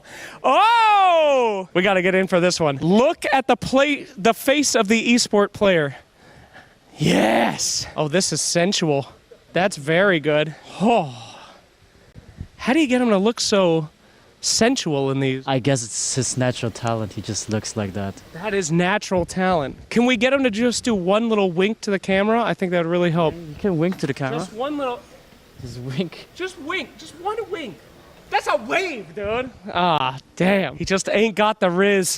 What can you do? What can you do? Look at this. God damn, they high up. I like those pants. That's very intense stuff. What game do you think they're in? Maybe they're in League of Legends looking down on us like they always do. No, it's fine. Don't worry about that, you know? No problems here. What game are they from? We should ask. She looks extremely serious. I'm not going to talk to her, though. She is a master of her craft, and I will not be around over there. You'll have to bleep that out. But that's your master of the craft. I have zero master of any craft. That's why I have this dog job. Thank you so much, Puppy. Absolutely. Oh. What? Don't undersell yourself. Come on, you're good at this. Thank you so much, Puppers. That's my boy. What pose are you going to do? They making you do a pose? I like the crap pose, you know what I'm Crap. Having like a pain face. Hernia. That's a good one. That'll hype people up. A lot of experts here looking as cool as possible. Look at this. We have Collapse. He's doing the classic come and see me at the bar move. And he's flipping us off. Don't do that on camera. We have to blur that now. That's very nice. And we're getting extremely mean mugged by the camera crew. So let's try to leave Collapse alone here. As now, let's go film these guys. This is Team Spirit, the defending champions of last year. They're all casually talking. Let's see if we can see what's on his phone. I want to leak this to the internet here. Here we go. Casually zoom in on his WhatsApp. Hey, sorry about that. No problem. Don't worry about that. You guys ready for Media Day? Yep. Now, this is the best media day man in the world. This is Team Spirit's media manager. I recently saw a video with him putting a pot on his head and smacking it several times. You're the best media guy in all of Dota 2. How's it feel to be among fellow professionals? Yes, yes. Very good. Thank you. Another banger interview. I apprate you so much. Thank you so much. I don't want to talk to Miposhka. This guy, an old clack, come here. Hello, Come my here. bald brother. Welcome. You're not bald, is that? You look great. No, not yet, not yet, not yet. Okay, you can't say bald brother. That's part of getting in the brotherhood. How's it feel to be back, big dog? Welcome home. Feel good, good. But actually, I see that nothing changed. Okay, yeah. And I'm like tired already. You said you would never come back unless Team Spirit paid you $1 billion gajillion. That's true. Is this what happened? No, it's not. Okay. There was like a different thing. Okay. Different thing. All right. Well, we're happy to have you back, Miposhka. You guys feeling good? Exactly. Hell yeah. That's a picture right there. Cut and print, baby. All right, fam. We are here at Vici Gaming. They're doing what we like to call hero shots. All right. That's where we make them look cool. They take a picture, maybe a cross arm, maybe a look to the side, maybe a look to the right. Let's go check in on how things are going in here. Hi, we're filming you today. You doing all right? I'm good, thanks. How are you? Great. How's the hero shots? Perfect. Yeah? Going great. Does he look heroic? It does. Okay. They're going naturals. Now, what's your favorite shot to do with some of the players? I like doing like just the typical. Oh, the whisper? Yeah, I like doing that one. But then like just switching it up a bit, you know? Can we get a whisper? Can you hit us with a whisper? Just one. Oh! Okay, that was hype. You were right. That was good. All right, fantastic. Sir, what is your favorite thing to do on these? You got a this one. Look at that, the catalog. The cross. Oh. Oh, the mean mug. Oh, these are good. Okay, so you're going to go with the cross? Yeah. Okay, come on. There's better than that. What if you did... Oh, come. That's it. The power pose? Mm-hmm. Okay, can you show me one of those? The legend pose? Just give me a oh, God damn, look at those guns, baby. That's the one. Do that one. All right, great. Photos are very fun. Go take them at home. Another killer transition. Now, one of the things I heard we're doing here at EWC this year is giving out some things to the fans. I believe they're getting signed cards. I guess I can't say Pokemon on air, something like small pocket monsters of the players. And look at this. Let's go ahead and watch them signing. Hello. Sorry to interrupt, but we just want to look at your signatures. Incredible. Look at that. That's Jabs. Wow. What a great signature you have there, Jabs. How long did it take you to formulate that unique signature? Yeah, maybe like 5 seconds. Okay, that's really good. Could you do me a favor and make a mistake on yours? Because, you know, those are, well, they're worth more, like a factory mistake. Not a mistake. He can make it special. Can you make one really special so that we can extend the offer? What are you going to do to make it special for me? Special what? That in itself is special. Thank you so much. Yes, but I hope your Pokemon cards go out very well. Thank you. Thank you so much for having them do this beautiful task, Jabs. I'll never forget the incredible signature that I've seen here today. Great work, Team Nemesis. And now say the Nemesis catchphrase. Okay, that was nice. Woo! All right, thank you. He thinks he can come in here and play my game. Let's go. He knows nothing. Let's go! Tyler won. You're done. Raw energy. Awesome, blow the house down.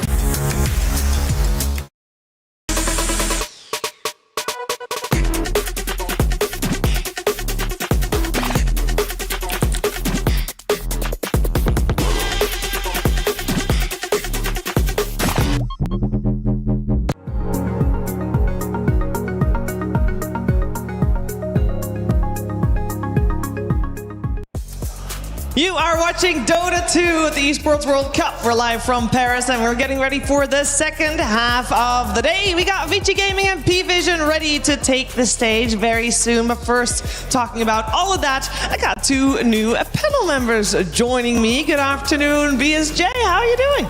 Great. That last game of the Nigma series was quite a good showing from them, and I'm excited as there's going to be more and more good Dota. It's been hype. Like, a lot of the games have gone closer than I've expected, and it's only day 2.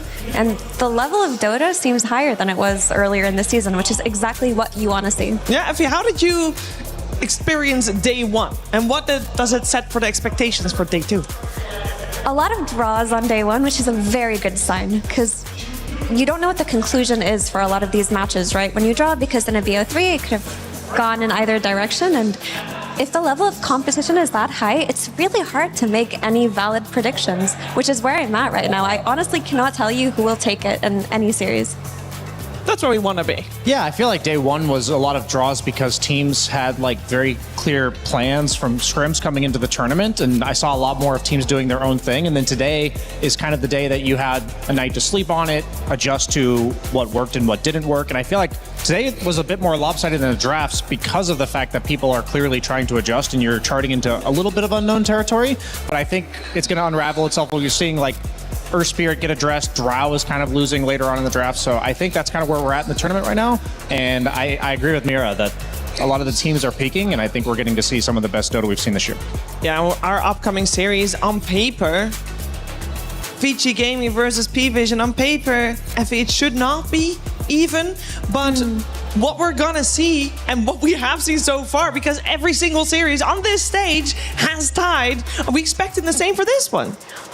Honestly, yes, which is crazy to say because P-Vision, they're the big bads coming into this tournament. Everyone's looking at them as a team to beat, but Vici seem to have hit this groove where everything is flowing for them. And these players are not unfamiliar with each other. I think they might surprise everybody here. Yeah, I mean, Vici's been leveling up over the course of 2026, and, you know, they started by even struggling to qualify to some of the tier 1 lands. Then they started to qualify. They were getting, you know, 8th or 12th in the tournaments that they did qualify for, and they lost to Yakult Brothers in a couple of those qualifiers, and then they took them out in order to qualify for TI. So they're a team that's going to be at both of these big tournaments. They're definitely hitting their stride right now. And I do think P-Vision, while they are one of the strongest teams throughout the year, possibly my favorite to win the entire tournament, I wouldn't be surprised if Vici took a game off them today. Yeah, for P-Vision, this is the team to beat, as already said, for a lot of people. And with that in mind, I mean, this team should come in very confidently. Let's find out how confidently as we're checking in with 9class. Hey there, I'm here with 9class from P-Vision. You guys have been pretty stable lately as a roster. How have you achieved this and achieved better stability? I think Papi is showing us how to play correct Dota and what we should do on map. We're watching like replays, and I think we are find our heroes with what we wanna play, and we are not like maybe surprising too much, but we playing like stable good Dota, so that's why. So if you say he's teaching you how to play correctly, what were you like before? Just kind of like go with the flow every game, whatever felt right? What? Well, if you said Puppy is making you play correctly, what were you like before Puppy? Would you just... Before Puppy, we play like... We was trying to break the game, but now Valve fixed like a lot of stuff which can break really, and it's kind of risky to waste your time to test it, I would say. So it's just better to play now stable heroes like Hoodwink, Dark Willow. Like. Yeah, and that's why you're not playing your fun heroes anymore? Yeah, I think from fun heroes only Ayo. Yeah, but it's always banned. So does that mean it's better to win than to have fun? Better to win. Do you ever feel like you're in a cage, like you want to have a good time, but also your teammates are like, no, stay in the cage? It's like two-sided, yes. Sometimes I can suggest, and maybe I will try it. Maybe not, depends on how this hero good on game. Yeah, so I mean, yeah, I'm kind of sometimes in cage because I want to try heroes, but it's not suit drafting. So yeah, but anyway, we win Dream League, so I'm happy. It's working, right? Yeah, it's working. And one last question. How do you deal with stress at big tournaments like EWC? Obviously, there's pressure, a lot of tournaments going on, but for the big ones, how do you deal with it? I'm not stressing much because, like, for me, I'm already playing 3 years, and for me, it's just tournament like always. So you come, you just play, just do your job. So yeah. No stress. Sounds easy then. All right, cool. Well, thanks for meeting me, and good luck in your future games. Thank you. I think a lot of people will miss the typical 9class heroes. I think, Effie, that is one thing that for P-Vision people love watching. We really will. I mean, there have been so many moments throughout the last 2 years where 9class has delivered entertainment and single-handedly gotten heroes nerfed, like Slark, like Nyx Assassin. These are heroes he brings into the meta. He has his own way of playing with wave manipulation and not laning at all in a lot of cases. And if anyone were to reel him in, it would be Puppy. Like, I did look at the heroes he played during qualifiers, and I remember thinking to myself, this is all very normal, and they looked great. They were playing exceptionally well. But to hear that Puppy comes in with a vision, says clean Dota, it makes sense. It's a little bit sad, but it makes sense.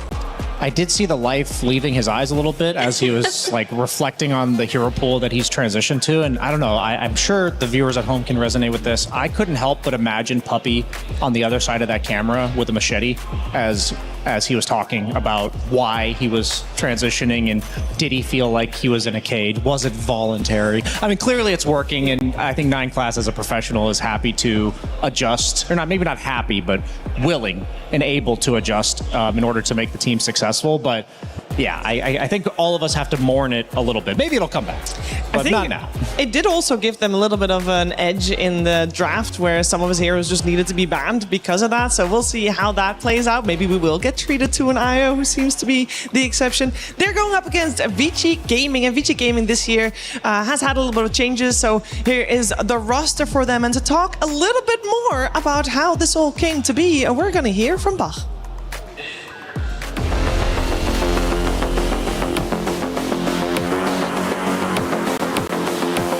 我们怎么变成这5个人现在在这个阵容？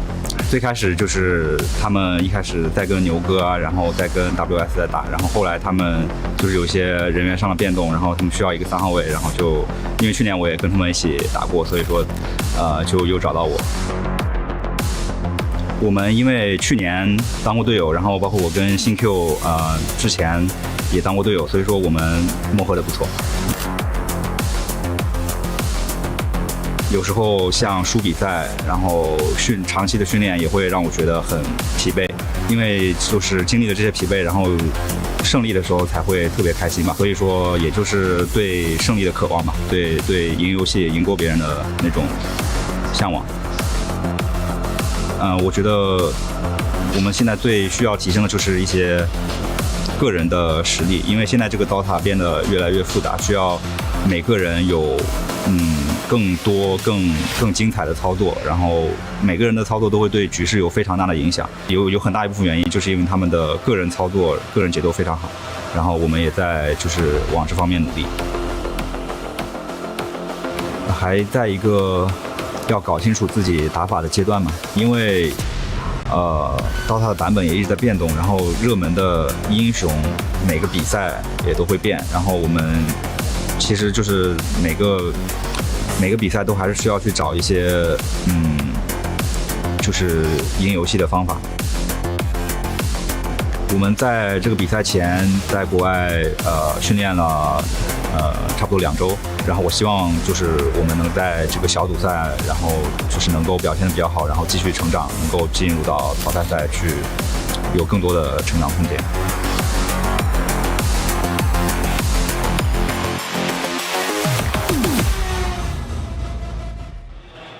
Individual skill is where the focus is, and I very clearly remember the first time we saw Vici Gaming in 2026 was at a Wallachia, and they were standing in for a different team that couldn't make it.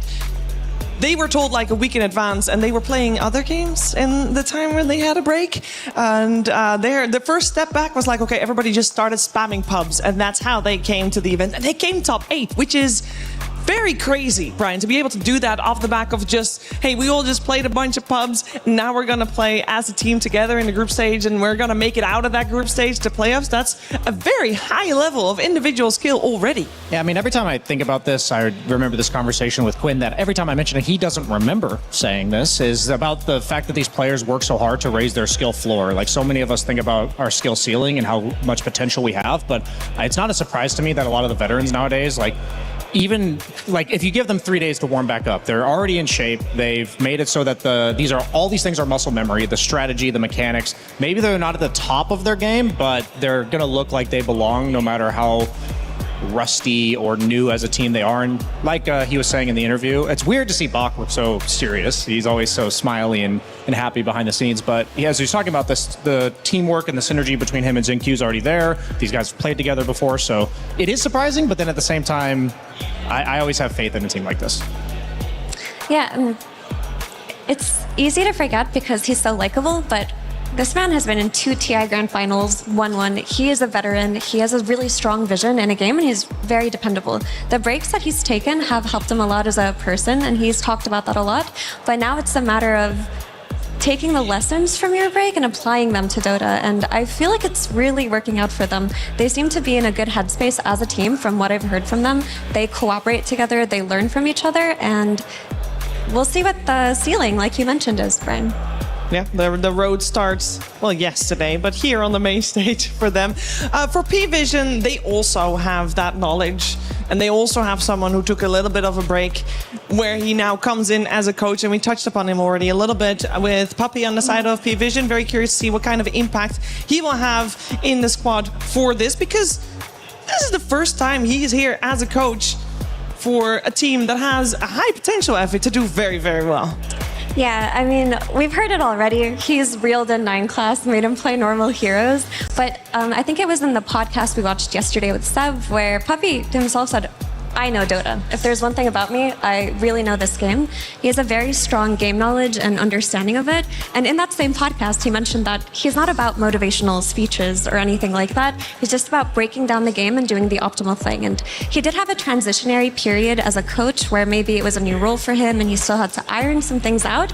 But it feels like it's working out now. They looked fantastic at Dream League. I talked to no one about that, and we'll probably see it later, but I'll spoil it. At some point, they literally had to ask, no, please, do more, do the drafting, we need someone to be the Iron Fist, to click the buttons, to tell them what to do and how to do it, and it works out. Yeah, I think it was really humbling to watch Puppy, because he's obviously such a veteran player, to talk about his experience as a coach, where he basically said, yeah, I heard about a bunch like the way other people coach, I've seen the true sites behind the scenes, all the motivational speeches, but he's like, then you eventually learn that you just have to do, we all have our own way of doing things, and being true to ourselves and our methodology, and that's basically where he's landed. And I don't think there's not many people in the Dota scene that I would rather give the reins to in terms of the strategy and the vision of the overall game. So it makes sense to me that no one in the rest of the team was like, come on, just give us something to follow. We believe in you.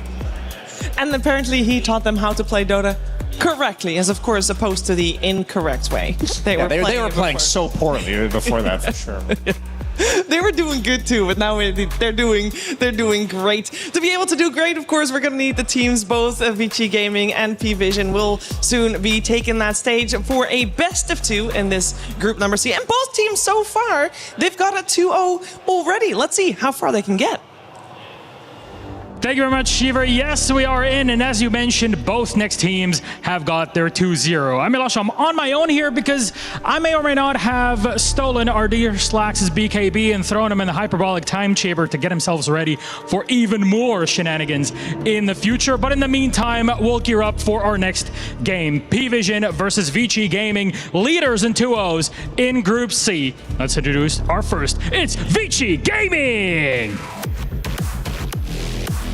VG's been building up their strength all year long. The road to TI goes through EWC 2026, so it might be where their success is in Paris that it would bear good omen for their run in Shanghai. It's a long road to get there in the meantime, and this is a big proof for this powerhouse of a team that they could do it all again. Their opponents, P-Vision! Consistently strong throughout the year, they are one of the favorites to win gold at EWC 26. Might have triumphed over an S-tier, or might not have triumphed over an S-tier opponent just yet, but Vici is definitely a perfect amuse-bouche. We are in Paris after all. Why not give it a great starter for it all? Now, Vici, P-Vision, please, gentlemen, you may place your keys. All both of you, shake hands and get ready for your matchup. Our third game, 2 leaders in Group C about to go head-to-head, and the winner might be the one that takes charge in the group. Let's send it back to the panel and get you all ready for it. Thank you very much, Milosh. Vici Gaming and P-Vision ready for this 2-game series, and we're close to getting the draft on the way. So I want to talk about the Dota 2 that we will be seeing here on this stage, and the type of Dota being played, because now here, P-Vision is going to play stable Dota, safe Dota, good Dota, very nice. How is Vici Gaming going to play this one? Well, he mentioned, Buck, in his interview that the meta is changing every tournament and they're still discovering what their play style is. But from what I saw yesterday in their series versus Nemesis, they looked solid. They won the lanes. They had really strong rotations and they weren't really challenged. So it's hard to say how I would describe them overall as a team. Yeah, I think I mean, obviously, it's hard to say what they get away with and what they don't against a team that's generally weaker in Reconics, but like they picked Bane Mirana earlier, and that's like early on in that draft, and I'm thinking a lot of teams would pick like a summons offlaner. I Notice would be happy to do that because neither of these heroes deal with it, but that wasn't the response. I didn't feel like they were really punished, so I'm wondering if VG Gaming is potentially going to leave themselves susceptible to a team like P-Vision throwing them that curveball. But then we also saw a little bit of flexing of the Undying yesterday for VG Gaming, and I think that the flex picks were very powerful for Yandex yesterday, and that's something that they used to success in the recent tournaments. So I think flex picks in the current meta is something, or I guess in every meta, that teams really strive for. So they have that up their sleeve. So I hope they aren't too predictable, basically. Yeah, and what we see when certain heroes tend to trend, then as a player in a different role where you can play, you have to learn it, even if you haven't played that before. And we're actually seeing that with P-Vision in Earth Spirit. When you think about Earth Spirit support players, you don't really think about 9 class. He's not someone you would assign that hero to, but it does make sense that no one, as a big mid Earth Spirit guy, would say, well, it's time for you to learn this so we can flex it within our drafts. And that's what we saw at TI qualifiers. 9 class ended up playing 2 support Earth Spirits, and they popped off. They looked great. They paired it up with Notice Spat Rider from the offlane, and that's just them talking about this meta and practicing. If it's one thing about P-Vision, they'll find something before everyone else does, and it seems like they did that with Earth Spirit. Yeah, I wonder a little bit about XM's identity for this tournament, because even up until the qualifiers a few weeks ago, he was still picking the mid sniper, something we haven't been. I mean, he's like the mid sniper specialist of the entire world, I would say. But he, like this type of hero hasn't really been popular. These like ranged lane dominators. We've seen like a Lena or two. I'd say Invoker's like a little bit different because he doesn't scale with right click. But I'm wondering if we're going to see like the lane briefers that XM has classically picked. But he's also happy to just play the normal heroes like Storm Spirit as well yesterday. I think so, or I would hope so. Like, I wouldn't want them to change too much of their own identity to try to fit the meta for players like XM that are so individualistic.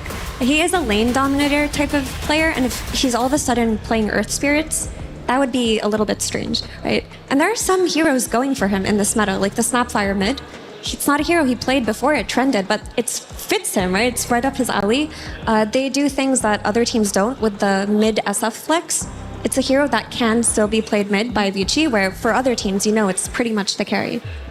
Does that mean that we are going to focus more on the mid lane for this one, or is there another lane that we should be focusing on because that's where the main focus will be from the teams?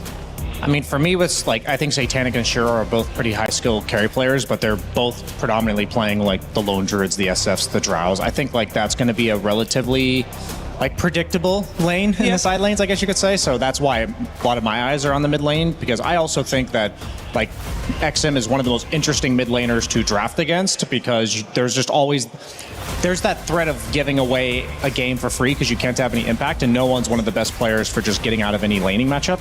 So that's why my eyes are on that matchup. And when we're talking about P-Vision, we have to mention that Notice is the latest addition to P-Vision. This is a player that P-Vision has been vocal about it.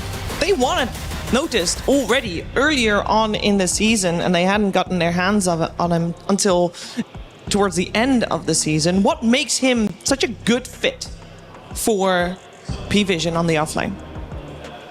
When I look at Noticed as a player, he feels like a complete offlaner in the sense that he will play the style that you give him, but he's greedy. He will find his farm. He will play the macro game in terms of making gold, and you never have to worry about his offlane being sacrificed in that sense. And the way that Dota's slowed down and you kind of want net worth on all of your heroes, plus 9 classes shift to more traditional supports from the 4, it makes it so that he thrives in that situation. Like, if every game he had a Nyx leaving him, he wouldn't be able to pull this off, but P-Vision have shifted away from this.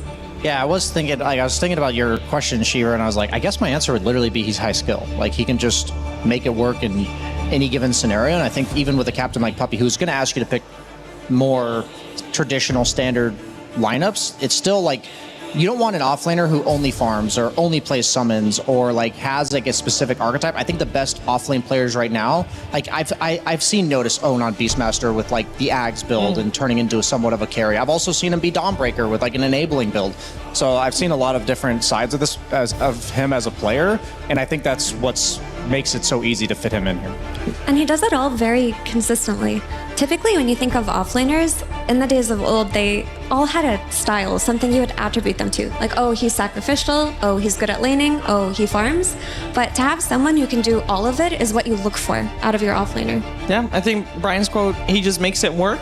Yeah. And that sounds like you need 5 of those in your team. If they can just make everything work, that sounds like an absolute dream. Earth Spirit coming out for P-Vision as the opening pick. You already mentioned, Effie, that the flex is very much alive on their side. The answer instantly comes with the Shadow Fiend, which is a highly sought after hero, leaving Drow behind once again. And also a flex for Legion. I wouldn't be surprised if they throw this mid just to punish the melee hero on Earth Spirit, because the way that people have been playing it is they're just not getting points in rolling boulder early and just playing to push out the wave as fast as possible, and that can very easily be punished by XM's mid SF.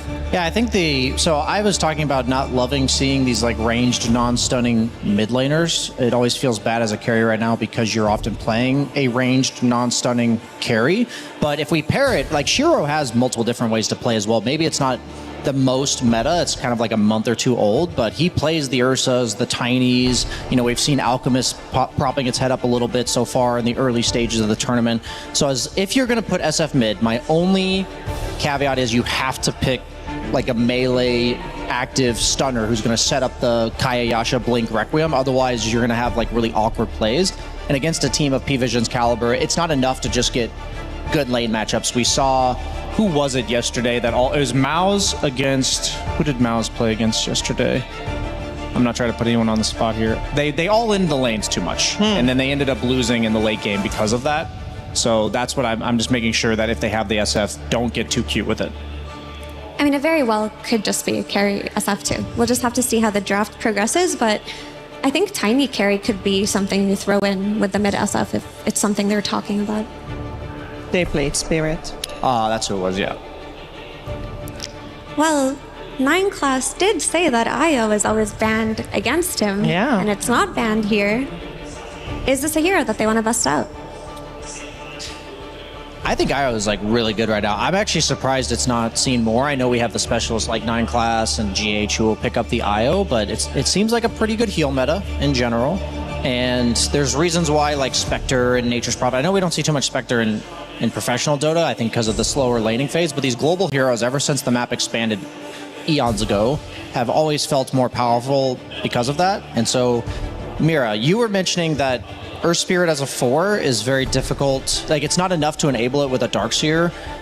If they end up running Earth Spirit 4, because there's flex potential on both sides, right? Earth Spirit gets flex to support, Shadow Fiend might even be the mid. Like, what's the rock, paper, scissors going on here? I think they probably need to pick their 5, right? Like, what? I feel like I see 4 heroes and I know nothing. Yeah, it's hard to say. I mean, Earth Spirit Darkseer is a strong lane. The only issue is if they pick a Dispel support like Oracle or something, suddenly your Earth Spirit support is cooked. He has no Ion Shell to play with and he's weaker. But the option for the flex is always there if they see the clock and they know it's the 5. But also, he's fantastic at this mid Earth Spirit. To give it away, they have to find a much better pick out of that mid lane. So we're not going to know for a while.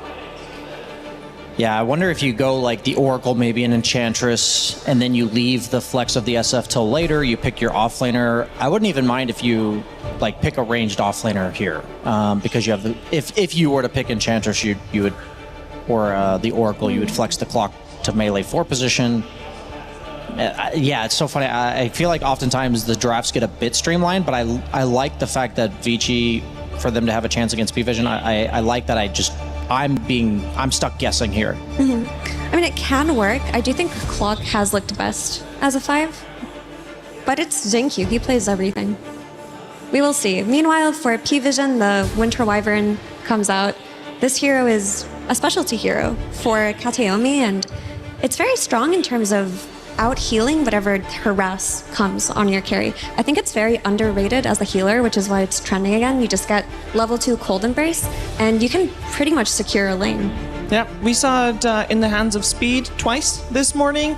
It didn't end up working out for him in either games, but it was still a very strong showing, and he definitely saw why this hero is making a little bit of a comeback. Sorry, I said Kateomi, I meant Ducalis.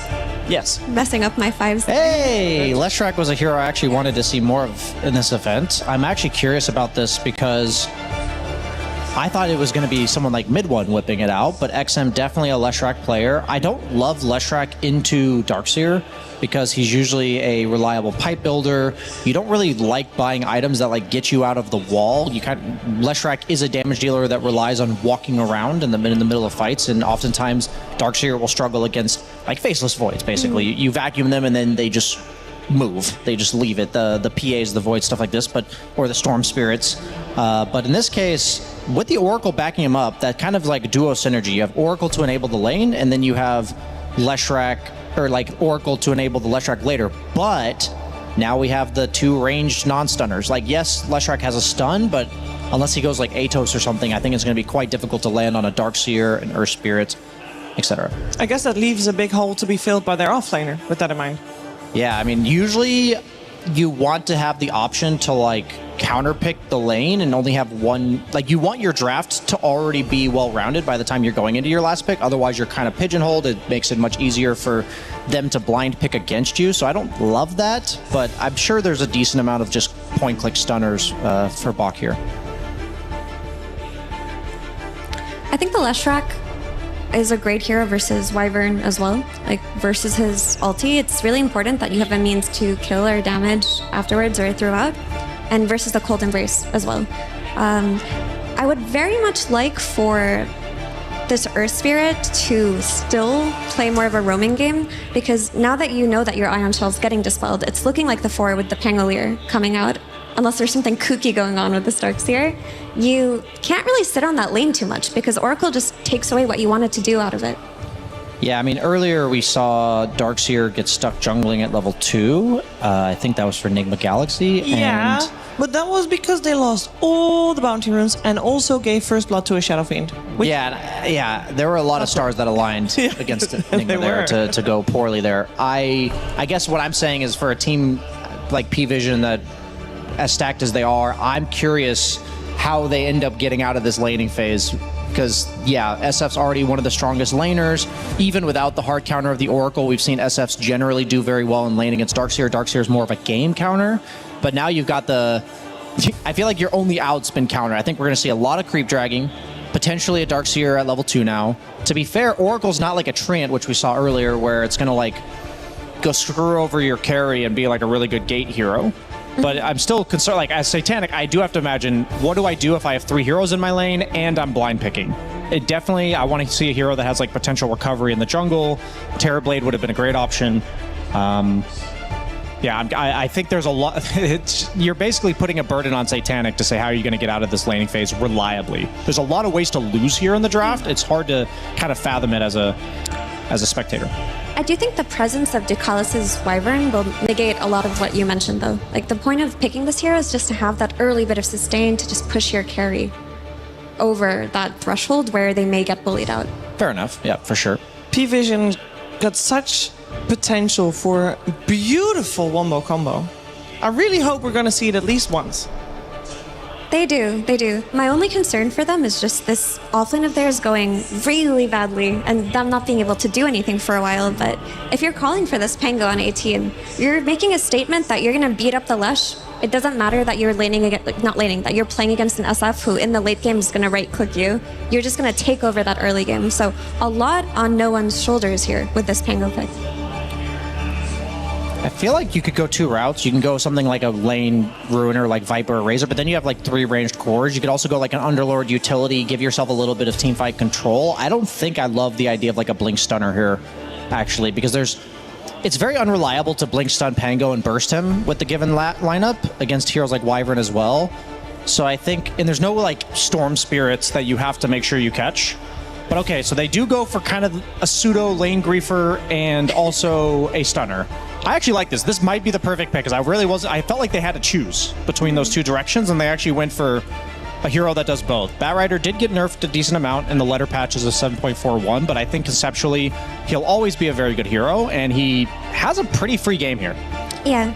I mean, the only issue is maybe getting smoked on by enemy supports and getting chain stunned by Pango once he hits that level 6, but your supports can also mitigate that. you do have an Oracle who will be able to help you early on. And I love the concept of playing against a Winter Wyvern and not giving him a proper target to ult. Sure, whoever gets ulted by the SF will die to his right clicks, but the other two cores in Batrider and in Leshrac, they don't really contribute to that. They can play in the middle of the fight without being too afraid of that Wyvern ulti. Yeah, Sven, like this combo wombo that you're talking, like the Wyvern ulti into the Darkseer vacuum into the Sven stun, like if that ever happens, this game's I believe. over. But yeah, I don't think they're really giving it to them though. Like I think SF can play with the Hurricane Pike and just make sure he attacks from range. Batrider's very much like Clockwork and Bat are very disruptive heroes. Like they never really fight you head on. They're always going to look for that vision advantage. I honestly like VG's draft a lot. I've always been kind of a doubter of Sven, but it does go very well with the Darkseer. P-Vision, better team on paper, but if I was only going purely off drafts, I like Vici. I like Vici as well. I'm just looking towards, again, No One and his Pango. He has a lot on his shoulders to make the early game work because his offlane is in a difficult situation and his safe lane is maybe going to go even. So he has to be the player on his team to move everything, and he's been in this situation before. He can make it happen, but Vici are here to play. They're not going to just give it to him. I kind of also feel that 9 class on Earth Spirit, I know it wasn't his traditional hero, but I kind of feel like the type of hero just getting in other people's faces, it kind of fits. I feel like he should thrive on the hero here as well as he did in qualifiers we saw him earlier. The issue is the Oracle just counters that lane. Like when you play Darkseer plus Earth Spirit, it's the double Ion Shell into rolling into people, kicking them back. Oracle just removes the Ion Shell and weakens that lane pretty significantly. I think one of the most important things about this Batrider pick is that Bat's like a very independent offlaner. You can leave him alone pretty much from like level 3 if you have to, because when I'm seeing the Earth Spirit against the 2 ranged cores, it's like the only concern is, do you have enough people to help all lanes at all times? But I think this frees up the Oracle and the Clock to counterplay 9 class, and I think it will be very difficult for him to find those openings. I hope we have quite a skirmishy game. I feel like if Vici Gaming do well as well, they need to have that skirmishy game, and they will look for the action in this game that they have against P-Vision. We got one of the favorites for this EWC P-Vision. On the Dire side, on the Radiant side, it's Vici Gaming. Let's find out who comes out on top with Sansfan and Kezu. Thank you, Shiver, so very much. As we get into a pause, 33 has entered the building. He's not till next series, though. But you know he's already in the building. Yes, of course he is. But yeah, P-Vision versus Vici. This should be a doozy, as some would say. You would say that. I am literally saying that right now. You told me to tell you the words you overused. I think you've used that word every game. No, doozy doesn't count. Ever since the Spirit game, it's happened. Damn it. But I do think you're right. Like when you look at both Vici Gaming and P-Vision, first of all, both teams have very interesting players. I'm very happy, that we have Jin-Q back. I think also just like why overall, like this support duo is so good and it goes so far back as well. Like these teams have a lot of cool things going. Also, when you just look at the draft, like you have an Oracle Leshrac. It's not a combo you see all that often. Of course, throughout the history of Dota, it has been played many, many times. And there's a lot of purpose for it here, against the Darkseer man. Jin-Q is in this game. Yeah. In case you were wondering, Kazu. I haven't actually gotten to cast him in a long time. This one might be true, actually. One of my favorite players in the scene. And I remember a specific game that really captured my heart. It was Monkey King. Where he just killed every career with level 2. He was literally not playing the game. Yeah. It was PvE against all these couriers. Just memorable. They did win that game, right? I'm pretty sure. They did win, and then he tried it like 5 other times and lost work. Every single one. But we only remember the good times, of course. I mean, that's why it's just nice to watch players that they do their own thing. They make the game very different. Like just because their presence is in the game, it can absolutely change of the items that are being built, the movements that are being done in the game. And I would say, for me, XM falls on like a similar category. He's not the mid player that cares that much about his own game. He's the type of guy that he will like raise his middle finger and be like, yo, screw you, I'm gonna ruin your game. Like he's like the anti-mid player, and I love that about this guy. Yep, absolutely. Have you seen this Oracle set before in game? I've seen it once. The Persona? It's the good old Dark Carnival. I didn't know it actually changed the icons. No, it's quite cool, this one. It's also like, even when you go back, there aren't that many Oracle players, I think, overall. Like, obviously, Insania was probably the one that always stood out, but, you know. Yeah, he retired a little too early, apparently. He did. But why? You know, he's a master tier, and he is one of, like, the best fives. I do think you have some post 5 players that they just hold some aura to themselves. I think Y is one of them. I think same with, like, Miposhka. This guy definitely had that type of aura as well when he played. And I think also, speaking of people with aura, obviously when you have, like, P-Vision, people will always mention Puppy, rightfully so. But I think also on the Vici Gaming side, like, they have, as far as I'm concerned, it's a new addition to their coaching squad. It's Yao. Like, this guy played years ago at TI. He, like, plays third at, I think it's like TI7 or TI8. Like, they have also some stuff on their side which will absolutely help them to... Do you have any idea what the story is with that change? Not really. Has that been revealed at all? I mean, I know it's like public info, but I don't really know like how it came to be, because I believe the coach that Vici did have beforehand was Blink, who was very good. Like, that's a TI winner. He won on Wings. So I don't know exactly if it was like a tryout phase or something else, but, you know, maybe they saw what P-Vision did. They're like, yo, we're bringing in the veteran, the big boy. Yeah. Let's see what happens. I wonder if anybody is having Jin-Q wash his face regularly on this lineup. I don't know. He's away from all that influence, good or bad, depending on your perspective. I think it might be fine if someone doesn't tell him to wash his face. He's probably so sick and tired. That has actually just encapsulated his entire career. That's probably the thing he's most known for. I'm sure he, like, because obviously he understands some English. I'm sure he knows all of these words in English, because he will get memed for it all the time. Yeah, 100%. And of course, our boy on the screen, Faith Beyond himself, otherwise known as Bach. What was that name change all about? You talked to him quite a bit. Yeah, of course. He was on the OG podcast. It had a lot to do. I think, first of all, he does love classical music. So, of course, you have Bach, who is a very famous composer. But he was also a big fan of Seb and No-Tail, whereas Johann Sebastian Bach. Ah. So then that fit quite well into there. Ah, I still feel like, you know, Faith Beyond, that's how I see. That's how he won TI. That's how you should remember him. That's how I remember him right now, even if, you know, he's got a different name on the screen. Yeah. Satanic doesn't seem too happy with the pause currently. It's not light related, I can tell you that. It's nice and dim over there. But they did keep looking up into the sky. They did. And what's up there other than lights? It's a ceiling. It's not that cool. That's true. But as you can see, maybe there's not enough light now. Maybe they've That's true. They overdid it. They've gone the reverse 33 into the 66. Like, that's an issue. You got to get... That's no reverse 33 doubles the number into a 66. That's right. That's pretty good. If you add another 3, that would turn into a 6-9. That's right. Very good. Very good math. Jin-Q, you can see. Jolly as always. Just a great personality in the scene. Nobody else, though. Nobody. God, that took such a quick turn. That was wholesome. You just dunked straight on it. No, like, I think even so, if you overall look at Parivision, we talked about Mid1 a bit yesterday, what he did. But I will say the one guy that did it, like, to the best extent ever of, like, kind of vanishing and making a comeback, it is no one. 100%. And of course, it has been talked about, but it is rightfully so. Dota is an incredibly hard game. If you take a break, like, look at FY throughout this season. I don't think this guy was very good. Maybe until recently, obviously, you slowly get back into it. But no one didn't just come back. Like, it's a statement, you know, just not being in the scene, coming back and doing what he has and doing what he is doing currently.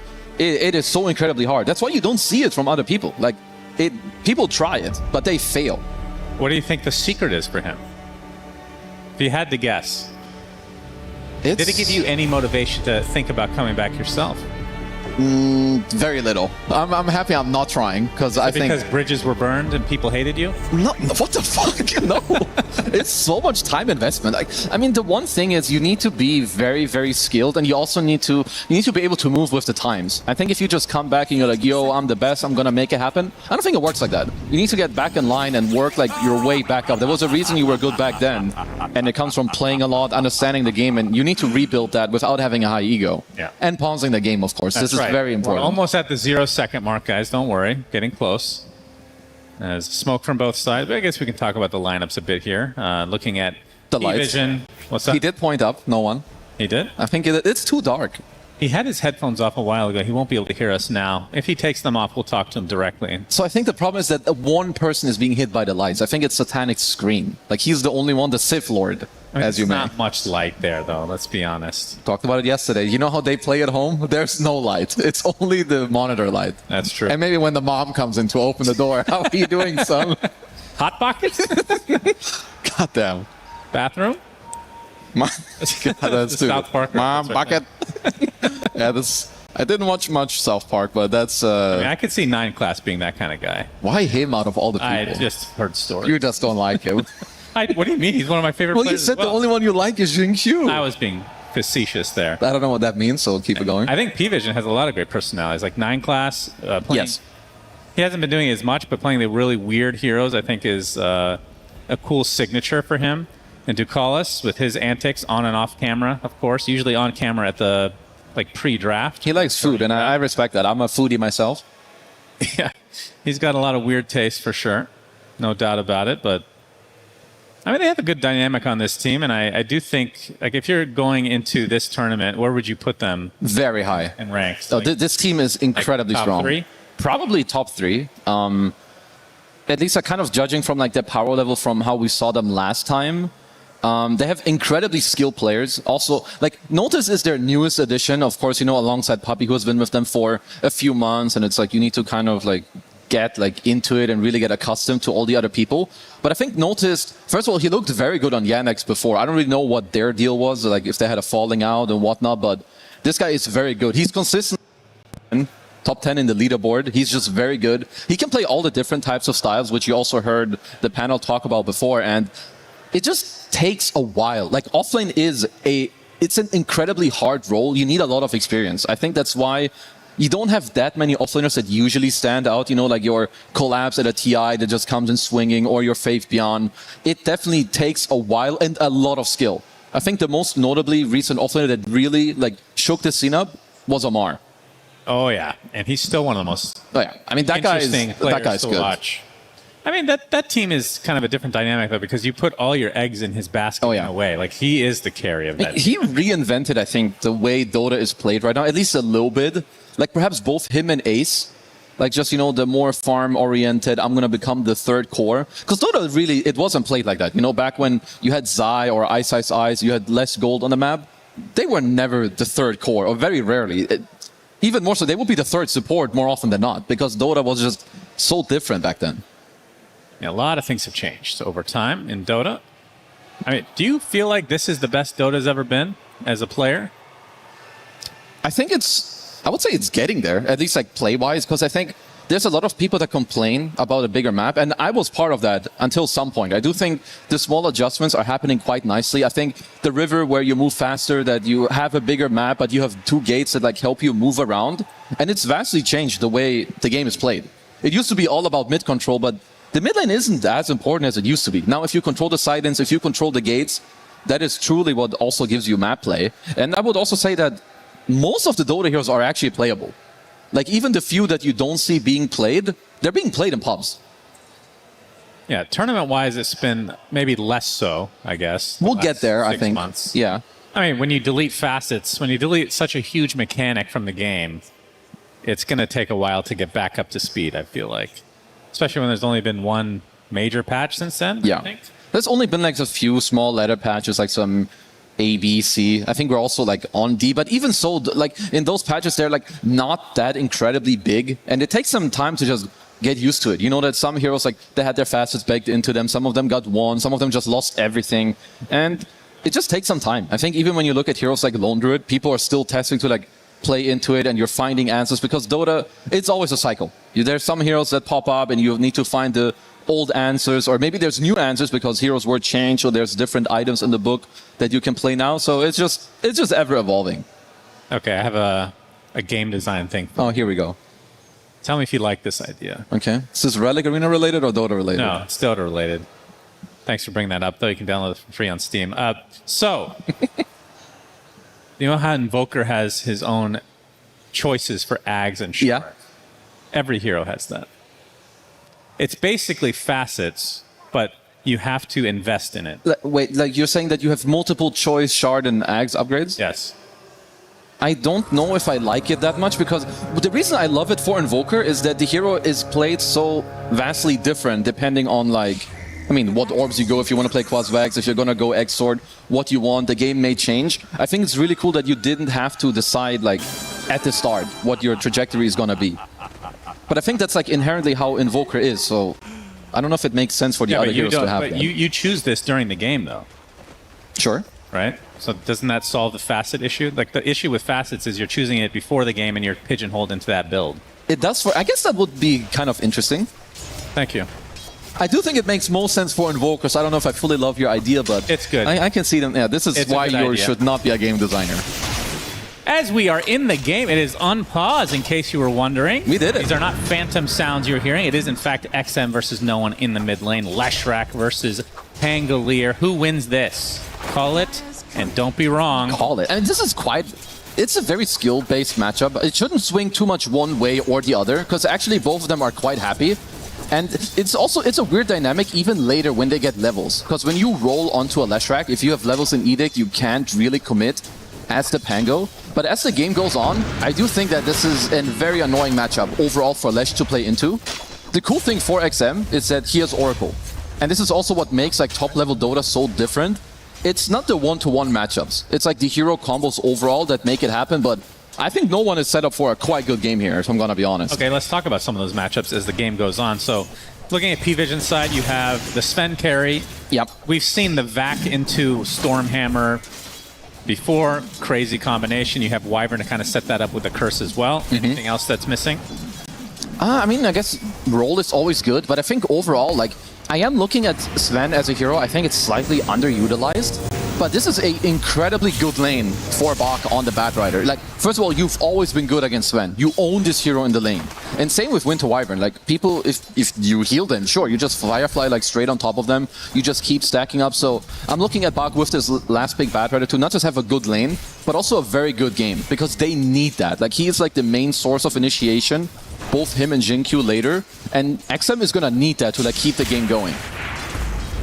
Yeah, eventual lasso initiation into just getting insta-gib by a Shadow Fiend in theory. Like, very scary proposition. Of course, having the Clockwork as a secondary initiation or just somebody to make things kind of messy in the fight. I mean, that's kind of what Pangolier is in the mid lane for P-Vision. Yeah. Kind of same idea. And it's also because this is where both drafts have like a lot of, I would say, nice things going for them. Obviously, Parivision, they can start their own fight, right? Like you talked about, you have the Vacuum Stormhammer, you've got the roll going on, you also have Earth Spirit that's rolling around. But Pari's counter initiation is honestly very good. Like when you play Batrider into heroes like Darkseer, you need to be very careful. Obviously, when you lasso a guy in, that's the guy that you're going to focus. But this can easily set up vacuums as Shiro. Gets a kickback. Healthy amount of damage, and he might actually go down for this. Pops the Fairy Fire. He's just going to get run down by the Ion Shell. 9 class gets the last hit, and the first blood of this first game. Which we will be talking about, as it is very important. Especially for 9 class, because he is a... Well, okay, if it was a different hero, I'd say he's a greedy boy. Goes for greedy itemizations. He's going to roll in onto Light under the tower, kicks him out as well. Shiro does join the party. The 9 class gets another kill to his name. As Shiro under the tower is going to get some more TP support. They really need to help this Shadow Fiend. Now he's just burning down to these Ion Shells. Rocket Flare to help out a little bit. Shiro still be able to pop that Fairy Fire. Looks like he'll get the better of Notice, but the Cold Embrace comes at the last moment onto Notice as Shiro takes a tumble again. So 9 class with 2 kills out of the 3 in this game for P-Vision. They played that so well. It might not even be done yet. Stukanis is going to Arctic Burn over the edge, but will end up dropping. But this is why one play will always lead into the next one. At least in Pro Dota, they will make use of it. They find this initial touch onto Shiro, they kill him, and they know that he's going to TP back to the lane. So Ducalis is already one step ahead as Satanic, taking a lot of pressure.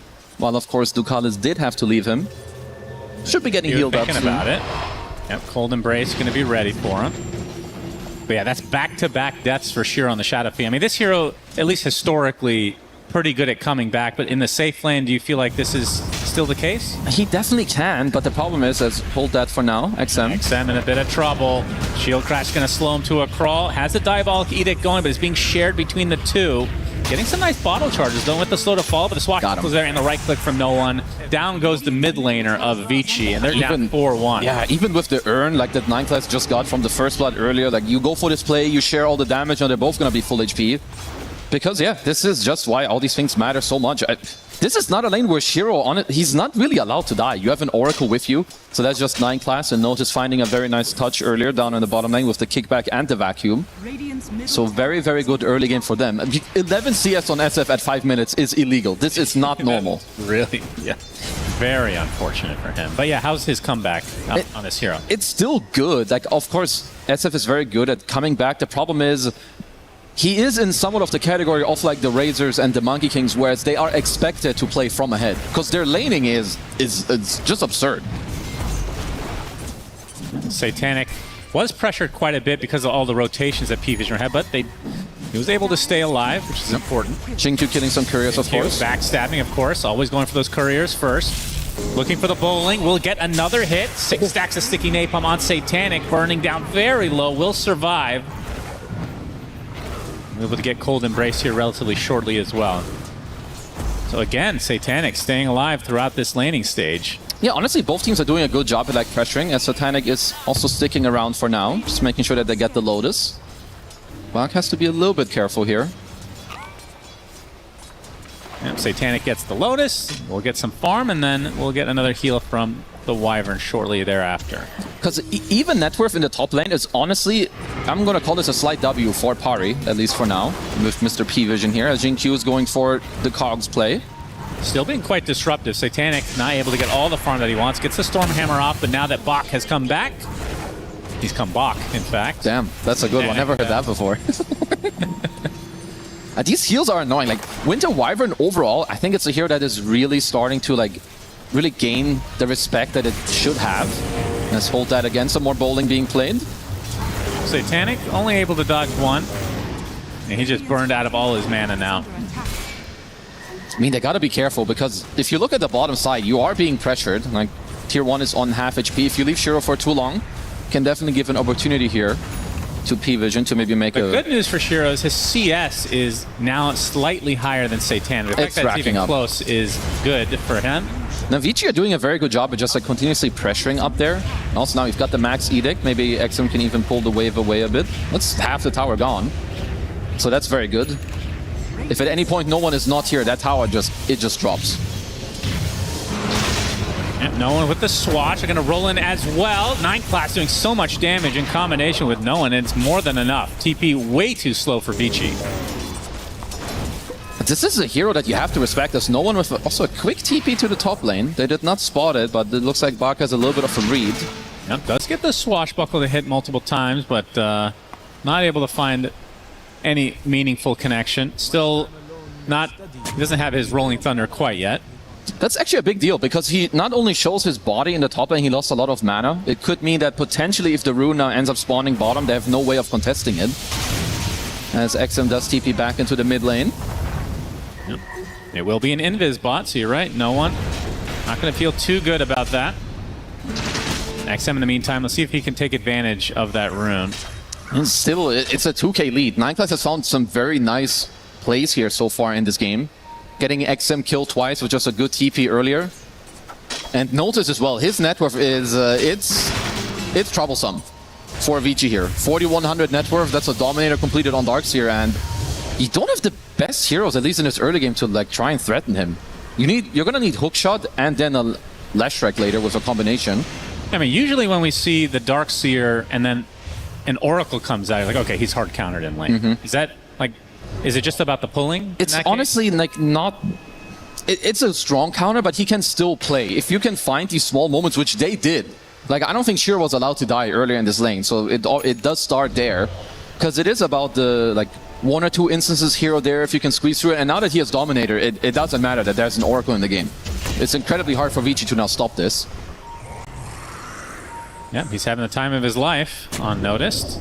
They're going to try to go for Shiro potentially, but they run right into Y first. Will Fate's Edict himself to stay relatively healthy. Gets rolled on after the fact, though, as XM joining the party. Gets a nice split Earth onto the Earth Spear with the Requiem coming out from Shiro. And that's enough for 9class to go down. It's a good play just to make sure that they at least hold their own jungle for a little bit. Because if you can, you need to try and shut down Noticed at least a little bit. Like, look at your 3 cores. You're playing SF, Leshrac, and Batrider. Darkseer loves going first item Greaves or Pipe. And if you can get that against this tri-core of Vici Gaming, they can really have damage problems. Satanic with the Mask of Madness now. Help his farm out. Yeah, he'll be very happy farming. Also even levels on Sven later. Like Warcry can then just suddenly offset. Like you have Pipe for the magic resistance, you have Cold Embrace and Warcry to help you with the rest. Jinq. Fight over the rune here. Jinq That's gets a quick kill. Completely destroyed as the damage rune onto No One. Are we able to get a stun here? No. No One. Still not with the Rolling Thunder. You usually get this at 9 then? Or it kind of depends? Kind of just depends. Okay, I think also now that he had Diffusal, it was very nice to just play with a 4-4-0. And this is a very early timing on the Diffusal, at least for now. I also like that Notice is already angling, like to this mid area.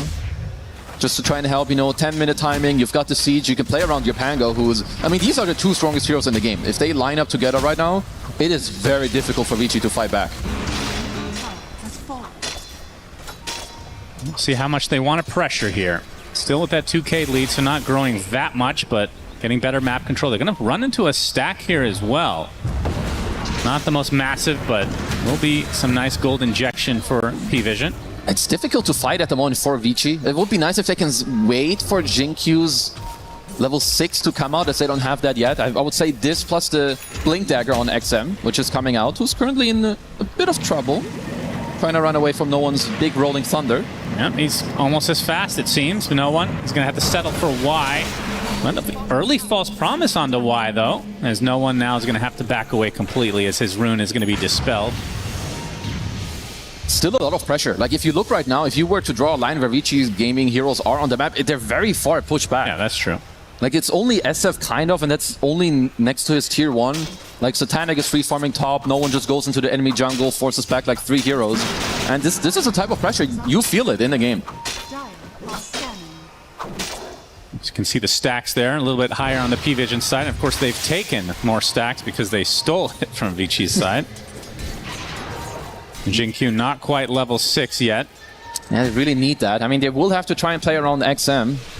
9 class, he's spotted, kicks one away, but he's going to take a lot of damage from this Pulse Nova. The wall comes out from the other side. Those Notice gets a nice vacuum onto XM.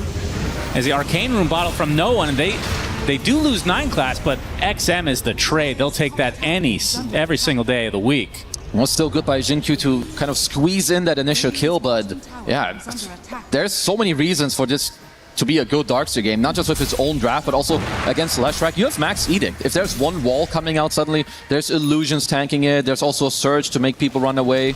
You get the Pipe coming out later, so Vici Gaming definitely not in the best position here for now. Losing another tier 1. Looks like Blink Dagger will be next for No One.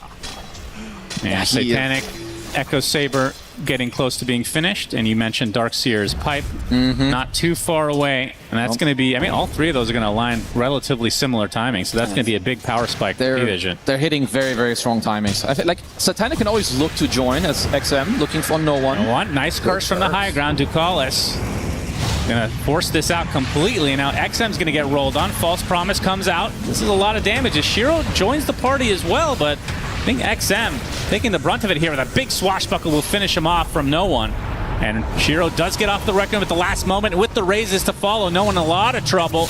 Will be picked off as Jinq just going to hook shot for the hell of it. Ends up being both mid laners trading their lives, but on the XM side, that's his 4th death. Didn't get any XP out of it.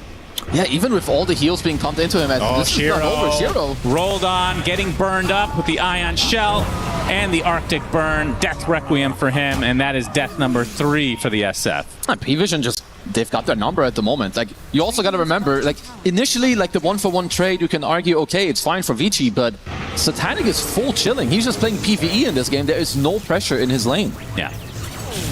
Yeah, and you'd love to see that as a Sven.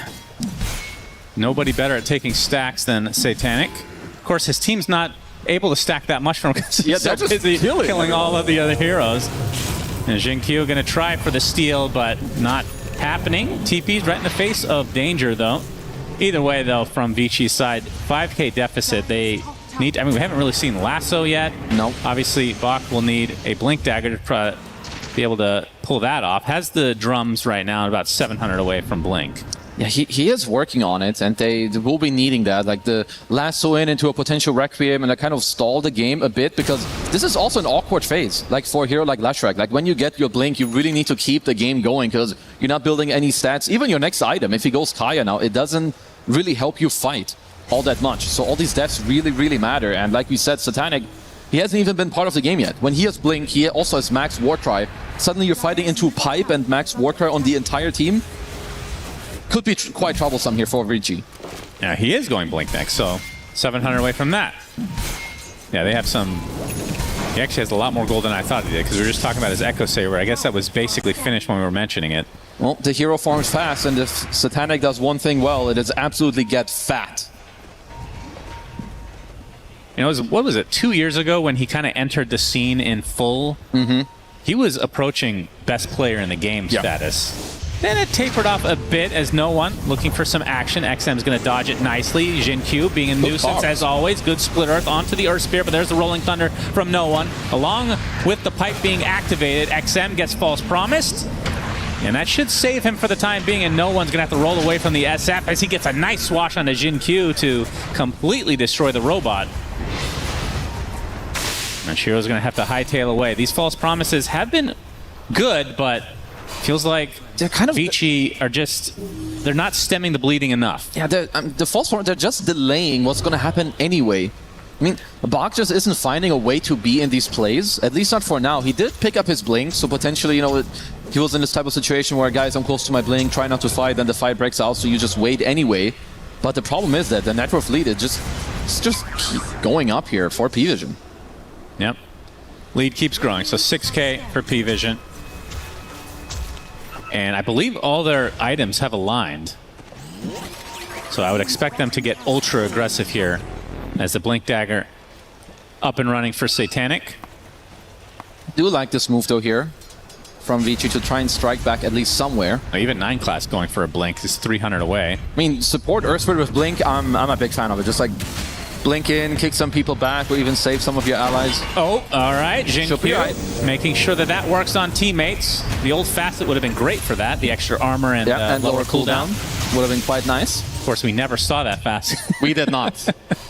Everybody wanted to go bowling. They also kept trying to buff it. But then at some point you just, okay, hold that. As you got P-Vision looking for their own smoke. And despite the Earth Spear being dead, they want to try to go for something here. Swashbuckle onto Bach. He does get off the lasso, but not much follow-up. Yeah, he's cooked. In fact, none at all. The follow-up is from the rest of P-Vision to destroy Bach. Jin Q in the tree line. Looks like he'll TP out successfully. Okay, at least they do lose only one hero, and they forced most of the P-Vision side here into the bottom area. I mean, aside from that fight under that tier 1 really early, it's been mostly these, you get one pick off, and it's just this slow bleed. Yeah.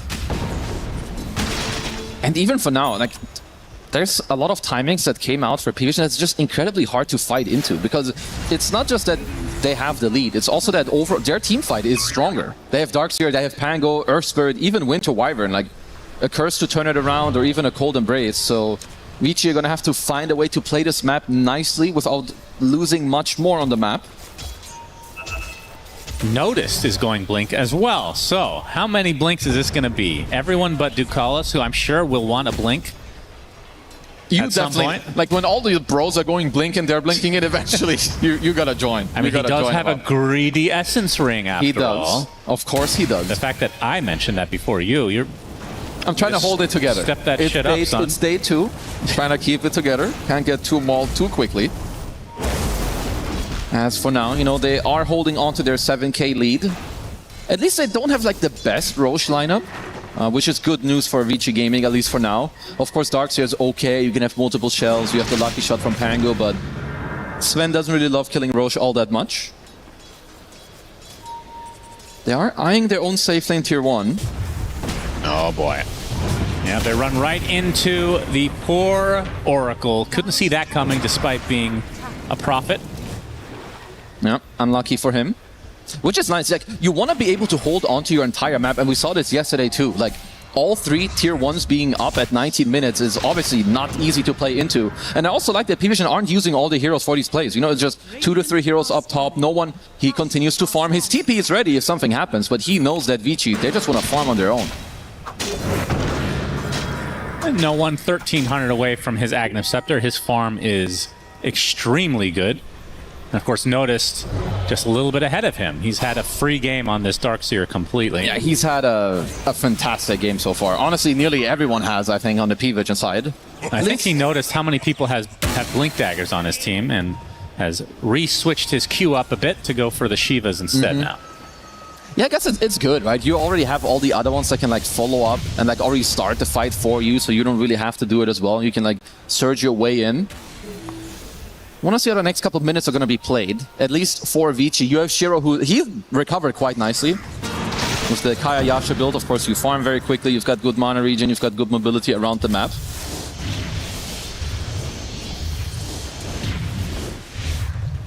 And XM, I believe the BKB is... Is it on the way? Oh, this is a Sange Kaya, isn't it? I don't know if he complete. Yeah, so he did complete the Kaya and Sange. Just gonna make him tanky. I think it's nice if he can play without BKB and maybe even go for like just a Bloodstone build later. Can he really play without BKB this game? I think you can, just because you have Oracle playing with Bloodstone could be quite nice. But let's see, at least for now, because they are quite deep. Remember, all the tier 1s available means that people... Satanic is hungry. They're going to get a nice connection, though, onto the Pangolier. They use the lasso as well. But here comes Satanic going for Oracle. Innocence is dead. Jin-Q on the run now is 9 class in the vicinity as well. Nice vacuum to cancel the TP. Jin-Q will be left for Satanic. As the double kill comes out from the Sven, but the TP is mostly successful from the Vici side. They lose 2 supports, but they get the mid laner in no one. Yeah, you're quite happy here if you're Vici on this. Like, you're forcing all these heroes into the top lane. You do kill no one, which is quite nice overall too. And Shiro, again, he didn't need to be part of this whatsoever. He can just stay mid, get his levels going, get towards his next item, which is going to be the Pike for now. But yeah, Satanic is... He's a monster so far in this game. I mean, give him 21 minutes of free farm. He'll do it, yeah. Not many people better at it than him. Well, they have yet to die on both Noticed and Satanic in this game. I don't know if that's going to change all that's like really soon. They're very tanky. You've got a BKB completed on Satanic. It's going to have a Chrysalis soon as well. Damage output going to be through the roof. Also now level 3 God Strength. Very early timings here on their side. Now we'll see if they want to occupy the bottom side of that map to get the Tormentor. 2 minutes past due already. They could. The only thing is if you overcommit on the bottom side Roche, if Vici are on the ball, they could try to threaten it like for a potential Roche trade. Like, you have Lesh, you have SF. They're both quite good at killing Roche. So need to see how quickly they can do it. It is also against a Clockwork. You know, maybe Jin-Q can squeeze in the perfect timing on the Rocket Flare. This one will be off the mark. So he probably will not have time for another one. Yeah, they didn't use God Strength for this, so we'll be a little slower. As Ducalis will be rewarded with a shard. It's quite nice. You'll always take that.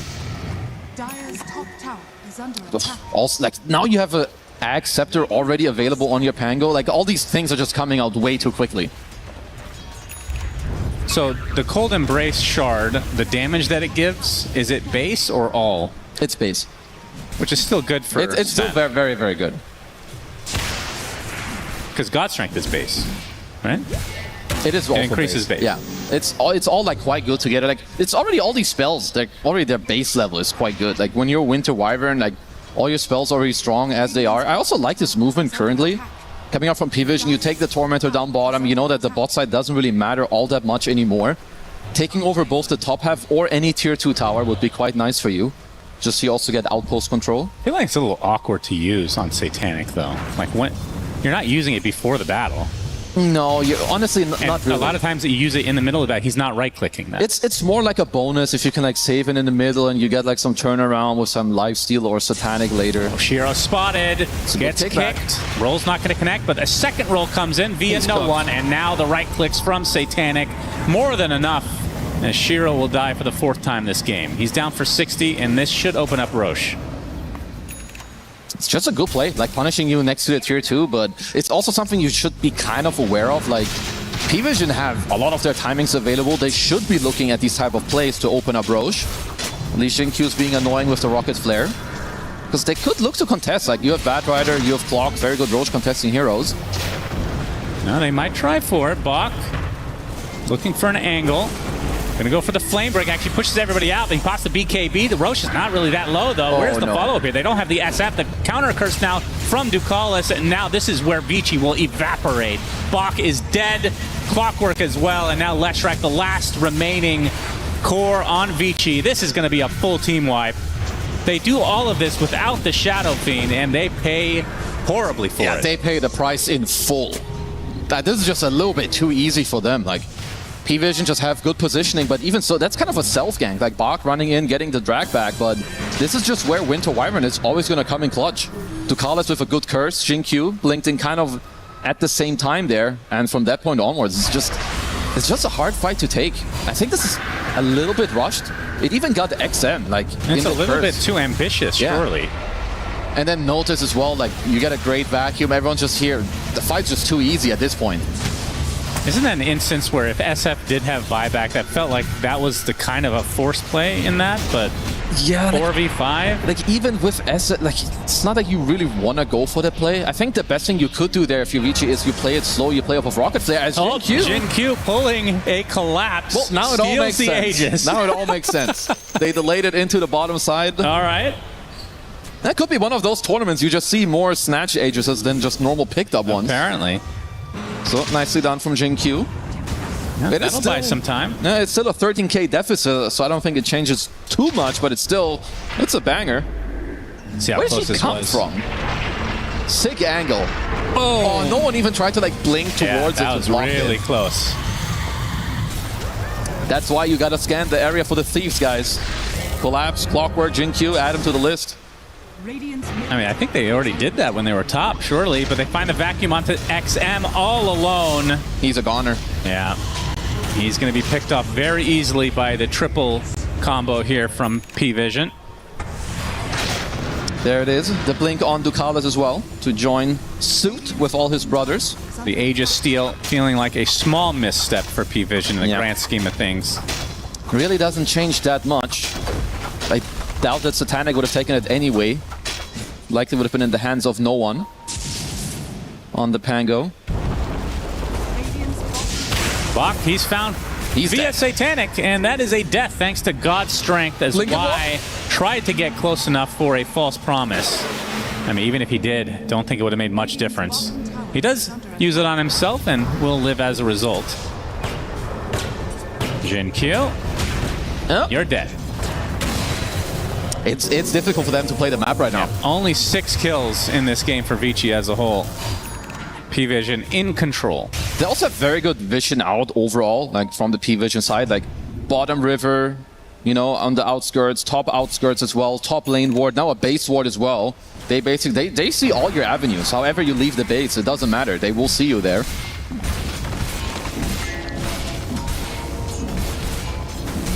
Another tier 2 will go down here in the top side, which leaves mid lane as the last remaining outer tower. Oh, they get a nice roll in onto Y and kick him out of his own base for the free kill. Not just making perfect use of everything. You know, this is what, if you get to play support Earthward like this, you love your life. You blink in, you kick some people out, you have a great base ward. Jin-Q. He's also going to get kicked out. Seen this before? Goodness gracious. What a disaster game for Vici. They got 2 kills from one base ward, and this is also why it's good. Like, you just linger around there. You know, sometimes a ward is like, oh, but they can kill it so quickly, but they linger first, they kill the first guy, then they protect it on the second round. And this just easily frees up your high ground. Satanic using God's strength to pound into these buildings. You can see Bach ready to go. There's the initiation. Lasso into what exactly? The curse is going to help out from Ducalis as Satanic. Going to get help with the nice back wall from Notice onto 3 here. Shiro getting destroyed from the cleave. False promise at the last moment, though. Might have taken too much damage. We'll see if he pops or not. He's good. He's like he'll live in the fountain. I mean, they were looking for the lasso into the Requiem, but Shiro was just finishing his BKB, so again, I think some small miscommunication there to like try and make a comeback. I understand, it's difficult. You feel that in this game. I'm gonna try to go for the few plays that you can, but you gotta nail those if you want to make a comeback in this one. Yep, that's one lane for P-Vision, 24k lead. Of course, they don't have the Aegis. It was stolen. And still a tier 2 mid, so they'll rip through that. And the question is, are they going to wait for the next Rosh? Because that is a while away. I don't think so. Like, look here on the side. I think you'll see that Shiro like finishes up his BKB like just here, so it's too late because they can't really follow it up. Even if he tries to Requiem as a follow-up here, Noda's can always just blink in and like vacuum stop, and it's just difficult overall.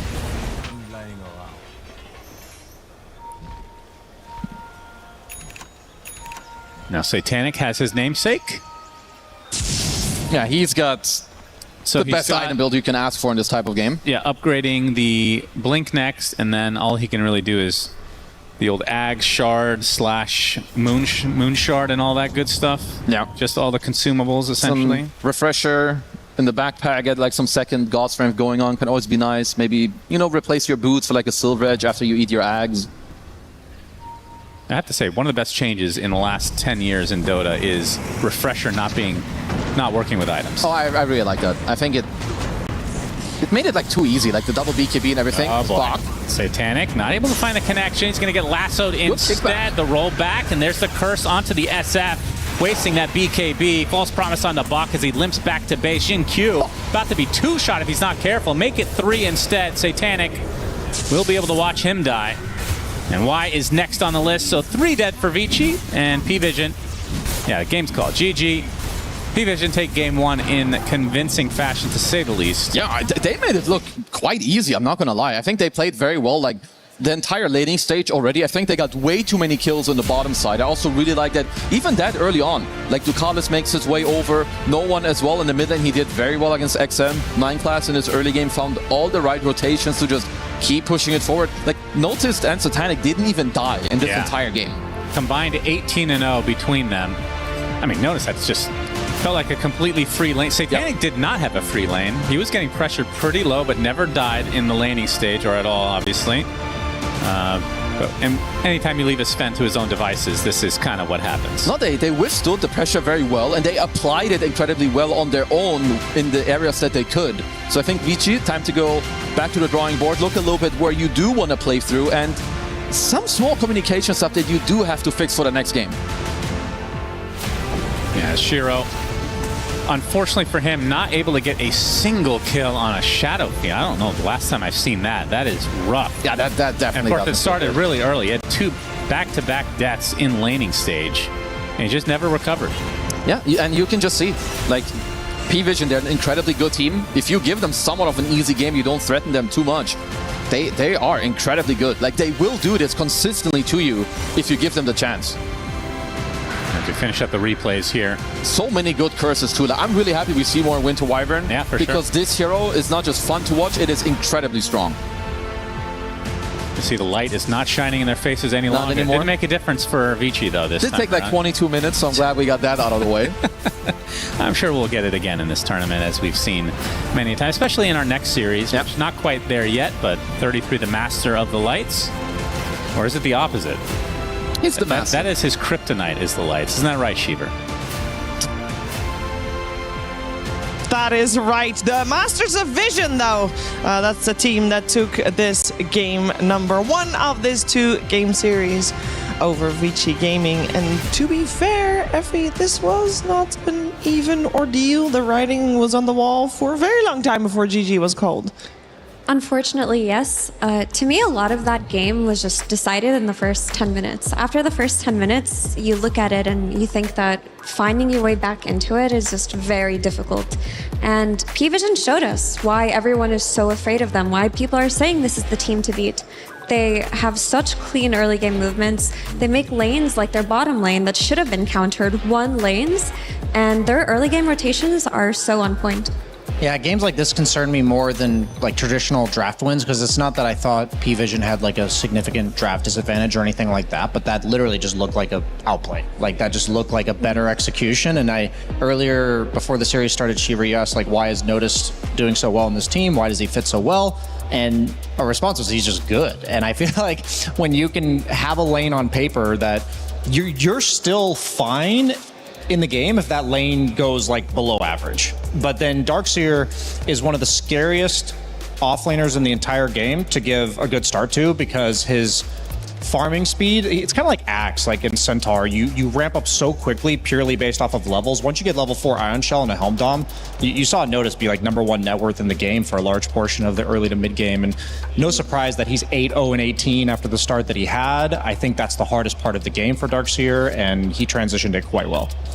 And if you're Satanic in this game, you're very happy. You're just playing for free, essentially farming, while the rest of your lanes are going better than expected. That's the carry's dreams, and P-Vision are so good at setting up for Satanic and his game that it's going to be tough in this game too. We saw that Vici had this idea of this Batrider plus Clog lane to do a lot of poke, but that Winter Wyvern Cold Embrace really came through. A lot of the trades that they were taking top as well just got out-sustained by the Wyvern, where we could see the vision. And there was at some point, Brian, in the green room, we were watching Batrider miss CS to zone the Sven, but then Sven just gets healed up and you sacrifice your game at that point. Yeah, oftentimes booting the Sven, like you're happy with the Sven being so low that he can't even walk up anymore, so you're kind of like winning the CS battle that way. But then when he's just getting sustained back up, there's actually no purpose to that, and he's still finding the farm on Satanic, and he's recovering quite well. I feel like Vici, they relied on having very stable lanes, but we're going to see some clips here in just a second where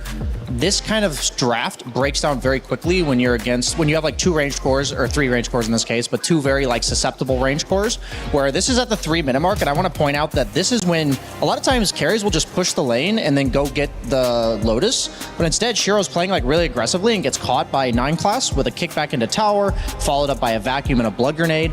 And this is a death that in theory should never happen, but it also only takes like 1 or 2 seconds of stepping out of position on the side of SF. And then here's what's going to happen when SF respawns. This is 15 seconds later. He TP's back in, and Y's getting dove. And Darkseer are one of the best heroes in the game to enable diving, because a lot of the damage you do is not through attacks, so you can just walk next to him, walk out of tower range, do a little cute aggro there. They even had the setup from like Ducalis communicating like, oh, I can follow this up.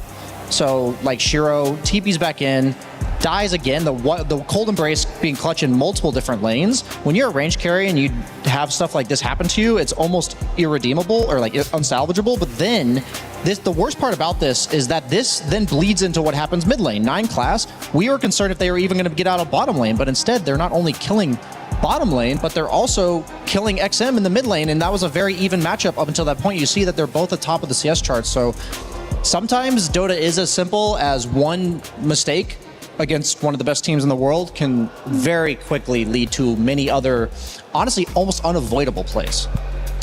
Yeah, and just watching that first death on the bottom lane, it feels like a big mistake by Vici, because if you're playing against an Earth Spirit and you're pushing into the tower, the one play they have to threaten you is to kick you back into the tower. So if you know that's coming, you just don't allow it to happen. It's not worth getting the 1 or 2 extra CS for the death there. And I wonder if it's just Vici maybe getting caught off guard. It's not a hero people are used to seeing out of 9 class, but he was popping off on that. He was landing all of his early game rolls. His rotations were on point, and they've got to put a lot more respect into it going into game 2. I never like the excuse of like first game of the day, but there's also just sometimes where you don't calibrate fully. There's just like specific heroes that play is optimal if the 4 position is not like Tiny, Magnus, Pudge, or Spirit, like some dislocation hero. Otherwise, that would make sense. So these are the type of mistakes that theoretically, yes, a pro player should know better, and they usually do. But at the same time, 95% of the time, that is what he's supposed to be doing. So when it is first game of the day, I just want to point out that that's the kind of stuff where he would do that most of the time. So sometimes you're kind of on autopilot for the first few minutes. I know I've struggled with that warming up, and I'm not trying to make excuses for Shiro, but it just sucks to watch Dota game where you're like, God, I think it's actually over after he does that and then dies again. I at least for me, I'm like, unless my off lane is stomping, then I usually think that there's no comeback from there, and they managed to weather the storm top lane on Satanic. I think also for the side of Vici game, they probably were aware that things were going south that fast, and they are just hoping that there's still a mistake for Vision to play for, and obviously they didn't find that.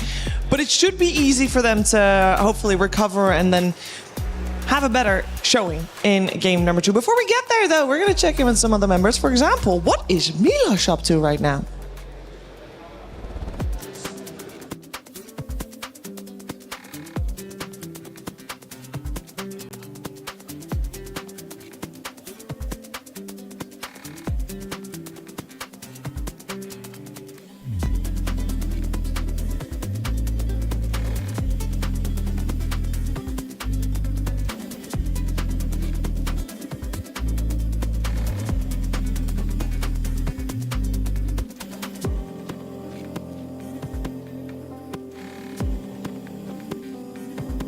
Riveting conversation, I'm sure, but we're not privy to it. Unfortunately, we were locked out of that one, but I'm sure we're going to check in with Milos and the other stages and the other games probably fairly soon. I don't know if you guys are able to hear a lot of it, but we are, and I do know that, well, that obviously wasn't Apex, I believe, but Apex has been very loud recently, so maybe that will bleed into the broadcast a couple times, but that's just the beauty of all games at the same place. I know that Valorant will have their finals as well this weekend, so I'm sure we're going to get some noise from that as well, as that stage is almost right next to ours, so I'm sure we're going to get more information on all the action very soon. But not right now. And that's totally okay, because there's more to break down. There's one important thing that I want to point out about the previous game we just watched. We had 9 out of 10 players, Effie, that all, apart from Shiro. Shiro was the odd one out. He did not have a blink dagger. Everybody else did. They did, and there were some moments where I wished that they didn't, honestly, because I remember, sorry, I have to bring this up because I watched the VOD back to see what exactly happened, because I thought that Oracle got cliffed, but Oracle blinked onto the cliff by his tier 2 mid, just, you know, to be a ward, which is fine. Sometimes you have nothing better to do than to be a ward for your team. But 5 seconds after he blinked onto the cliff, P-Vision initiated on Shiro's SF, and his Oracle was just on a cliff, and it felt so sad.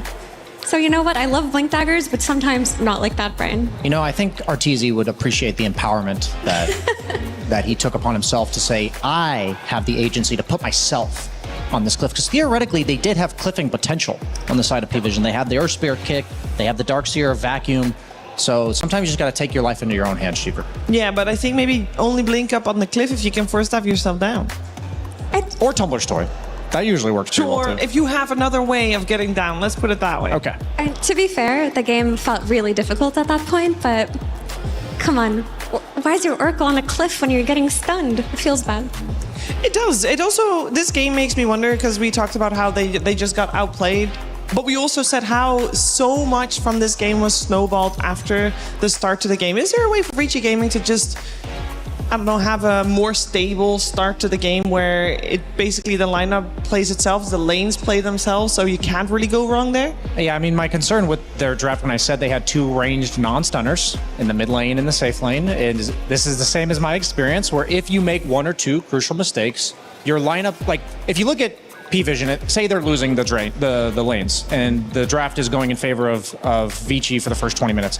At any point in the game, there can be a Winter Wyvern Curse into a vacuum, into a Spin Stun, and people are going to die. But there's no equivalent of that for the side of Vici Gaming, and oftentimes teams will find that balance. Like, I think P-Vision even leaned heavily on the Wombo combo, like playing for the later game than they had to, but teams will often balance these 2 components of Dota, and we saw this, like I mentioned, with Mouse versus Team Spirit yesterday. It's the same thing where sometimes you all in the lanes, and what happened with Mouse is they end up losing at 60 minutes into the game because they did play the lanes really well, but they didn't really factor in how did these heroes scale. But in this, if you mess it up, that's what you get. Yeah, and we're gonna have Vici Gaming try again, of course, very, very soon. We're also gonna try again to see what Milos is up to. Just so you know, yes, we are live and we're checking in with the Allianz Vault. Esports World Cup is always about the multi-game esports tournaments, and I just have to come in and see what's going on in Fatal Fury, See the Wolves, as our good friend Logan Sama would say. And here I am with the one and only Hollywood Rob Television, because we're in Paris and we're here to have some fun. How's things been going on in See the Wolves for you? Yo, Milos, for one, it's good to see you, brother. Of course, we hosted a lot of shows together last year. This year, Fatal Fury, absolutely insane. I'd say they're up in the ante even more, bro. First and foremost, I gotta say, shout out to Punko, OG from Korea. He's been going absolutely insane. You know your energy is high when even after a win, you hyperventilating. That's the energy that he was bringing, bro. But the biggest story has to be Goichi. Oh, he's still at it. Champ from last year? Champ from last year. You remember Xiaohai versus Goichi at the end. We all thought it was going to be Xiaohai. Right now, Xiaohai is on fire trying to take his title back, but Goichi is the reigning champ. But the thing is, Goichi is kind of having a flu game type of situation. He was dealing with a little bit of health issues. Even when he was up there playing, he has like an ice pack on his face and everything like that. Still qualifying from the winner side. That's crazy. The fact that he's able to do it, I'm told that it's something that's really been haunting him for the past few days, not even coming up here in Paris. I'm glad he's doing well despite the issues. I hope he can rest up and continue, because his run last year was legendary. I know there was big cheers waiting for Shanghai to take it. I mean, we were lucky enough to be there to witness it for ourselves. Shanghai ended up doing really well in another game title, but the story of Goichi, how kind of 2025 went on with Evo for him as well, was pretty sick to see. So going into EWC, it seems like we got some, I guess, OGs that are doing well, but any kind of new faces that are shining. Definitely, we got to make sure we shout out to Gumi. My man qualified through the last chance qualifier, which of course is always super godlike. Do you know how godlike you got to be to even travel out? You don't even know for sure you're going to be in a tournament and you get it done. So, of course, his momentum is absolutely insane right now at this point. Dark Angel as well, the fighting pride of Mexico. He's out here getting it done. And I got to also bring up just in general the storyline of the OG versus the new school, right? Now we have stages this big, fighting games, people making $1 million and all this type of craziness like this. It wasn't like that early on, right? So, of course, it's nice to see for all these new guys, they're already coming straight into a system where it's this big. But the OGs like Goichi, the OGs like Score, 40 years old, all these type of guys, they built this on their back and they've decided to let the young guns know, hey, we still here. Hey, it's good to have that sort of friction competition. There's few esports titles that have this friction between different generations even in it. And you're telling me, oh, a Mexico player doing well. I'm sure Colt is very happy about that. It's part of the experience here. So glad to hear that things are going well on your end. It's always good to see you, my friend. And I don't know, I'm wondering, you guys were crushing keys today. How was that? Oh, man, listen, the key crusher. We've yet to do it ourselves in Dota. That moment is so amazing. Tomorrow, actually, have you actually been crushing the keys yourself? Not yet. We're building up the next couple of days. Okay, yes. So a couple of people, of course, have already been eliminated. One person that I'm sad about, I know, no bias, no big Hollywood ain't biased, but my man's Abu Omar West. Just now. Yeah, man. It was definitely rough to see him go out. But at a tournament when the stakes are this high and the competition level is this high, every single match is a potential top 8 match at any possible major event. But I absolutely love to see the energy with the Key Crusher because, of course, I feel like that's one of the things that makes EWC extremely unique. Absolutely. So I can't wait to see it then on our end. Rob, my friend, thank you very much. Yes. Always good to see you, brother. Brody. This is our checkup from the Allianz Vault. Let's send it back to the panel. Thank you very much, guys. And I got my eyes on Goonie because last chance qualifier making it through in Dota 2. That is a recipe for success. So maybe that's the same in Fatal Fury. Also the same in Fatal Fury, although the age difference is still very much there. You know, people might not be 40 years old, but for example, Bach, 28 years old, is considered a veteran. He was retired, he came back, and it is him that we're gonna listen to right now.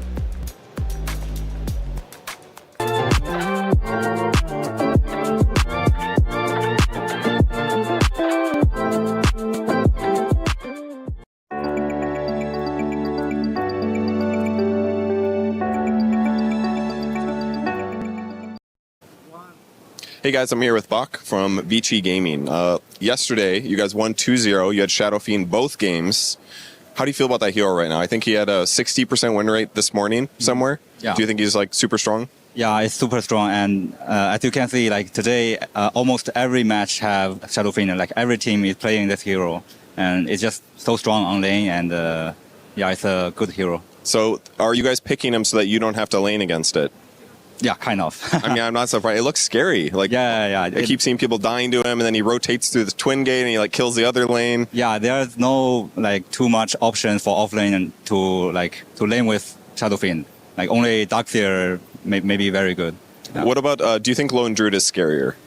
Yeah, it's also. I think like maybe only few teams they will let Lone Druid come out. I think most teams will just ban Lone Druid. Yeah. Okay. What about the offlane meta right now? I feel like there's a lot of range carries. You've got Wind Rangers, Drow Rangers, Shadow Fiends. Is it harder to play offlane heroes because of all the ranged heroes? Yeah, like compared to previous patch, like previous the Warlock and Jack Hero patch, now it's like carry hero is too strong, and so it's like it feels harder than before. Like there's Shadow Fiend and Wind Ranger.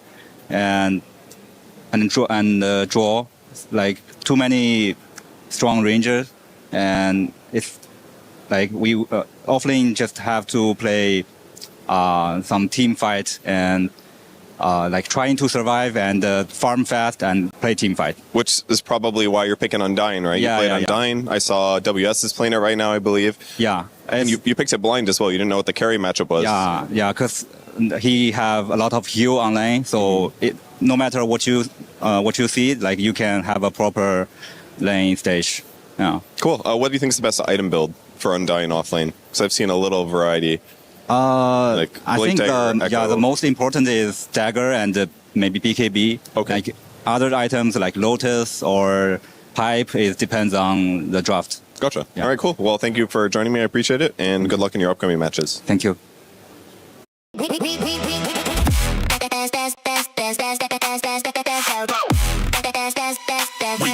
Esports World Cup.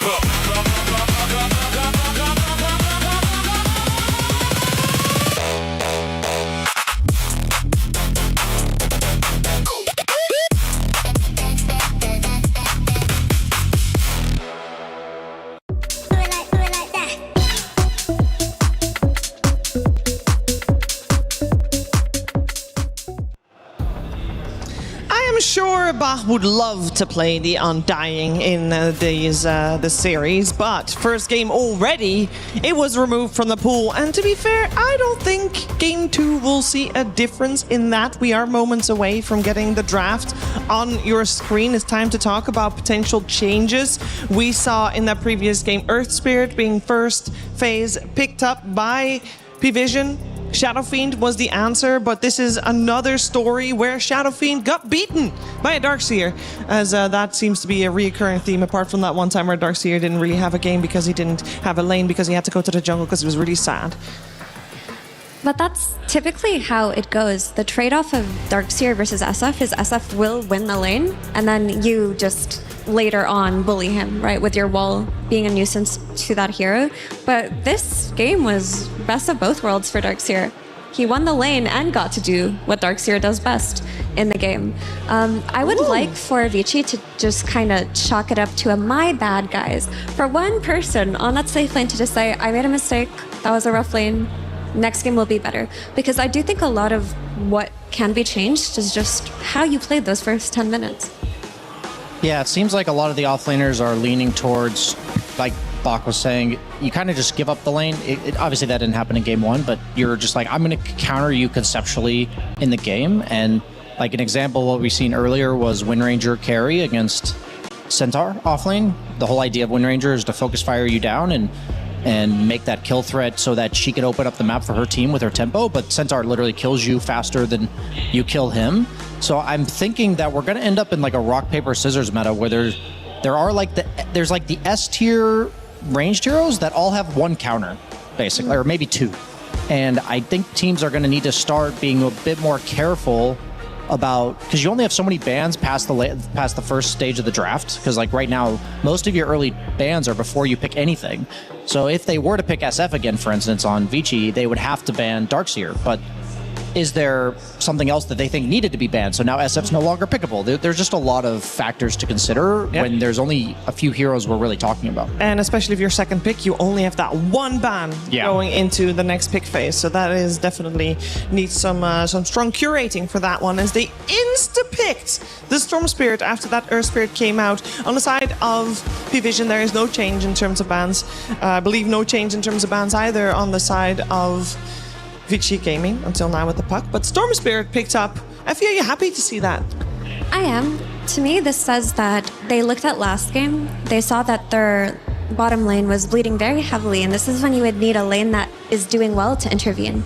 And that was the Leshrac lane in the last game, but Leshrac is an interesting hero because while he does have a strong laning stage versus certain matchups, he still needs a lot of items before he can be effective. He can't really come fix anything for you without his Blink Dagger, without his BKB, without his Kaya. So he's the type of hero that you're playing for a later timing. Something like a Storm Spirit, he's able to just make moves much earlier on with that ball lightning. Leshrac is definitely limited on the moves that he can make. and I just want to reemphasize, like, the carry he has on his team heavily determines if he can make moves. Say he has like an Alchemist or a Sven on his own team, a hero that's going to stun the guy that's diving, and then he can TP in and follow it up, then suddenly Leshrac has that potential. But when you pick heroes that both overlap in what they do in the game, you don't have a backup plan. So having a hero already that's a play, like, you have more playmaking from Storm than you did from like the first 4 picks of your draft last game. So that's going to give them a lot more viable options, depending, like, just based on the variance that inevitably happens in the early game. Yeah, I want to point out also Drow Rangers, because of that puck ban, Drow's still in the pool. So is Shadow Fiend. I also want to say that we're missing Void Spirit. Otherwise, you would have the perfect Spirit synergy. And Vengeful Spirit. And Spirit Breaker. And yeah, exactly. This would be a great game to break all those Spirit Bros in there. But this Ember plus Silencer coming out looks really solid to me. You see the Storm Spirit early.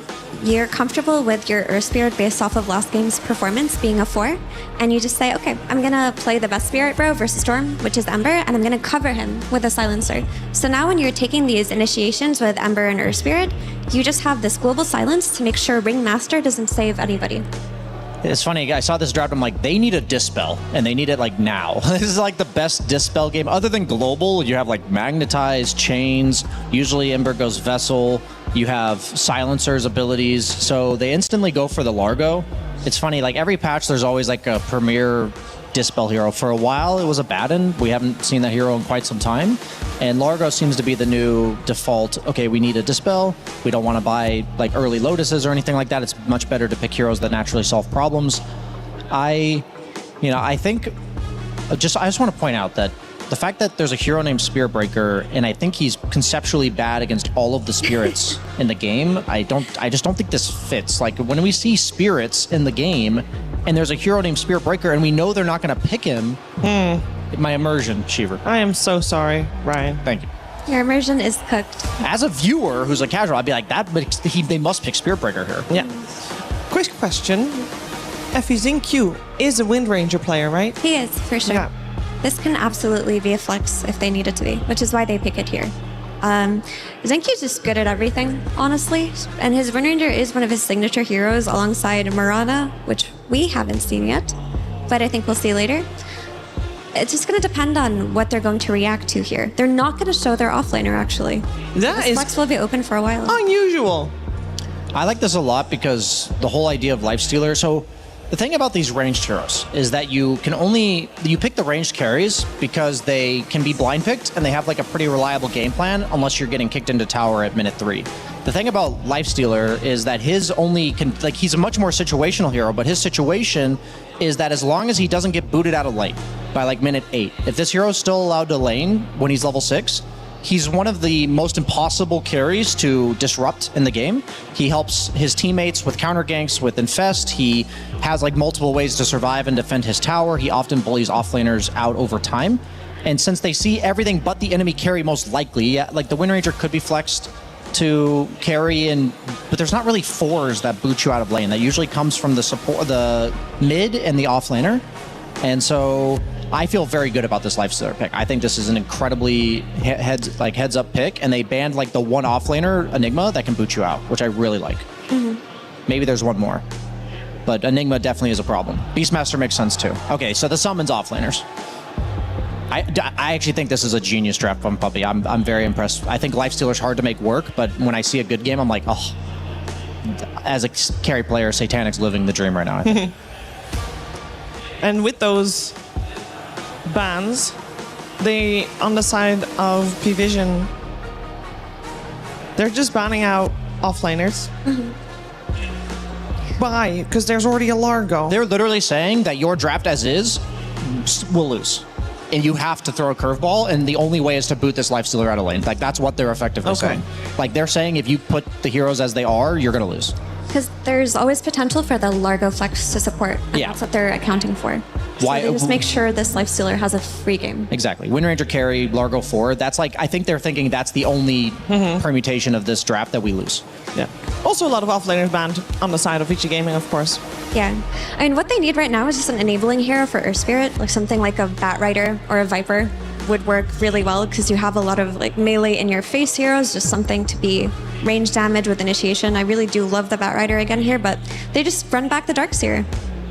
And it works with Lifestealer as well, right? Yeah, I think their draft just needed a guy that pushed out lanes in order to enable Ember to like rotate to them, because you have like a very passive game, and we've seen like we saw earlier XG had a lone Druid Darkseer and they were losing the early game, and you just kind of stall it out. I don't expect Lifestealer to lose his early game, but he does want his team to virtually do nothing for like 15 minutes. He just wants the game to be very passive, and Darkseer is great whether you're ahead, you're creating pressure, whether you're behind, you're forcing reactions. So conceptually, it goes very well with their 15-minute game plan. And I think if they get there, it's such a free Lifestealer game. I can't emphasize that enough. You have to be tempted to just run this Largo as your 5 hero now. Yeah, you do. Just play against this Darkseer or Spirit Lane. I don't know if there's like, I think they're going to go Ursa. Like, I actually think that's their only answer, and I don't like it. Like, I think based on what I know about solving these issues, Ursa would be the best pick. But I think it's still not, it's just not a good hero right now. So maybe it's so bad they can't go for it. The thing is, Silencer covers potential picks like Brewmaster as well. That could be a way to play into that Darkseer wall in the mid game. True. So it's a bit scary here for Vogue. I would reluctantly pick Ursa. Yeah, that's what I would do. I would be like, I think that's the only thing we got. It is good against Darkseer in lane. It does tend to man up well against Lifestealer. But quite frankly, Ursa is one of my favorite heroes. He's felt pretty awful ever since they reworked the Shard to be extra Fury Swipe stacks as opposed to an extra Enrage. There's a lot of heroes that just buy like Satanics and Bashers and stuff, and they just turn and fight you, and it feels really bad. I think it has a chance here, but I think Puppy cooked with this draft. What needs to go right for VG Gaming in order to make this draft work? They would just need to win their side lanes. I like that strategy. I thought you were going to end. Just leave it there. They just need to win. No, but their side lanes went so poorly last game that we couldn't really ever see their heroes come together in a comfortable situation. Like if Ursa gets to a good start this game, gets that early Blink Basher Aegis, then they can play with the double jumps from Storm Spirit and Ursa. If you get this Guardian Greaves from Storm, then you have a means to play into the mid game as well. So it would just have to be not like last game where you're bleeding from every single lane. Is there any gate potential on the side of VG Gaming that can help their side lanes along? There's a bit, but I do think Ursa will need attention because Earth Spirit Darkseer can dive you at any point before you're level 6. And, you know, I think it's an interesting dynamic going on in this game because I think what P-Vision's goal here is to just static the first 15 minutes of the game. Like, if Lifestealer hits a Radiance and the game's even, the game, in my opinion, would be over. So I think it's Vici, it's their job to disrupt that equilibrium somehow. I honestly don't know how they're going to do it. Maybe it's in the hands of XM.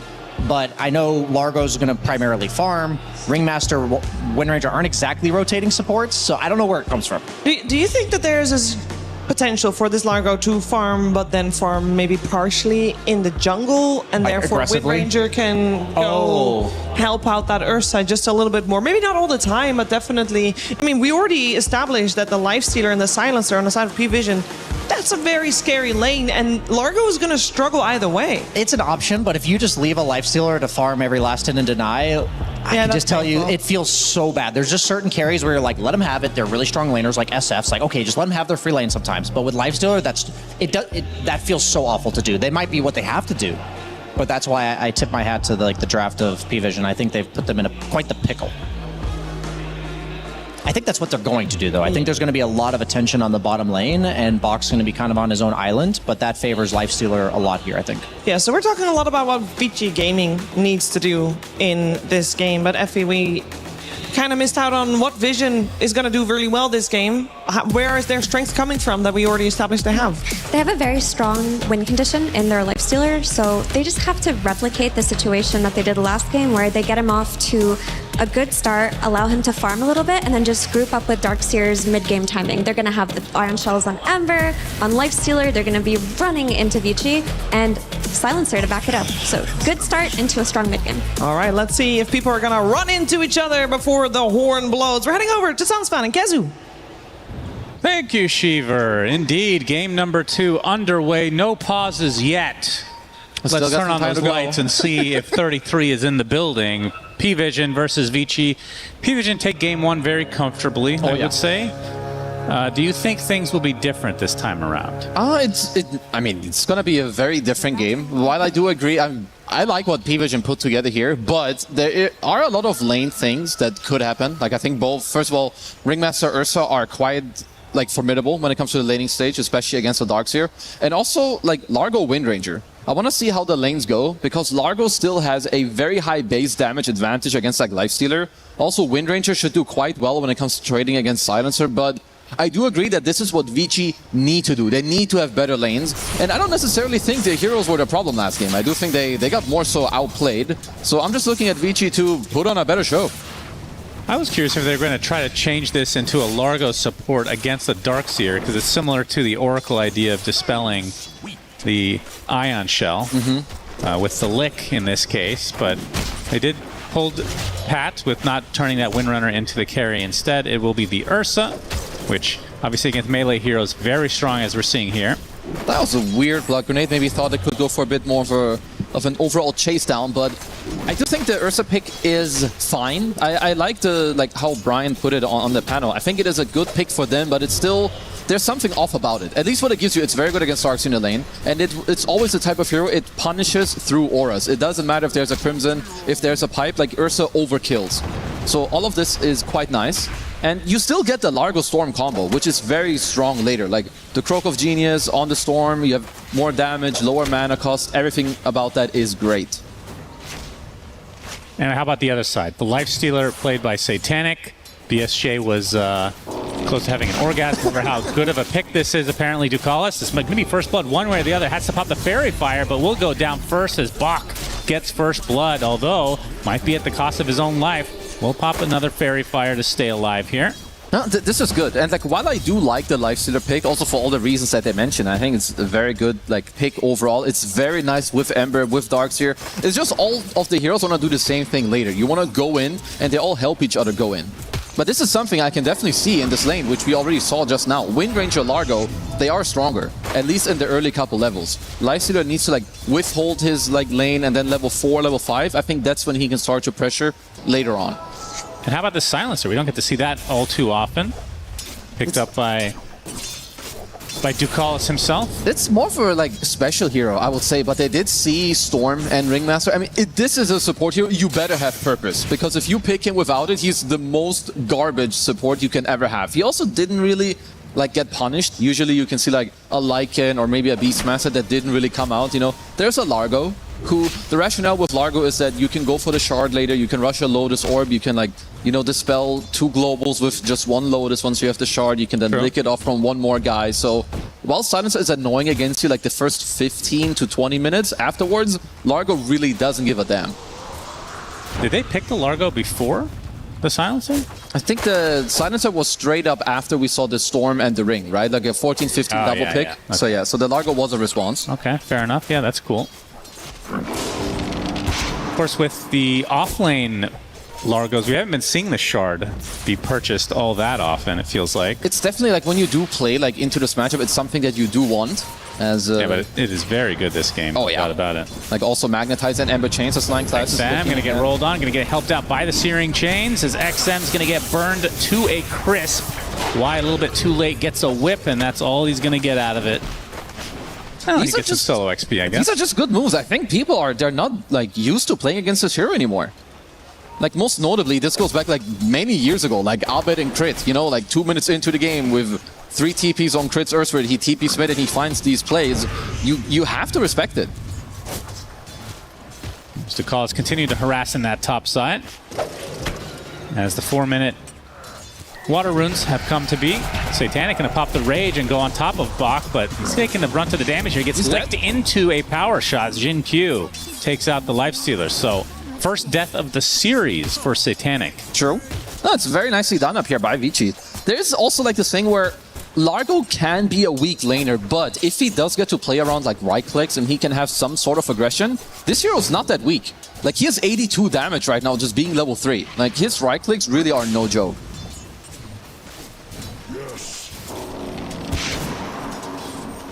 Jin Keel going to take an open wounds, but into nothing. Yeah, exactly. Into depression. And Satanic What kind of build do you go on Lifestealer these days? Is it the armlet? You still just kind of go Radiance. I think it's still Radiant. Yeah, it's just overall too good on this hero. I've seen people toy around with both the armlet like before and after as well. So we'll have to see what he goes for. I think just the Radiance first it's kind of too good. There was a time where we'd see Maelstrom occasionally.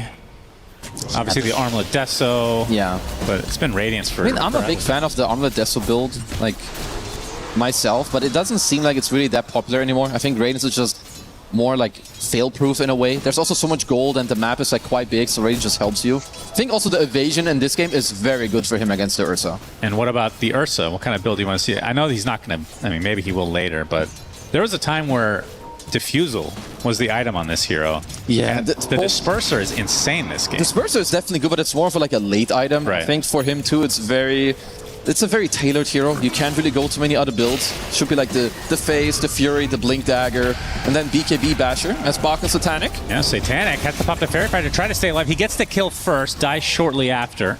So it does get the HP boost. There's no one going to get Electric Vortex as the Haste Rune will be claimed on the bot side by no one.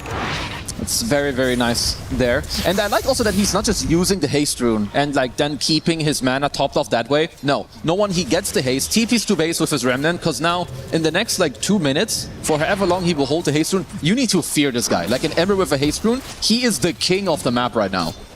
And they are eyeing a play in the bottom side already. Oh, good luck, Hero, brother. he gets baited into this. Surprise, there's 3 here. It's only a matter of time before the bear takes a tumble. No one gets the last hit for that one. Surprised that 9 class didn't steal it. That seems to be his specialty, the Yapsor of the modern day, as some would say. Satanic, the open wounds onto Bach. Will have to rage away, though. Triple teamed by Vici Gaming. Not going to find the kill they came for. Instead, it might be turned around completely. He's going to dodge the power shot as well. And now Jin Q will go down to 9 class instead. And Bach, the Urn Charge applied.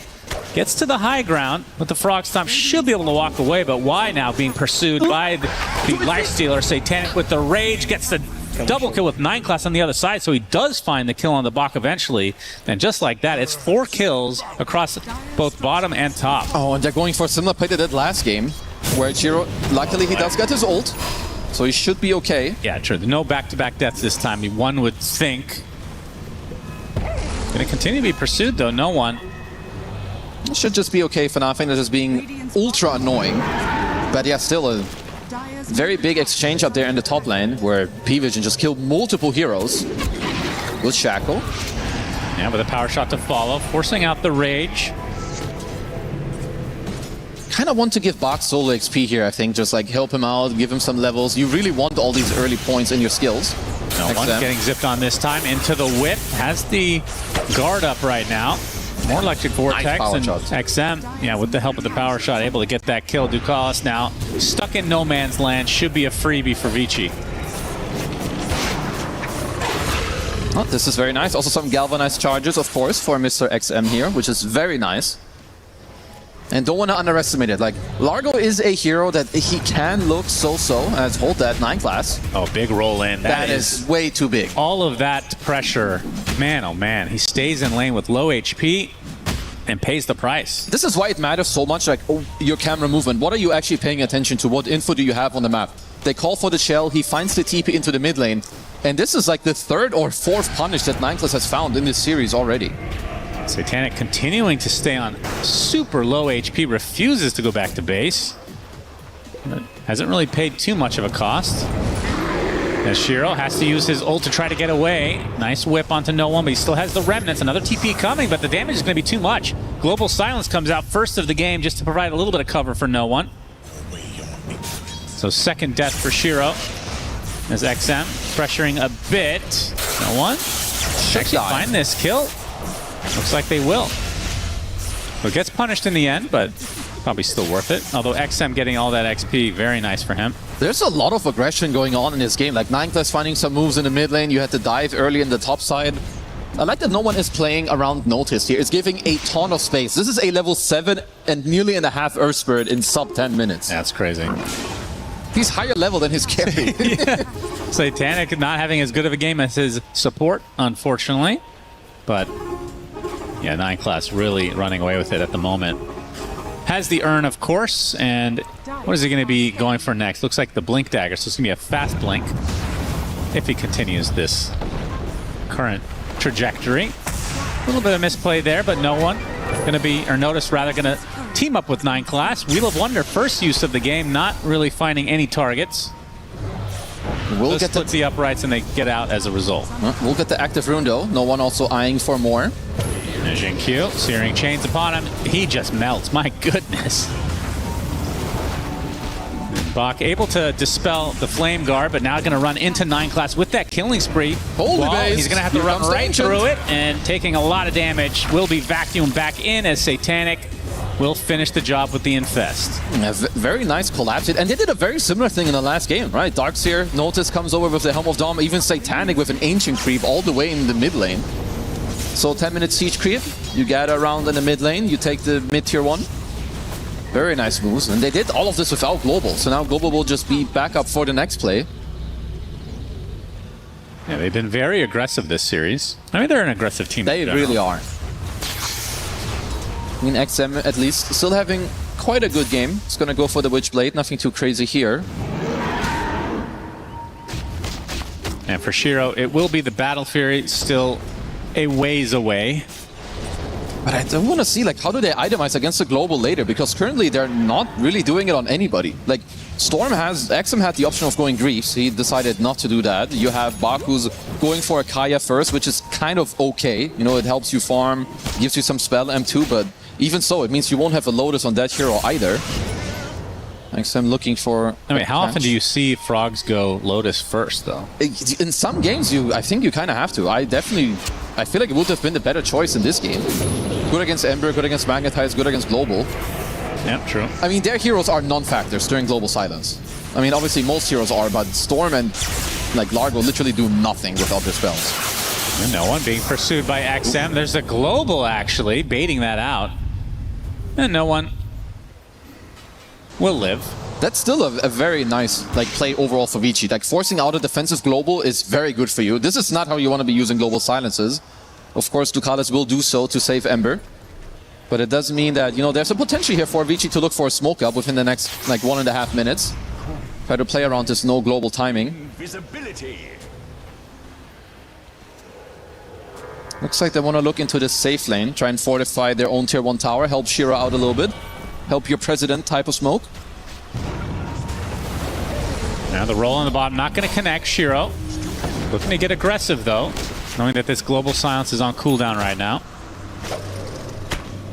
Not really getting much. Overall, good play here from both sides. Oh, 9 class, big zip from XM.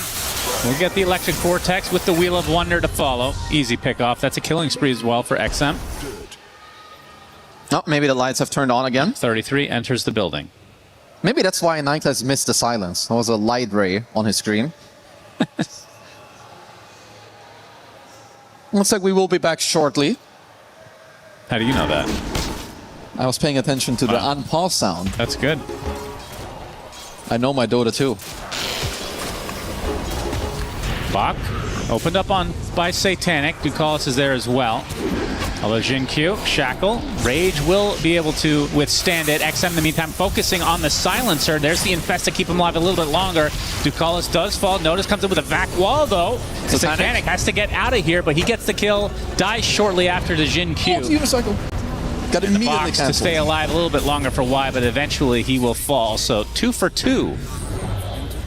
Who does that even favor? I guess it's nice for Radiant because you force everyone up here and you do kill Satanic before he gets his Radiance, which is kind of, you know, the item that really lets him take off. So I think Shiro overall is the biggest winner in all of this. That's 9 class being very annoying, just using his body to walk into the enemy triangle. Let's see, Wisdom Shrine is about to spawn here. And they just gotta give it up.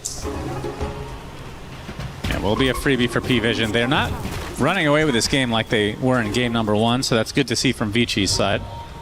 It's definitely a lot more difficult. Like the item switch up here from no one. You get the early Mage Slayer. You also got the Global to back you up. A lot of this early game damage is magical. So you've got Global to offset that. So it's kind of only Shiro.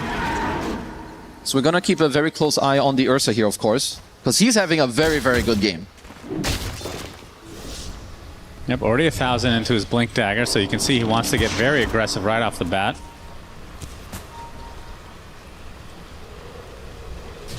I'm looking for smoke right now. Jin Q is going for the Greaves, by the way.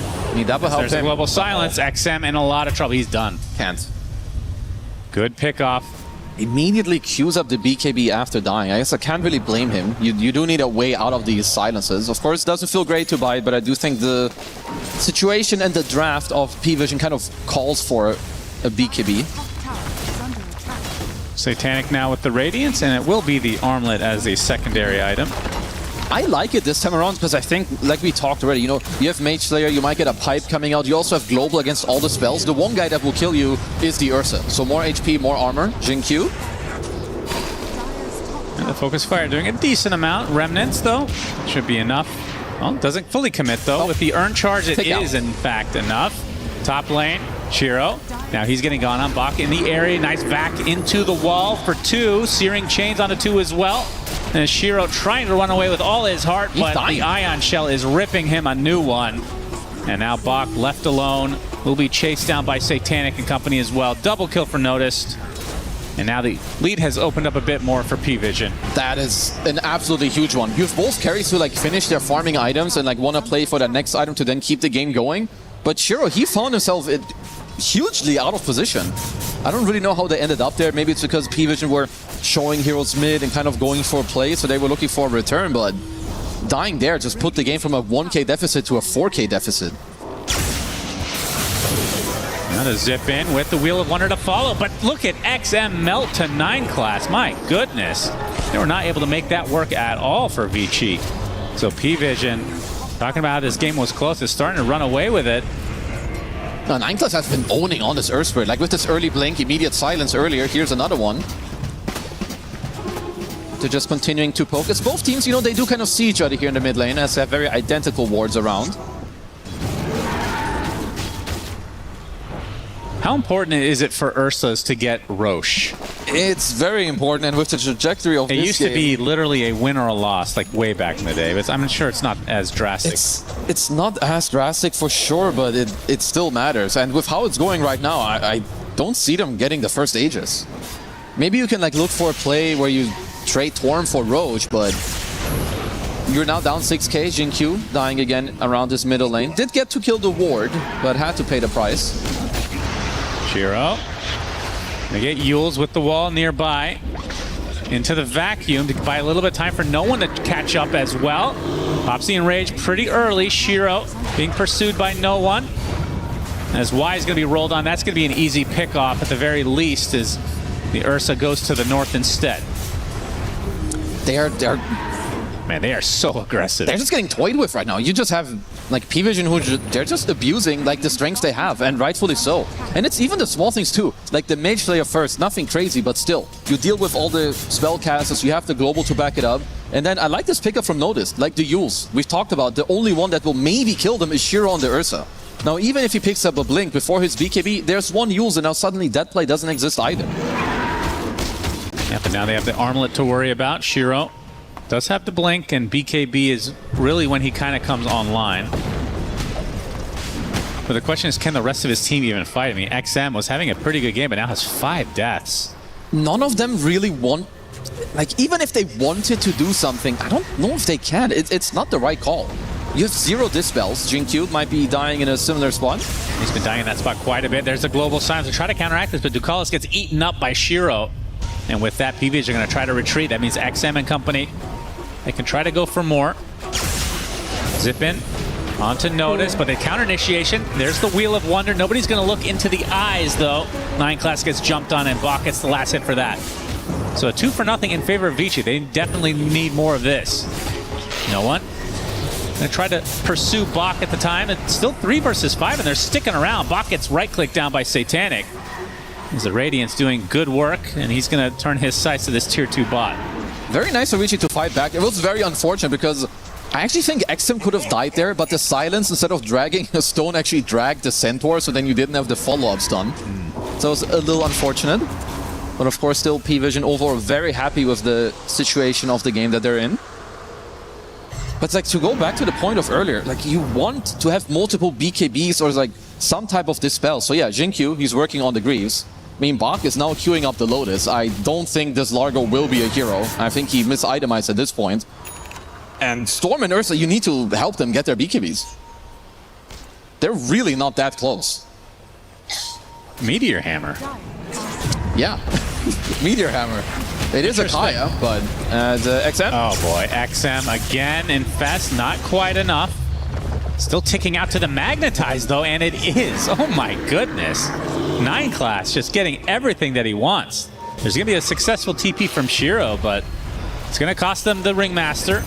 And they are just bleeding left, right, and center. Bach. They're just getting owned. Going for stacks while all of this is happening, and P-Vision just casually walk up right on him. Now the Shiva's going to give some vision, slow down Bach as well. Gets Yulesed up, and now this is 5 members against a Frog. I'll take the 5 members anytime. 3-0, P-Vision. 10K gold lead now. Yeah, these guys are good. They're kind of on the money.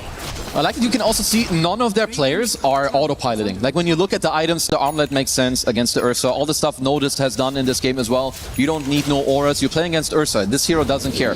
Go for Yules into the Shivas. They're playing very nicely all together. Satanic. Thought I heard a Storm Zip, but we're just going to farm off on the side. Trying to think how Vici takes a fight here. They need the BKBs. The only way you can do it is like what happened around the tier 2. I think it starts only with either a P-Vision overplaying and like you get to strike back because they're like semi-diving, or the secondary is you have to wait for this double BKB. It is your best timing. Not that far away technically, but at that rate, like even if it's just a couple minutes, P-Vision, their lead is likely to grow even more. I mean, Shiro will definitely get to his quite soon, at least with the Fury, which is nice. But even then, I think looking at a potential basher for him later could be nice. So like overall, trying to get out on the map right now, get a pick off or maybe some aggression overall. But I just have to go back to the draft. When you pick Largo as a response to Silencer and you rush Meteor Hammer, it doesn't strike me as very logical. So I'm definitely... That's your boy. It is my boy, but sometimes you just gotta say how it is. Okay. I can't just say, oh, he's doing so good. He's 2-6, and he's got a Meteor Hammer. What's the idea of this Meteor Hammer? I mean, it does build out of Kaya, which is like one of the like very much core items that you play, like that you want to have on Largo, just because you get like all the mana regen, mana. Typically, it's a Sage Kaya. Exactly. P-Vision will take this opportunity with their 10k lead to go for Roche. Well, Y is definitely killing that courier and will pay with it. Was it worth it? A 90 gold closer to the BKBs. We're chilling. Okay. Now they find Jin Q as well. Easy pickoff yet again for P-Vision. They'll get the free Roche. Not going to be seeing any stealing this time around for Vici. Yeah. I mean, the Roche is definitely something you just have to give up. I like that Vici aren't toying around with it too much. You need your... to hit some of the timings you are looking for. So Shiro did get to finish his BKB. XM is a recipe away. It's just going to be very difficult to kill some of these heroes. Like, you're already doing it into the global. There's a Surge, there's a Yules. Even the defensive Infest to help your teammates out as well, of course, is also available. How close is XM to his BKB? He is 1,000 away. So like 2 minutes roundabout, depending on how much space he will receive here on the map. Yeah, but how much real estate is P-Vision going to gain in that time with probably his quite Aegis? a bit. Looks like they want the bottom tier 2. They're also angling towards the mid lane, which is quite nice. Like, you don't want to 5-man push one lane when you're up this much. You cannot give up too much control. You generally want to push in 2 lanes at the same time. And honestly, they're pushing in 3. You have 9 class in the top air. He's very mobile. He can always just TP mid tier 1, roll, blink as well. I'm Satanic. Very gone on a bit great. here from Shiro. Yeah, that's still a bad matchup in a 1v1. Looking for a re-smoke. I guess they're just going to dodge this area and maybe try to find someone else. Yeah, smokes on both sides. You can see they're actually hunting in the bottom side of the map. No one remotely near, though, so this should be a free tier 2 for P-Vision now. Yeah, both teams kind of just dodging each other. I think once Satanic gets an AC, the matchup does change quite a bit. Like, everyone just suddenly gets so tanky against the Ursa, yourself included. Radiant's bottom tower is is under attack. And there is the Lotus. Okay, so that will, of course, help them against the Global. Needs the Shard now. 1,000 away. I'd say one of the coolest shards in the game. I do think it's nice. Like, overall, also, Largo as a concept, I didn't really like understand it too much, but once you play the hero a few times, that's a very easy BKB for Cell, just an angry neutral creep rampaging around. Oh, easy nice. done. Cancellation, wide dead yet again. It's, at least for now, just a tough one. Because this AC also is going to be completed quite soon. Will also, of course, help them with some more of the building damage. Oh, Bach. It's gone on a bit here. 9 class in the area, and this is every single kill. It feels like P-Vision are just outnumbering them. Yeah. Every step of the way. These kills look super simple. There is the second BKB from XM, Oh, so God, maybe... they're looking for base kicks again. Oh, boy. And they found And they get it onto the Ursa, the Global to follow. Down goes the Bear. 50 seconds of no carry. They get the D ward without losing a second life this time. Improvement from game 1. Like, even with this ward going down, I do, like, we need to give credit to the way that they are placing wards and observers overall. Like, the top lane ward, the bottom ward outside the base as well. When you're this far ahead, you just need to see where the enemies go. They need to split out on side lanes. You don't want to go through the mid lane. Nearly ever. And it's just also, like, how they're moving, like, the heroes overall, like, understanding the phase of the game. You can really tell that they're on their ball. They're on the ball. 9 class, of course, stealing that kill. Didn't even realize that in real time. Classic +4 players. Radiant's middle tower has fallen. As the Essence Distiller. Also a very cool item. Yep. One of the cooler additions, I think. Yeah, I think that one was good. I mean, I actually think the design on items in general, I've never had a problem with one until Wraps. I can see it, yeah. I think it's one of the more, like, maybe more annoying items that are in the game. XM looking for a zipper. Yep, they find 9 class. Very tanky, gets whipped into the Wheel of Wonder. That is the death of him. So a good start for Vici. They lose their Ringmaster as Satanic focusing on the supports. Jinq has to try to win run away. Focus Fire doing next to nothing. Gets a nice Jackal into the power shot, though. XM in the area as well. Gets off the Electric Vortex to slow them down, but now XM completely out of mana. Pops a BKB, but that's not going to do you any good, because you can't get anywhere. Guys, this is enemy fountain. Chill out. Noticed. Does get his Surge popped off. Now the buildings are what the focus is. Meteor Hammer? P-Vision. Yeah, big Meteor Hammer, Satanic. We'll just walk back to the towers they go. Fortification. And Shiro popping in. They would like to burn this Aegis if they can, as Shiro taking a lot of damage, gets boxed up at the last moment. Easy infest. No one. Infested. There's a big back wall onto 4 heroes with the global silence to follow, and no one is destroying everyone. Will not go into the fountain. But that, honestly, whew, how do you come back from that? Down 20k now, P-Vision, still with Aegis. Everybody else full HP. That was sexy from P-Vision. They know what's up. You get a 4-man vacuum wall at minute 27 outside the enemy fountain. You know you're kind of cooking. So you get a free one lane. Yeah, and they also see that Shiro is already down in this bottom side with the beautiful ward, of course, they placed earlier. My boy Dookie Duke, he knows what's up. Yeah, now even an Aghanim Scepter for no one, so he's going to be able to be everywhere, seemingly. I mean, look at this. You're playing Ursa. You farm 2 camps outside your base, and it's like, yeah, JK, I have to TP to my base. Indeed. And his BKB is down for 50 seconds, so it still has to be careful. You don't even feel safe in your own base. 22k lead for P-Vision, and I'm sure this is going to be the vacuum. We'll get there eventually. I mean, even here, like, you just have them going ham and kind of setting up this whole play. Good infest, and look at, like, all the stack up. Boom! Bam! Get the Shivas clipped on everyone as well, the global, of course. Absolutely dirty. Another Wheel of Wonder. Satanic is looking the other way, though. He's looking at the 1v4. Infest a creep. Getting some good vision here. The angry melee creep. Yeah. Johnny. He jumps out. He is all alone for the time being, but now the connection made from no one. Another beautiful vacuum as Jinq will get dropped easily. And the Bear is all alone, and not for long. He's in the grave. 60 seconds on the deck. As they're just going to call it, another stomp from P-Vision. My goodness, they are looking very crispy today. Nah, these guys are good. You asked me before the series, I said top 3, but with this type of performance, you can see why, and you might even want to rate them a little bit higher. I think Notice also ending this entire series completely deathless on the Darkseer back-to-back. Oh, that's true, yeah. Just beautiful performances. I think overall just... Also, I think VG disrespecting both 9class and what Earthspirit can do in these early games because he just went rampant twice, giving up a few too many plays here or there. I think also the Largo just not really doing as much as they would have liked. So yeah, I think P-Vision looking incredible. And VG, they've got some stepping up to do.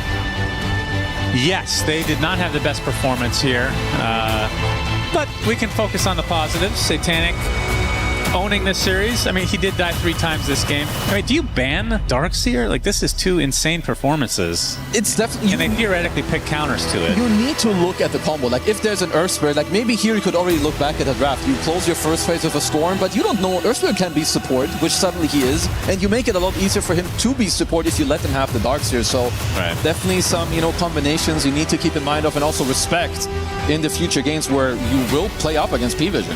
One of the highlights is the pick stage, apparently. Of course, with the lights. Yeah, we need some replays of the pauses, actually. That would be nice. Because they did do good in, like, the top lane initially, and, like, some moves as well, but I think eventually Largo just really falling flat. I think Bach just not having the game that he would have liked, and I think before this, Lifestealer was unpicked in this tournament. Granted, you're only on, I think, day 2, but even in other tournaments, we don't see this here all that often, and he looked very good in this game. Yeah, for sure. I feel like every clip is a VAC wall. It is. And this is just in every play. This is 15 minutes in the game. Pretty absurd performance from Noticed. He gets a double kill there. Faith Beyond, obviously, not the best performance, but we'll go to the stage for an interview.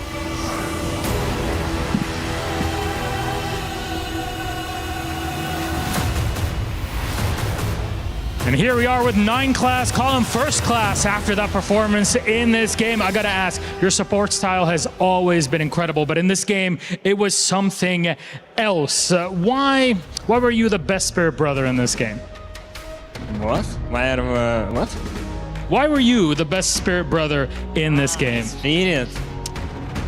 I just have free game, I don't know, they feed me too much kills and I suddenly level 6 and... with shells, it's easy to play always. Without shells, maybe it would be rough. Fair enough, and there's been a lot of Shadow Fiends overall, especially today, and Ember Spirits. That's kind of been how it is. Do you feel that the meta's been figured out? Have you figured it out and nobody else? What do you think about that? I think we figured out our meta. We have our right heroes, even we don't ban IO, but we didn't bait. We picked just our Earth Spirit, which I play really good. So we have our raid, yeah, and we're just playing with heroes. Do you have any future surprises for us in the picks? Not really. I just play. I know we don't have enough bans and just play like 5-6 heroes and trying to do best. Fair enough. Do you feel that you as P-Vision, you're the favorites to win all of EWC? Maybe I'll try. It seems like it's a bit of a shaky answer. Do you think there's somebody better than you or on your level? It's just because I focus on this day, so I don't gonna go far away.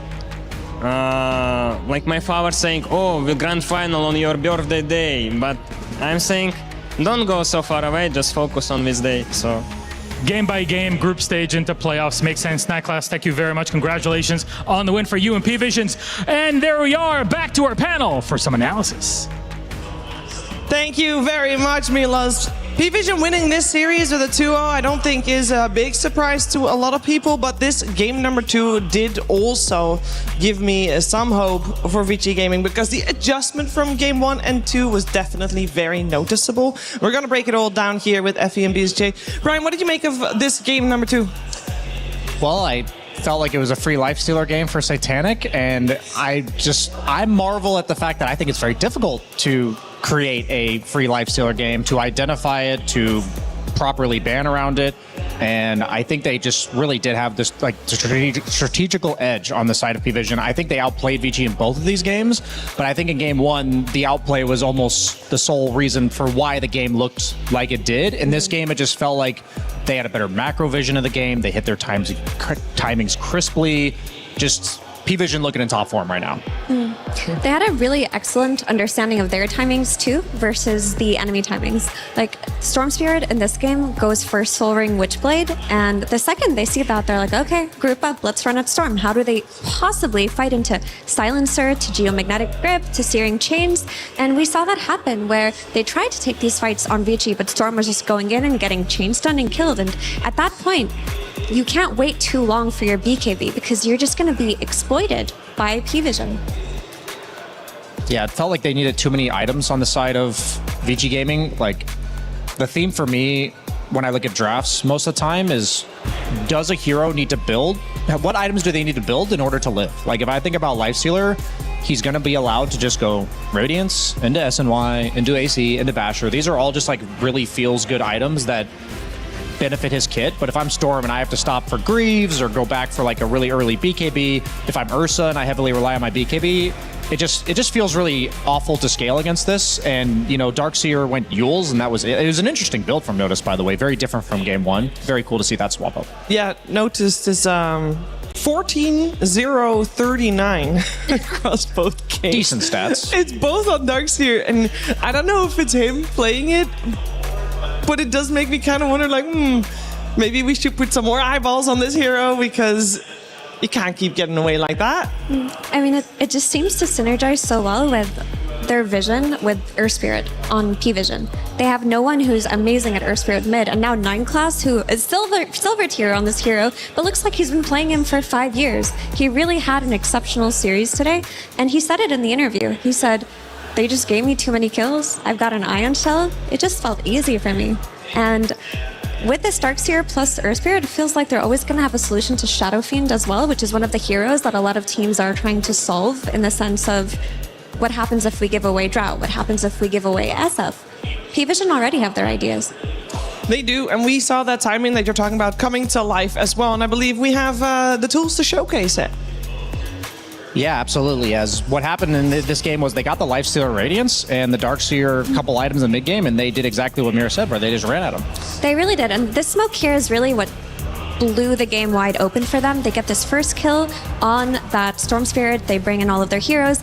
In the meantime, Satanic finishes up his Radiance, gets that bottom tower, and then here they're able to get this kill on Jinq mid. And while that's happening, they're setting up for this kill at the top lane, and this is the mid-game timing that we were talking about, Brian. When Darkseer joins the fight, he has melee cores, and all of a sudden, you're just getting overwhelmed. Yeah, the thing about this is there's also like virtually no cooldowns. They also have a lot of mobility, and you talked about this, like 3 different lanes, 3 different positions on the map, all bleeding from one into the other, and it doesn't stop there. Like, these are all 30 seconds away from each other in the game. Like, yeah. It's not like, oh, we had our spells and we're waiting to kill the next guy. It's literally, okay, who's next, basically. For sure, and in this clip, we see that Storm Spirit zips in, gets silenced, and dies. And this is about the time that you need to fight into their timing or dodge it somehow. And that really is the fear of opting to not go the Greaves build on Storm versus silences. I know a lot of players don't like having to do it, but sometimes you just have to. Sometimes you have to build for that really early dispel. And we saw that net worth in those clips, 30 seconds from each other, go from 1K to 5K. Do we feel like there was something, because we talked about this timing coming already after the draft, so I can only imagine VG Gaming was aware that, you know, it's coming. Do we feel like they could have done more to prepare for that other than building the Greaves on the Storm Spirit? That, I'm just telling, for me, it would have been a really weird swap up in the draft, but I have so much respect for Puppy as a drafter that he banned Beastmaster Enigma because they knew, I know they laid their cards on the table and said, with your current draft, you cannot answer what we're doing. And so my answer to you is, I don't think there was. Like, yes, the Storm Spirit Greaves would have given them better 5-manning potential, especially XM would have had a bit better time navigating the fights. But I really do believe that if they didn't make some crazy swap at the draft, that mid-game timing, if played appropriately, which P-Vision executed perfectly, was inevitable. Yeah, and I think you might call Puppy the MVC, but we're going to look at the MVP, and for us, that is a 9 Class, 2 games in a row. He got his Earth Spirit. I can only imagine that you are having a good time seeing Earth Spirit being back in the limelight as a support, no less. You know, it makes me kind of sad because I do feel like this hero should be tweaked to be weaker in mid and a little bit stronger as a support, but the recipe to support Earth Spirit working in a team has always been by enabling it. You can't just pick it within a draft. He needs help. And Darkseer is one of the best answers in terms of giving him that extra damage boost with that Ion Shell. But typically, you can't just pick him in a vacuum, and that's what 9 Class said. He was like, it would be harder without the shell, but we got it. No, they did pick him in a vacuum. They picked him Darkseer. Hey, there you go. But honestly, 9 Class, such a S-tier player. I was kind of complaining to Brian about this. Like, you can play 1,000 games of Earth Spirit and not look as comfortable on this hero as Mr. 9 Class with a silver tier did today. You know, Mira, we've been working together for a few years now, and all of us behind the scenes have our heroes that we take pride in and say, like, you know, that's not a real Lifestealer player. That's not a real Earth Spirit player. And Mira, like, she's very proud of like the mechanics that it takes, the difficulty of like the nuances of Earth Spirit. She's like, it's not impressive to just farm creeps in the mid lane. It's all the little things. And she's the one watching 9 Class and being like, he does all of the little things. He's silver tier. When he's like, never played this hero. What the hell? Some people are just that talented at Dota. Like, truly, he is an asset to his team. Yeah, I think he's been the MVP of a lot of games in the past for P-Vision, but that was also oftentimes when he was playing the wonky position 4s and, you know, did basically crazy stuff, whereas now, and he said, no more crazy stuff, and he's still MVP, and that just goes to show that it's working out really well. I think also, Brian, P-Vision has still cemented themselves as one of the top teams to look out for. Yeah, I mean, drafting and execution, that's they've got all of they've got the formula to absolutely take this tournament. I'm not surprised by the results of this series, but I am surprised of just how convincing it was. I don't know if that can be attributed more to how good P-Vision looked, or maybe Vici wasn't on their A game today. I'm not really sure, but well, I guess time will tell as these two teams progress in the tournament. You never know. I mean, they very well could go on and win it all on P-Vision, and then it's like, oh, well, we got destroyed by the team that won it all. It does tend to happen, but they've presented themselves as probably the strongest team in the tournament today. Like, it just looked way too easy, and VG is a top-tier team.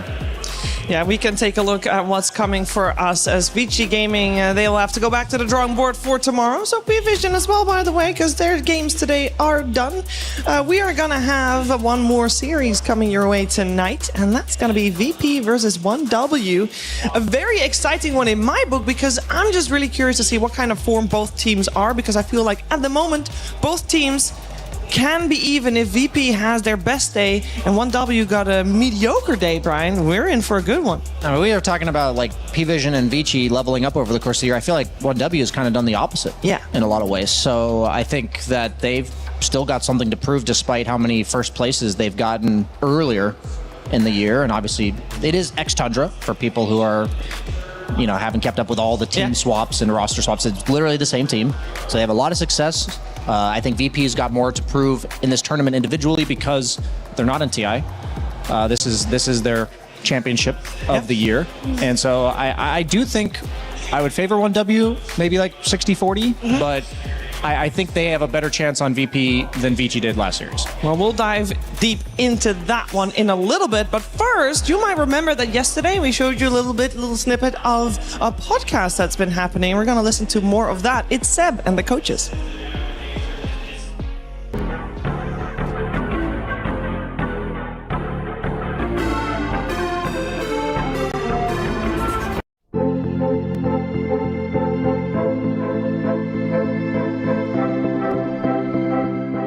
Hello and welcome everyone to a very hype podcast. There was like a question I wanted to ask. How do you deal with emotions? Like, how much space do you give that? Like, well, emotions, when people lose, people get very emotional, right? And you guys used to coach me, both of you. And I remember getting like very emotional after each loss. Never happened. So like, you know, I use like copy paste it, like your PMA and stuff, because all the players come out, we all like have dark clouds over us, and I see like you guys are like happy, smiling, like, it's okay guys, we got this next game. I feel like that's a very important aspect a coach should do to try to lift the spirits of players, because if the players come out of the booth to a defeated coach, that team is not winning game too. So you have a responsibility to always be like the pillar of strength for your boys. And how do you find that? Because you also deal with emotions as coaches. I mean, you watch a Dota game, you're not stoic, like, like no emotions, robot, we win, we lose. You're dealing with your own stuff. Mm-hmm. What's the process like? The game ends, you're feeling how you feel, I don't know, frustration, anger, whatever. What is the process for you guys before you meet the players? I guess these seconds are pretty important, right? Or minutes. You don't get a lot of time usually.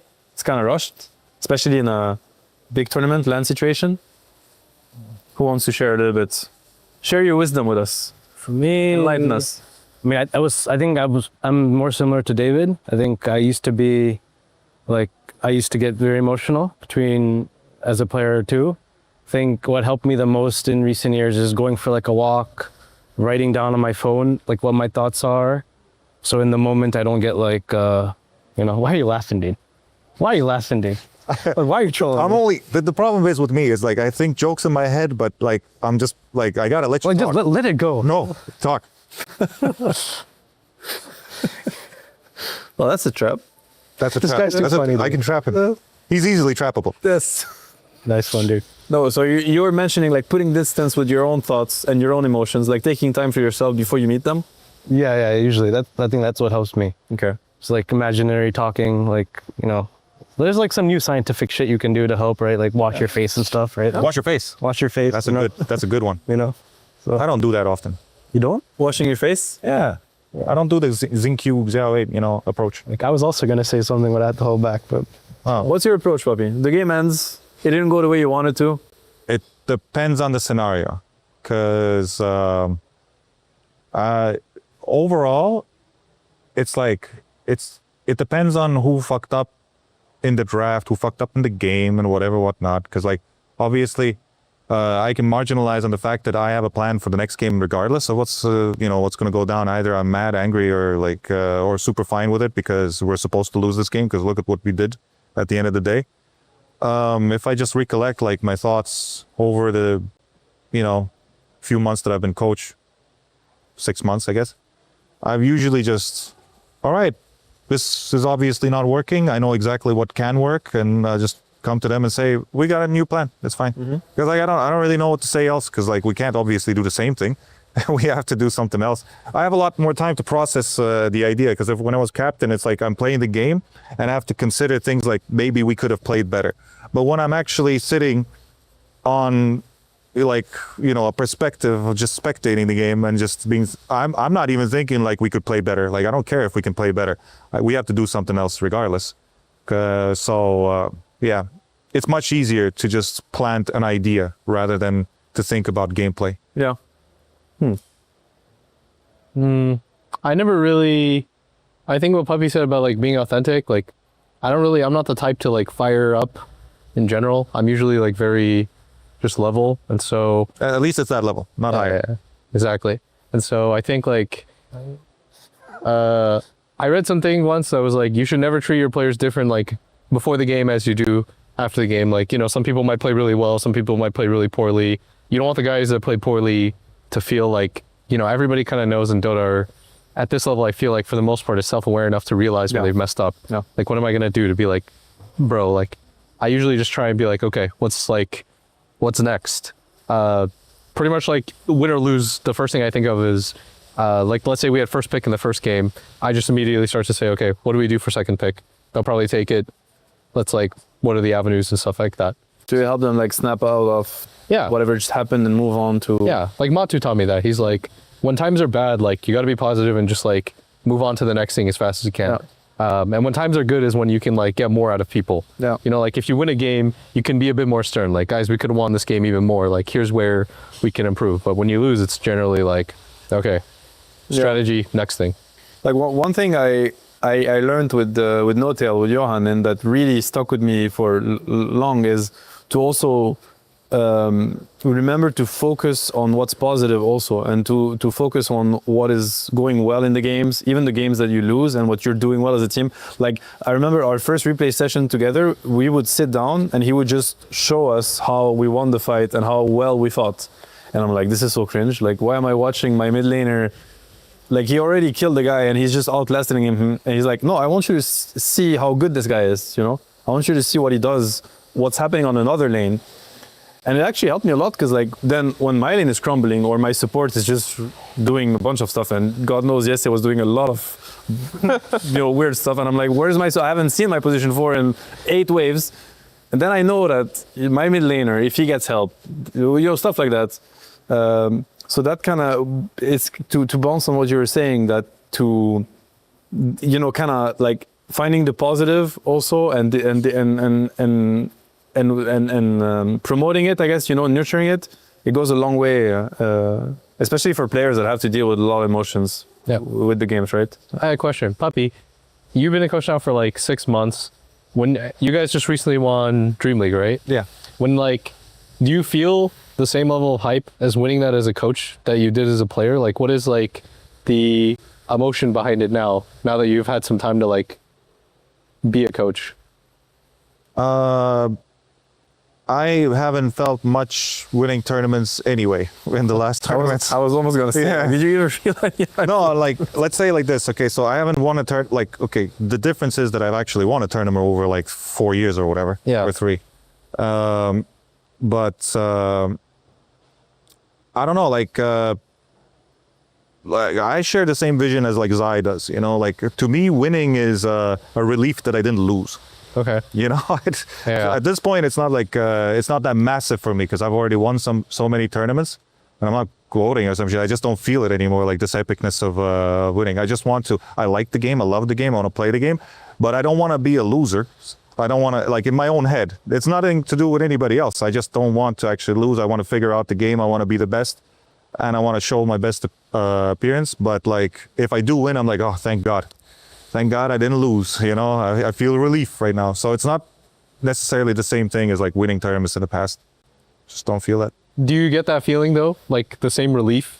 Anyways, like, do you get like the same lows when you lose as a coach? Yeah, I mean, I still feel good like that way. Like I still like, it's nice, it's a nice feeling. I'm not hyped, but it's a nice feeling, of course. I felt. Is in our DNA. Whenever we let it out, it becomes our superpower. Now imagine an entire city being built to supercharge it. Kadir City, powered by play. Winning is quite nice, if you ask me. You're watching Dota 2 at the Esports World Cup live from Paris, and we're getting ready for our final series. And on our final series of the day, there's one team that has taken 4 championships this season. That's a lot. That is a tremendous amount, especially if you compare it to their opponents, who was lucky to make it to some of those tournaments. So potentially a little bit, once again, of a David versus Goliath situation. But this is a team, Virtus.pro versus 1W. Virtus.pro is a team that I'm sure are going to give it their best. They're all Effie, because this is their chance. Yeah, the thing is, when it comes to Bulba teams, I always say this, watch out for them during group stages because they come in with really strong ideas and catch a lot of teams off guard. Yesterday, in their series versus LGD, they looked solid. Like, their games went very long, but they looked so competitive, and this team, they have a strong understanding of timings and a very clear vision that I would never count them out. I just want to do a small anecdote. Uh-oh. So I learned about how AI is really good at learning how to drive from professional drivers. You'll understand in a second. Okay. And that it will be able to replicate like a professional F1 driver almost instantly. But the second that it's not driving in the middle of the road, it crashes because it doesn't know how to handle like off perfect scenarios. And I feel like that's Bulba as a drafter for me, where he comes up with a theoretically really good strategy. His teams are very good when it works. But the second that there's like a wrench thrown into the equation, they're forced to adjust to it, it's like an unfamiliar scenario, that's the point where I'm like, okay, what are they gonna do with this? I become a skeptic at that point. So, we'll see how it goes. I think they have the capability to take a game off of any team because of how good they are at the strategy that they run. But if they get that wrench, I think it's over. Yeah, Virtus Pro, this is a team that will have good preparation, as you heard already. They have to have good preparation because this is it for them. They did not manage to qualify for the international later down the line. This is the biggest thing they can achieve this season. Let's see how they feel going into it as we hear more from Saberlight. Despite our not so best performance this year, I can see that we're like a good team and good players. I think we sometimes struggle to get back up when we lose. I think very often it happens that we like lose an important match and then it snowballs from there. Coming into this tournament, we're not in the best shape as we just lost the TI qualifiers, and that is not a good thing for our team, but I believe that we can turn it around. Usually the person that takes the lead when we're back down it's Bulba, but I think it's also just like kind of on each and every one of us. I try to do it myself, like having some team talks organized by the coach. It's helpful and it's for sure like needs to be done, but I also think it's like each person just reaching out to one another, making sure that we're like still on the same page, that we trust each other. Finding the consistency is hard. That's why I think we've not figured it out yet. I think for some people, they try to do it through like concepts and I guess strategies. Like I think Bulba is the type of coach that likes things to be ordered and then everybody kind of knows what's happening. Sometimes I have like a little bit of problems with that because I would say I'm an intuition player, so I just kind of go with my gut, which I'm sure also contributes to the inconsistency, because if I'm feeling it, then yeah, I'm cooking, but if I'm not feeling it, then I don't have like this baseline to fall back on. It's just bad. As far as the roster is concerned this year, I mean there were times and losses where we were like tempted to see if there is something to be done about the roster, but it never felt like it was one specific person's fault, so there was never reason to like kick anyone. And I think like everybody on this team has the potential to be the best. Been kind of thrown to the wolves and we like gotta figure out the way to beat these like better teams. So it's been just more pressure on myself to like be better, to be a better player, but to also just be able to make better calls and like find a way to win the game. There is a lot of information in that clip that we saw from Saberlight. The first thing I want to unpack, he already says it himself, he's an instinct player, and that sometimes clashes a little bit with what is planned for the squad by Bulba, and we talked about it before that as well, so it's very fitting, but I do want to touch upon the instinct part of it, because it's very true. We have seen him absolutely pop up, and he can take a game on his shoulders.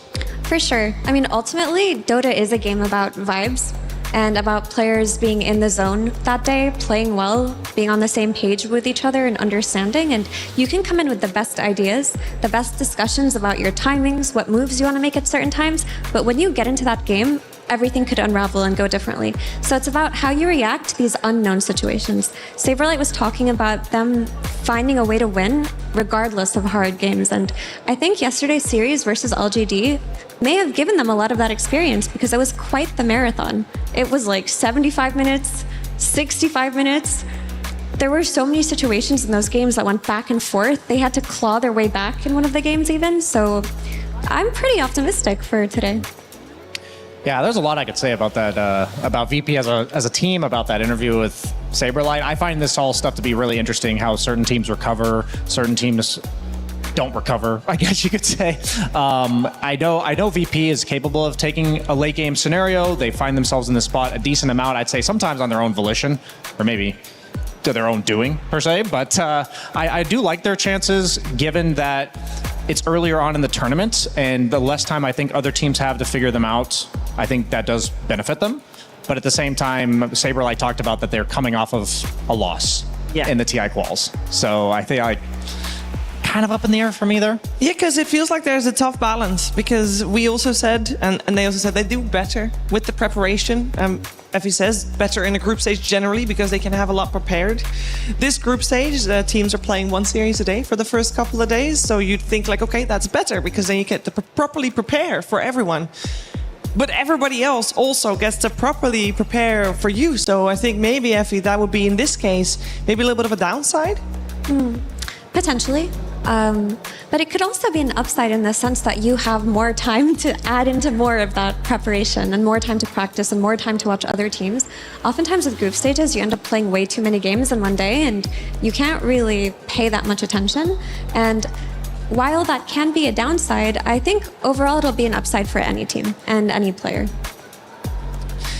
It would be an upset if VP beats 1W. Let's focus our attention on the opponents of Virtus Pro. Because 1W, I mean, former team Tundra, this is a squad that has taken so many championships and was so dominant. We're gonna also find out how they exactly got here to EWC.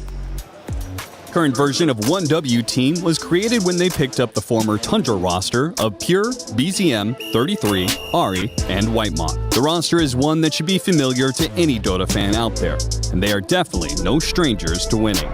Their road to EWC was done under the name of Tundra. Regardless, it was as expected, very smooth and painless. With first place finishes at Dream League Season 28, as well as ESL 1 Birmingham 2026, 1W Team earned their first place at the EPT leaderboard and a direct invite to the Esports World Cup 2026.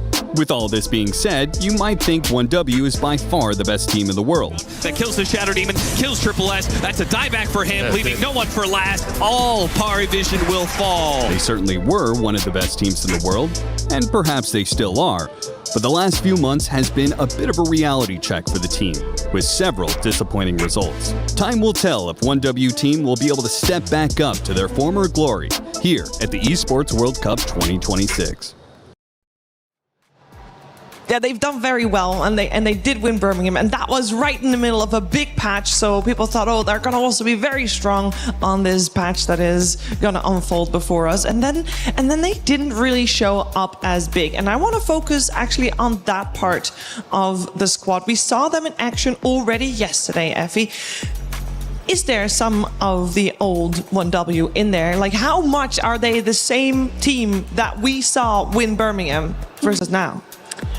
That's a good question, because in their game 1 versus ICX Insanity, they were snowballing, right? It looked exactly what you would have expected. But in that game 2, they were down 15k, 16k net worth in the first 20 minutes and had to make a comeback. So it doesn't really feel like they're in their top form, at least from their series yesterday. And that's one of the teams that you would expect to be an easy win for them, Brian. Yeah, I guess I'll just give a counterpoint to that in the sense that I think that could imply that they're not in their top form. But with one game sample size, I would also ask the question of, is it, if they win games they shouldn't win, maybe that means they are in top form. So I think that may need a little bit more sample size to know, like, if they are, so say they do that 3 more times in the group stage where they lose the laning stage and they always come back, then that probably means that that's kind of just, they're willing to play a slower game, they're willing to scale kind of like Team Spirit, and that's their style for the tournament. But then if they consistently find themselves behind in laning stage to maybe higher caliber teams and they are just getting shut out from there, then yeah, absolutely not the highest caliber. So I think there's a lot of questions to be answered because of their recent results, and also like the story yesterday gives us a glimpse into what the couple possibilities are. And to be fair, it could be that if they are against what they perceive as a weaker team, they're willing to be more experimental in their lanes, because they were running an IO and Drow Ranger in that game that they were 15k net worth behind, which isn't typically the IO pairing that you would expect. Yeah, right? it's definitely not a normal one. So it could be a little bit of both.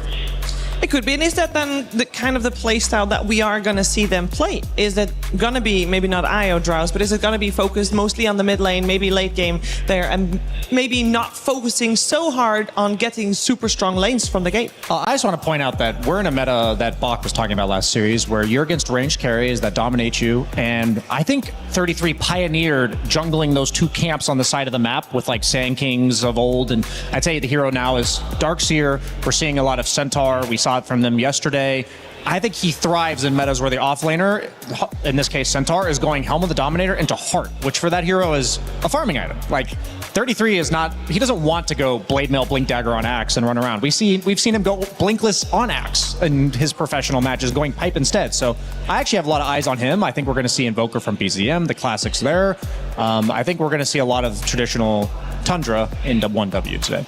So you're saying that we heard from what he said, that right now the carries are maybe a little bit too strong with all the ranged carries. Yes. And you're saying that because 1W has 33 on that off lane, that's why 1W will do well, because 33 is gonna. This man knows how to come out of any, like, I've seen him be like a level 2 jungle Lycan who then carries the game. And I'm like, a lot of players who are put in that spot, I think it's not just because it's an individual thing. He knows he'll be able to communicate to his team, like between scrims and stuff. This is what's going to happen to me in the lane. This is what I need from you, Ari. This is what the impact it's going to have on the safe lane. And we see these like snowballing lanes. Often the 5 will go through the gate and it ruins the other lanes too. This just doesn't happen to 33 teams because of this, I think. You know, interestingly enough, you can make a case for the strength of the safe lane right now with being ranged hero plus melee support being a reason why maybe 1W doesn't look as good as they usually would. Because while that is true that he's very good at coming out of bad lanes, that's not the ideal scenario for a 33 team. Typically, the ideal scenario is he's top of the net worth and not in a situation where he has to claw himself back. Yeah, I mean, I think that the meta always plays a role. I remember talking to Liquid when they won TI. They were just like, we were feeling really strong going into this event, and then all of our heroes were good. So sometimes it's a matter of hero, sometimes it's a matter of playstyle. We'll just have to see. We know a lot about 1W. They are very deep in a lot of tournaments they play, so we talk about them a lot, and we know a lot. And I'm sure Virtus.pro knows a lot about them as well. Where do we think they're going to pinpoint the weakness of 1W? What are they going to focus on for the series we are about to watch? I would imagine they want to give Tomato the best lane possible and play through him. And in that same vein, what we were talking about shutting down the offlane, they really have to nail that. I think another thing to point out is, of all the heroes that get let through in drafts, I think it's fair to say at this point that Earth Spirit has kind of become the hero of the tournament. We see him in a lot of games, and VP have a really nice mid-support Earth Spirit flex between Ovid and Hellscream. They're both super comfortable in that hero, whereas when I look at 1W, it's just a BZM hero. It's not something that I think they've been playing a lot on Ari. It's not a hero I associate with him. No, relatively to a lot of other pro players, Ari is relatively, I mean, it's not new, but like relatively new. He played Heroes of the Storm professionally before this as well, and his biggest grind to high MMR was the Hoodwink, and we see him frequently on the Hoodwink. He's very good on that. But yeah, maybe then Earth Spirit was not in his wheelhouse. It was, because it might now be, Brian, as we saw. Nightclass doesn't need a lot of games to be I will say, successful. Ari is a very different player than Nightclass. I think he's much more of a calculated kind of guy. I think that there's a reason he came up playing 3 or 4 heroes, the Hoodwinks, the Marcies, and he's been kind of taking the Amar arc where he became professional with 3 or 4 hero pool, and then over time he's adding like 1 per patch. And I just don't view him as the player that says, I'm going to play Earth Spirit for a week and put on a clinic like Nightclass did. Not to take anything away from Ari, there's just different approaches to the game. I want to see a clinic from one team or the other. You know, it doesn't matter if it's Virtus.pro or 1W. I want to see a close competitive match, and to do so, of course, we need some players. So we're heading to Vinash on the stage. We absolutely need them to get this one started, Shiver and the panel. This game, though, is class warfare here in the group stage. You got number 1 versus number 5 in Group D, and we have to get it started right here, right now. Our first team is set. It's Virtus.pro! Tourney after tourney this year, they made it and survived, learning from each step taken, no matter the result. They faced the best before and took games off of them, but this game is their ultimate challenge and test in the groups. Unlike Sax, I won't be talking any smack, as the teams will be right by my side surrounding me here on the stage. Virtus.pro ready to go, but they're not alone on the other side. It's one win! This team might be under a new banner, but you know their names oh too well. Team has been feared by all this season, from the top to the very bottom. The only 2-0 team in Group D currently, and they look invincible in a true return to form. Ice Cold, some might say, but that's a reference to an older name that we will not be using from here on out. Virtus.pro, please, 1W, you may take your seats. Make sure to place your keys in this position. Gentlemen, we are ready to go. VP 1W, and we're all set. Let's send it back to our panel and get the game started. Thank you very much. VP and 1W, both teams in Group D. Can we just take a moment for all the teams in Group D? Because this is the group of death. It has the correct letter for that as well. That's perfect. Yandex, LGD, 1W, OG, VP, Inner Circle Insanity is the odd one out potentially. Because everybody else, if they would get in that top, I would be like, oh yeah, that checks. You know, that makes sense. But this is a very scary group, and only the number one of each group will be directly seeded into the playoffs. The bottom two will get eliminated. I know, that'll be heartbreak. The rest will still have to play in a survival mode. There is so much on the line for every single game on this stage that I can only imagine that this is some extra pressure, because the moment you have to play, survival stages is going to be very scary. You just want to get out of the groups as safely as possible. Yeah, 1W is definitely going to need to be on their A game today, because VP, they can take a game off of anyone. And there's many times more than not where they'll lose their best of threes on VP against the best teams, but they'll take that one game where they'll lose 2-1. It's very rarely that I see them just get wiped 2-0. Kind of like I take a shot at VG Gaming, but like you very rarely see what happened last series happen to VP. So I think if 1W is not on their A game, that like they could easily drop a game, which could easily then cost them first place in the group. Yeah, and I'm curious to see the dynamic in play of what you mentioned, Sheaves, about how teams are playing less games during groups, so there's more time to talk and more time to prepare, and how that can come into play from in one day. Because I want to talk about VP series a little bit yesterday versus LGD, because there were a lot of lessons to take away from that, and they actually have time this time as opposed to having to play multiple series a day. And I really do think that if VP can fix their early game, because that was the issue that I identified watching those games, and they had the time to talk about it and kind of sit down and dissect, they're going to be really scary. They're going to be coming into this completely swinging versus 1W. Yeah, there's a big difference between only having time. Say a team plays like 3 series yesterday or something, and all you have time to do really is like look closely at their drafts. Like sometimes they'll pick a hero and win with it, and if you were to watch it closely, you'd be like, oh, that really wasn't the reason they won. They weren't that great with the Earth Spirit mid, for instance. But instead, like now with 1 series a day, you're watching the whole replay. You're seeing what exactly their strengths and weaknesses are. What you basically in the drafts nowadays, you pick your poison. What are we going to give them first? We know the likely, candidates for the first round or for the first picks in the draft. But with all this situation of prep, I was like comparing it in my head when you guys were talking about it to like TI8, where like OG had Carry Wisp, but the whole group stage was played in like 2 days. So nobody else was able to even like understand why it was good until the playoffs, because then you were given a day off. That's definitely not the case here. No, I think, and I hope that it leads to the best Dota that both of these teams can bring, because that will be entertaining watch, that is for sure. You mentioned the laning states, Effie, about how VP that was their point that they were struggling in, but that was also the point 1W was struggling in it? Am I understanding that right? That's the point where both teams having their weakest point? I mean, I don't know if we can make that statement definitively about 1W, because I think their draft just put them in a position where they were down 15k net worth at that stage of the game, and then they were just able to take the correct fights, be the better team, and play on their timing. Whereas versus LGD in VP yesterday, you could see it a lot more clearly. But they had a lot of upsides too. I think the most impressive thing about VP yesterday, watching their series, was that they were able to make a lot of really clutch smokes when they were down a lot of net worth after the laning stage, spearheaded by Fly's Ringmaster, actually, that just brought them back into the game, where I thought, okay, wow, this is some veteran tier smoking.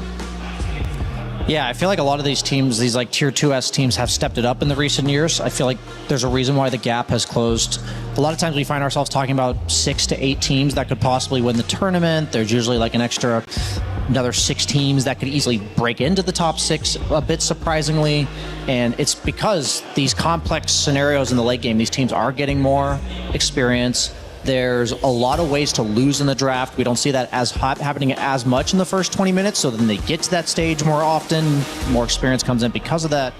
Yeah, I overall, Dota, there's a lot of streamlining in the drafting nowadays, but the depth of every stage of the game, it's almost hard to fathom how many ways there is to effectively lose the draft by not accounting for something. But teams are just so much better at it now. Well, let's find out how this draft will unfold. Already starting off slightly unusual. I believe every single game today on this stream had first pick Dire side, but we are seeing Virtus Pro with first pick on the Radiant side, and they get their hands on the Earth Spirit that we already mentioned would be coming out and is definitely a flex pick for them. Another flex pick on the other side though, with Nature's Prophet as the answer.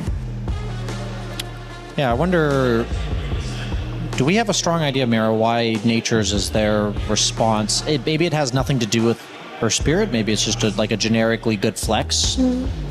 I think just the ability to match the timing and match the rotation is going to be really valuable, but also it's a hero that you could throw mid against an Earth Spirit and beat him up. Like, those treants are really destructive in that early game. I do remember yesterday in the OG series that a Nature's Prophet came out in response to an Earth Spirit, and then a Spirit Breaker was a follow-up, and then there was some overcorrection with a flex into support. Yeah, they moved the Natures to support and picked Ember mid. And that was kind of a gotcha, because you have to be careful with Natures, because he does require you to have some form of long-range catch, because he can always get out to safety with his teleport, but if you do that, you have to be careful that catch is countered by just flexing it, basically. And you won't catch Bulba off guard with that. He's like, I'm banning this Ember Spirit. Yeah. I know what you can do with this Nature's Prophet flex. They're not just studying, their own games. They're studying all the other games, I imagine, going on in the tournament. I think Centaur here is a bit of a block pick, because now you don't want to pick Wind Ranger. You don't want to pick a lot of these high attack speed ranged heroes. You don't mind picking like heavy hitting ranged heroes like Terrorblade, for instance, but all the heroes like Klinks, Wind Ranger, they're basically out of the pool now. And I do think we're at that stage of the tournament where, yeah, Drow and SF got banned, but there are all of those B tier ranged heroes that you still need to account for, and by block picking them, it makes your draft much simpler. Yeah, that's a great point, especially because it really felt like Tomato was a big part of why they looked so strong yesterday, and his Wind Ranger really brought them back into the game.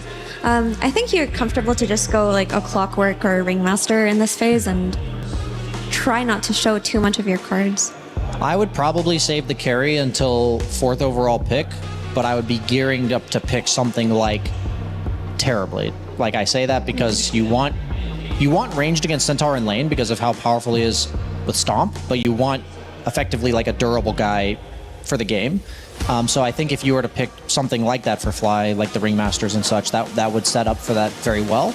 And I think just picking like a generically strong support in lane is the best route to go here. I wouldn't mind. Is Clockwork's still in the pool? I don't know if Fly is much of a Clockwork gamer though. I think he can play anything. Yeah, I think in this current meta, you kind of have to be able to play Clockwork, surely. I also like Tusk a lot, actually, here. I love Tusk versus Centaur, but I do feel that he's fallen a little bit out of favor. Like, we did see him come up as an overall last pick for Yamich at some point. Yeah, that did look good in the lane. I mean, the reason why I like Tusk is because he offers you that damage to kill Centaur. TA is a perfect example. Like I said, Terrorblade, I forgot about TA. That's a hard-hitting ranged hero. That's... like, as long as you're not relying on poking them down. Okay, so they go Clockwork TA. That's a nice way to go about it. You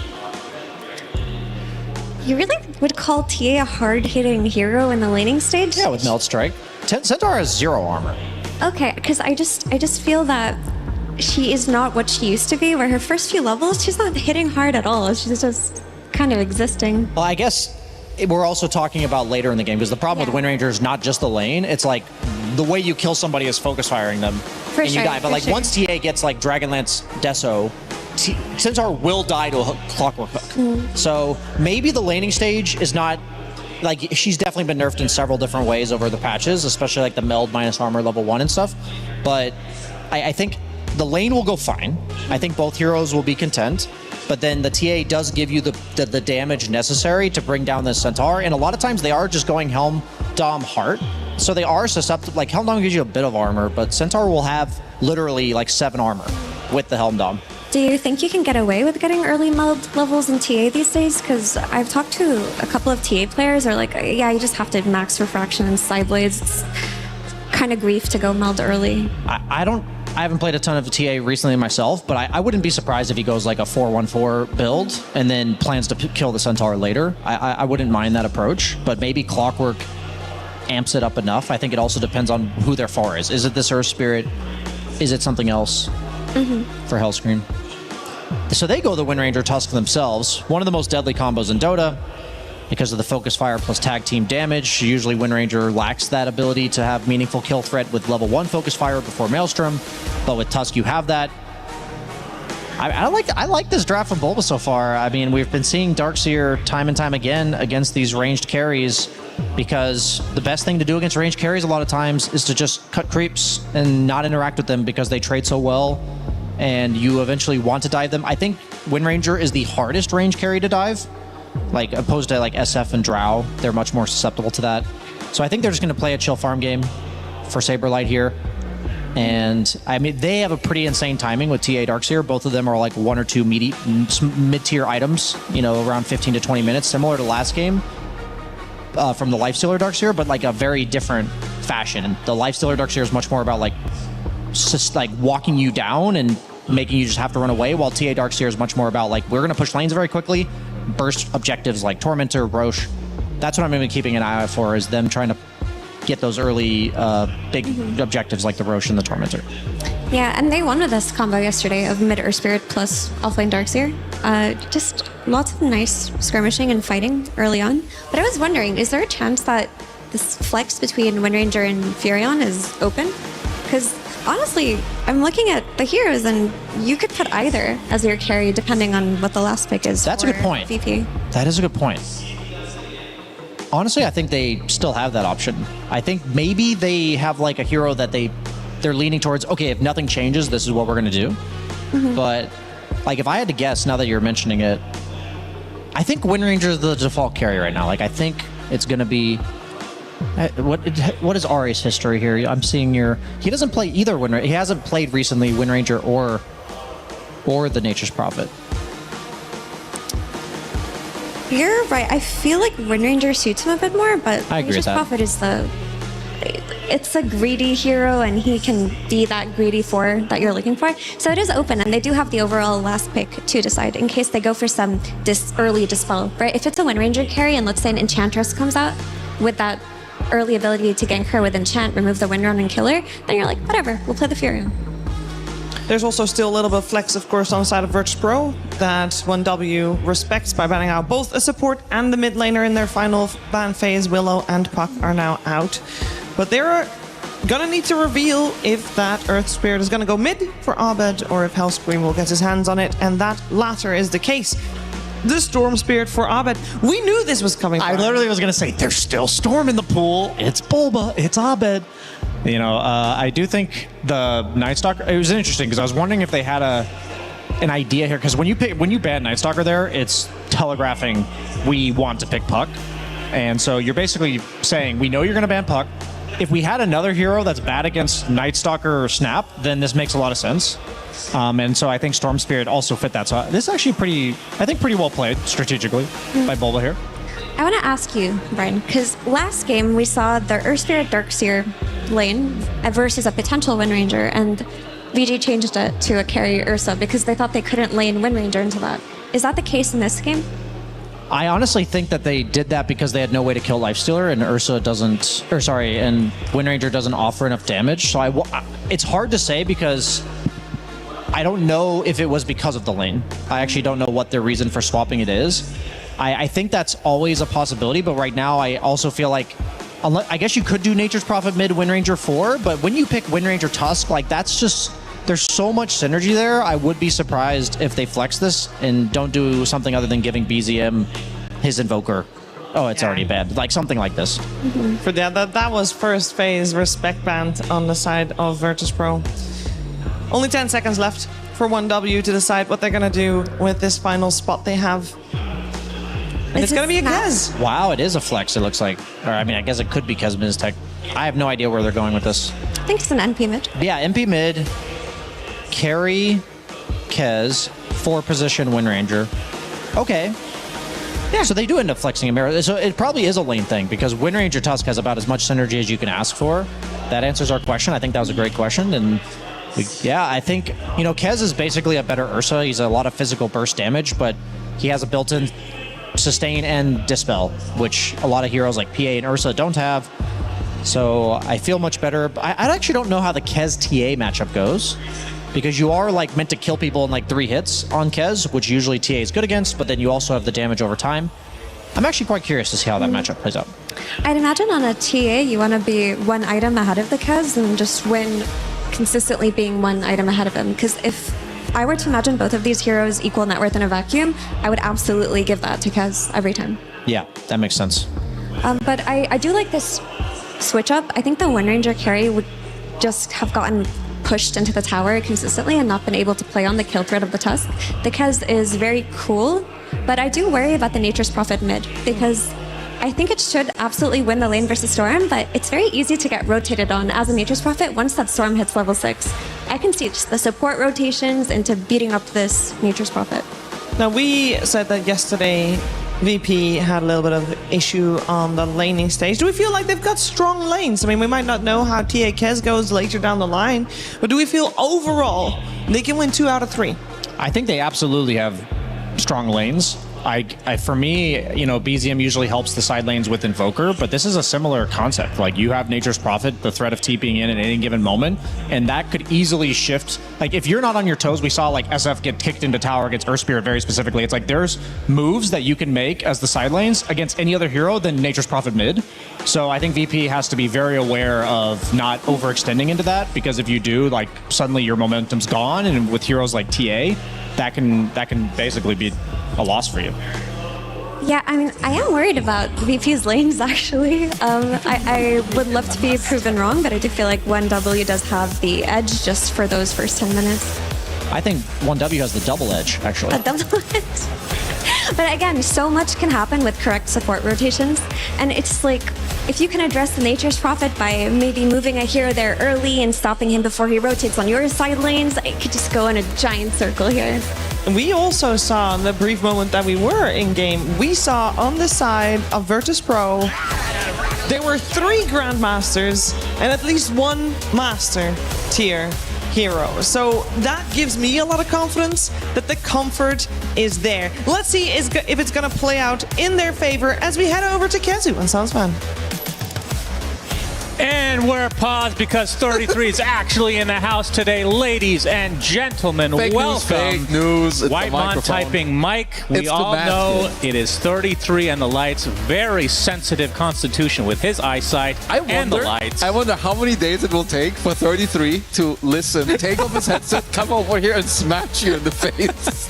One day. I'd love to see that. That's a lawsuit waiting to happen. He's looking at the camera right now. You bet you should he's angry. Fear this man. He's an angry man. Pure's the one with the headphones off. He's all according to plan. All to make up for, to try to cover for his captain. Guys, this is how you need to act when I tell you lights, your right microphone. This is how you look in the camera, and we've got it cleaned out.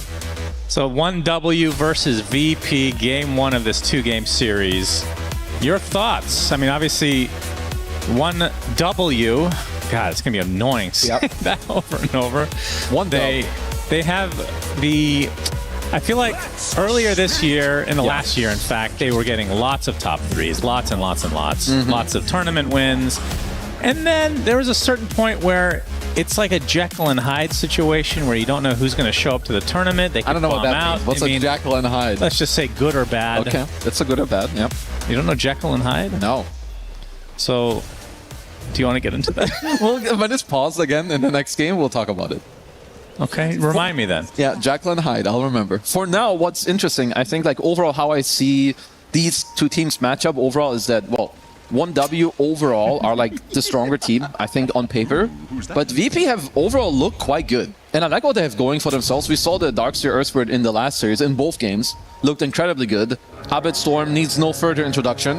You have the Darkseer also to back it up. And I think TA overall in this game looks quite good. Of course, there's a lot of collapsing that 1W can go for, right? You have the mid Furion, you have the Tusk and the Kets that can go through the gate as we have a bounty exchange. Anything interesting? Seems like a 2 for 2, so nothing crazy. Jekyll and Hyde. Dr. Jekyll Okay, it's a That scientist. was not an introduction. I just wanted to say the words. No, it's too late. You've already gotten started. He's a scientist, and he made a concoction that turns him into Mr. Hyde. So he turns from a scientist into like a Hulk-like creature. Okay. That's angry and doesn't remember anything, of course. So that's the Jekyll and Hyde situation. But why couldn't they both be good? What if the scientist and the Hulk monster? The Hulk monster is not good. It's a monster. Okay. Guess who else is a monster? Abed on Storm Spirit. We were memeing about this for years. And of course, the first game I get to cast a VP this entire year, it's the Abed Storm. Thanks, Bulba. He's just one of the best Storms that I think that you just have around. I think also congratulations to Ari for playing 3 games of Wind Ranger post 4 in a row. It's the only hero he has played yesterday and today. Huh. As the Saberlight is getting the chicken bird treatment. As the Kez, of course, is a very, very annoying hero to play against. But they're getting some wave pulling going on, which is absolutely what you have to do. Thus, Kez is an incredible safe lane dual lane. Yeah, that does look scary. And Pure should have a good game as a result, and that is scary inherently, just having this Kez free farm. It is a last pick Kez, and it is last pick on Pure. It's always something that you do kind of have to fear. And also, like, with the rise of Centaur overall, it fits 33 very, very well. This guy is incredibly good in, like, metas where you, like, he can get very farmed and very tanky, and I think this fits very well on this hero. You can get the Dominator, you can kind of just not really interact with heroes that much. You have the Stampede and the Card Later to save people. So I really like this offlane dual lane that 1Dub have crafted for themselves. Yep, as Tomato playing the TA. It's mid lane we haven't really talked too much about other than the Storm Spirit, but it is against BZM on the Nature's Prophet. How is this matchup supposed to go? It's honestly, it's very tradey. Like, in a way that I don't think you will see one guy win that much over the other. I think Nature's can have the edge. If you're good with microing and you don't let Storm, like, blast all your treants over and over and over again, I would expect BZM to, like, win slightly. Well, Fly. Looks like he's going to get first blood by Ari's right click on that Windrunner. Very nicely done by them. And this is also why I like that people don't autopilot. Like, we've seen a lot of Centaurs, they just go stun level 1, they go retaliate level 2. But if you don't have a double edge in this type of scenario, that kill is never going to be there. So, you know, just understanding the situation, being able to play with your plus 4. Plus, against Refraction, the return not exactly... Yeah, not that amazing. In the top lane, Hellscream getting gone on by the tag team. Trying for some blocks is Saberlight, not happening though. This lane, you can see its prowess in full force here. It's really difficult. Like, especially also, like, when you see your Darkseer go first item brown boots, you know it's not an easy lane for you to play into. At least on bottom, they do get themselves the Lotus on the TA. Dire's courier has been killed. BZM getting harassed a bit. Right now, 20-7 versus a 17-1 of Abed, so a slight advantage for the Nature's Prophet. And in terms of later stages in the game, what are we looking like in terms of team fights for both sides? Is one side more aggressive than the other? Well, the Darkseer is really good, of course, for Radiant, but hold that. Hellscream did get level 2. Oh, Pure actually taking quite a bit of damage. We'll pop the Lotus to stay alive, though. Has to grappling claw away. As Whitemon, that Ion Shell is burning him up. Saberlight going to force out the Fairy Fire, looking for a potential deny. Not going to happen, so Saberlight takes that home. That was a good turn play by VP. Like, they were getting gone on. Nice Pure connection from Hellscream. Pure now in some trouble. He gets destroyed.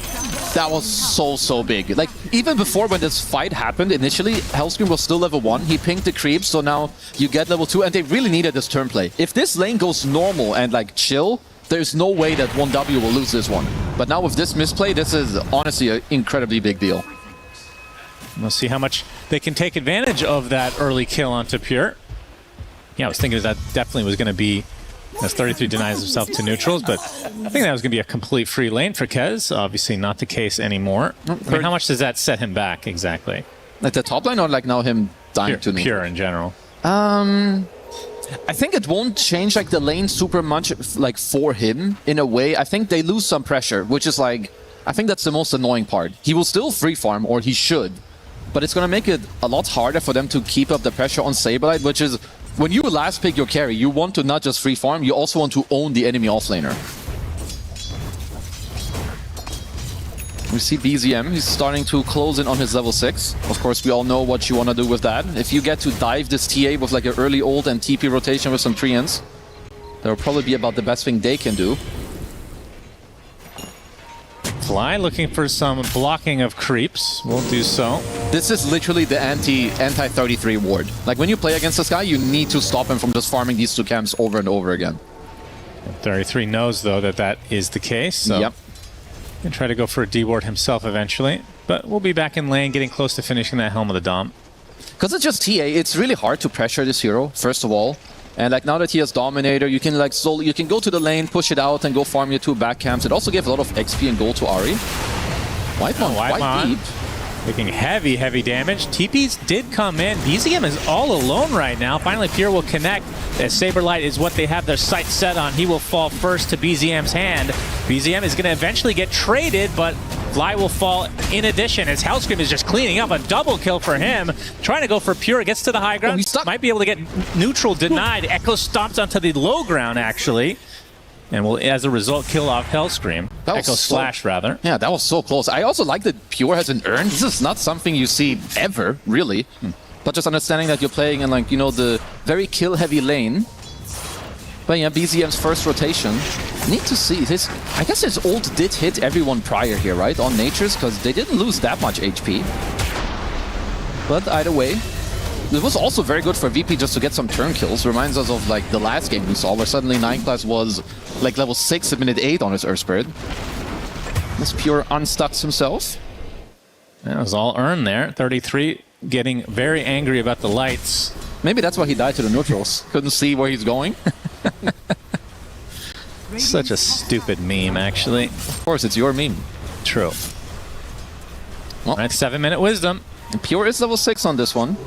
But they are respecting at least a little bit. And Ari trying to delay this as much as possible so Pure can connect, and he's going to have to abandon it. Fly a little bit too late to the party. So both shrines the way of 1W.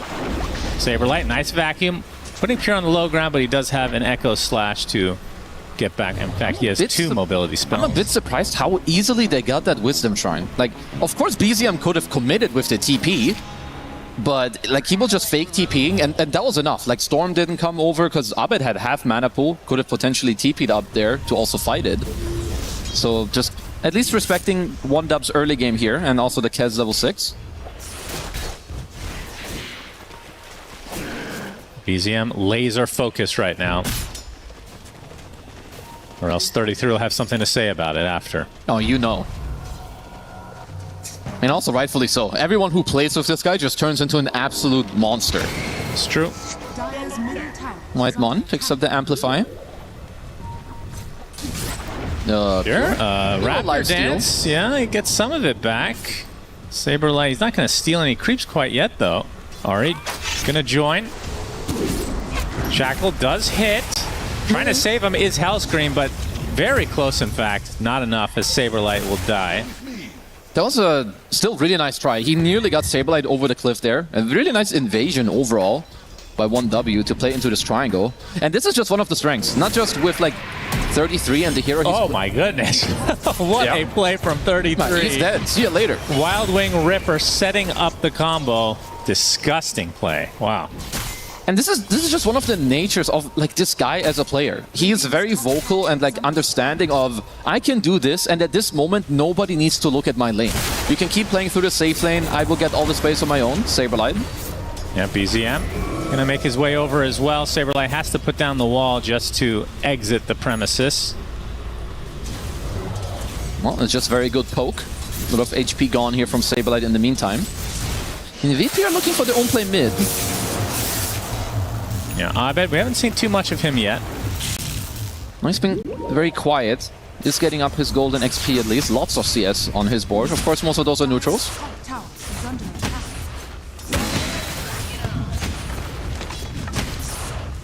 Pressuring the tier 1 a bit. It's honestly not bad pressure. It could mean that with the 10-minute siege creep, they can go for like a slightly bigger committal. Maybe even bring over Saberlight at that point and have like 4 people mid.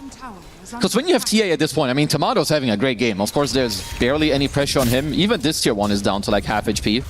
You've got a ton of traps in this area. You can suddenly end up pressuring the mid lane and the safe lane tier 1 at the same time with the siege creeps. Hastrun will be killed by BZM's micro here. Abed in the enemy triangle now. Level 8 on this Storm. Fly having a little bit of PTSD down here. We'll get some bowling action on the Ahri, though. I mean, I like that Abed is playing fairly aggressive, also just understanding like the state of the game, right? There aren't, like, what's really stopping him? There's a cast silence, of course, if Pure is around, and potentially a shackle, but a lot of these things you can play around, you have time to react, there's no blink stuns, no global silences. I'm gonna see how VP go around pressuring. I do think mid lane tier 1 is currently your best point of pressure, and either bringing Fly there as a body or allowing him to get his level 6 would be quite good to speed up the game after that. Kaya getting pretty close for Abed. And for BZM on the Nature's Prophet is Pure. Going for the Raptor Dance, very low on HP. Getting gone on by this Ion Shell. Saberlight not able to finish the job and actually will cost him his life in the end as BZM with that global ult. Very close to getting a solo pickup on Pure. No, that could have changed the complexion of the entire game. No, for sure. That was a... I guess overall, like, you kind of want to say it is a nice try because it was very close, but it's also the type of moment where you end up kind of killing yourself because you overplay. So just a little bit of a misread there as Pure barely gets off his ult, and BZM also coming in kind of clutch with the Wrath of Nature.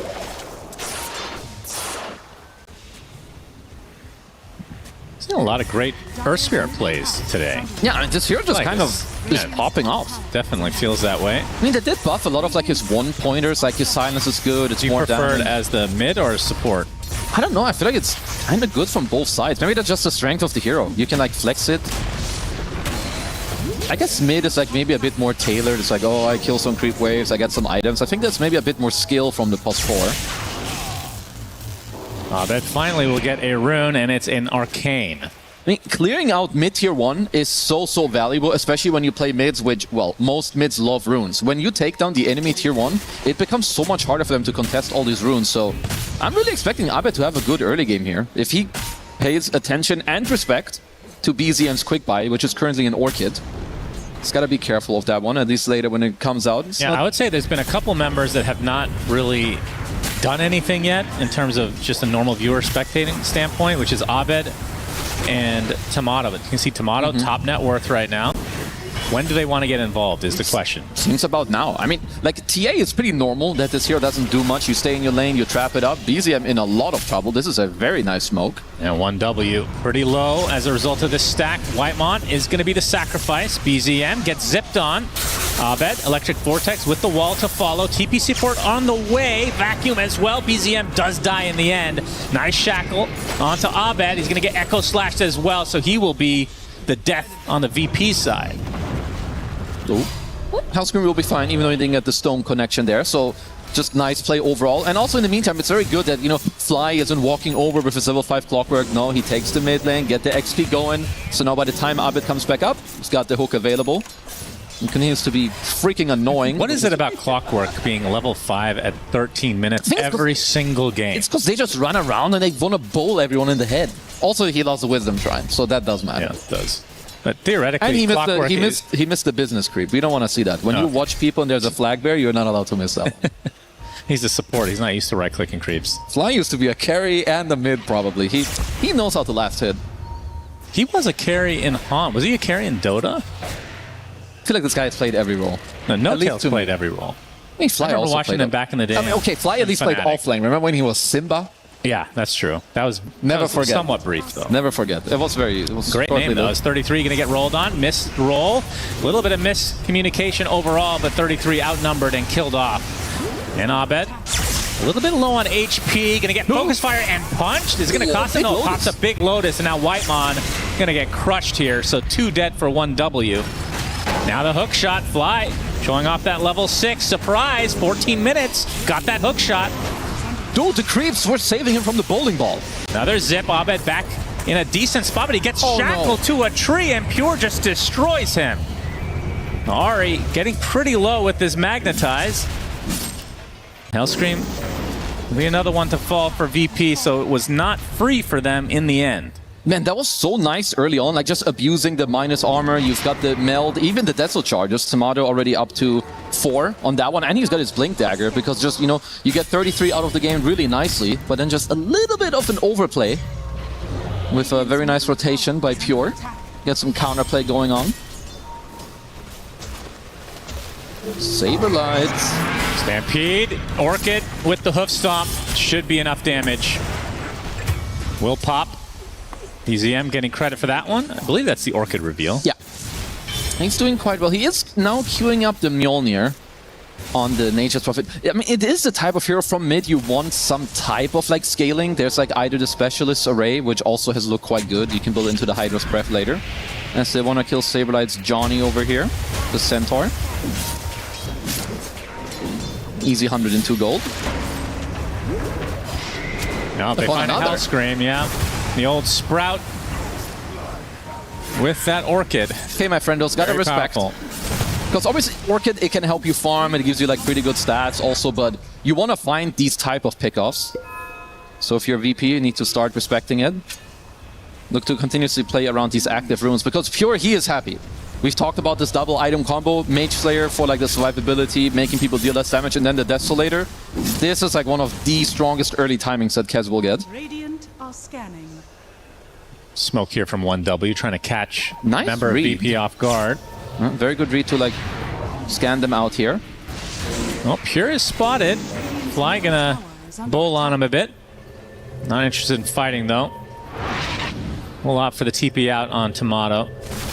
Has the Desolator and Blink Dagger as well.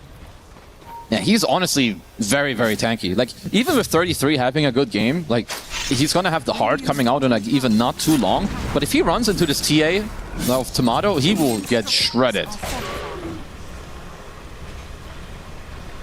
And there's the Maelstrom for BZM.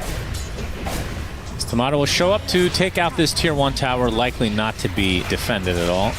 Yeah, it doesn't look like it. And I think VP have quite good vision on the map as well. Like, they have 2 deep wards down bottom. They have 5 wards out.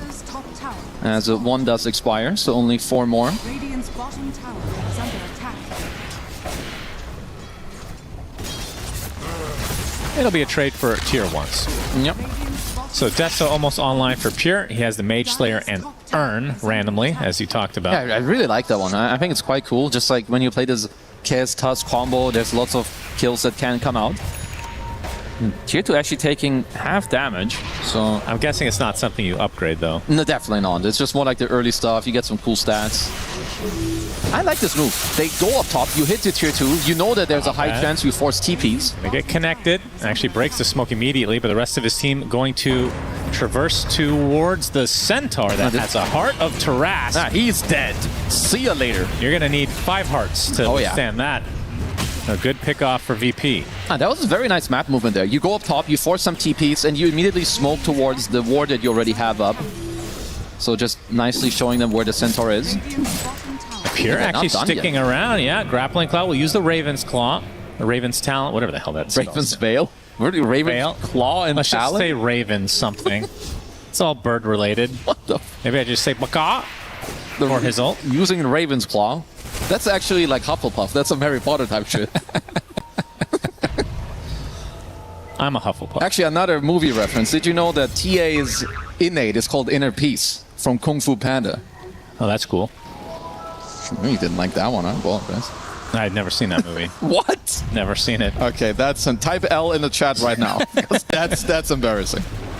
I know, please cast For once I'm on this side of the table. It's good to see. True. Now I know how Synderen feels. I'll cast the game. I feel please. really bad. Pure.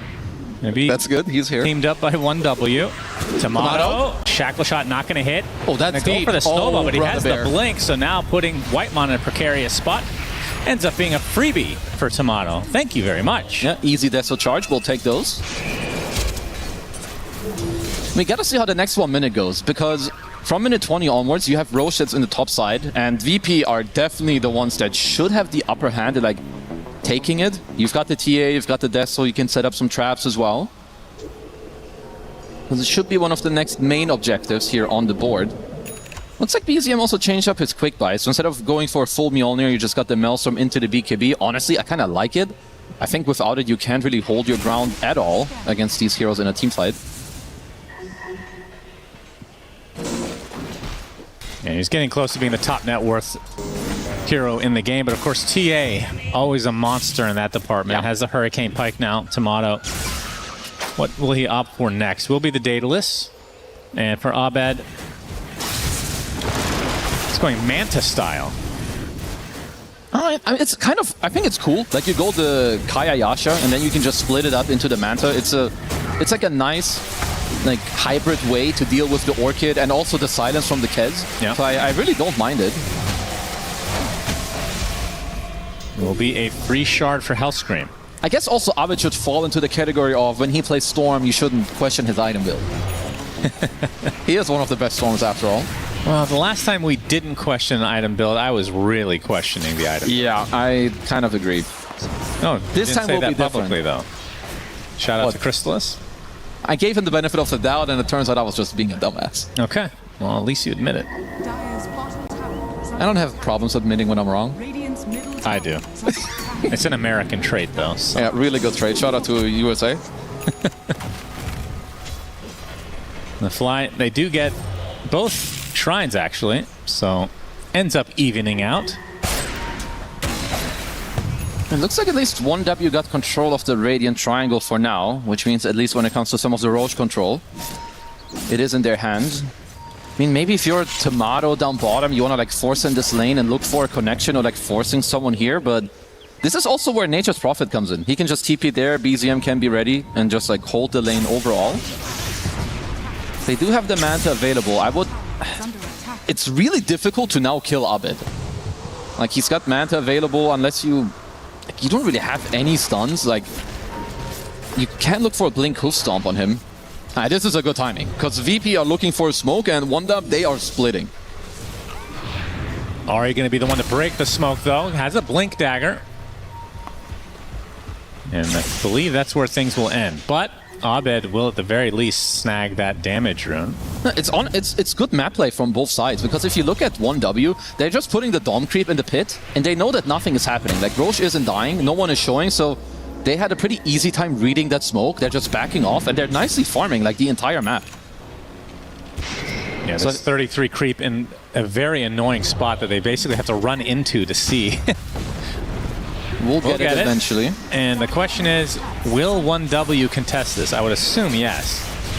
Power shot. Whitemon is TPing over to the mid lane, so you can just keep scouting and seeing. I mean, 33 doesn't seem too happy to go and contest this. He doesn't even have a TP. So I think they'll just look to poke, and that's about it. A little surprised. Tomato will get the Aegis. I have to say, Essence Distiller, when you're going for Roche, really good item. Oh, absolutely. I mean, put it on like a high ground area, like that little choke point where they have to run. If they're smoked, you'll see. It should have been the anti-collapse item, but even that can't stop this man. I mean, that guy just comes from every angle all at once. He's from the multiverse. Oh, he is. He knows which angle to take. All right, gets the Shackle with the Focus Fire as well. Not doing that much damage, but enough time for BZM to connect. Good catch there. I mean, the game has slowed down a little bit. Of course, VP on Tomato did get themselves the Aegis. But they're not really getting too much done on the map. So it's more about the next 1 to 2 minutes. Pure. Say that now, Pure. Raven's Claw, our favorite spell, used. He's invisible for now. Will connect onto Saberlight. Already at half HP, but there's a counter initiation from Fly. Gets the hook shot onto Pure. They're going to lose Saberlight right off the bat, though, but a big zip comes in from Abed, trying to focus on the chicken. They get the stones as well as the right click is going to be parried at the last moment into a Shackle shot onto TA. And now Tomato in a ton of trouble. Ice Shard's a little bit awkward to get out of. Gets the blink, still has his Aegis, of course, but if he dies once, he's going to die twice here. They're running him down. Yeah, I think this gets the meld off, but they find him. And that's going to be Aegis and Tomato's life on top. Hoof Stomp not going to be there, doesn't matter. It's just another one of those examples where one play leads into the other. Like earlier you kill Hellscream up top, now this fight down bottom, he was both dead and didn't have a TP available. So you asked me about Kez the other day, and the one thing this hero shouldn't have is parry. Like, he would have died to this Mel Strike. Yeah. But he just turns around and parries. Like, this isn't Expedition 33. I don't know why this hero has 28 different abilities. You just talked about how much you love the hero. I do, but he's got one little thing too much. Like, one little thing. Like, you know, slowly we keep tweaking and we're going in the right direction. But this ain't cool, bro. This ain't cool. iFrog, if you're watching, this ain't cool. Uh-oh, this might not be cool for VP as well. All right, it's fine. Oh, he's chilling. It's chill. It's Abed Storm. Yeah, don't question it. Thanks. Oh! Okay, kick out from Hellscream. He's going to get shackled, though. And think he's dead. 33 to fully finish him off. We've got a lot of games that go from literally even to like a 6 to 8k lead within like 2 minutes. Yeah. It just spirals out of control. You have them, like everything is so normal and then it just explodes. Like you get this 1 kill or 2 kills in the mid game and suddenly by the time you respawn, your entire map is cooked.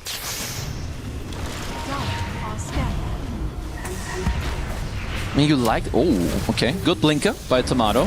Saberlight looking for a vac wall. Gets only 1 inside, and it's 33. Ari taking a lot of damage in the meantime. Fly with a good hook shot onto 1. Gets 2 inside of the cogs, in fact. Abed not really doing too much here. Gonna get stun locked absolutely with the hoof stomp to follow. We'll be able to zip out to safety. Pure with a BKB. After all of that, Kez will drop. So good counter initiation from VP. Kind of an awkward fight overall for both sides. No, Saberlight had some good micro there. He kind of cooked. He is following. Shiva's a vacuum. is going to get clipped. Has to use his BKB. And Abed almost out of mana now.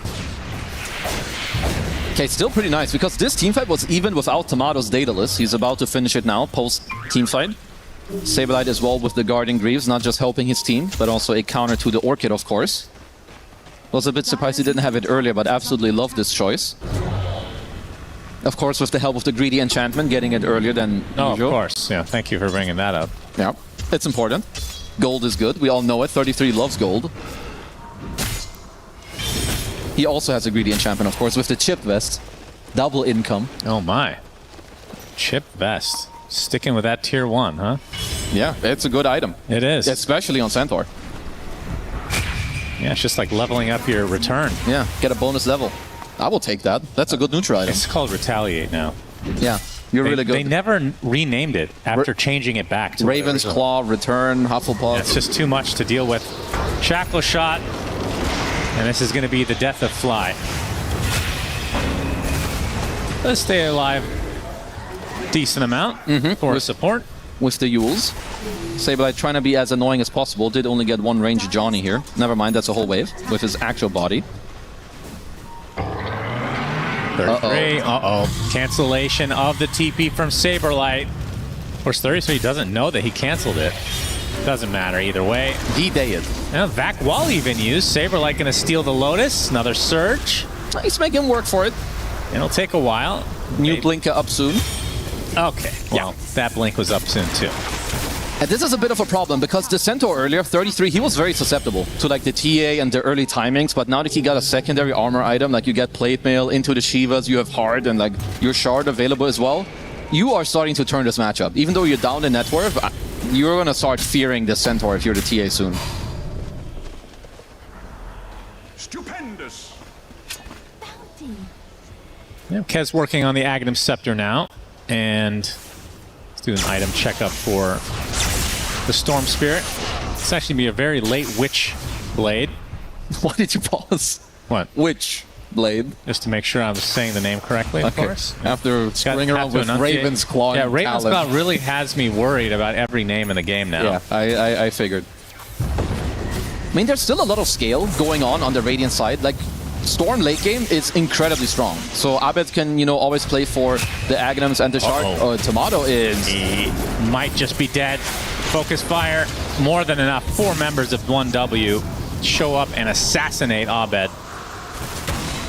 This is definitely bad news, Brian, for them. This is not good. Also, I'm questioning Tomato's quick buy leads a little bit. I want to see if he goes through with it, but like, TA Ags is not really something I would be looking for now, like, at all. That's cool, though. Is there anything to, like... That's pretty cool.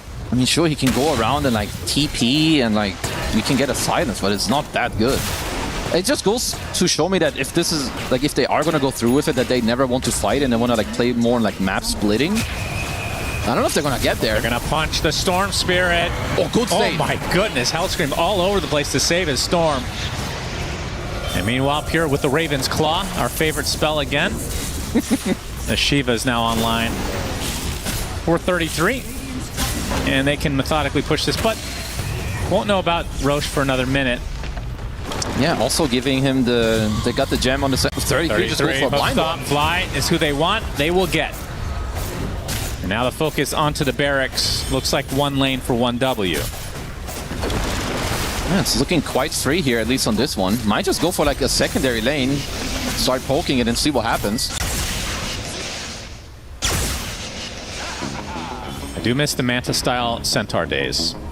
That was stupid. The 1 week that we got to experience. Where it could, like, where Return actually worked on illusions and buildings. Yeah. I remember Ace playing it as a carry and he would like kill tier 4s. That was the with last hurrah for Loda, I think. I remember him really whipping that one out. Shout out to one of the greats. That was definitely not balanced. It was not. Just, I mean, that is the cycle of Dota 2. You gotta find the OP shit. The 1W will get the Gale Force for Ari. He was about to buy it, actually. No. Lucky for him, he will not have to do it. Scotty completed on BZM. I must say he's been having a pretty good performance on this mid-Nature's Prophet, because playing into some of these heroes, it's really not that easy. Storm is considered a counter. Earthspirit is very good against you. Same with Darkseer too. Like, there's no counter teamfighting coming out against the Darkseer from the Nature side at all, and you help people get on top of him. So only 2 deaths to his name. I would say even perhaps perfect itemization from BZM here in this game as well. There's the Ag, so he did commit. I am really interested to see. I mean, to me, this is either one of those, I'm not saying for this game, but typically when this is purchased, it's either a very late game where you're just running out of slots, or you want to split push and just never fight. Well, I guess that's kind of what they're going for. I think they want to stall out this game for later, where you get like another slot on the TA, you get towards the Ags and the Shard on Storm, because I do think they're lacking damage overall. Like, you have Clock and Earthspirit, and they're not the highest damage dealers. They also don't really build any items that help you with that. So the name of the game should be to just delay it, because otherwise I cannot follow the rationale of the Ags. No, we'll have to find out. No, level 2 greedy enchantment. Don't question Tomato on his TA. I didn't say that, you did. I just said that. And you're wrong. I'm not questioning it. I love it. Are scanning. Also double wrong. Also, his scoreline is 3-2-2. That's not a good sign. Tough stop. Nice save by Hellscream, yet again. He has been a beast. Uh-oh, he ain't moving. Fly, though. Gale Force will keep him in place. He will die. Shackle Shot hits onto the Darkseer. Saberlight dead before the fight can really even begin. And they even opted to buy back on the Fly. That's 45 seconds. Saberlight down and out. 7 deaths for him. Yeah, not looking too hot, whereas 1W just getting all the right moves going right now. They're also just continuously taking out like more and more map control. You've got the Gem on 33 who's just running around. He's killing every trap. They're killing every Observer Ward that's around as well. Now, second Roche. Don't really think you can do too much about it. Delicious. I mean, they're smoking up, but they're quite late. Kind of close to a steal there on Roche. Abed will be spotted. But now that they have Aegis for Pure on Kez, see how much they can get out of it. Aghanims. He's going to try for it, but the stun lock is there. Gets punched, kicked, everything in between. Cannot move. Tomato is dead just like that. And Fly, this is going to be a dieback for the Clockwork. Yules keeps them alive a little bit longer.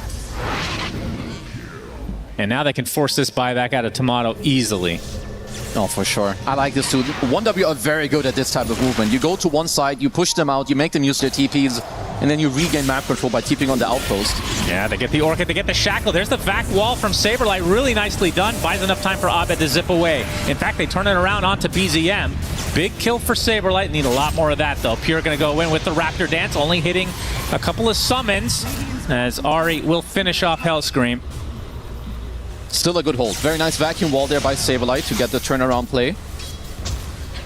They do kill BZM, who had a huge streak on him, but Tomato did buy back in the midst of it all.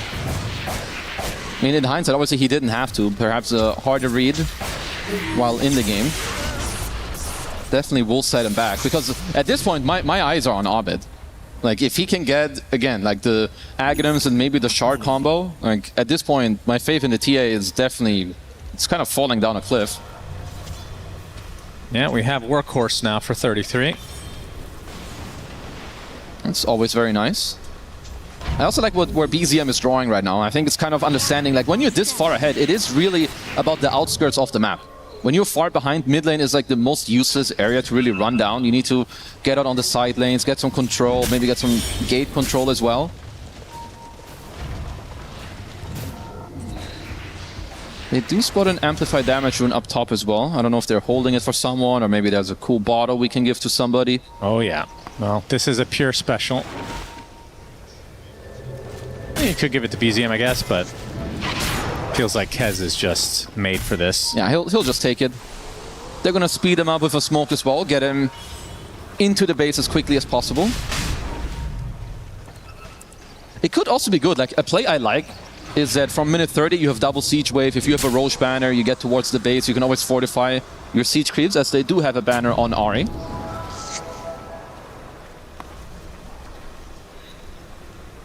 They're hunting Saberman. Yep, he does get the blink off. Is smoke gonna pop? No, they go through the gate instead. Saberlight is safe this time. What is he buying with this point booster? Is he going Ag? That's an Aghanim's faux show. He wants to punch these noobs in the face. Very cool. That's quite good. Like, you don't usually think of it like being that good against Nature's Prophet, but BZM honestly has a lot of stat items. He actually deals a lot of damage to himself. I think even like the Kez, not the best illusion, but also not too shabby. And he will get it. Normal punch online. But unfortunately for VP, it is a 20k deficit. And 1W with the Aegis. I'm not sure what they're waiting for some item to come online before they go for this secondary barracks. Looks like now is the time. They find the clockwork again. Surrounded, killed. Yep. 45 seconds in a 4 versus 5 now, not including Aegis. Now could be a problem.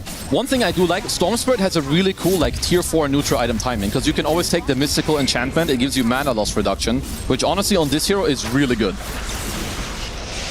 So, you know, it's small things, but it's what you need to be looking for. Pure gets normal punched, vacuumed as well. Oh my goodness, they actually get the Aegis, so that was all Saberlight.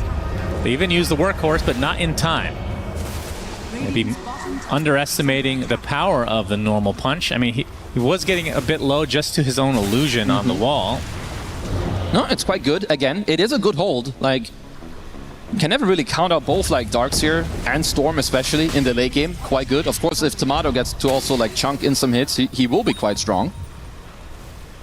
It turns out Kez's illusion pretty good. It is. Let's see, BZM probably quite happy for him also as the game prolongs. Of course, 25 talent on Nature is quite good. You can also drop your boots for a Satanic later.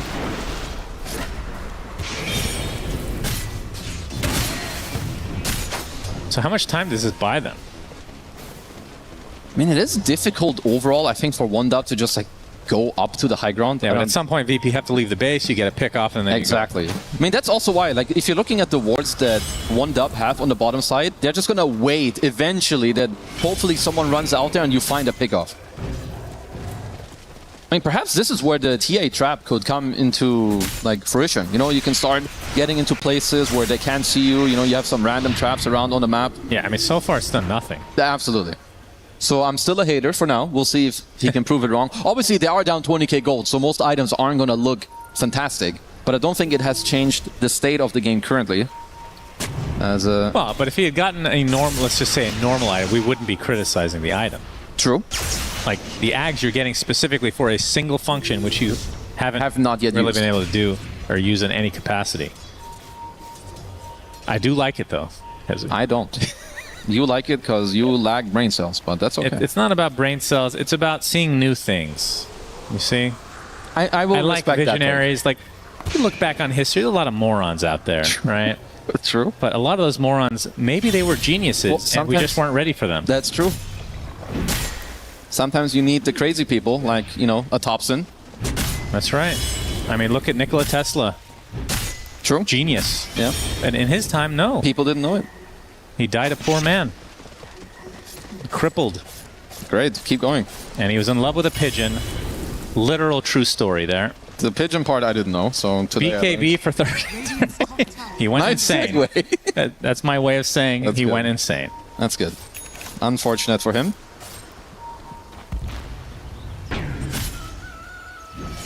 Now the segue into 33, of course. With the BKB. He did get that, right? That's what he said? He did. Okay. Still on the way. I mean, I guess he could either give the gem to someone else or just swap out the Dom. We'll just do that for now. Eat that, Ags. He's moving his own Dom through the gate, so they'll see that there's a Clockwork waiting on the top side. I have to say, VP have, at the very least, from their perspective, slowed things down. Fly taken out again. Swift Blink now online for Tomato. Okay, let's do a... Okay, Saberman. Yeah, he's in a bit of trouble. Tomato in the area to try to assist. Gets off a trap with the right clicks as well. There's the Electric Vortex from Abed. Only onto Whitemon, though. Has to zip away. Enough time for Saberlight to get out, though. Tomato, in the meantime, pulled up by Hellscream. Well, they don't lose anybody on this side of the map. Okay, did only lose their Clockwork, which is still kind of okay for them. Obviously, 27k deficit ain't too great, but they do get to hold on to the game for now. I'm surprised Abed isn't buying the shard, at least for now. He is level 22, you've got the Aghanims, you're very happy. You have the Bauble, you've got Mystical and Champion, and I do think you need all the damage that you can get into your lineup. Because it is not easy killing these dire heroes. Yeah. Like, Nature's Prophet, first of all, has crazy stat gain. He has also a Skadi, a Satanic, 4200 HP. You've got the card to save people, you have Snowball to save people. You also don't have an MKB or a Bloodthorn currently against the Butterfly from Pure, so you're still running into some issues here. It's true. Whitemon gets the Shardy. Indeed. So he's got drinking buddies now. Even more armor to help his team out, which is quite nice. Blink Dagger for Pure, and you can see, I mean, this lead has exploded. Oh, yeah. I mean, despite losing that Aegis relatively early, it's gone from like 18 to 30k now. The Ahri has a Hex. Like, that will tell you a lot. He has Blink, Force, Hex on the Wind Ranger. Yeah, VP are going to have to force something. They're just getting starved out of the map.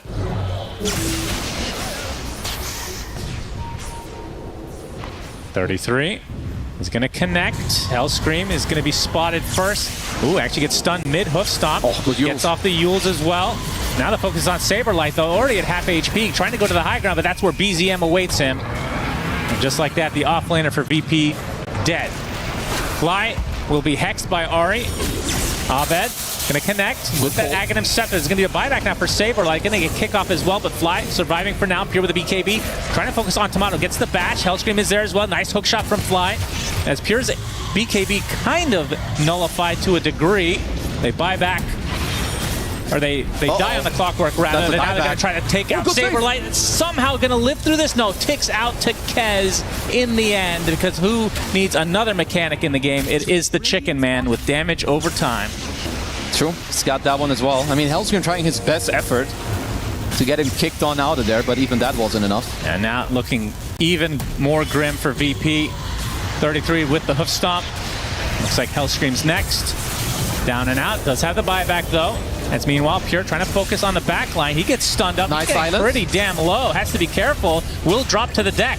No buyback for him, but they do get the set of barracks at the very least. 1W, a little bit clumsy attempt here. As Ahri able to traverse to the other side of the Ancients. Thank you. So he spins, but the cart only semi-spins. That's interesting. Haven't seen that interaction before. Okay, they do get to hold and they kill Pure. Of course, quite costly. With a couple of buybacks expanded. Saberlight even receiving a dieback in that fight. Okay, so what can they play for? Obviously, when you're down 35k gold, you really have to get it all together. I think Storm 25 talent, of course, quite good. You get the overload attack bounce. At that point, Abed better be buying the shard, otherwise I may lose it. Because I think, honestly, like when you're down this far, you have to craft a plan. And the best one possible. Because for 1W, honestly, it's kind of easy. Way to respawn, maybe get a Roche. Now, if you're VPing, you can steal it. That's a good start. Yeah, they're going to try for it. Of course, it's not that easy. 33 looking to contest. Well, they definitely will. So if you're a Virtus Pro, you better cancel some Blink Daggers here. Yeah, Roche is going to belch and actually exit the pit temporarily. Gale Force as well. 33 jumps in. It's not a collapse style. Roche not that low yet. Electric Vortex onto 2 with the right clicks. Look at the damage coming out from the TA. Actually goes through a trap now. Where did he go exactly? 33 getting thrown around like a ragdoll by Roche as Roche beats the shit out of Hellscream as well. He'll relocate to the southern side of the map. Well, BZM got megas during all of this. That's where the deal went. That makes sense. So he did die for it, but he forced 3 people into the base. Roche didn't die. Now he's walking to the bottom side, and it's just going to be theirs. Well, that's a Nature's Prophet classic. Throughout history, this hero has done this, so very nice. Yeah, it cost him his life, but, you know, that's absolutely almost certainly worth it. game now. They get all the goodies on Roche as well. VP not able to really contest, and now they're going to have to wait this out. Can they defend for 50 seconds? Otherwise, it's a 4v5. It's a tough one. Let's see. How many banners do they have also? So you have 2 banners with Mega Creeps, a 30k gold lead. I'd be kind of surprised if 1W don't just, you know, poke their head into the VP base later. Just to, like, you know, miss some Siege Creeps and Megas, let them do the work with the banner. As Pure rightfully so tipping BZM. It was a very clutch play during all that chaos going on during the Roche time. It was a rat play. One of the better rat plays that I've seen in a while. At first I thought Tomato misclicked his trap. It did look like it. It's like, why are you not fighting? Mega Creeps, I see. Yeah, he just suddenly vanished. But even then, it kind of turned out it was too late. But I think also 1W overall made a good job of, like, delaying Roche there overall. Yep. But you definitely need VP to commit to one of the 2. Like, if you're sending heroes bottom, BZM is not allowed to finish up the Mega Creeps, which of course he did. BZM fully loaded on items. My goodness. Yeah. What does Disperser even replace? Is it a backpack BKB swap? Yeah, I think like use BKB, swap it out, get the Disperser going. Does he have an Axe eaten already? He doesn't yet, so he can also do that on the Nature's Prophet. That's quite nice. What is the Disperser for? You got Surge, you have Ion Shell, you have Magnetize. I mean, just like late game move speed, I think it's always nice. Like, you're not going to have boots. And then, because I assume he's going to swap it out for the BKB. So it's like a... Obviously, it isn't a BKB in itself, but the high move speed is good. You can kite. Can dispel Magnetize. Yep, there's some silences as well. It's always a very good late game item. As Saberlight does get himself the Aeon Disc, of course, always a good pickup. As there's a hookah. Don't know if that was a high distance. Nice kick. Hellscream kicking one in. Whitemon with a BKB able to get his snowball onto the low ground, and unfortunately for VP, they're going to lose Hellscream again. It is a trade of supports. So we're stuck in a 4v4 now. Tier 4 still up. Tomato there to defend.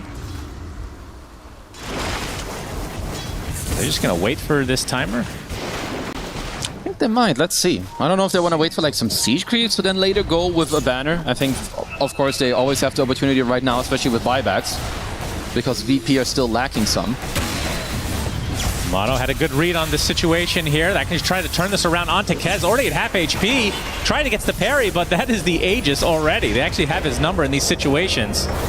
I'm trying to surround him. Gonna get bashed up by the melt. Tomato with a ton of right clicks, and the horse is not there on time. 33 gets silenced, and now the electric vortex onto 2 with a huge strike coming out from Tomato as well. 33 on the run. Big fat horse surrounded now, gets cogged up and killed off. Double kill for Tomato. Yeah, good stuff by that. That looked, first of all, there was a weird blinking by Pure. It looks like he blinked in and then kind of stood still. The workhorse didn't connect either. He got silenced by the trap pretty much immediately. Right, nicely done. VP definitely with a very big strike back there. Because that is very, very necessary XP that they kind of need here. So yeah, Pure blinked in, then half a second later gets silenced. Nice hookshot into Cogs also here, just to like set up the overall respawn. And then a Jackie Chan punch, I think, to seal the deal. Yeah. Good old silence. It did look hilarious. It did. Yeah, because Abed, he was level 23, now he's like level 24 now. That was, I guess that was cheese for Ari. Or dash refresh. Yeah, you never know. If he has access to that command. He might. That's a really slow motion keyboard pressing from 33. No, that's why the workhorse didn't come out. Kick on Ari, but he gets the Hex off with the Gale Force to try to buy him some space, but again, the Mel Strike just doing work. Tomato two-shots him. All right, Tomato is back in the game. Mega kill streak up on him. And they've got some good stuff going on. You know, Abed, he is reaching towards the 25. And he's got the bobble. Can never forget. Or as you like to call it, bobber. Yep, I love the bobber. We'll see what he gets on the tier 5, of course, if he wants to keep it. Because you can keep scaling up the mana cost and mana loss reduction if you want on the Storm. Whitemon looking for a puncher. Hellscream there to defend again. Very nicely done. Pure in the cover of darkness, looking for Fly. The zip in Abed.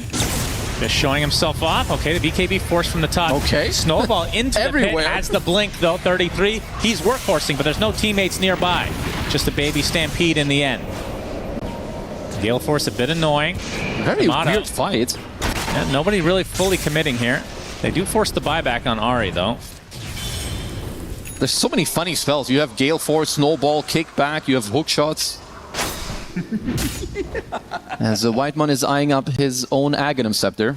You could think there's an Axe in the game, because every time a guy gets kicked up, he gets thrown around by Hellscream's Silence. Yeah, it's true.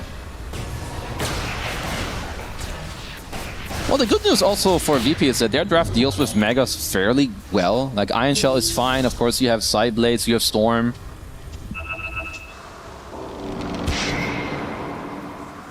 Okay, give some XP to Storm, guys. When these next waves comes in, I just want Abed to clear them out, get your 25 talent, overload, start bouncing around, buy the shard, it's good. Or save buyback, also quite good. Saberlight also close to 25. What's his choice? AoE Surge or 2 Ion Shell charges? Yeah, I always like AoE Surge more, especially in late game. Like, sure, Ion Shell is good, but you can already have them up, like, as it is. So his 25 also quite good. And of course his Dom is stronger, as 1-dub have Mega Creep, so quite nice. Yeah, I love that. Always a great benefit of being Mega Creeped. He's debating what to take here. Let's see if he does like the Iron Shell, but just don't think it's that good. No. I mean, late game move speed is just so good. Like, people don't really want to hold their boots all that long. It's good against slows, also against like getting out of Gale Force and whatnot. Yeah, Tormentor no longer giving goodies to 1W. Just a lot of money. Yeah, still with this 30k massive lead. Yeah, also Whitemon still is holding on to the Cobalt Cup. I think this also goes to show, like, there aren't that many great neutrals for supports most of the time. But at the same time, I do love myself a little Cobalt Cup. 33 has got a Refresher Shard also for the double Workhorse. Ari with a good sniff out on the situation. Abed still not 25. Saberlight did get there. He'll get there eventually. Meanwhile, for 1W, they have 3 members at 25 plus. GZN gonna be forced to use his BKB. The wall is placed, doing a decent amount of damage. Has to stand his ground. The hookshot is there. There's the save from the Horseman himself. And the right click's coming for Saberlight. He's getting chased by every being in the existence, it seems. Snowball connects onto Hellscream. He's dead. The punch. And now the running down of Saberlight is in effect. Trying to do a wraparound into TP, but it's not to be. VP lose 3. And now we're going to be even more confused because there's an Aghanim Scepter for Whitemon. Now there's an actual kickback. There's literal kicks happening. Okay, let's see. So it wasn't quite the ambitious play, of course, you know, trying to look for an aggressive play, but they all have buybacks available. So VP still have another very strong defense here up in their base. It's going to be buyback number 1. So 1-dub. They're just going to play for a smoke kickback here. So eyes on Whitemon.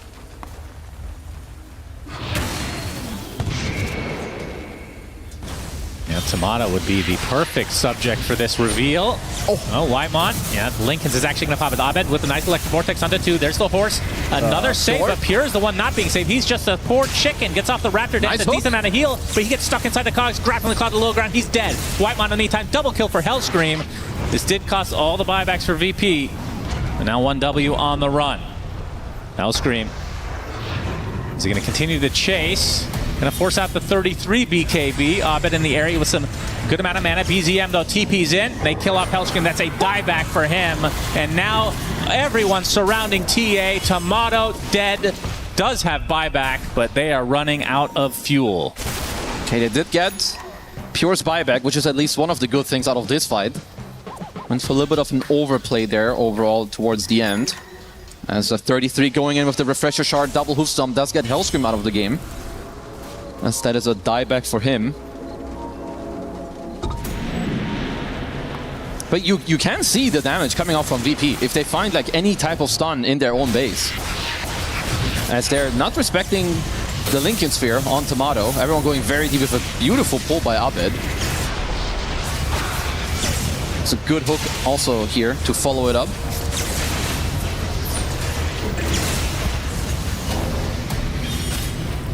And this is where it turned poorly for VP. Got a couple of good kills. They did force the buyback, like you said, but this kill onto TA hurts. It's just Tomato can't really... He can't get out at this point. There's no BKB, like no BKB TP up available for him. I gotta say, I'm still surprised that Abed is not buying shards. So unless I miss something, and obviously I understand he wants to have buyback, but just giving Overlord to your other people, yeah, especially the TA, it matters. And now the pressure's on. 1W is going to force out the fortification. A huge electric vortex onto 3 heroes. Whiteman trying to for the save, but he gets silenced. In the meantime, there's the snowball. Finally back into the fray. Now Saberlight completely surrounded. They're going to lose the Aegis, but their Saberlight's going to die as an exchange. They buy back now onto Tomato. And now VP, the ones running out of time. Another beautiful electric vortex from Abed. Stampede to follow, though. They're going to get the parry into the bash, into the potential kill onto Abed. It's another death for him. He does have buyback, and that's going to be the final one available for VP. Abed is still available to come and help them out if they need it, which I think they will. There's no way you just let them get away with this. As BZM is just going to TP to base, he can come straight back. Maybe you can even feed some mangoes to 33 or something. Oh. A good attempt from Hellscream, but he's going to get hexed and destroyed. Now the buyback being forced. The Ancient fully exposed, and guess who's going for it? It is the Nature's Prophet, the Rat himself. Abed going to force out the BKB. They're just going to focus down that Ancient, and that's going to be it for game number 1. 1W take it. Had a massive lead throughout, and it felt like VP kind of powered up once they got Mega Creeps. Yeah, it happens in so many times. Like that's like one of the stages you then pull it together, because then you really have to come up with a good plan. But like VP's early to mid game, honestly, it looked very good. It's then like minute 20-ish. It's like 1 or 2 mistakes, like maybe not understanding fully when you want to go together nicely. Perhaps some of the itemization I do think could have been better, but yeah, 1W. Just kind of pulling it together. I think understanding when they were strong. BZM for me, definitely a big standout. Same with Ari. Died only once in this game. Good itemization. Damn. Just coming in clutch. In almost a 60-minute game, dying 1 time on your position 4. Not too shabby at all. A lot of great Tusk saves this game from Whitemon. But yeah, BZM, kind of the star of this game from the core perspective. 16-4 on the Nature's Prophet. That early Orchid really snowballed him into a very powerful position. No, I really like this itemization. Like you said, the Orchid early to shut down Abed. You go to Maelstrom to then scale, but then you go to BKB to also like be able to team fight and build good items with the Skadi and the Satanic. So yeah, 1W definitely looked like the slightly better team here, but still think VP, they've got things to show, as they had some good moments in this game as well. It's more about, it's the mid game. You gotta be clean against these tier 1 teams. Yeah, we were talking up that Abed Storm Spirit. He didn't get a single kill, actually. I didn't realize that until now. That's really shocking. But it just wasn't the game for VP. Got online a little bit too late, as we're seeing some replays here. 33. It's like there was one fun moment, or maybe not so fun. The light shine in his eyes, and he just got enraged. And he didn't like that one ray. That one ray of sunshine in his eyes, just too much to handle. And this was a really good getaway from Pure. That early Urn. I did like it. I think it's very cool. Of course, they had that one misplay in the lane where they gave a bit of a game to Saberlight. But I think here too, like you saw VP making some good moves, and getting some good kills, quite deep, forcing some TPs. Because they killed 1W's early tier 1. Like, so nice. And it's like just overall nice as well. Like, you get the arcane runes, you can play around it overall, and yeah, I think that next time around, it's the one thing VP should talk about is their mid game. That's kind of where I think they dropped the ball, like the minute 20 to 25. Because yeah, I think that's just where 1W kind of took it. Because they're good, but they looked a little bit shaky all throughout. What do you think needs to change in game number 2? I don't even know if the draft needs to change that much. What was this? I think Raven's Claw. They should take that one out. Very good item. I'll give you Claw. You want me to do that? Do it. Really? You, Kezu always complains when I dig in a little too hard. His shoulders are very sensitive. I have a bad back. You've touched my shoulder. Yeah, how did we get on this conversation? Why is this happening? Because I said Raven's Claw or something. God. Well.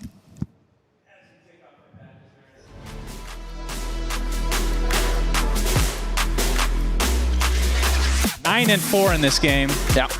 Not honestly, pretty good performance, but it felt like once he got online, they didn't really fully connect as a team. No, I think his stat line is good, but I feel like stats don't always really tell everything. He had a very free early game, and I still wonder if I either had just have a misread on this Ags, but I don't think it was good. And I think considering the early game he had, I don't think he delivered enough. Whereas I think you had some other people that kind of over-delivered. We did talk about BZM earlier, who I think really made it happen. But to me, if there's one thing to be changed, I think it's just more about when things need to come together, because earlier people can play for their own game, you get your own items, but eventually Dota is about the 5v5. It's about how you play the map, how you team fight together. And I think that's what VP need to step up for the next game, just in order to have a chance. Yep.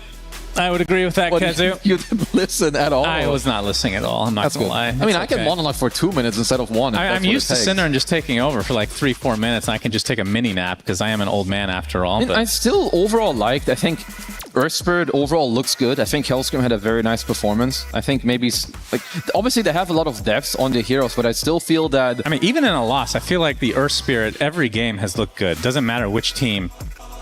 No, we have a lot of players that can pull that out. Yeah, and I would still go as far back as to say that I don't think VP had a... I don't think they had a hero problem. I think it was just more about the gameplay, and sometimes things just don't come together. You know, you get caught off guard. I think there's also some vision aspect overall that OneDub got together in this game where they're just kind of outplaying you. I also really like the gem. When you play against TA, you need an early gem. You can't just let these traps be around the map, give you vision, and all that stuff. So I think OneDub, they just kind of got the better of them. But I think Saberlight had a really good game for VP. They have some things that they can work on, of course, but it is just a single game. Actually, do you know what their record was coming into this? 2-0. For both teams? I don't know. No, VP, I think, lost VP, one. I don't know. I thought you were asking about OneDub. No, OneDub is 2-0. VP was 1-1 earlier, I do believe, as you're going to check live. They are 1-1. And they've played Earthspirit also in all their games, in the one game they won and also the one game they lost. And they played against LGD, which, honestly, they're a good team. So, 1-1 score in that series is honestly not that bad. And I think even here, they're showing in this game, it's not bad by any means. But if they can do the same thing and then step up the mid game, I do think that's what I'll be looking for. If I'm Bulba, I'm semi-happy with the things that are going on, but the mid game just getting people on the same page. How you fix this issue? You don't pick Storm Spirit, or what are you going to tell me? You don't pick Storm Spirit. That's number one. Okay. Storm was good. It's too predictable. It's not about it being good. It's too predictable. Okay. Number 2, you pick Fly Phoenix. I love Fly Phoenix. I'm on board. Fly Phoenix and Saberlight Enigma. No.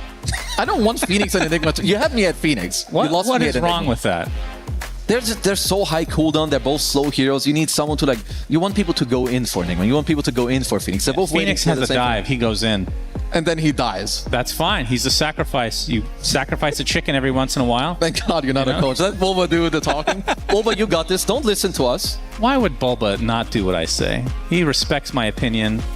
Please, if this is true, Bulba, stop respecting his opinion. This is not good. My goodness. Okay, so how do we fill even more is the real question here. 33. Will he be bothered? Okay, what is the over-under on him being bothered by the light? What is the over-under on a pause at the beginning of game 2? They've got the perfect light, so that will not be the issue. It could be the microphone. But if we want to talk more about the actual things, I think that matter. It's just more about the fact when you play against the best teams, there aren't moments and minutes that you can just drop. I think we talked about some of the itemization that just wasn't good. I think also when you play TA, you want more of the roaches that you didn't get. I can't tell if you're listening or if you're just blank staring. I'm ready to throw to an interview with the BZM. Good. Let's do that. Thank you. Hey there, I'm here with BZM of 1W team. So over the course of the year, you guys had really good performances in most of the tournaments you played. You had good results, but I feel like you guys you declined to play in some tournaments. Is that correct? I think we performed a lot on the offline tournaments, and when it came to the online ones, there was a lot of gap in between, and I think we didn't pick up the pace after the offline tournaments. Do you prefer to skip some tournaments, or is playing all of them what you'd rather do? I mean, if it's possible, we would all like to play all of them, but What's holding you back? I mean, nothing is holding us back, but it's about you cannot keep up the same form you have, like for 2 months. Let's say if you've played 2 tournaments you've played well in, then it's gonna get less likely to perform at the same state in the upcoming ones. Gotcha. So so is a lot of the calendar year about trying to time when you get good, basically? I mean, not necessarily. It's more about how everyone treats the tournaments. If they treat them equally, then there's not going to be a problem. But of course, everyone is human, and there is a toll on everyone, like how much you want to play, how much time you want to spend on practicing, on scrims, on new patches, on figuring stuff out, and yeah. Where do you get the most? Where do you figure the most stuff out right now? Do you feel like you're getting it from scrims? Is it pubs? Mix of both? I mean, pubs is a really good place. I mean, I don't know if it's known, but you cannot spectate games anymore. So there's that. You cannot. Can you still watch friends list games, or did they remove that too? They removed it too. And so now it's basically just you either play pubs or you scrim, or you watch tournament games, and that's the only thing. Do you like that change? I mean, it's been pretty recent. So I mean, I was happy enough to spectate, whoever, like from friends lists or tournament games, but it's been like 1 or 2 months only. So I guess time will show if it's good or not. Yeah, maybe some surprise heroes. You've been practicing your Slark mid or something dumb like that? I mean, obviously, I'm not going to say, but not Slark. No. Okay, gotcha. In the meta right now, what heroes do you hate playing against the most? I would say Undying seems to be up there because I don't think it got any changes, it just came out of nowhere. Yeah. It seems pretty good. And I don't know, maybe, I mean, I play Earth Spirit, but it seems kind of toxic, so I hate this hero as well. Okay, gotcha. Well, thank you for joining me for the interview, and good luck on your matches. Thank you. This year, the EWC Dota 2 format is more cutthroat than ever. This is how it's going to go down. The tournament starts with the group stage. The teams will be split into 4 groups of 6, where they'll play in a round-robin format. The top teams of each group qualify straight to the playoffs, and the bottom 2 are eliminated. The remaining teams move on to the survival stage, which is a single elimination best-of-3 gauntlet-style bracket, the team's final chance of survival. The first round of the gauntlet bracket starts with the 3rd and 4th placing teams from the group stage. The winner will meet the 2nd place team from group stage in round 2. Only 4 teams will move on from the survival stage to the playoffs. The playoffs are a best-of-3 single elimination bracket, where a single mistake can be the difference between moving on and being eliminated from the tournament. A 3rd place decider will be played for a bigger chunk of the prize pool, as well as valuable club championship points. The grand finals match is a best-of-5 for the 2 teams that have fought their way through each stage of the tournament. Only one of them will remain undefeated and claim the EWC 2026 Dota 2 trophy.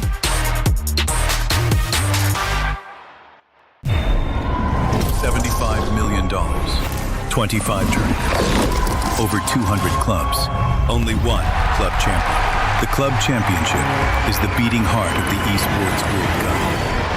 Over 7 weeks, esports clubs send their players to compete. Every placement, every win, every podium earns points for their club. At the end of 7 weeks, every point counts. The club at the top walks away with $7 million and the title of Best Esports Club in the world. It's not about being the best at one game. It's about being the best across all of them. Depth, versatility, consistency under pressure. One championship trophy, one title. Who will take it? Watch history unfold in Paris at the Esports World Cup 2026.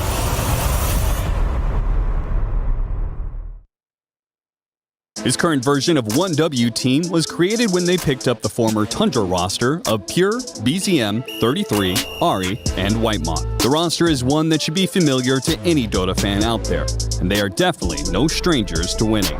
Their road to EWC was done under the name of Tundra. Regardless, it was as expected, very smooth and painless. With first place finishes at Dream League Season 28, as well as ESL 1 Birmingham 2026, 1W Team earned their first place at the EPT leaderboard and a direct invite to the Esports World Cup 2026. With all this being said, you might think 1W is by far the best team in the world. That kills the Shadow Demon, kills Triple S. That's a dieback for him, leaving no one for last. All Pari Vision will fall. They certainly were one of the best teams in the world, and perhaps they still are. But the last few months has been a bit of a reality check for the team, with several disappointing results. Time will tell if 1W Team will be able to step back up to their former glory here at the Esports World Cup 2026. Despite our not so best performance this year, I can see that we're like a good team and good players. I think we sometimes struggle to get back up when we lose. I think very often it happens that we like lose an important match and then it snowballs from there.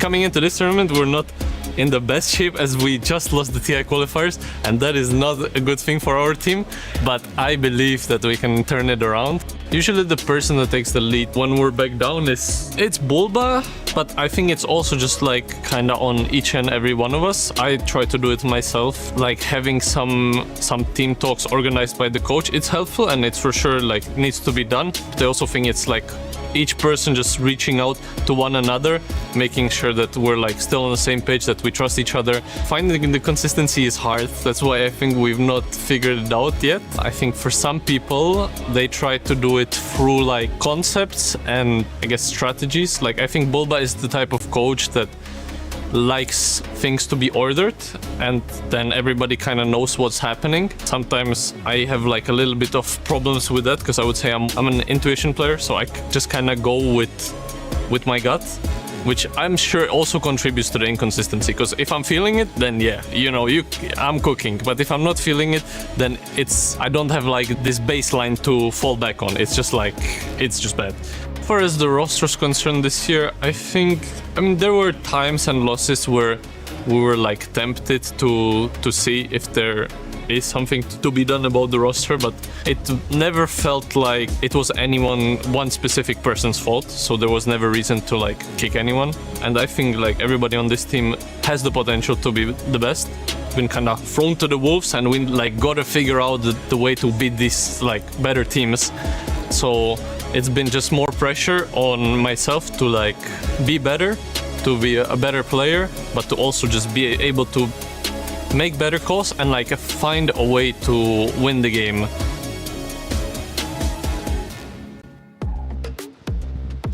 Welcome back. We are getting ready for Virtus Pro versus 1W. Game number 2 coming your way very, very soon. And we get a little bit of time still to talk about this game here with Effie and BSJ. Because that first game, we heard Saberlight talk about wanting to find a way to win. And even though fairly early on in this game, we were thinking maybe they're down and out. But Effie, they kept fighting. They kept looking for a way to win. They did, and there were a lot of really promising movements from Virtus Pro. Unfortunately, when it came to the macro game, it just felt like they got picked apart a little bit. Like after their good smokes, there were so many moments where maybe one hero dies and they choose to take the fight anyway, or one of their heroes is farming, suddenly Ari's Wind Ranger is blink hexing them with a Nature's Prophet TP on top of it, and at some point in that last game, it felt like they never really could B5, and they were always on that back foot, always reacting, which is not the situation you want to be in if you're a TA draft. Yeah, you know, I want to do a little bit of armchair psychology for VP here, because, you know, I mentioned it was funny when I heard Saberlight talk, I'm like, yeah, that is my like understanding of the way this team functions. He seems like a player that his vibe, like he plays off vibes, he said. I think he's obviously a very good player, and when he's vibing. But what I've noticed, my concern with a player that plays off of vibes like this is oftentimes when they're doing things that work, if you were to ask like, why did this work? They wouldn't necessarily be able to explain that to you, which makes it very difficult to like reliably replicate that situation. So I think when I watch these games play out, I just, like last game, there was one clip where they were even, and then they took like just one kind of scrappy, sloppy fight where they over pursued Kez, and then they got wiped and they're down by 5k. And I feel like that's the kind of thing that happens when you don't have like a really clear vision of what the formula for success in the game is. And it's something that when I hear like BZM talk in his interviews, he's very much like, there's the human side of things. This is how it works, where it ebbs and flows. It feels like there's a lot more, I don't want to say like awareness, that seems like the wrong word, but there's like this, they're able to ground themselves from these mistakes much quicker within the game itself and then after the game. That's what I feel like really sets VP specifically apart. Like he was talking about how to beat these teams. It's not as simple as just do this, but it's like I feel like that's what they're missing. Does that make sense? I hear you. I guess, I mean, it's hard to say, right? Because that fight that you're talking about, it started off with Darkseer getting picked off, and then VP having Aegis, deciding to take it anyway, and then it all falls apart. Well, they started the fight on Kez. They were like ganking him, and then he got picked off, like because he over pursued. No, Darkseer died, and then they had the Aegis on TA, and they still chose to fight after Darkseer. Oh, yeah. Okay, okay, we're so talking about that's a conscious decision to say, we're taking this fight 4v5 with an Aegis, and that's someone's call, and then it's really hard to get it right. It is. I mean, in the moment where you're strong, it's very hard to say, like, because of this one thing happening, we should cancel our plans effectively, right?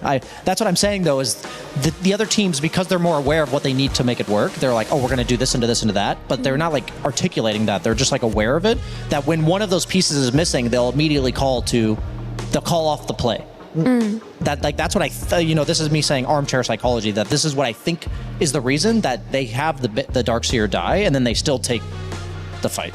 Well, one thing that I know for sure, because BZM told us so, is that he does not like playing against Air Spirit. He calls it toxic. Well, he took it down in game 1, so he did. At least he's still able to compose himself again. Yes. It was also overall first pick Keeper of the Light coming out from 1W. We've seen that. This is not the first time that happened. We've seen that happen frequently. There is a slight flex, but for now we're going to assume it is a support coming out from them. We're still looking for pairings with that, but there's quite a few pairings right now that could be working with that hero, right, Effie? For sure. I mean, the big one is BZM's Ember Spirit. Ember plus Coddle is such an effective way to play post-laning stage, and it's something you have to think about when you're playing against one of the best Ember Spirits in the entire world. I do think that this Coddle flex to mid is also on the table. It's something you have to consider, but when I look at 1W, it does feel like Ari's hero. Yeah, Ari has always been a hero specialist, and this is one of the heroes in his arsenal. And we talked about Earth Spirit being essential as a flex hero moving forward in the tournament. Coddle, for me, it's not as important that the team flexes him as it is that the team truly understands how to build around this hero conceptually. So giving him the synergies, playing the macro game, getting the Tormentor because of the sustain from Illuminate. So for me, Coddle's much more of a game plan hero, and even though he is the flex, for me, it's like not as important of where does he end up going, but what do they draft around it to make it work. I remember talking to Ari, I believe, at Birmingham, where he was talking to us and a question somebody asked, but he said, no, we're a Coddle team, and I'm good at Coddle, and this hero is very hard to make work, and it took me a while to understand it, but I understand it. So it's a hero where you have to have a very unique understanding, and that lines with what you just said. I thought it was just pretty cool because Ari is the type of player to really study the heroes that he specializes in, and it's not often that you look at a position 4 and think that they're going to dictate the pace of the draft, but there are a couple of teams that it really does happen with, like this team and like with P-Vision. I mean, I feel like as we're discussing this out loud, it makes a lot more sense to me why Ari ended up with 33 on this team, because that like the way he talks about the game is, it reminds me of Soxo. Like they have like a very clear idea of what their hero wants to do in the game, macro-wise, what makes the hero work. And 33 loves theory crafting and nerding out about that kind of stuff. So it's actually really cool to see, like, yeah, that they are such a play style, philosophy match between the two of them. Well, they're on both sides here.